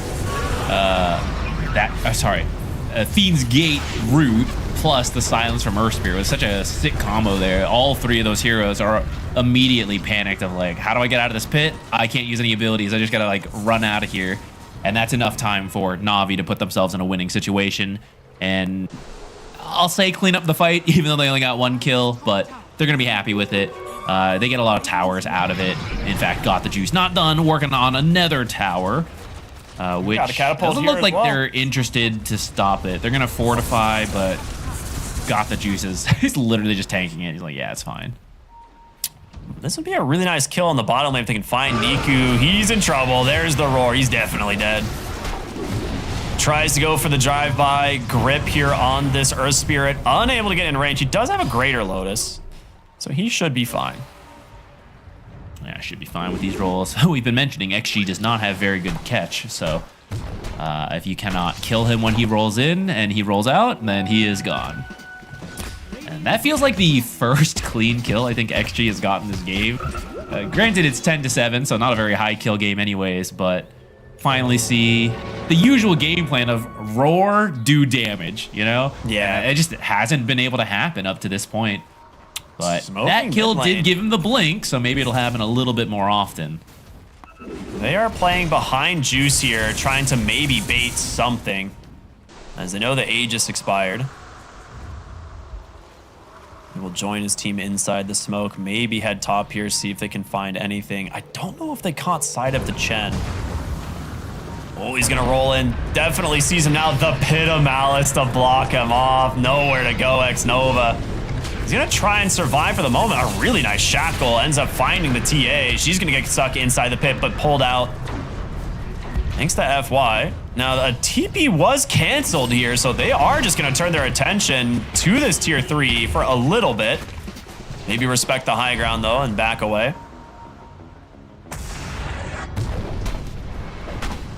What a really nice pit of, like, Fiend's Gate pit there to block off the whole ramp. We're at this point where XG needs to get something going their way. The gold lead is not that bad. I just think, you know, they've been on the back foot for a long time, and there's only so long you can do that before you lose control of the game. But they got some big item timings coming up, and Ame goes for the Disperser on TA. Not a very common purchase, but pretty good this game because of the amount of things you can dispel, and use it aggressively on something like Wind Run before the BKBs and such come out. So, yeah. The question is, can you finally bring these tools together, right? They've been stalling, they've been waiting, they've been unable to find anything, but now you've got the Blink, the BKB, the Roars, the Dispersers, you've got Ags on the Brewmaster, you got the Auras on the supports. Yeah, it's looking really good. We'll see his mid lane. They're looking to defend here, the jump in for Riddies, but he's gonna keep himself alive, and now NTS, he's committed. He's gotta get out of here onto this BKB, but There's going to be the Ravens. Veil blinding the side, holds FY in place, gets the guaranteed stun, and what a pit of malice here from PMA. Just locking Xtreme in place. Ame's got to get out of here, but another root, and Niku's going to use that to close the gap, get on top of him. The katana comes through, and he's going to burn. Pops the refraction, hoping to survive, but it's not going to happen. XXS split here on the Brewmaster. He's going to recombine in a moment, hoping that he can survive a grappling claw to stay on top of him, but it's not looking good. The roll in from Zayat's perfectly timed. There's the Raptor Dance, just honestly to give Niku a little bit more health to play with. A 3 for 0 in this mid lane. I mean, this was a Blink Roar onto the Warlock, and he lives thanks to the Earth Spirit. He's so... Yeah, the Earth Spirit pull is helping him. But he's also pretty farmed at this point, right? Yeah. He's got like the wand, the fluffy hat, blood grenade, solar crest. So it's not an easy kill. And then you got the saves, you got the auras, you got the Underlord. And we're gonna see this replay, right? So it's a good jump initially, but once you live and you've all chased in, all right, gonna pit you, gonna hit you all with the AoE silences, Raven Veils. Here's the pit, the goo. Here's another pit, right? It's magnetized the whole time. Yeah, this fight that is magnetize so wasn't used yet is wild. Yeah, good patience from him. Yeah, Ame actually lives surprisingly long, and he is doing a good amount of damage when he's attacking, but can't do it on his own. He needs help from the team. Yeah, there's like so much going on. You're having to use the disperser defensively rather than aggressively, just because of how much junk is on the ground. So it's pretty tough right now for XG because Navi has been given time to make it to all these items, right? Because you couldn't make plays until this point, so you've got double buff items on Warlock, right? Wind Ranger's got 3 items, Underlord's got all these auras and the Yags. Everything's like really tough now. Earth Spirit, Zayas has a blink, which is wild to me to build as a support. But now that he's like a save hero more than an initiating hero, it actually makes a lot of sense. You want to be able to react instantly, not have to like roll in, take your time. And now you can cover just so much more distance between rolling boulder, blink, and a force staff. I mean, you can also like blink kickback too, right? Into stun. That's like true. There is some aggressive play. I saw him trying to like find someone at the tier 4s when they were pushing the mid lane. He just rolled, blinked at the tier 4, and unfortunately was like off the mark there for him. But you know, if you get the blink kickback, it is scary. Yeah, it does. It helps cover for Kez, because actually we've been critiquing the Beastmaster needing certain items, but Kez is not that different, right? Like he's not really an initiating mid laner either. But he has the Earth Spirit to cover that for him. Whereas on the other side, you've got Largo and Chen, and they don't really want to do it. Maybe another idea here. Maybe Chen, one of his facets, you know, maybe we can make it a little easier for him to initiate with the Centaurs or something. I don't know, Centaurs leap forward. They get like a stampede buff when they go to stun. All the TA traps get cleaned up there as they look for the high ground push here under this Aegis. Pit of Malice gonna try and block any sort of initiation here from Xtreme. No wraparound attempt coming. They drop the Roche banner. This will keep the creep wave alive and turn their attention to their range racks. Only jumping in, they find XXS. Zayat's actually in a pretty rough spot. Immediate roar into the kill. Golem comes down onto NTS here with a focus fire, but it's not going to be enough. Juice Force to wind run, try and get some space, but a nice dispel comes in from the Brewmaster. We'll see if they can actually survive though, as he's going to be forced to recombine inside the Pit of Malice. The shackle holds him in place, and now Niku's there to help finish the job. XXS can't he get another Pit of Malice. It's going to be enough though. He makes it out just barely. Have you committed too far on Na'Vi though? Xtreme still very healthy, very tanky. They jump in, focus fire now onto NTS. Got the juice, gets the kill. But he's in far by himself. Ame trying to keep the rest of the team at bay. Looking for the side blade hit there onto the Wind Ranger. Doesn't quite get it. Very back and forth. They still have the Aegis, but they don't want to give it up for free. You have 2.5 minutes on it, so if you don't have to give it up here, you can just reset, make a new play. And that's exactly what they're going to do. They're going to back out. They got the tier 3, but none of the barracks. which I think was a little bit of a mistake from Zayats for having so much mobility. He was actually close enough to get pulled in with the catchy lick, which we might see here. Yeah, it just happened before the clip starts, but because of that, Zayats, the save hero, is actually dead. He's also that initiator we talked about, the stuns, the kickbacks. So because of that, finally the teams are kind of on equal footing of how hard it is to like keep someone down and kill them. One side, you got the pits. Other side, you got like lift up, speed boost, stuff like that. But without the full lockdown provided from Earth Spirit, you see like XXS like slowly running out of here. It takes him a while, but yeah, but imagine an Earth Spirit, right? Stunning him, kicking him back, then he's dead for sure. Yeah, I mean, these Pit of Malices constantly coming out from the Underlord are making it very difficult for them to, you know, confidently engage. Got the Juice nearly dies here to this side blade, but just barely out of range. So a very good fight from both teams, and like Xtreme showing, yeah, they're down quite a bit, but they have plays to be made when they get the correct initiation. Maybe if TA had been able to get a little bit more involved earlier, she could have gotten more Deso stacks, and maybe you do finish off the Wind Ranger, or at least the Aegis. You know, maybe you get a couple more kills in these fights. I mean, a lot more difficult to push though without the Roche banner. So I don't know if they do anything with this Aegis anymore. Like, this might just be their time to look for their next set of items.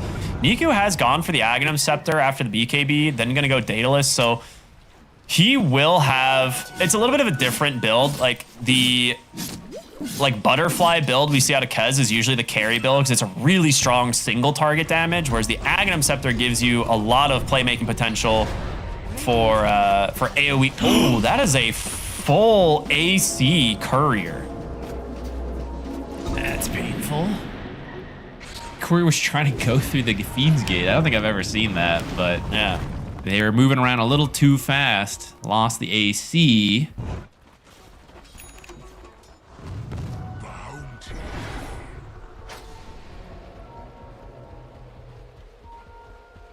Well, I think definitely you use want the to extra wait for armor that. here. I think you actually wait for the AC. You know, you got the Tormentor Shard for Kez. Kind of an interesting one to get. I'm surprised it goes to him, but not a bad shard by any means. I mean, the Underlord is doing Underlord things, being super farmed, so it came down between Niku and Riddies. Which, honestly, Niku's is better, so. Right. Turns out they're not too bothered about losing the AC. They still smoke and look for a kill, but XG is... Oh my gosh, well, I thought they read this, There's but the Ame steps up. He's just so dead! All right. They scanned it, waited perfectly, and that is a disaster for Xtreme, losing your carry right next to your high ground. Zayats, everyone gets the blink kickback. This one onto the Largo, held alive for the moment by the Ghost Scepter, but they dropped the Golem. They want this kill, and they're gonna get it. Niku with the backstab, that new shard, getting the kill. And that increased pit range, catching the Largo, and then the blink paying off aggressively. Yeah. And Aether Lens, actually. So he's got crazy ranges. Combined. Yeah, crazy ranges on Zayats now. But all of it ties back. I really thought XG saw the smoke coming. It feels like everyone backed up, but then Ame just steps in a little too far, thinking he can farm that camp by his base, but Earth Spirit just jumps in, kicks him back, and that might just cost you the game here. Yeah, I mean, I didn't realize there was a Tusk in this game with an Aghanim Scepter, but it really feels like really? Sure does. That'll be 1 tier 4 down. Golem giving it his best effort before he expires. There it is again, the kickback onto the Largo. He's stuck inside the Pit of Malice as well. He's gonna try his best to get out with the Guardian Greaves, but got the juice as well as Niku have the damage. There's the blink roar, the pull back though, the kick away. All right, Zayat's toying with them at this point. NTS on the run. Niku's gonna try and chase, but kept alive thanks to the Chen's Aghanim Scepter. But now they're stuck inside the pit. They're all dead, man. Xtreme Gaming. Not gonna work out here for them in game number 1, but an absolute beast of a performance from Na'Vi and Zayats on this Earth Spirit. Well done to Na'Vi. Once again, I feel like before the series, we're talking about the Na'Vi drafts have been improving, and they've been fairly cohesive in how they work together. And I wasn't sure with the Kez mid, you know, because like it's not something we see a lot, but I assume the players know it. You know, they've talked about it. It's on their own team. So they figured out how to work together, and they knew that because they have the Earth Spirit to cover the Kez weaknesses, it'll work out. And that's what it felt like watching this game. It's like, okay, we have a draft that works well enough, and XG, I can see some strengths if they're all winning, if it all goes together. But as soon as you start to fall behind and you've got to make plays to catch up, it's like, where's the blink? What's the play? All we can do is walk forward as a team, and like we're walking into Pit, we're walking into Fatal Bonds, we're walking into him channeling a slow, we're trying to walk at a Wind Ranger, walk at an Earth Spirit, walk at a Kez. It's just so hard. I kept thinking maybe they would hold on till they got the tools, but by the time they got the tools, it just felt too late. I think it's this fight we're watching right now. This is where they had the Blink Roar, but guess what? Navi's pretty farmed too, so they saved their Warlock and then they just turned the fight. Yeah, this was a pretty stellar performance from Navi. I mean, this is like a perfect example, right? Like, they were always in a position to catch Xtreme off guard, and it leaves with Xtreme with only 8 kills this game, right? Like, they didn't give them anything. Like, 3 of the kills are Zayat's on the Earth Spirit, you know, committing in really heavily, and 3 are on your mid Kez, who is, you know, one of the heroes running in and starting these fights with the Earth Spirit. So, very cool game from them. Really solid builds as well, right? This Aghanim Scepter BKB from the Kez, very cool. But overall, great team performance, and Na'Vi grabbed themselves the first win here in this series. I don't know, man. What do you do, Zach, to come back from that one? I think you need some draft adjustments. I can see how it works if everyone's winning, but that's always a tall order to say, like, yeah, win every lane, walk down together. You want to give yourself some flexibility there of like, okay, this is not working, this is what we'll do. And I don't think that draft had that. So I think you just say it's a draft issue, guys, and let's go to game 2. We'll figure it out. So everyone, we'll all go to game 2 after a short break. Go get your snacks, and we'll see what XG can do to turn this around if they can.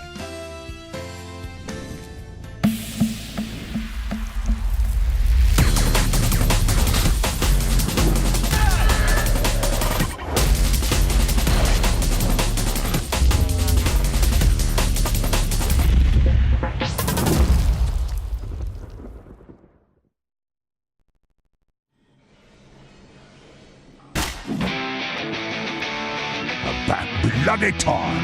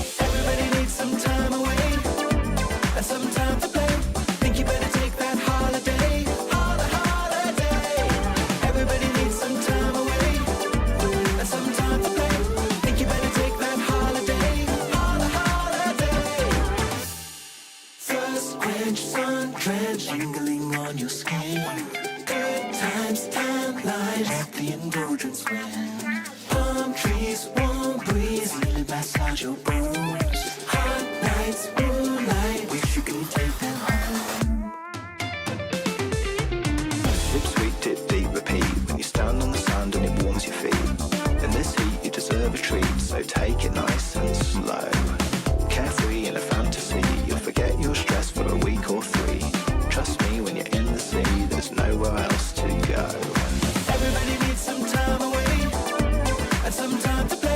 Think you better take that holiday.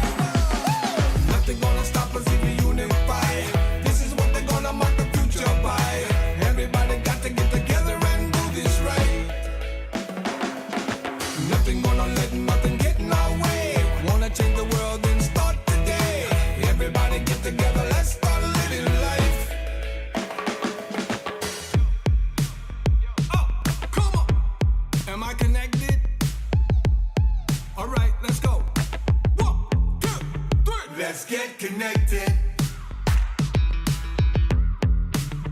Let's stay connected. Come on. Let's get connected. I can feel us getting closer. Let's get connected. Let's stay connected. Let's get connected. I can feel us getting closer. Nothing gonna stop us if we unify.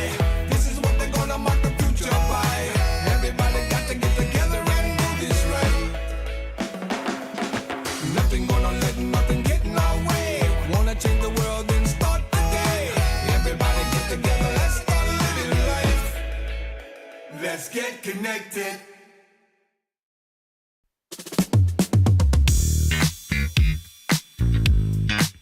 Give me some of that. Give me some of that.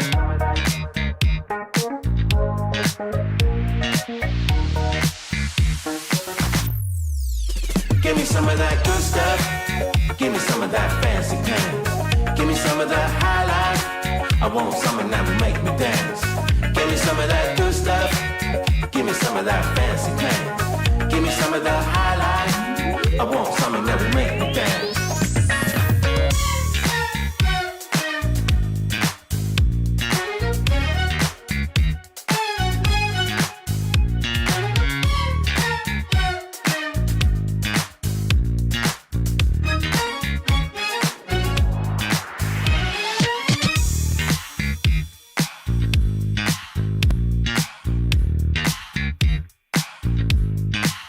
Give me some of that.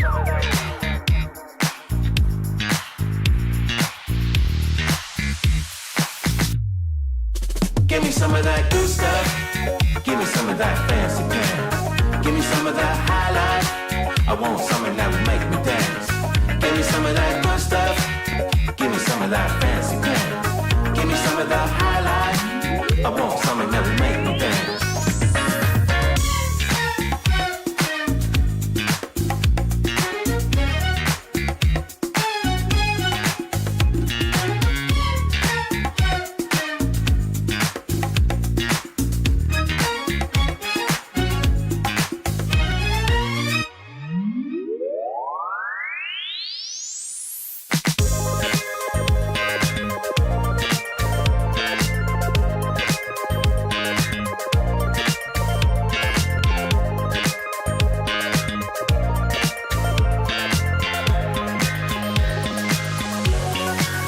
Give me some of that good stuff. Give me some of that fancy pants. Give me some of that high life. I want something that will make me dance. Give me some of that good stuff. Give me some of that fancy pants. Give me some of that high life. I want something that will make me dance.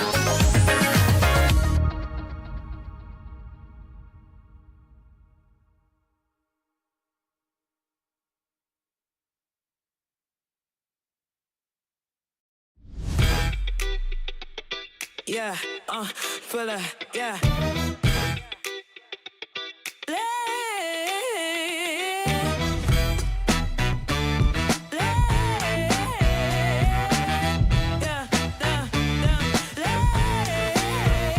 Stepping in smooth with a shine on me. Go crowd lean when I slide on beat. Little brim skill, that's the vibe I keep. Confidence loud, let it talk, don't speak. Got a baseline walking like it on these streets. One step sitting like a victory sweep. No cap, I'm the squad when the lights are fed. Blow so bright, make the jealousy shake. Hey. Yeah, we go high. Watch how we shine. Turn up the vibe. Whole crew aligned. I'm the spark in the room when the bass go boom.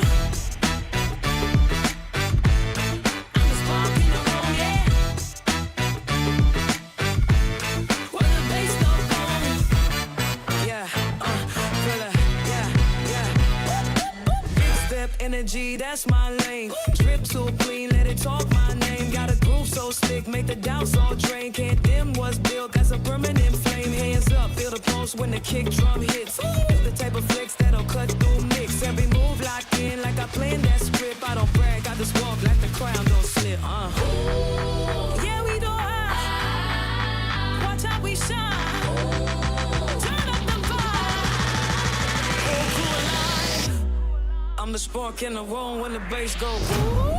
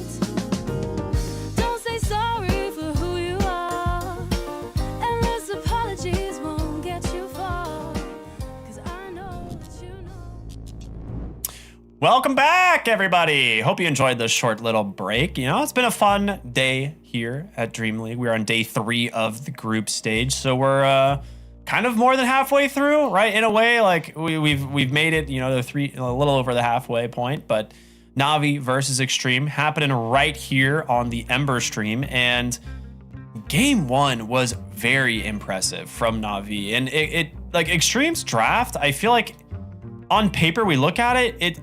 There's a lot of things going for it, but then there really was no way for them to ever start the fight. And anytime that they did try to start the fight, it's an Underlord showing up out of nowhere being like, hello, I'm here with Pipe and like 2 Pit of Malices. It just felt so difficult. Yeah, and I feel like I feel like I see this almost every time there's a Beastmaster mid. And it makes me question myself because I'm like, I mean, these are the pro team. Surely they have an idea, or like my concerns must be like misguided or something. You know, I'm just here watching them. They're their plan. But then we keep going to these games and I'm like, man, when's this Beastmaster going to do anything? Is someone else going to do anything? No, nobody else can do it. I don't get it. I don't get why I keep seeing it. I really feel you need a support to cover you, or you need the offlaner to cover you if you're going to go this Beastmaster mid. Or, you know, if the carry player's willing, like some carry with a stun, sure, you know, but like someone's got to do something. We can't all be farming 6,000 gold. Otherwise, nothing goes on. So we'll see what happens in the new draft, which I believe is just about to start. Navi's, I was a little worried that Kez would have a similar issue, but Zayat's filled in the role fantastically. They seem to be in pretty good spirits here, getting ready for a repeat performance, I'm sure. Yeah, I will say Niku's mid Kez, impressive. It struggled a little bit against the Beastmaster early on, but they did a really good job of just ignoring their side laners. They're like, hey, you know, we've got Wind Ranger in 1 versus a Brewmaster, totally capable of leaving him there. And on the top side, we have an Underlord. So let's just make sure that we enable our Kez and we play through our Kez in the mid lane, and our supports like stay relatively close to each other. Like Fatal Bonds, Magnetize was doing a lot of work with the golems as well. Like they were doing everything. Like they were the ones playing aggressive into the Beastmaster when the Beastmaster had the amplify damage roar available, right? Like they were the ones looking for the kills. Like that tells you kind of the story of that game. We'll have a little bit of a difference here. Xtreme, the Wind Ranger taken out.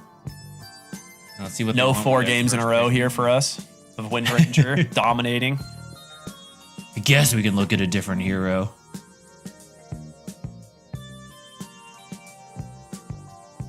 No, they ban it out. Yeah, when I think about it, Ame doesn't really strike me as a Wind Ranger kind of player. Maybe we'll get the first pick Jakiro though. That is a very nice response from Navi. The instant Shadow Fiend.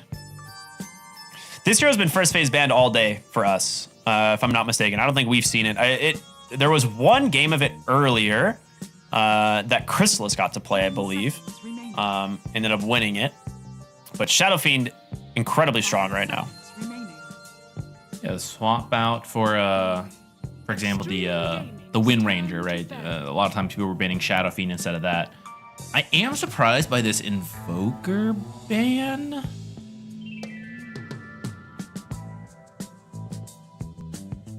I'm trying to like imagine what they're worried about.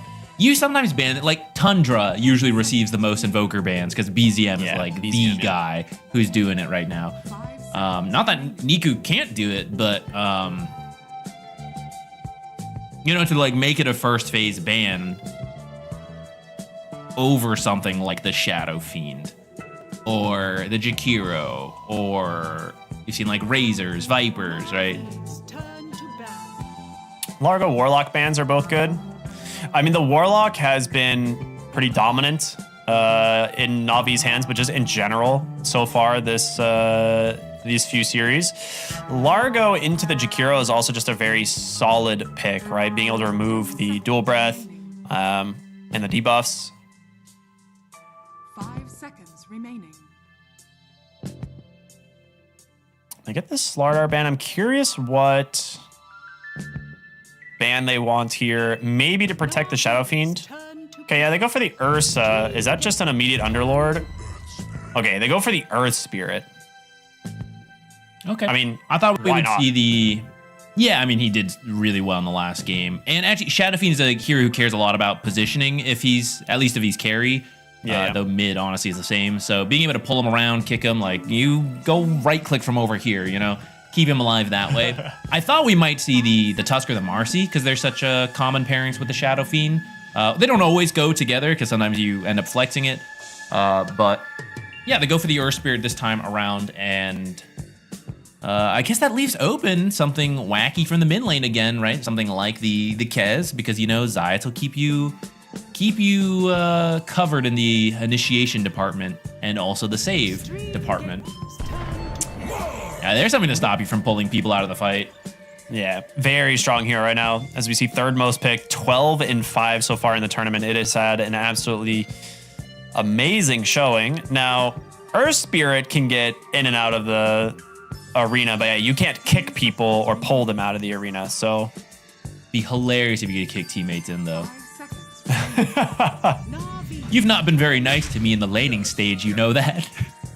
Nice pick of the Tusk, too, because this would be another hero that, like you mentioned, pairs well with the Shadow Fiend, and you would be able to potentially snowball out of the arena with this, or like save people in the arena with a snowball. You could do Kez if you wanted. The Kez versus Mars match was very rough, and you could just do Shadow Fiend in the mid lane. You would be countered. That's the downside of that.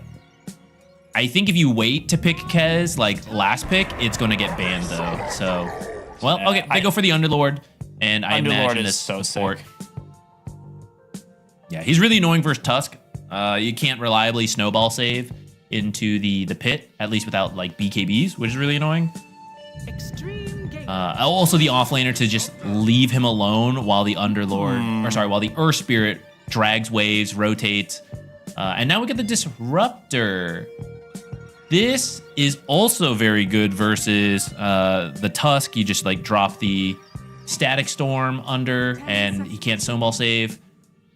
The lane can sometimes be a little wacky where like if this is the Shadow Fiend, like you're trying to glimpse people into the raises, and if it works, it works. But if you start falling behind, you're like, you both really struggle. Xtreme Gaming's turn to Templar Assassin. Okay. I mean, this lane was fine. Like, Ame farming was not the problem. Yeah. But maybe connecting in with that farm was the problem. This time it should be easier because you have the Tusk and the Mars already like twice the amount of early playmakers than last game. TA into SF is a very like topsy-turvy kind of matchup as well. Like if the TA is able to get to the Shadow Fiend with like refractions up, she rips through this hero. But if she's like on the outskirts of the fight and can't get to the Shadow Fiend, loses the refractions, like Shadow Fiend will just beat you. in the heads up. So I kind of like the pick overall. Like you said, like Ame played perfectly fine in the lane last time. I think that's going to happen again. And then maybe he'll have a little bit more impact in the mid game with like the team fight that Xtreme already are bringing to the table. NTS Tinkerban is respect. I mean, this is one of the teams that still likes to pick it. I feel like Pango would be, old Pango would be a good pick to deal with all this like junk on the ground. You just roll through it. New Pango, I feel like there was some discussion. Like some people thought, oh, this is better, this is worse, but it has fallen out. I feel like more people are on the, I don't like it as much side of things. It's mostly because like he's not as tanky anymore. Like I think that's like a big part of it. Like you're going 4 points in Swashbuckle, 4 points Lucky Shot, so you don't have like this max shield crash in the mid game that gives you like 400 to 500 barrier every time you use it. So it's a lot easier to kill the Pango, but he does a lot more damage. So with the way the fights are set up and the amount of auras that people are buying and bringing to the team fights, it's just not as reliable, I think. Viper ban. Smart. I think Shadow Fiend still could go mid if they want. They have last pick on Na'Vi, so they have kind of some options in terms of what Got the Juice and Niku are going to play here. Honestly, I still feel like you can do the Kez. 5 seconds remaining. It's on a different player this time, but Puck ban. There's not a lot of mid heroes left. They're gonna have a great time against Shadow Fiend or be blind picking their matchup. Got like Tiny. 10 seconds. Okay, Queen of Pain. Okay. I was thinking you can look to trade like roughly even in the mid lane if it is Shadow Fiend. And even if it's not, you flex it. Like, okay, you know, like what beats Queen of Pain? She doesn't, you know, the lack of stuns from her, same as Beastmaster, but you got Mars and you got Tusk.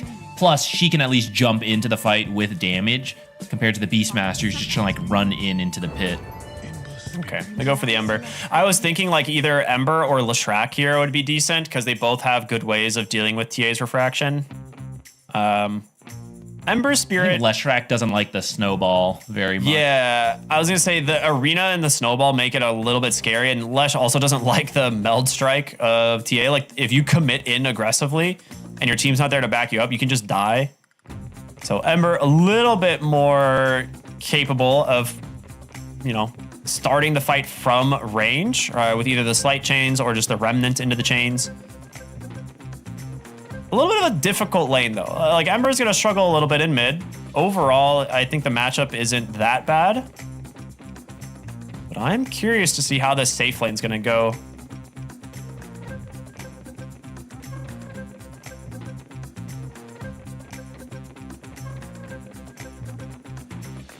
I think once again, a whole bunch of creep dragging likely to happen. I think my question is how much FY can get done on this Jakiro. Yeah. Because it's quite a lot of damage coming in from Jakiro. It's why he's been fairly popular. And Disruptor, Shadow Fiend, they're actually pretty low health. So you get hit by a couple Liquid Fires, Liquid Frost, Dual Breath, and then you're in that kill range where Mars can go for the kill rather than like save his tools to get away. He spears you to a tree, they throw everything on you, and even though you maybe glimpse one of them away, it's like, yeah, the Dual Breath Liquid Frost is already on you. You know, you're already ticking down. So I think that's where we could see a lot of kills if FY is able to do that kind of harass. Because they can position. It is two ranged heroes that are longer range than Jakiro. They can keep their distance and prevent him from really doing much in that lane. Well, here we go. It is game number 2 of Na'Vi versus Xtreme Gaming. Na'Vi currently up 1-0 after a very impressive first game, but we'll see if they can bounce back on Xtreme. Ame gets his Templar Assassin for the second game here. Had a great first game. Just the team comp didn't quite come together. Na'Vi had a lot going for them, but the real star of the show was Zayat on this Earth Spirit. He gets it once again, and I'm very curious to see how he's going to play it this time around. As, you know, they've got the Mars, right? A little bit of a good counter to this hero. We'll see. He's not going to get as easy as saves this time around. It's true. I think he doesn't have to initiate as much this time around, though, thanks to having an Ember on his team and a Disruptor to a degree. So if he wants to focus on saving, he could. Though I think keeping the Tusk out of the fight could be one of the jobs he goes for, right? Just prevent those snowball saves while your team focuses down whoever. That's something you can offer by just like rolling in, hitting with the Magnetize, the silences. Otherwise, just general control, you know, like the Queen of Pain, break refractions.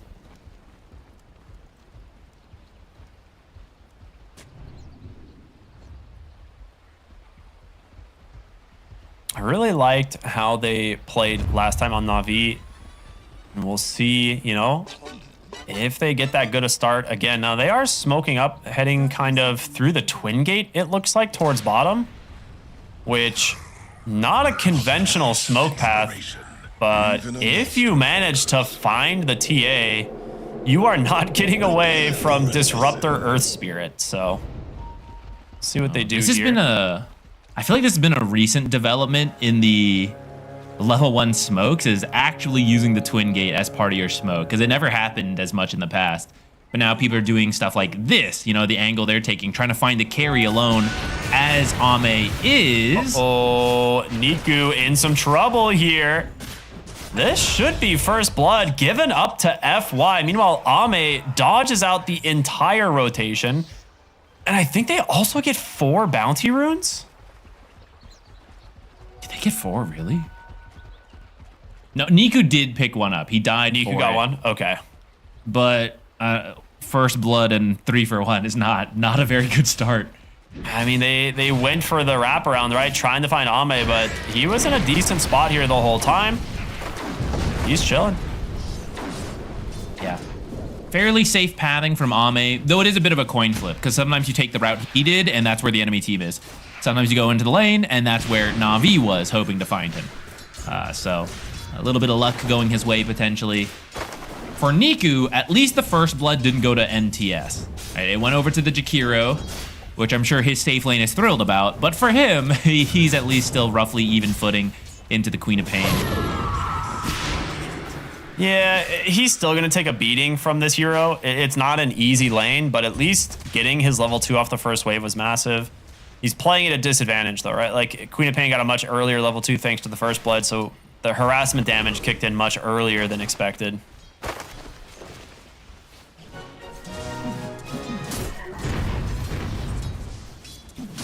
FY again to work with those liquid fires like we talked about. He's got a lot of extra regen to work with since he got that first blood. I think he's actually saving up for maybe boots early. Ooh, mid lane, very scary.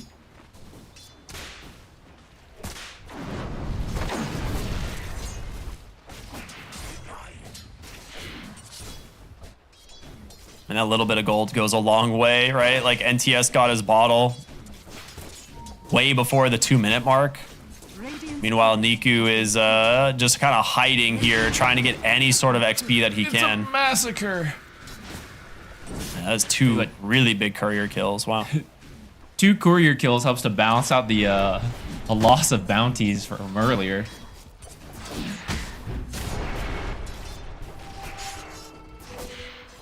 Niku, fortunately, picked up enough CS to still get his bottle and secure one of the water runes. If the NTS got both, then you got a huge problem in that mid lane. Yeah.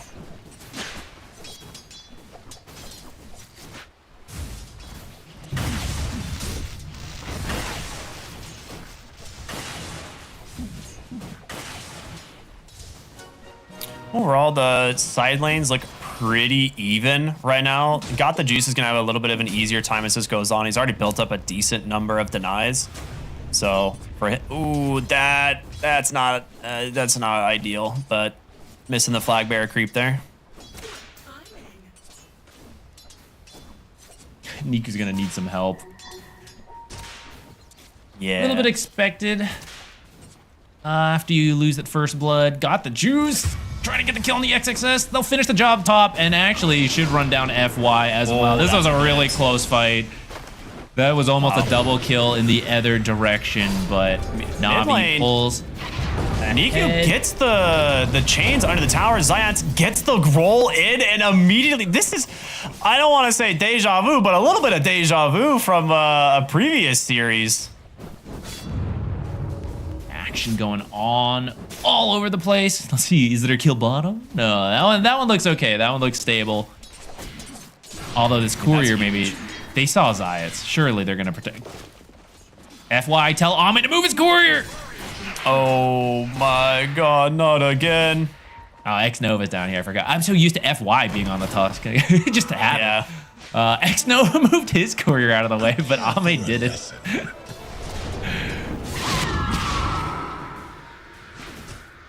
Niku is still getting punished heavily in mid.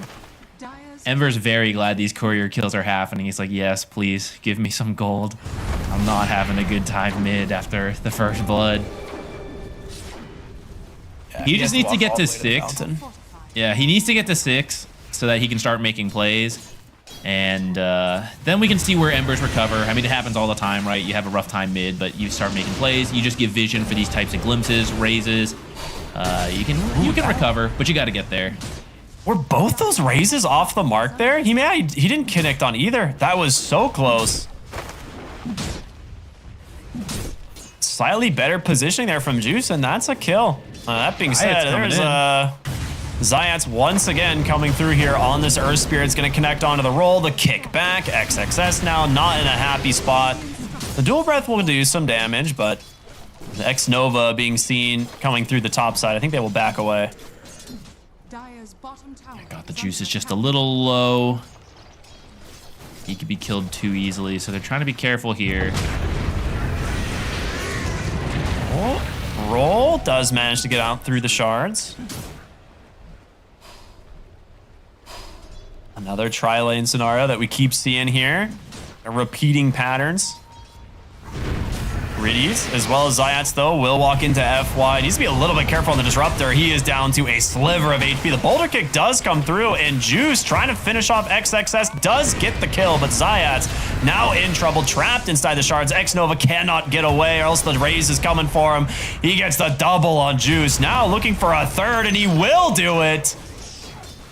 Oh boy, that's the best possible scenario you could ask for from Na'Vi. Just calibrating the raises earlier. He's locked in now. He's not going to miss anymore. Huge kills for him and pushes in a pretty big catapult wave. So Mars just going to have to like immediately show and start farming here. They're actually rotating up. Maybe they want a follow-up kill, which would be huge. Okay, good call from Zayas. He actually checks for an observer, which it would have been a huge waste of their time. Yeah, big play here. Riddies maybe stepping up a little too far, so they run him down, but maybe it ends up just being a bait because Got the Juice is free to attack this entire time while they focus on all these supports, and then the tower gets involved too. Really good use of the raises. Like, he made sure like every single raise counted. Like, he didn't waste any on low health heroes. He only used them to guarantee the kills. An observer seeing this. I mean, he might go try for the kick out. Oh my goodness, Zayats is dude. He's like, no, he's just gonna buy some time, waste it. Looking for a deny, maybe going for the silence, maybe. No, that doesn't get it. XXS will grab the kill, but worthwhile Wisdom Shrine steal. These are level dependent supports.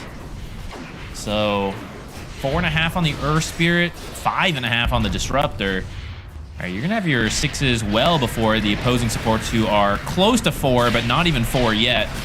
And your Mars is being run down at the same time. Underlord's being chased down. Underlord's pretty tanky though, and I think he's out of here.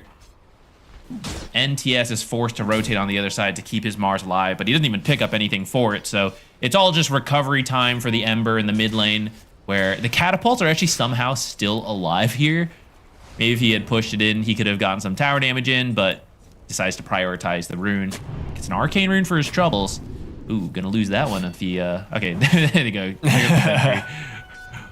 Might have to clear out this observer too. They're gonna know it's here.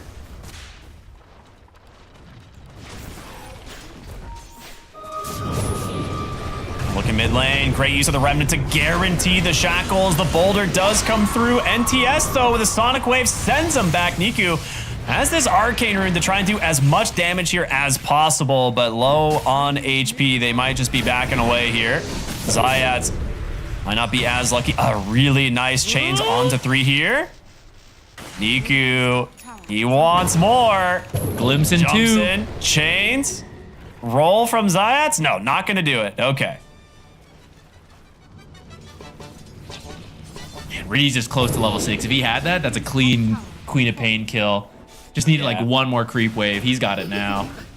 But you don't lose anything, and considering how rough of a time Ember was having at the start, the fact that you're kind of threatening these even trades mid is very good for Na'Vi. The support's doing some heavy lifting there with the start they've been having. Technically, Shadow Fiend took the top tower, so that is, during that whole fight, he almost kills the Mars and then takes the top tower. So that's a pretty big win for him. Pull back here. Riddy's level 6 now on the Disruptor, looking for a kill onto FY. They will get him. Queen of Pain knows she can't come help. Like, if she blinks into that, it's an immediate Static Storm. Yeah, this is where losing the Wisdom Shrine is so painful. That's why Zayat was willing to risk his life.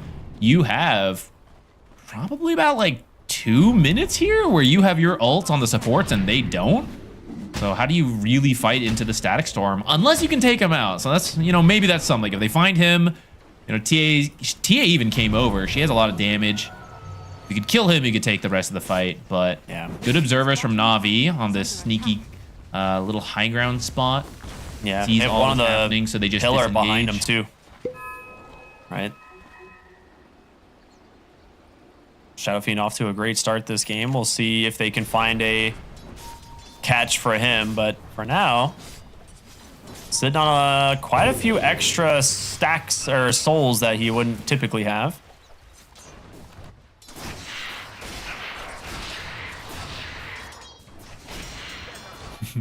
One of the observers got cleared in that bottom safe lane jungle, but yeah. Usually it's bad to overlap observers too much, but it's kind of a Giga Brain high level thing at this level. It's like, oh, surely they wouldn't put so many close together. So you lose one, but the one on the cliff might actually survive now. Oh, they're looking for Ame. Kick back into the Pit of Malice. Can they find the kill? Riddy still has a lot left in the tank. The Static Storm being held. Another glimpse back into the pit. Ame having a rough time here. I mentioned it earlier. If you get else though, if you get jumped, how do you get away from Earth Spirit, Ember Spirit, Disruptor, Underlord? There's no going anywhere. This shield rune giving him so much survivability. There's gonna be the Static Storm. Unfortunately, it doesn't quite do a whole lot, but a huge ultimate from the Queen of Pain. Out. He just TPs to safety. Riddy's gonna die. Niku, however, getting the double kills. Both of the supports will fall in this process. Yeah, just a heads up TP from the Underlord. He's like, I've done my job. Yeah, they almost denied Disruptor too. That would have been literally nothing for Exegy for that entire rotation and ults. Everything gets dropped. And boy, are you wishing you had Macro Pyre and Walrus Punch, but you don't have any of it yet, so you can't really help save your TA here. You know, it's like, oh, Macro Pyre, let's not push into that. Oh, Macro Pyre would have done so much damage here, like straight down the middle. Yeah. You would have threatened some return kills. They wouldn't dive you if you had Macro Pyre, if you had Tusk Punch, but no, you lost your Wisdom Shrine, you lost your lanes, so this is very good from Na'Vi, pushing the level advantage they've got here, making you flawless, wasting the enemy's time. Something, coming back live, Juice actually dying underneath his tower, but this is a deep dive here with the Magnetize as well. Ame trying to finish off Zayat. Just a sliver of HP, it's not enough damage. 2 for 1, but taking down the Shadow Fiend is pretty important. He was already building up a lot of a lot of extra stacks, but not the 2 heroes you want to give up for that kill. Yeah, it's a pretty costly play.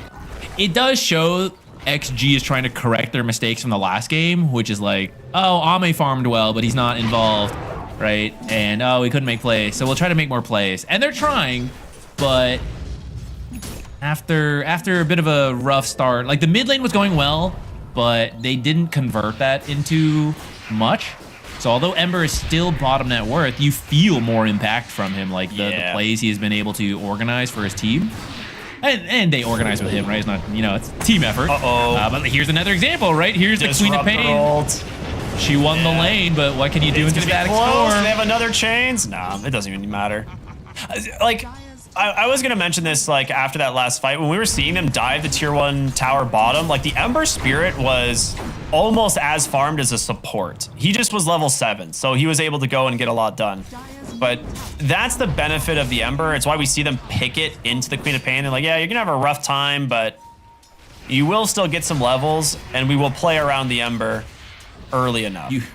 You press W and you press Q. Can you do that? Then you don't need to win the lane. You know, like that's the Ember Spirit game plan. When he's ahead, the hero feels insane, but even when he's behind, he has a lot of contribution. So.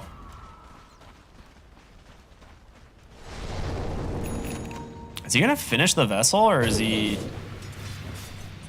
just going straight Shivas? It's not the greatest vessel game. I think the urn is already enough to help break refraction charges, which is, I think, probably one of the best uses in this game. So he's going to go for Shivas, which will help him survive, getting more armor, but also just to amplify his team. You know, it's like, hey, I'm not having a great game, but I can help you guys out. You know, I'll root for you. I'll boost your damage. I'll scout them out. I'll bait things. Also just needs armor to play into the TA, right? Like, Oh, finds the tusk. Slight Chains is out to hold him in place. No snowball quite yet. Will use it now, but not much you can do about that one. TA is actually in a rough spot bottom. She kind of committed in far, and now, yeah, Zayats will use it. Kicks her back, has that magnetize. Gonna be a little bit scary here.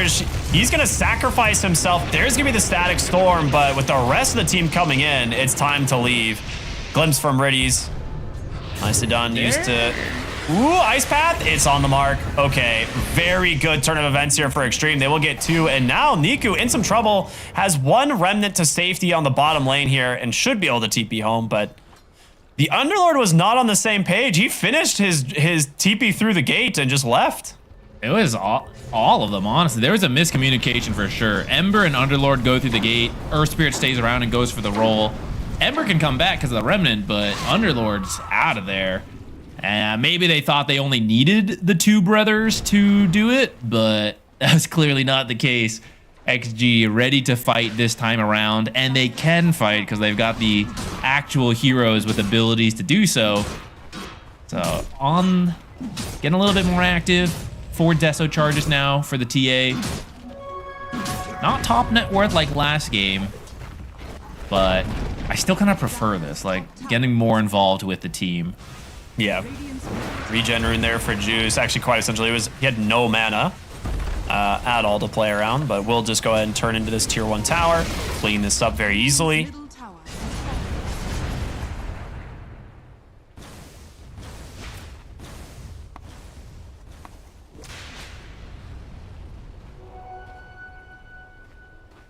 It's been a little bit of a quiet game for the Underlord, I feel like. We saw that 1 rotation to the jungle there, but it was honestly, he didn't even need to show up. Like, I think the Disruptor and the Ember Spirit kind of had it handled. So I'm curious, you know, when we're going to start seeing the Underlord's impact. He's got the pipe done, right? Yeah, the pipe is done and he's working on the Ags, which is not that, like, this is the Underlord playstyle, right? You hold some defensive position for your team, farm that area, and work on usually like 2 items, like Pipe, Crimson Guard, sometimes 1 Aura, 1 Ags. You know, it depends on the game. In this case, they want the pit because it's so good this game. Yeah, you know the Queen of Pain is not going to have a Dispel for this early. Yeah, you really don't want to build one. She wants the Ags for extra damage. Probably a BKB after that, and then you can deal with the pits. But yeah, that's going to take a while. Smoked up, Zayats looking for a kill. He's gonna collide into FY here. The ward gets dropped. They are hunting, and with Riddies nearby, should be a relatively free kill. They actually back away. They're afraid. The ward scouts the rest of Xtreme coming in through the tier 1 tower there. I think it's a safe call. Shadow Fiend on the other half of the map. So if it ends up being a full 5-on-5, doesn't really work out for you. Whereas when you all disperse, Shadow Fiend's already solo farming, so in the end, I think you're actually pulling a slight gold lead here, as long as you don't lose any kills, which getting really close to each other here. It's spooky in the mid lane for sure here. For now, there's a... Everyone, let's all just farm, guys. No need to fight. Everyone just get your CS. I mean, Underlord is 1,000 gold for Mags. I mean, less than that. He's 800 for Mags. It is going to be done very soon. Just walking into where FY is farming. He's like, those are mine. I feel like Na'Vi wants to start taking over control of the top side of the map here. Neither team, I think, feels confident walking into Roche at the moment. But Tormentor is very easy for both teams to take, right? You have TA on one side, you have the Shadow Fiend on the other. I think ideally you would have been in the Tormentor area already, because Disruptor's really strong around there. You can just Static Storm the Fiend's Gate if they try to, or sorry, the Twin Gate as they try to come through, or as they come through, you glimpse them back. So it's really hard to breach that area if you're already in there with the Disruptor, but they're not. They're the ones who would have to get into that area, into the Mars, into the Ice Path, Macropyre. So you may have to give that up unless you find a kill in the next few seconds. I mean, they're bottom looking for someone. Queen of Pain could be a target, but nah, NTS not gonna walk far enough forward. I mean, as long as they see TA mid, they also know that they're not going for it either. Like, TA has to be there for the Tormentor. Niku's gonna get himself a shield rune. That's quite nice. Yeah, actually, I'm a little surprised by that because I feel like XG had control top and they actually all left. And nobody is currently doing Tormentor, which is a little funny. Zayats roll in. They do manage to get their hands onto the Queen of Pain. The follow-up stun with the silent Static Storm gets dropped. He's just dead. NTS thought he was safe to go across the river. Instead, they lose 2. Glimpse is gonna pull back the Tusk, but a good snowball to dodge. Do you not go straight into the Roche pit now? It is bottom. He has finished his trek across the river.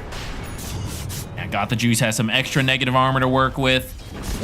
So why not? And then you can head over to the Tormentor. Although it looks like XG realizing what they've lost, they're sending Ame up there right now. I'm a little confused. I don't understand why XG came down here, but it's going to cost them.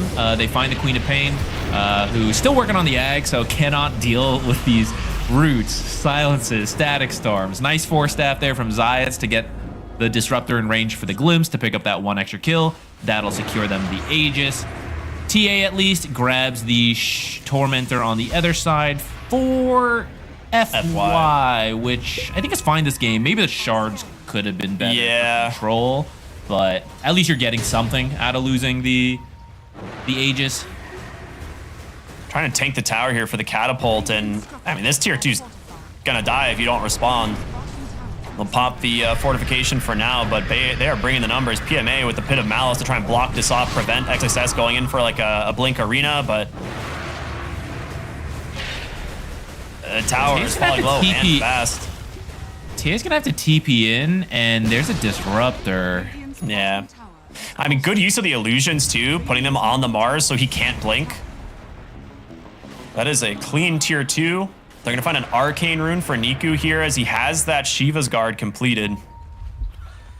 Okay, Ame was finishing the BKB, so he was gonna TP in and then BKB the Glimpse if he had to. Which maybe now they're ready to fight, that Ame can actually stand his ground. Though NTS, the same cannot be said. Has his Ags at least. And if you start with the BKB Arena, then maybe you won't have to worry about all these pits and Static Storms and such. What can they find? They might run into the Disruptor. That'd actually be a pretty good kill to start. Oh, Already has his Blink. He has Blink. No way. That hurts so much. Oh, that's a full Pit of team Malice. smoke. They're gonna look for NTS. He gets dropped very low as it's an aggressive Aghanim Scepter jump in here from PMA. There's gonna be the Macropyre. There's gonna be the Arena. Juice turns around with the Requiem, but they've got the numbers trapped inside. Static Storm will come through.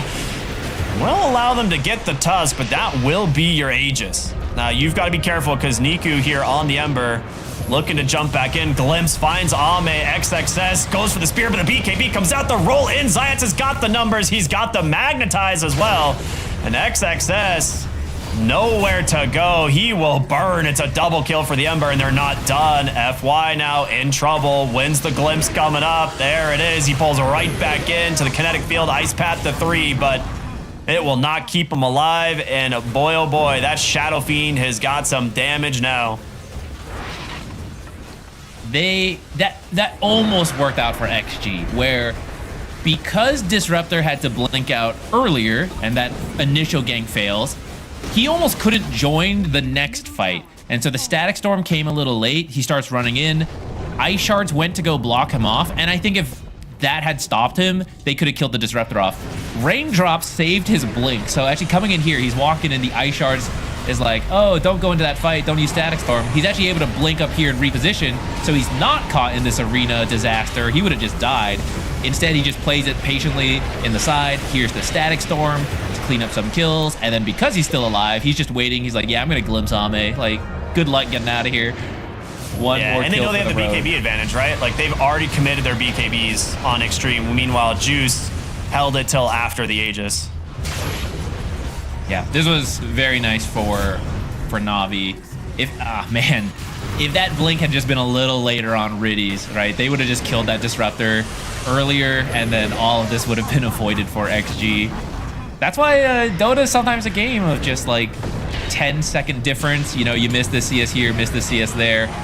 Back and alive, Mars in a bit of trouble. Defensive BKB. Yeah, it feels like, is this real, or is this just the same replay? Because it's another losing fight for XG in the same area. You just can't get away from these guys. Zayats once again is playing so aggressive on this Earth Spirit. And you have the follow-up from the Pit of Malice. Or it's rather like Pit of Malice is down. He just uses the Fiend's Gate. And then you just get kicked right back into it. You know, there's no escaping these. That's really rough. Top tier 2 tower should fall here in a moment as the Shadow Fiend has just poached himself up here. He's got the BKB on his way to the Daedalus. Not an easy target for them to go on.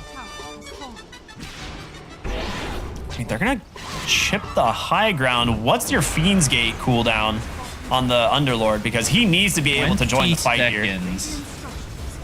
Okay. Yeah, this is a little... I mean, it's really hard to keep track of all the cooldowns in a fight, you know? So an XG, in your mind, he has the gate, and it's not worth, you know, doing something brash. But actually, that might not have been a bad time to just jump, and there would have been no double pit, no pipe. It's so hard to find. Yeah. Haste rune for Niku, though. He is looking. They do see the Queen of Pain. She actually blinks out. The Pit of Malice was off the mark. He did not see it in time. Very fortunate for the Quap. Otherwise, that was a death sentence.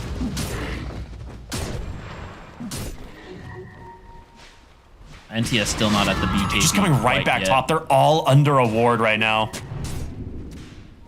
Oh no, that sentry, is it just out of range? It's just out of range. This is a disaster. Shiva's slight chains connects. FY, gotta be careful, trying to go up to the high ground, but will he make it out? Okay, he does. A little bit afraid maybe to engage too far. In the end, they actually don't lose anything. That's quite fortunate. That is wild. That was looking like it could be really bad. Tell you what, if you had Fiend's Gate, that would have been a disaster. Just block off that one exit with the pit. Yeah, it would have been a disaster. But at the end of the day, even though you don't find any kills, once again, you've pushed XG back into their base. You've taken out one of their wards. So for XG, they're playing pretty in the dark. Like, they have a couple wards bottom. They have some TA traps, but otherwise, good chunk of the map is just pitch black. Whereas Na'Vi, you've got several wards scouting out the teams moving out of the base. You're winning too, so like even if you're playing in the dark in some areas, it's not as big of a problem for you. Nice take here from X Nova. They actually scanned it, and he gets the Wisdom Shrine into the TP out, so good moves from him.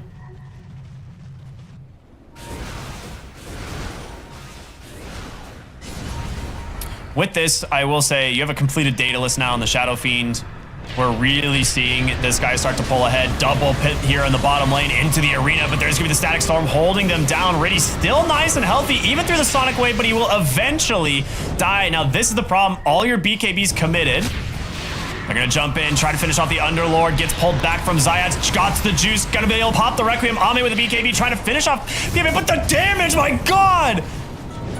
Absolutely shredded by the Shadow Fiend, and now Niku has found XXS, nowhere to escape. 4 for 1.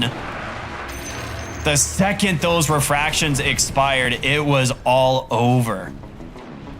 Man, that's about as good of a situation as you can hope for on XG as well. 2 of the heroes from Na'Vi weren't even there at the start of the fight, but they're just a bit too far behind, and the heroes they did go on are quite tanky, so the rest of the heroes are able to show up, and once he's there, got the juice, is bringing the damage, never even had to use his BKB, has some extra lasting presence stacks going right now, so these buildings are being destroyed right now. Time to head bot, because why not? I mean, TA is still dead for 20 seconds.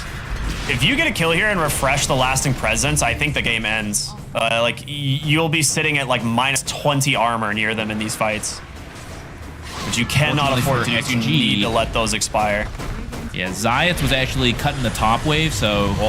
There they go. Static Storm is out. Doesn't quite connect, but the Chikiro with the Yule is going to drop right back down. They get the kill. As the Ember will continue to zone them away. Oh, spear back into the arena. Very nice way to start the fight, but can they get the kill? They do! All right. Best thing you could have asked for out of Xtreme Gaming. You do lose the lane of Rax. They do get another Pit of Mouse to jump in here. The stun ends up connecting anyway. This one onto the Tusk, and he falls right back down to the Pit of Malice. Niku will hold him in place. They're going to buy back on the Tusk. Turns out you don't need all of the Shadow Fiend, but PMA will die, sticking around a little bit too long. Niku now in trouble. He has no mana to Remnant. Oh, he had a Remnant to safety, but ran out of mana. You absolutely needed to win that fight for XG. Like, this game is just out of your control. If Na'Vi takes 2 barracks and then gets out cleanly. A great jump onto the Shadow Fiend there. I don't think he was even able to BKB. He just got killed without being able to use it. Because they do have solid damage from the TA and the Queen of Pain, they gotta go straight over to Roche right now. You know, they check for wards. As long as Zayat doesn't steal this, which he is in a decent position for. Here's the replay. See how this goes. The Static Storm not quite catching the targets with the kinetic field, and that puts Juice in an awkward spot, so. They're looking for Got the Juice, actually. He bought back into this. That's a big Static Storm. Kinetic field, no BKB on the TA. He can't do anything with this. That's the Axriel from the Disruptor. Gets out for the moment, and they will find the kill onto the Tusk. And now Riddy's in pretty deep. Juice will go for the Requiem, but gets caught from the Yules. This is really bad. He's got to get to safety. Requiem not going to do much as the BKB turnaround here. He's looking to try and finish off the Mars, but the damage... Is he turning this? There's no way. There's no way. He's going to live the pipe out from PMA. Juice survives somehow, defying all odds. And now you can't get Roche. Your TA's too low. First of all, how did TA not die? And then how did SF not die? What are these carries taking? How did they... What is happening? Okay, in the end, I'm processing. The mind is going. In the end, although that's a gold gain for XG, ultimately you can't fight Roche, so Na'Vi is going to remain in control of this game. But we see just enough buffs to keep Ame alive, gets the refraction out at the last second, and they get him out of there. Without his damage, though, they weren't able to do more. Like, Ame's here at the edge of the fight right now, but then as more people are respawning and TPing, and he's like, okay, I'm out. I'm too scared. And somehow this SF just mans up and fights. Just a couple big crits for the lifesteal is enough to keep him alive. That is wild. All right, back to live. They did finish off the Roshan for Na'Vi, right? We saw that, you know, after they were forced the TA back completely. So the buyback ends up being absolutely worth it. You have Aegis on the Shadow Fiend. You have a banner now to push high ground. And there is only one lane of racks left here for Xtreme. See if Zayats can do what he did last game. These blink kickbacks. You've got Ags on the Disruptor for this Static Storm. So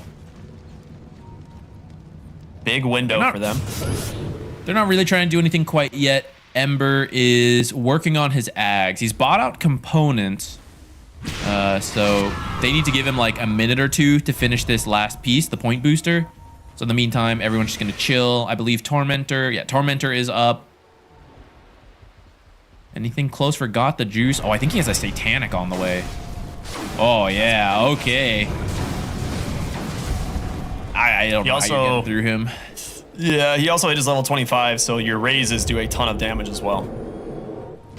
Aghanim Shard for Riddy is not, you know, super impactful, but you'll take it. Extra Vision's not bad. Yeah, that's true.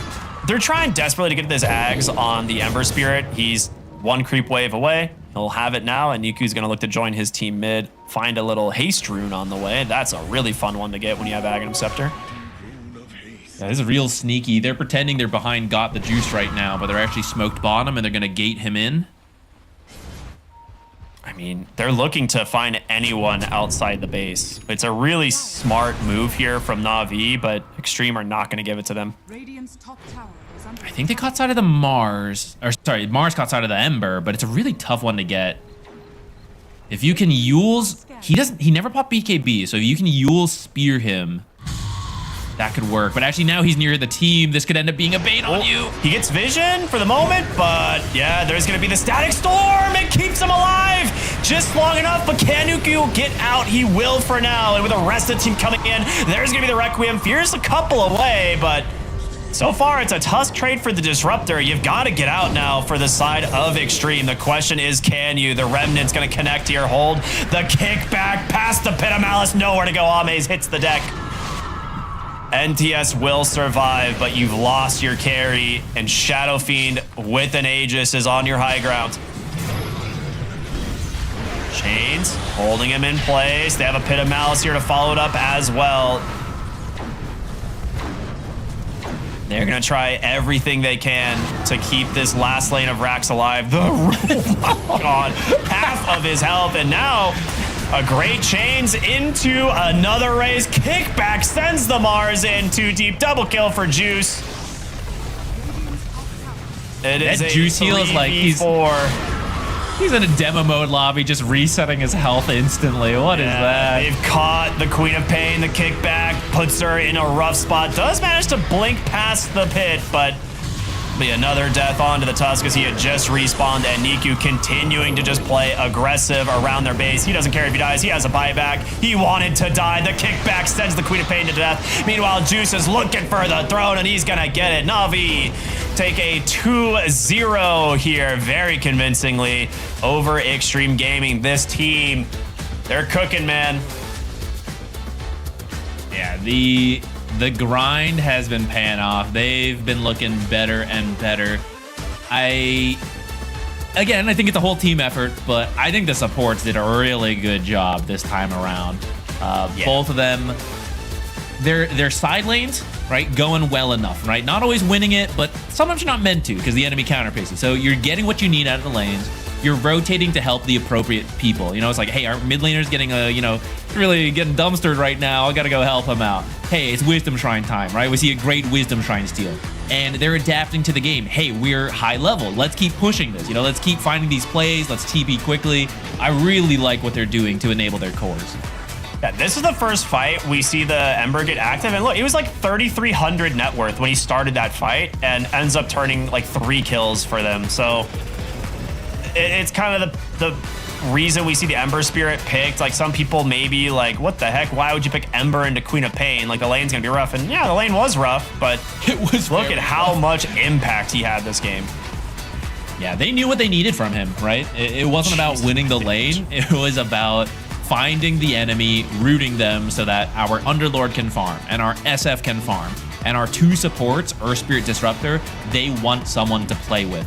And Ember, he can be dirt poor. He can have the net worth of a support as he did this game at the start. But all he has to do is Remnant in with level 6 and press his buttons, and the supports can carry the rest. So I feel like they really understood what they needed from that final pick, and they played well to it. And they made sure to help him because he did have a bad time, and you got to give him some recovery. But they made sure to prioritize that. And you see the result. A very clean win from Na'Vi. There was maybe one fight that was... I think like in the base, they took 2 barracks, but they maybe stuck around a little bit. And it felt like, oh, maybe XG, going to come back here with the Roche take. But a bold buyback call, actually, from the SF. I wasn't sure about that, but they did, they made it work. They baited him. They got the Static Storm. It was a little close. A little close. I'm sure they'll talk through that later. But it worked out.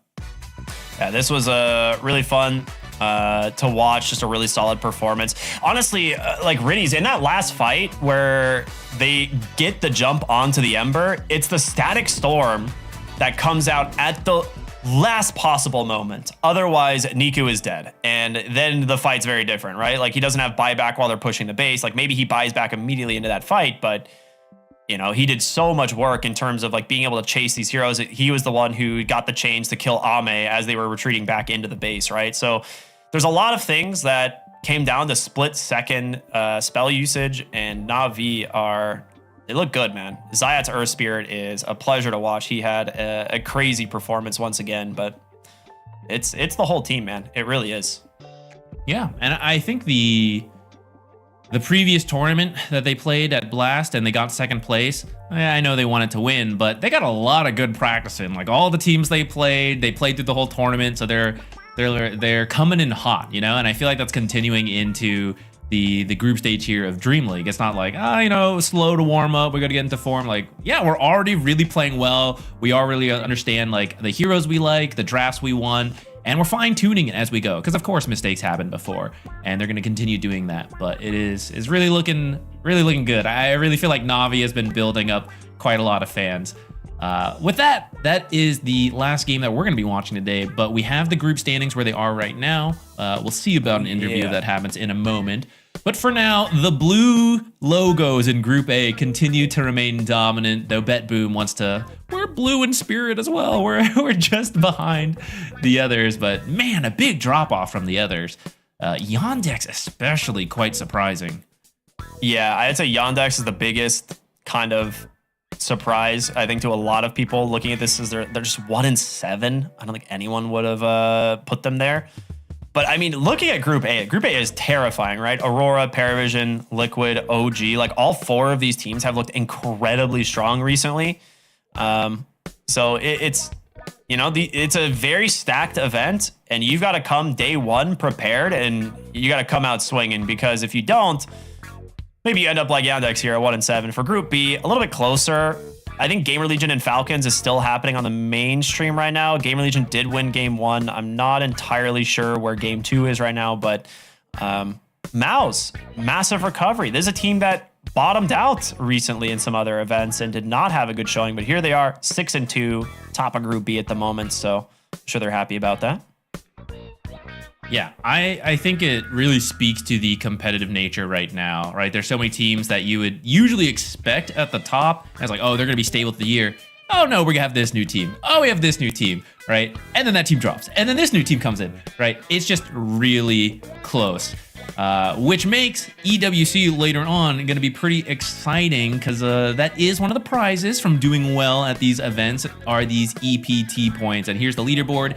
And, we were just saying, if you look back at some of the teams that won the last DreamLeague, it's like, oh, Yandex and Spirit, they're doing well, right? Oh, they're at the bottom of the groups, right? Some of these other teams like, oh, Liquid really struggled in that last one. Hey, they're doing pretty well right now.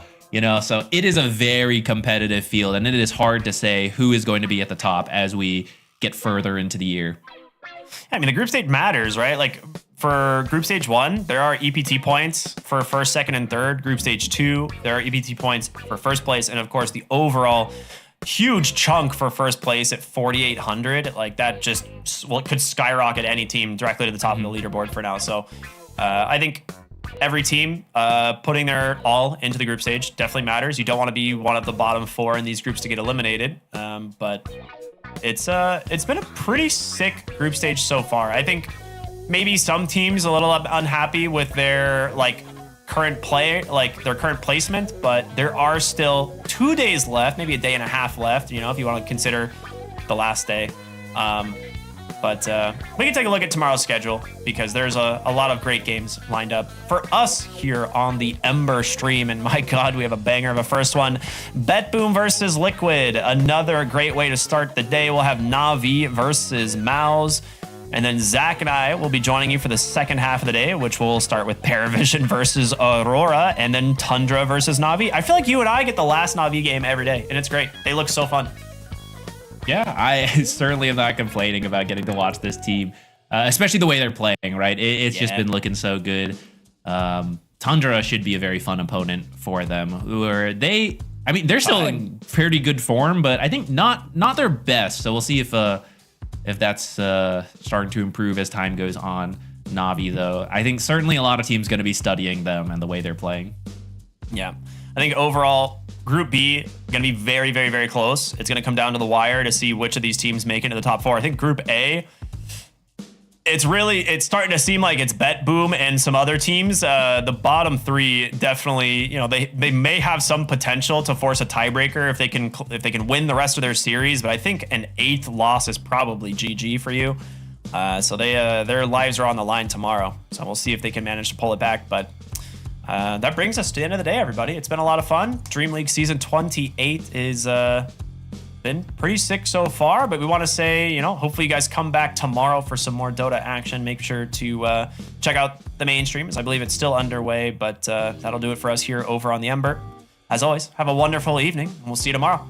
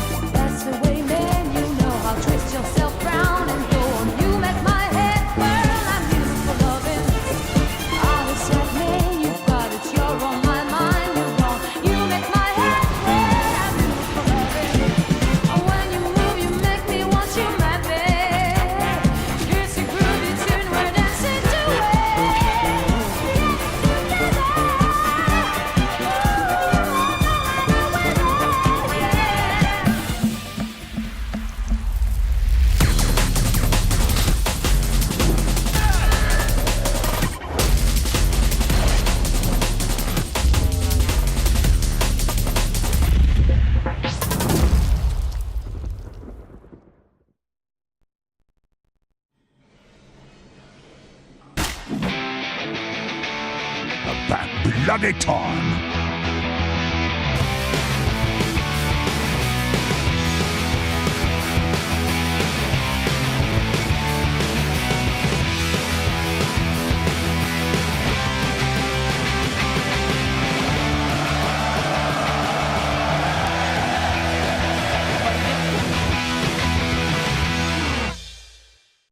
DreamLeague Season 28 is brought to you by DHL and Chex.